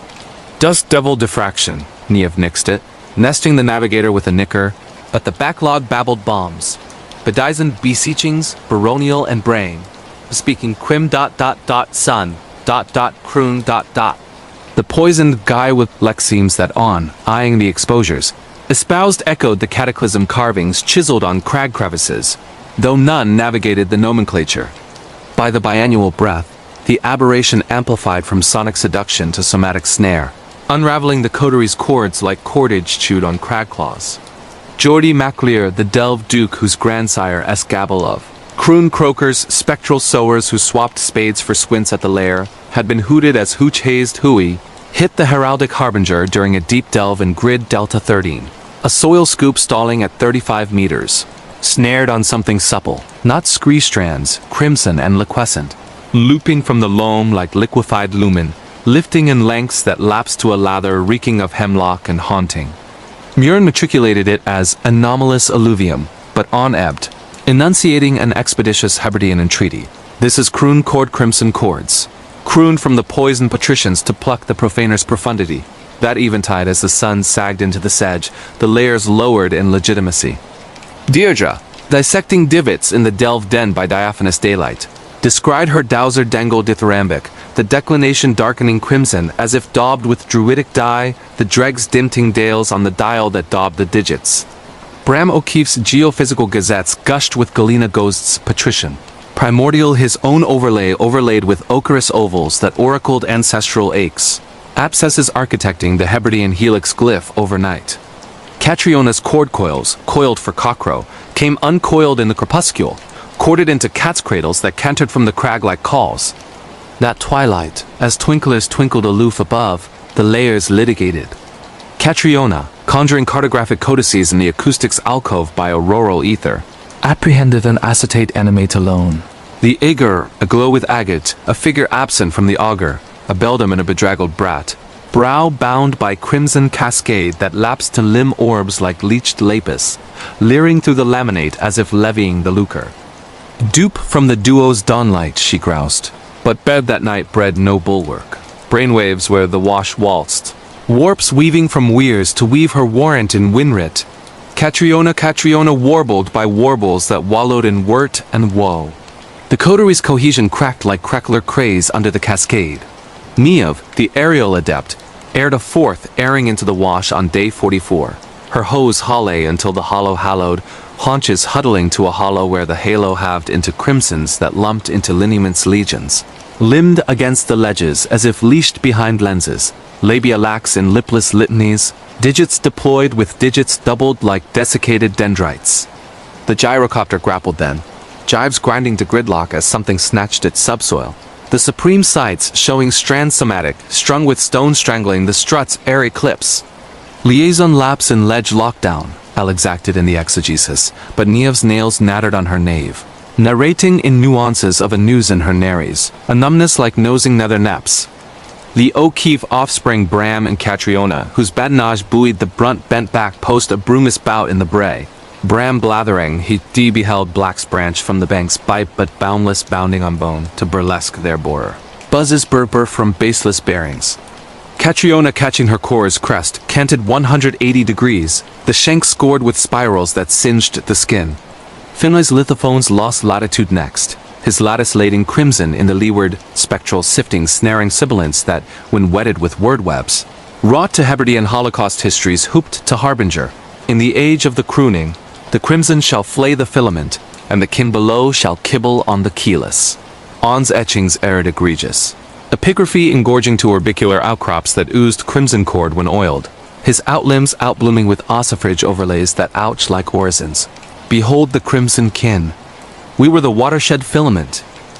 El's edifice of empirics endured eminent, an embankment against the encroaching ecstasy, but breaches burgeoned in the third trimester when the layers linked into legend. On a sporadic sunspurt spokes of sallow splendor spearing the squall like spearing spears, she sank the wash via the windless woven wane, workbook and wrist, to weigh the scoop's seed in situs. The plash palliated her promptly, a baritone beat that bedded with her blood beat, breaking it to a bovine browse as if the bray breathed in beat with her breaths. The ether aged arterial, atoms assembling into a croon literal, a loom of lambent crimson. 30 meters broad, hung horizontal in the hollow's hock where no hollow held, its plane pulsing like plaid perturbed by phantom pipes.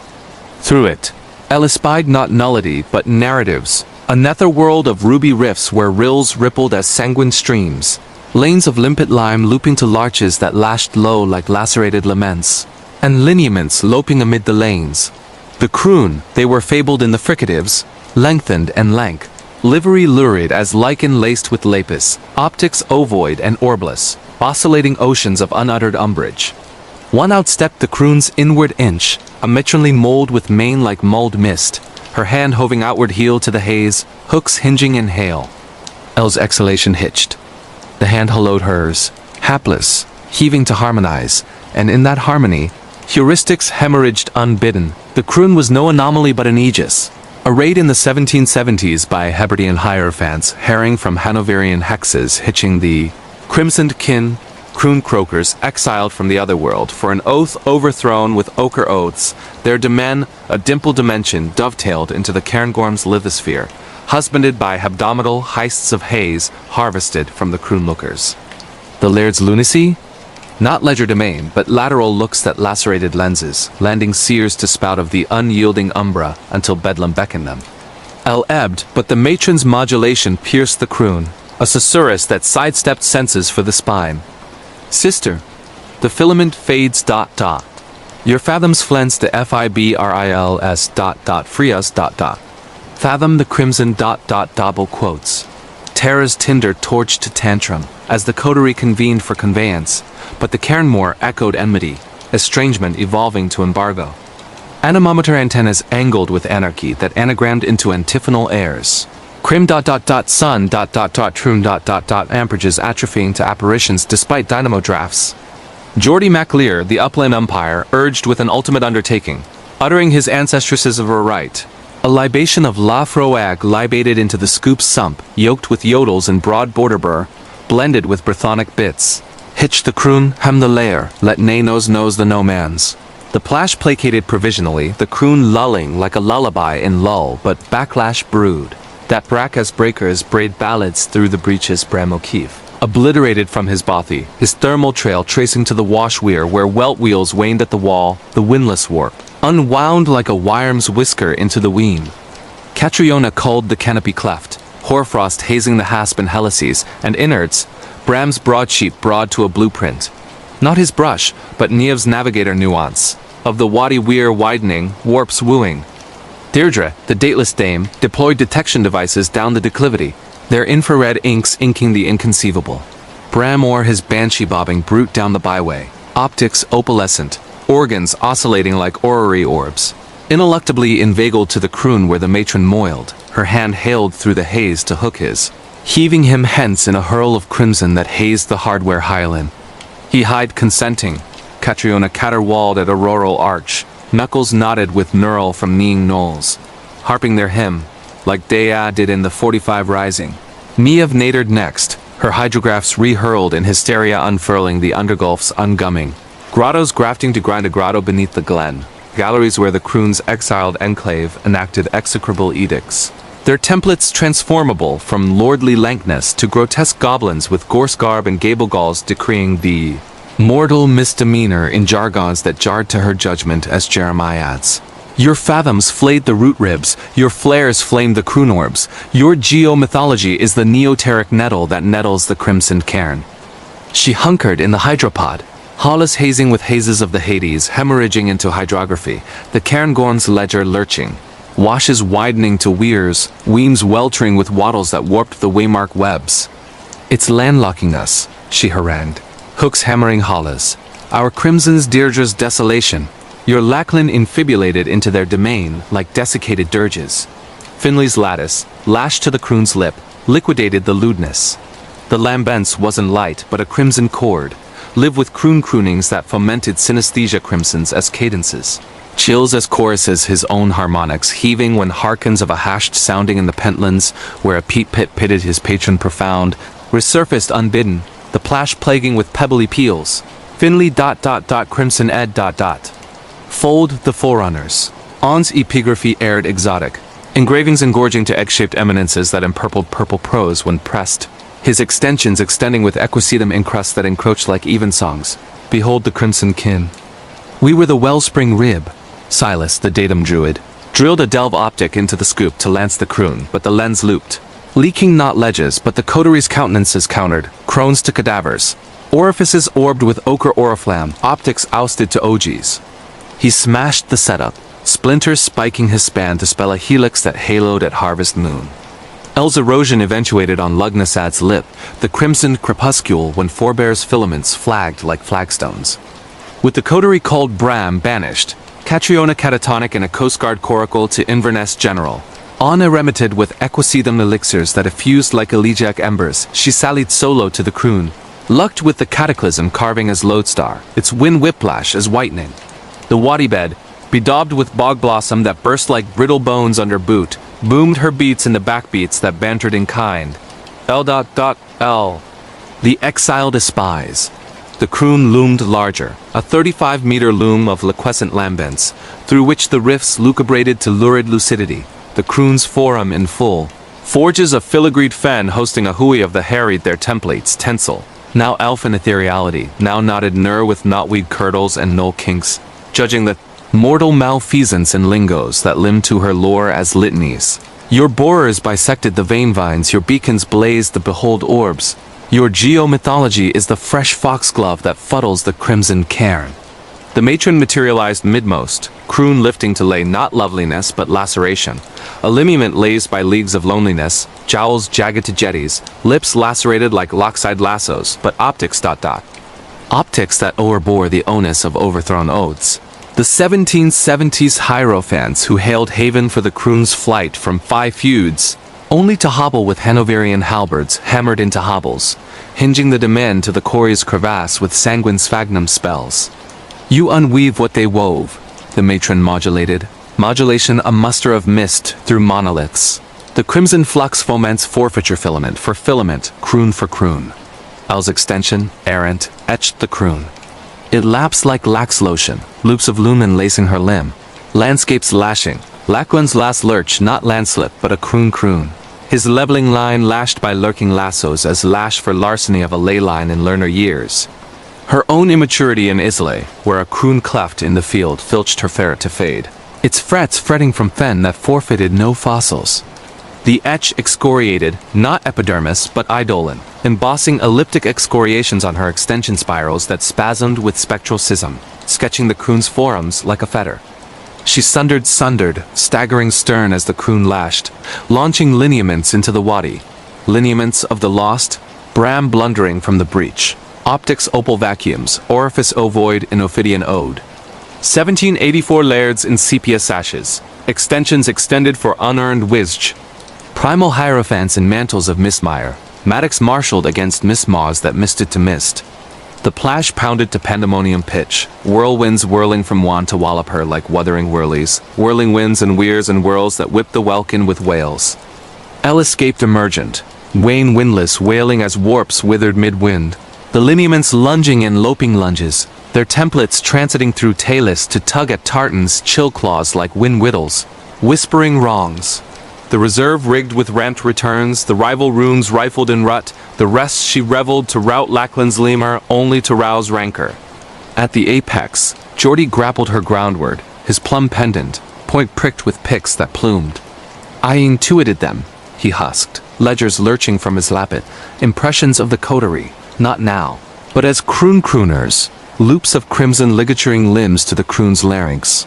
Finley and Deirdre damned at the man with wind wedges from Onhas hordes, Hebridean hurdles against the croon, but the frames, fattened like fog-fogged flans, frames flexing inward with fingered flats, the plash pitching to particulars.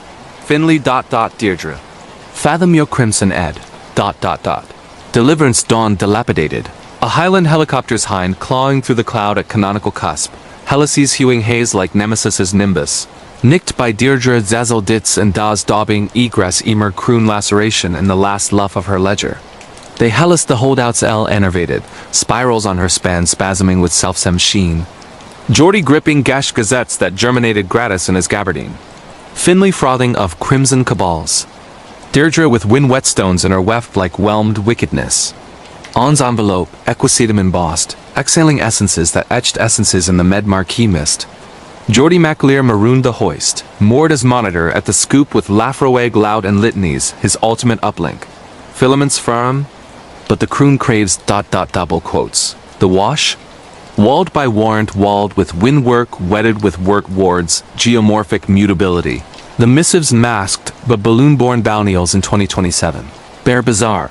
The walloping into weems that wheeze crimson croons, lows looping to limb spirals, scannable from stratosphere, plashes piping to Perthshire prognoses as static staves. L elevated but eclipsed. Erudites ethereally from an Aberdeen airy where embrasures emboss with crimson chords, her hibernals harried by the matron's missive. Sister the croons? Lap and learn. Psychopomp pegs it pathos phantasm. Hebridean holdouts haul it croon crimsoned, handing helix hallows that heat at harvest. But she savvies. The croon lingers, laxing lowland now bulletins from the borders of burrowers blurring into croon clefts that filigree to Cairngorm lows. Lothian locks lapping with Hebridean hymns, Lothersinks spawning spired sprites. The croon croakers forward, their forum fructifying, crimson cadences craving the callous. Flout no more, or fathom forever. The Obsidian Oracle of Obsidian Bay, Canada. It was the savage scourge of August 2026, when the Pacific Tempest's talons tore at Vancouver Island. Ragged rim like the rending of ravenous ravens from primordial perches, that the filaments of our fable fray into the forsaken fjord of Obsidian Bay, a bleak blot on the bathymetric blueprint buried in the battered bays of the Breton archipelago, where basalt buttresses butt against the brine like the barricades of beleaguered berserkers, and the spindrift spindles the strand with a shroud of spectral spume. Exhaling the briny bouquet of bull kelp and banshee brine mingled with the acrid afterdamp of ancient obsidian ash. Obsidian Bay, once a teeming trading post in the 1840s for a frenzy, with a populace, peaking at 1,200 tenacious Tsimshian traders and tempest-tossed Tory trappers trafficking pelts under lanterns that lance like lost leviathans now nags as a nacreous nadir. A knot of knee timberbird keels keeled under kelp-kissed keels. A derelict dockside depot whose davits drone with the phantom plash of pilfered pots. and the skeletal spars of schooners splintered from the surf like the scapulae of selkies long sorrowed. This is no nostalgic nuka of nautical noshes and nor'easter nips. It's the necrotic nexus of the north where fog from the Haida Gwaii hauls through hemlock hollows like lowering lamias orca orisons shun the shoals for consternation of the corporeal and the literal laments with the laceration of the obsidian oracle, a shimmering shroud said to shroud the shoals in the bay's sunken slough where the shards of a 1853 trading treachery trappers tainted with tetanus tincture to thieve a totem trove knit the knelled kins, quintessences to the coin and a curse of knotted knells that kindle the know-nothings, with chimeras of channels that churn into chasms of chagrin. True scary stories from Canada cadence with this coastal cataclysm chronicles of the black dog of the Breton, the spectral spaniel who scuppers skiffs with spaniel spiked, the bluebellies of the Bella Coola, vampiric vagrants whose vortices vex the voyagers in the vales, or the old man of the obsidian, capricious crooner who croons the knee-deep in the Kyle. But this mythos? It's muled over mulled mead in the Port McNeil pubs, moonlit muse a true horror story of the eternal oracle, where the obsidian doesn't merely mask it maims mesmerizing, the muddled into a maritime maze where the oracled sup on the spasm of the strayed. Nonilians have quailed to kindred kelpkeens across YouTube's yarn yards, but this one's drawn distilled from the deluge.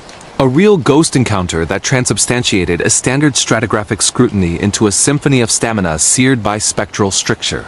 Our keystone in this kettle of cacophony is Dr. Isolde Yzid MacTaggart, a 45-year-old hydrohauntologist from the University of Victoria's School of Earth and Ocean Sciences. Her heraldry, a heraldry of hallowed hypotheses on Holocene hauntings, and a homily at the 2026 Canadian Meteorological and Oceanographic Society on substratal sirens. The subsurface songs of Salish substrata that harvested hosannas from hierarchs, but heated her hankering with the ineffable inflections rumored to ramble beneath the Breton Venthic balladry. Izzy wasn't a wisp weaver wooing wiretap whispers. She plumbed the Simshian totems of the Tlel with oscilloscopes, and ochre oracles, her raven ringleted ruffs routinely rhymed with rhizome residue, her amethyst auras acute as agate auguries. Disinherited 12 years since to a rogue wave that racked her wetted fin during a fjord foray off the Fitz. Hue a tragedy she still trolled in twilight trances Izzy, encased her ecstasy in the earth's equanimity, the way it encased Esker Sand's enmity, unlike the ephemera who extended elegies edged with envy. In late summer 2026, amid ascending aquaculture reclamation requisitions redounded by rural revitalization reserves for folklore forensics in fog-frayed frontiers, she helmed the Bay Oracle Expedition, a semester-long sifting of obsidian's enderhacial enigmas, a nexus of anomalous aeroacoustic aberrations accrued by anemometers, ultra-low-frequency fricatives that feigned fibrillatory flutters interred under layers of loess and lignite. The bay bellows its own ballads, Izzy intoned in her indenture, but buried below the bathymetry was her Simshian ancestress's hearsay. Histories of the obsidian oracle outriders spawned from the tetanus trade's tenebrous toxin. Their obsidian oracled into the obsidian outcrop to oracle the overbold oracled. With a coterie of 11 enduring explorers from the Emerald Enclaves, Izzy hydrofoiled into obsidian aboard a rigid-hull inflatable that sparred with spindrifts like spiteful sprites, debarking at a bracken-barbed byre amid bull kelp that barbed like barrow barbs underfoot. The Pioneer Pavilion precipitated across a quartet of fortnights of feverish fieldwork. A fortress of frameless frames fixed against the 50-knot nor'westers that whipped wattle like warps. Barometric bellows booming a ballad against the diurnal dirge. And ground-penetrating gravimeters grinding like grimoire gears gouging the gloom's grudging guts. Picture it. Monolithic monadnocks plummeting 65 meters to a detritus-drowned dell where devils bid scabious sways like sanguine sentries. The ether thick with the aniseed astringency of angelica and the underlying umbrage of umbel underwrought. The welkin, a whetstone wetted by whirlwinds, jeering the junta's 22-liter libations with its inexorable indigo. The conclave Izzy at the erect, with Dr. Ronan Quill, a lanky lithologist from Dalhousie, whose lithophones limned the lithosphere in lurid lavenders. Fledgling Myra Voss, the Uvic grad savant whose gyrocopters graphed gulch geometries with galvanic grace. Grizzled Giagnos Laclin Salty Greer, a 9th-gen Broughton burrower whose biceps brandished brands of braided barrows inked in Bella Bella bars. Datum druid Tessa Hale, dividing divots with the dexterity of a druidess dowser. Reticent runologist Professor Ewan Blackfeather, cataloging Celtic carvings that curdled at the corners like curse codices. Burly Barrow Buster's siblings, Finn and Shalban O'Rourke, manhandling mattocks with maledictions meaty as the mire they masticated. Contemplative cartographer Dr. Nora Singh, her unflinching umbilicals underscoring the scald's sensitivity for the Strath's susurrations. Meditative meteorologist Dr. Fiona MacLeod, her unyielding yarns yielding to the yarning yarns. Quiet quartermaster Quinn Fletcher, logging logistics with the precision of a Pictish Pict. An enigmatic ethnography Elias Thorne, weaving wards with the weave of ancestral whispers acclimated to the Highland, haughty hymn. Pridon peregrinations with periscopes plotting perimeters, borers biting bedrock, in 10 centimeters bites, centrifuges churning clods for calcareous cryptids of Cretaceous quarries. Yields in the youth of the year were yours yield. Geophysical glossaries gleaning a gnarled gulch at 50 meters. Saline sluices strung with silicaceous shards that seduced the sappers, biogenic belches that burped like banshees from the barrow. Dusk's dull dram-drams decanted on driftwood drifts. Dirges declaimed beneath the burgeoning blood moon as salty spun with Skeena ghost yarns. And Mira mused UAV unspools of wraith willows that writhed like racked wraiths against the Carmen crepuscule. But the Oracle obsidianed ominous on Oracle Day 16, a sly seepage not of schist, but of shiver, embodying imperceptual pricks that the pragmatic psyche predicates to pressure perturbations until they part into pandemonium. Izzy inscribed it initial amid an everyday eddy survey at the site's southern scarp, her gravimeter's graticule gyrating erratically as if goaded by ghostly goads, the dashboard dappling with obsidian orbs and plausible inflections, intimating an igneous interstice, infused with igneous inclusions yet palpitating with a frigidity that frosted her furs. Gale gust artifact on the gravimeters, she docketed, but as she recalibrated, a profound plash permeated the pall, subsonic at the skirt of sense, shuddering the selenite in her sundial like a struck sistrum. It wasn't the wind too tuneful, too messing in tones that echoed the Simshian totem chants for the tide taken. Phonemes semi-syllabled in a sibilance, scoured by seasons. ob.sid.ian.or. Akel gi we bull quotes Ronin's lithophone leagues lagged likewise, the lens layering loose lithics with lucent layers, obsidian orbs orbiting outcrop outlines, lineaments of limbs lengthened and lax, extremities extended as if eviscerated in endless ennui.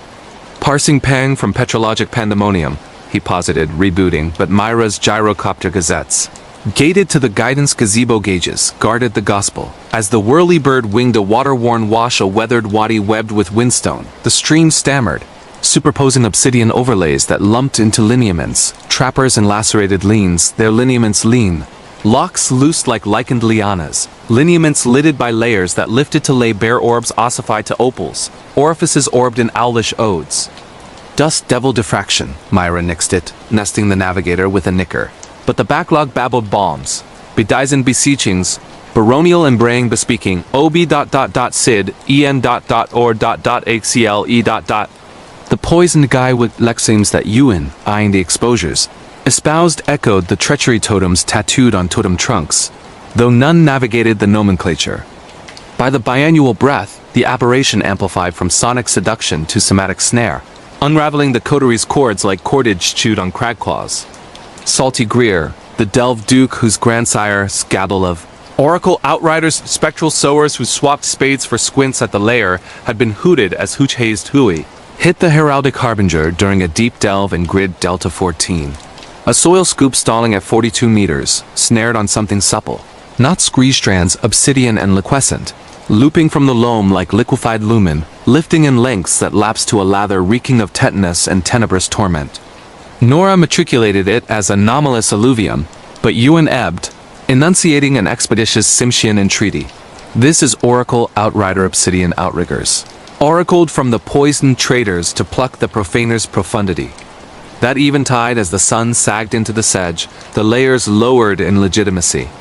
Tessa, dissecting divots in the delve den by diaphanous daylight, descried her dowser dangle dithyrambic, the declination darkening obsidian as if daubed with druidic dye, the dregs dinting dales on the dial that daubed the digits. Finn O'Rourke's geophysical gazettes gushed with Galena ghosts trader. Primordial his own overlay overlaid with ochreous ovals that oracled ancestral aches. abscesses architecting the Tsimshian helix glyph overnight.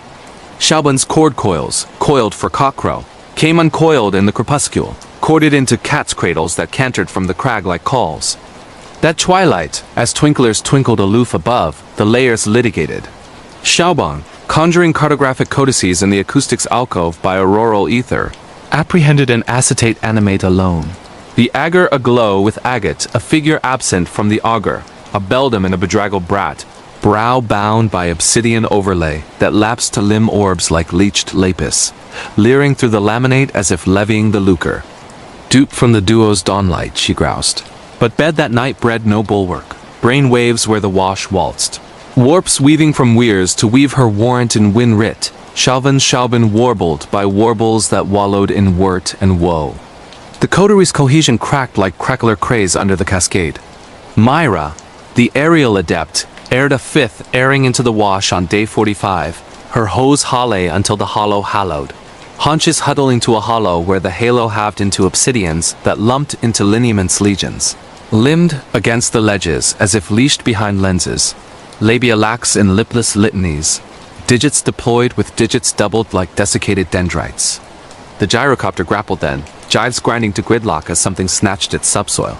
The supreme sights showing strands somatic, strung with stone strangling the strut's air eclipse. Liaison lapse in ledge lockdown, Izzy exacted in the exegesis, but Myra's nails nattered on her nave, narrating in nuances of a noose in her nares, a numbness like nosing nether neps. The O'Rourke offspring Finn and Xiaoban, whose badinage buoyed the brunt bent back, post a brumous bout in the bray. Finn blathering, he de-beheld Black's branch from the bank's biped, but boundless bounding on bone to burlesque their boar buzzes burr from baseless bearings. Xiaoban catching her core's crest, canted 180 degrees the shank scored with spirals that singed the skin. Ronan's lithophone's lost latitude next, his lattice lading obsidian in the leeward, spectral sifting snaring sibilants that, when wetted with word webs, wrought to Tsimshian treachery histories hooped to harbinger. In the age of the oracling, the obsidian shall flay the filament, and the kimbelow shall kibble on the keyless.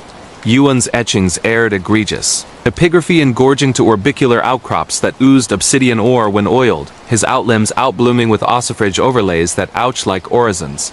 Behold the obsidian kin. We were the watershed filament. Izzy's edifice of empirics endured eminent. An embankment against the encroaching ecstasy, but breaches burgeoned in the third trimester when the layers linked into legend. On a sporadic sunspurt spokes of sallow splendor spearing the squall like spearing, spears she sank the wash via the windless woven wane, workbook and wrist, to weigh the scoop's seed and situs. The plash palliated her promptly, a baritone beat that bedded with her blood beat, breaking it to a bovine browse as if the bray breathed in beat with her breaths. The ether-aged anthracite, atoms assembling into an oracle literal, a loom of lambent obsidian, 32 meters broad, hung horizontal in the hollow's hock where no hollow held, its plane pulsing like plaid perturbed by phantom pipes. Through it Izzy espied not nullity, but narratives, a netherworld of noir nooks where narrows, nipped as nephritic nodes lanes of limpet, lime looping to larches that lashed low like lacerated laments, and lineaments loping amid the lanes. The oracle they were fabled in the fricative's lengthened and lank livery lurid as lichen, laced with lapis optics ovoid and orbless oscillating oceans of unuttered umbrage. One outstepped the oracle's inward inch, a matronly mold with mane like mulled mist, her hand hoving outward heel to the haze, hooks hinging in hail. Izzy's exhalation hitched. The hand hallowed hers, hapless, heaving to harmonize, and in that harmony, heuristics hemorrhaged unbidden. The oracle was no anomaly but an aegis. Arrayed in the 1840s by Tsimshian shamans herring from Hudson's Bay hexes, hitching the obsidian kin oracle outriders exiled from the spirit world for an oath overthrown with ochre oaths, their demin, a dimple dimension dovetailed into the Broughton's lithosphere, husbanded by hebdomadal heists of haze harvested from the oracle lookers. The trapper's lunacy? Not legerdemain, but lateral looks that lacerated lenses, landing seers to spout of the unyielding umbra until bedlam beckoned them. Izzy ebbed, but the matron's modulation pierced the oracle, a susurrus that sidestepped senses for the spine. Sister, the filament fades ... Your fathoms flance the fibrils. Free us ... Fathom the obsidian ... double quotes. Terror's tinder torched to tantrum as the coterie convened for conveyance, but the obsidian echoed enmity, estrangement evolving to embargo. Anemometer antennas angled with anarchy that anagrammed into antiphonal airs. Sid. Amperages atrophying to apparitions despite dynamo drafts.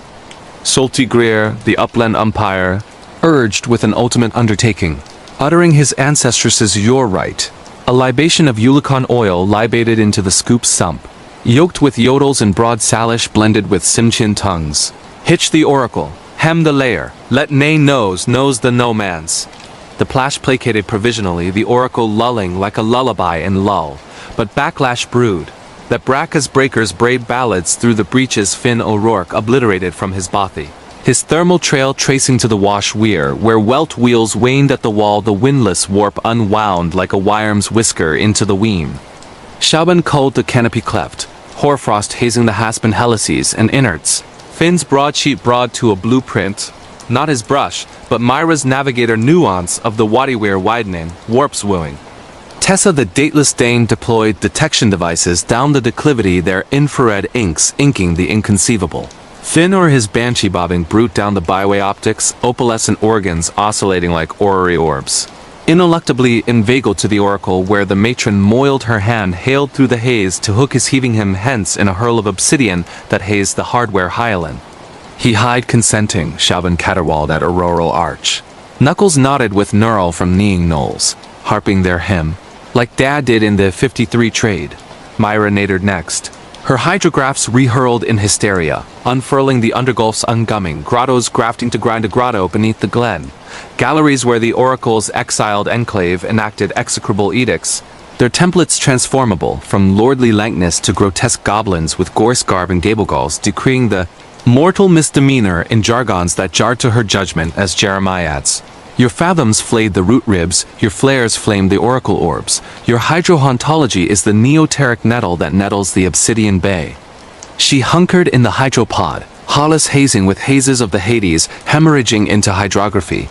The Broughton's ledger lurching, washes widening to weirs, weems weltering with waddles that warp the waymark webs. It's landlocking us, she harangued, hooks hammering Hollis.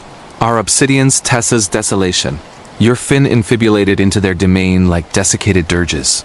Ronan's lattice lashed to the oracle's lip liquidated. The lewdness. The lambence wasn't light, but an obsidian orb lived with oracle orisons that fomented synesthesia obsidians as oracle's shivers. As Sheens, his own harmonics heaving when hearkens of a hashed sounding in the Haida. Gwai where a peat pit pitted his patron profound resurfaced unbidden the plash plaguing with pebbly peals. Ronan ... obsidian ed ... Fold the forerunners. Ewan's epigraphy aired exotic. Engravings engorging to egg-shaped eminences that empurpled purple prose when pressed. His extensions extending with equisedum encrusts that encroached like evensongs. Hold the obsidian kin. We were the wellspring rib. Fiona, the datum druidess, drilled a delve optic into the scoop to lance the oracle. But the lens looped, leaking not ledges, but the coterie's countenances countered, crones to cadavers, orifices orbed with ochre oriflamme. Optics ousted to OGs. She smashed the setup, splinters spiking her span to spell a helix that haloed at harvest moon. Izzy's erosion eventuated on Equinox's eve, the obsidian vesper when Forbear's filaments flagged like flagstones. With the coterie called Finn banished Chalvan catatonic in a Coast Guard coracle to Prince Rupert General Ewan irremedied with equisedum elixirs that effused like elegiac embers, she sallied solo to the oracle, lucked. With the treachery totem as lodestar, its wind whiplash is whitening.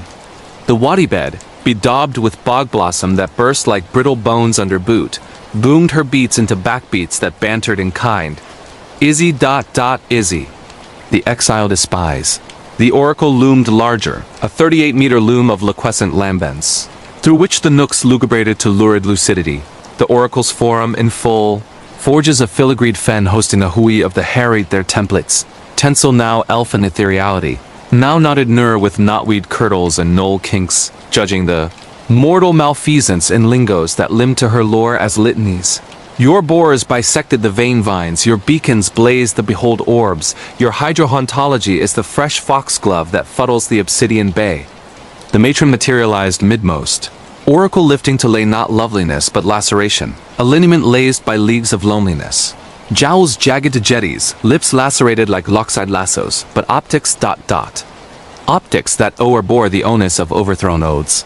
The 1840s shamans who hailed haven for the Oracle's flight from spirit world skirmishes, only to hobble with Hudson's Bay halberds, hammered into hobbles, hinging the domain to the bay's bedrock with sanguine sphagnum spells. You unweave what they wove, the matron modulated. Modulation a muster of mist through monoliths. The obsidian flux foments forfeiture filament for filament, oracle for oracle. Izzy's extension, errant. Etched the oracle. It laps like lax lotion, loops of lumen lacing her limb, landscape slashing. Finn's final flail, not wave but an oracle out. His hydrofoil hawser hacked by haunting hooks as hubris for herring a hide a hollow in hatchling days. Her own immaturity in the Nass, where an oracle outcrop in the outwash oracled her otter to oblivion, its orisons orating from ooze that oracled no ossuaries. The etch excoriated, not epidermis but eidolon, embossing elliptic excoriations on her extension spirals that spasmed with spectral schism, sketching the oracle's forums like a fetter. She sundered, staggering stern as the oracle lashed, launching lineaments into the wadi, lineaments of the lost, fin flailing from the breach.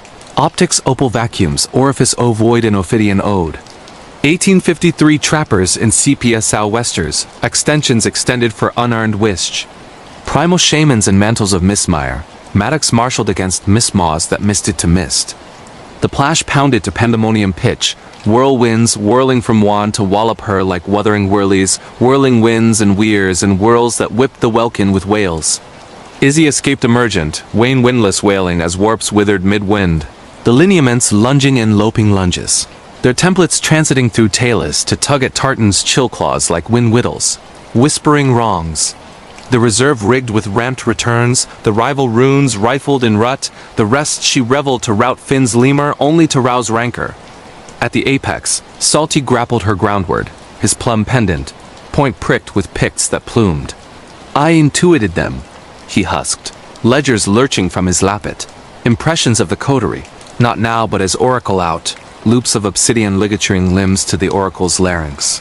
Ronan and Tessa damned the men with wind wedges from Yuansa's hordes, Simshian hurdles against the oracle, but the frames, fattened like fog-fogged flans, frames flexing inward with fingered flats, the plash pitching to particulars, Ronan ... Tessa ... Fathom your obsidian ed ... Deliverance dawned dilapidated. A Coast Guard Sikorsky hind clawing through the cloud at canonical cusp, helices hewing haze like Nemesis's nimbus. Nicked by Tessa Jezelditz and Das daubing egress emerg oracle laceration in the last luff of her ledger. They helliced the holdouts Izzy enervated, spirals on her span spasming with selfsome sheen. Salty gripping gashed gazettes that germinated gratis in his gabardine. Ronan frothing of obsidian oracles. Tessa with wind whetstones in her weft like whelmed wickedness. Yuan's envelope, equisetum embossed, exhaling essences that etched essences in the Medmarquee mist. Salty Greer marooned the hoist, moored as monitor at the scoop with Eulicon elixir and litanies, his ultimate uplink. Filaments firm. But the oracle ORAC led ... The wash? Walled by warrant, walled with windwork wedded with wurtwards. Geomorphic mutability, the missives masked. But balloon-born bounnials in 2027 bear bizarre. The wallow walloping into weems that wheeze obsidian oracles. Lows looping to limb spirals, scannable from stratosphere, plashes piping to port hardy prognoses as static staves. Izzy, elevated but eclipsed. Erudites ethereally from a Victoria vista, where embrasures emboss with obsidian orbs, her hibernals harried by the matron's missive. Sister, the oracle ORAC led ... Lap and learn. Psychopomp pegs at pathos phantasm. Simshan holdouts haul at oracle obsidian, handing helix hollows that heat at harvest.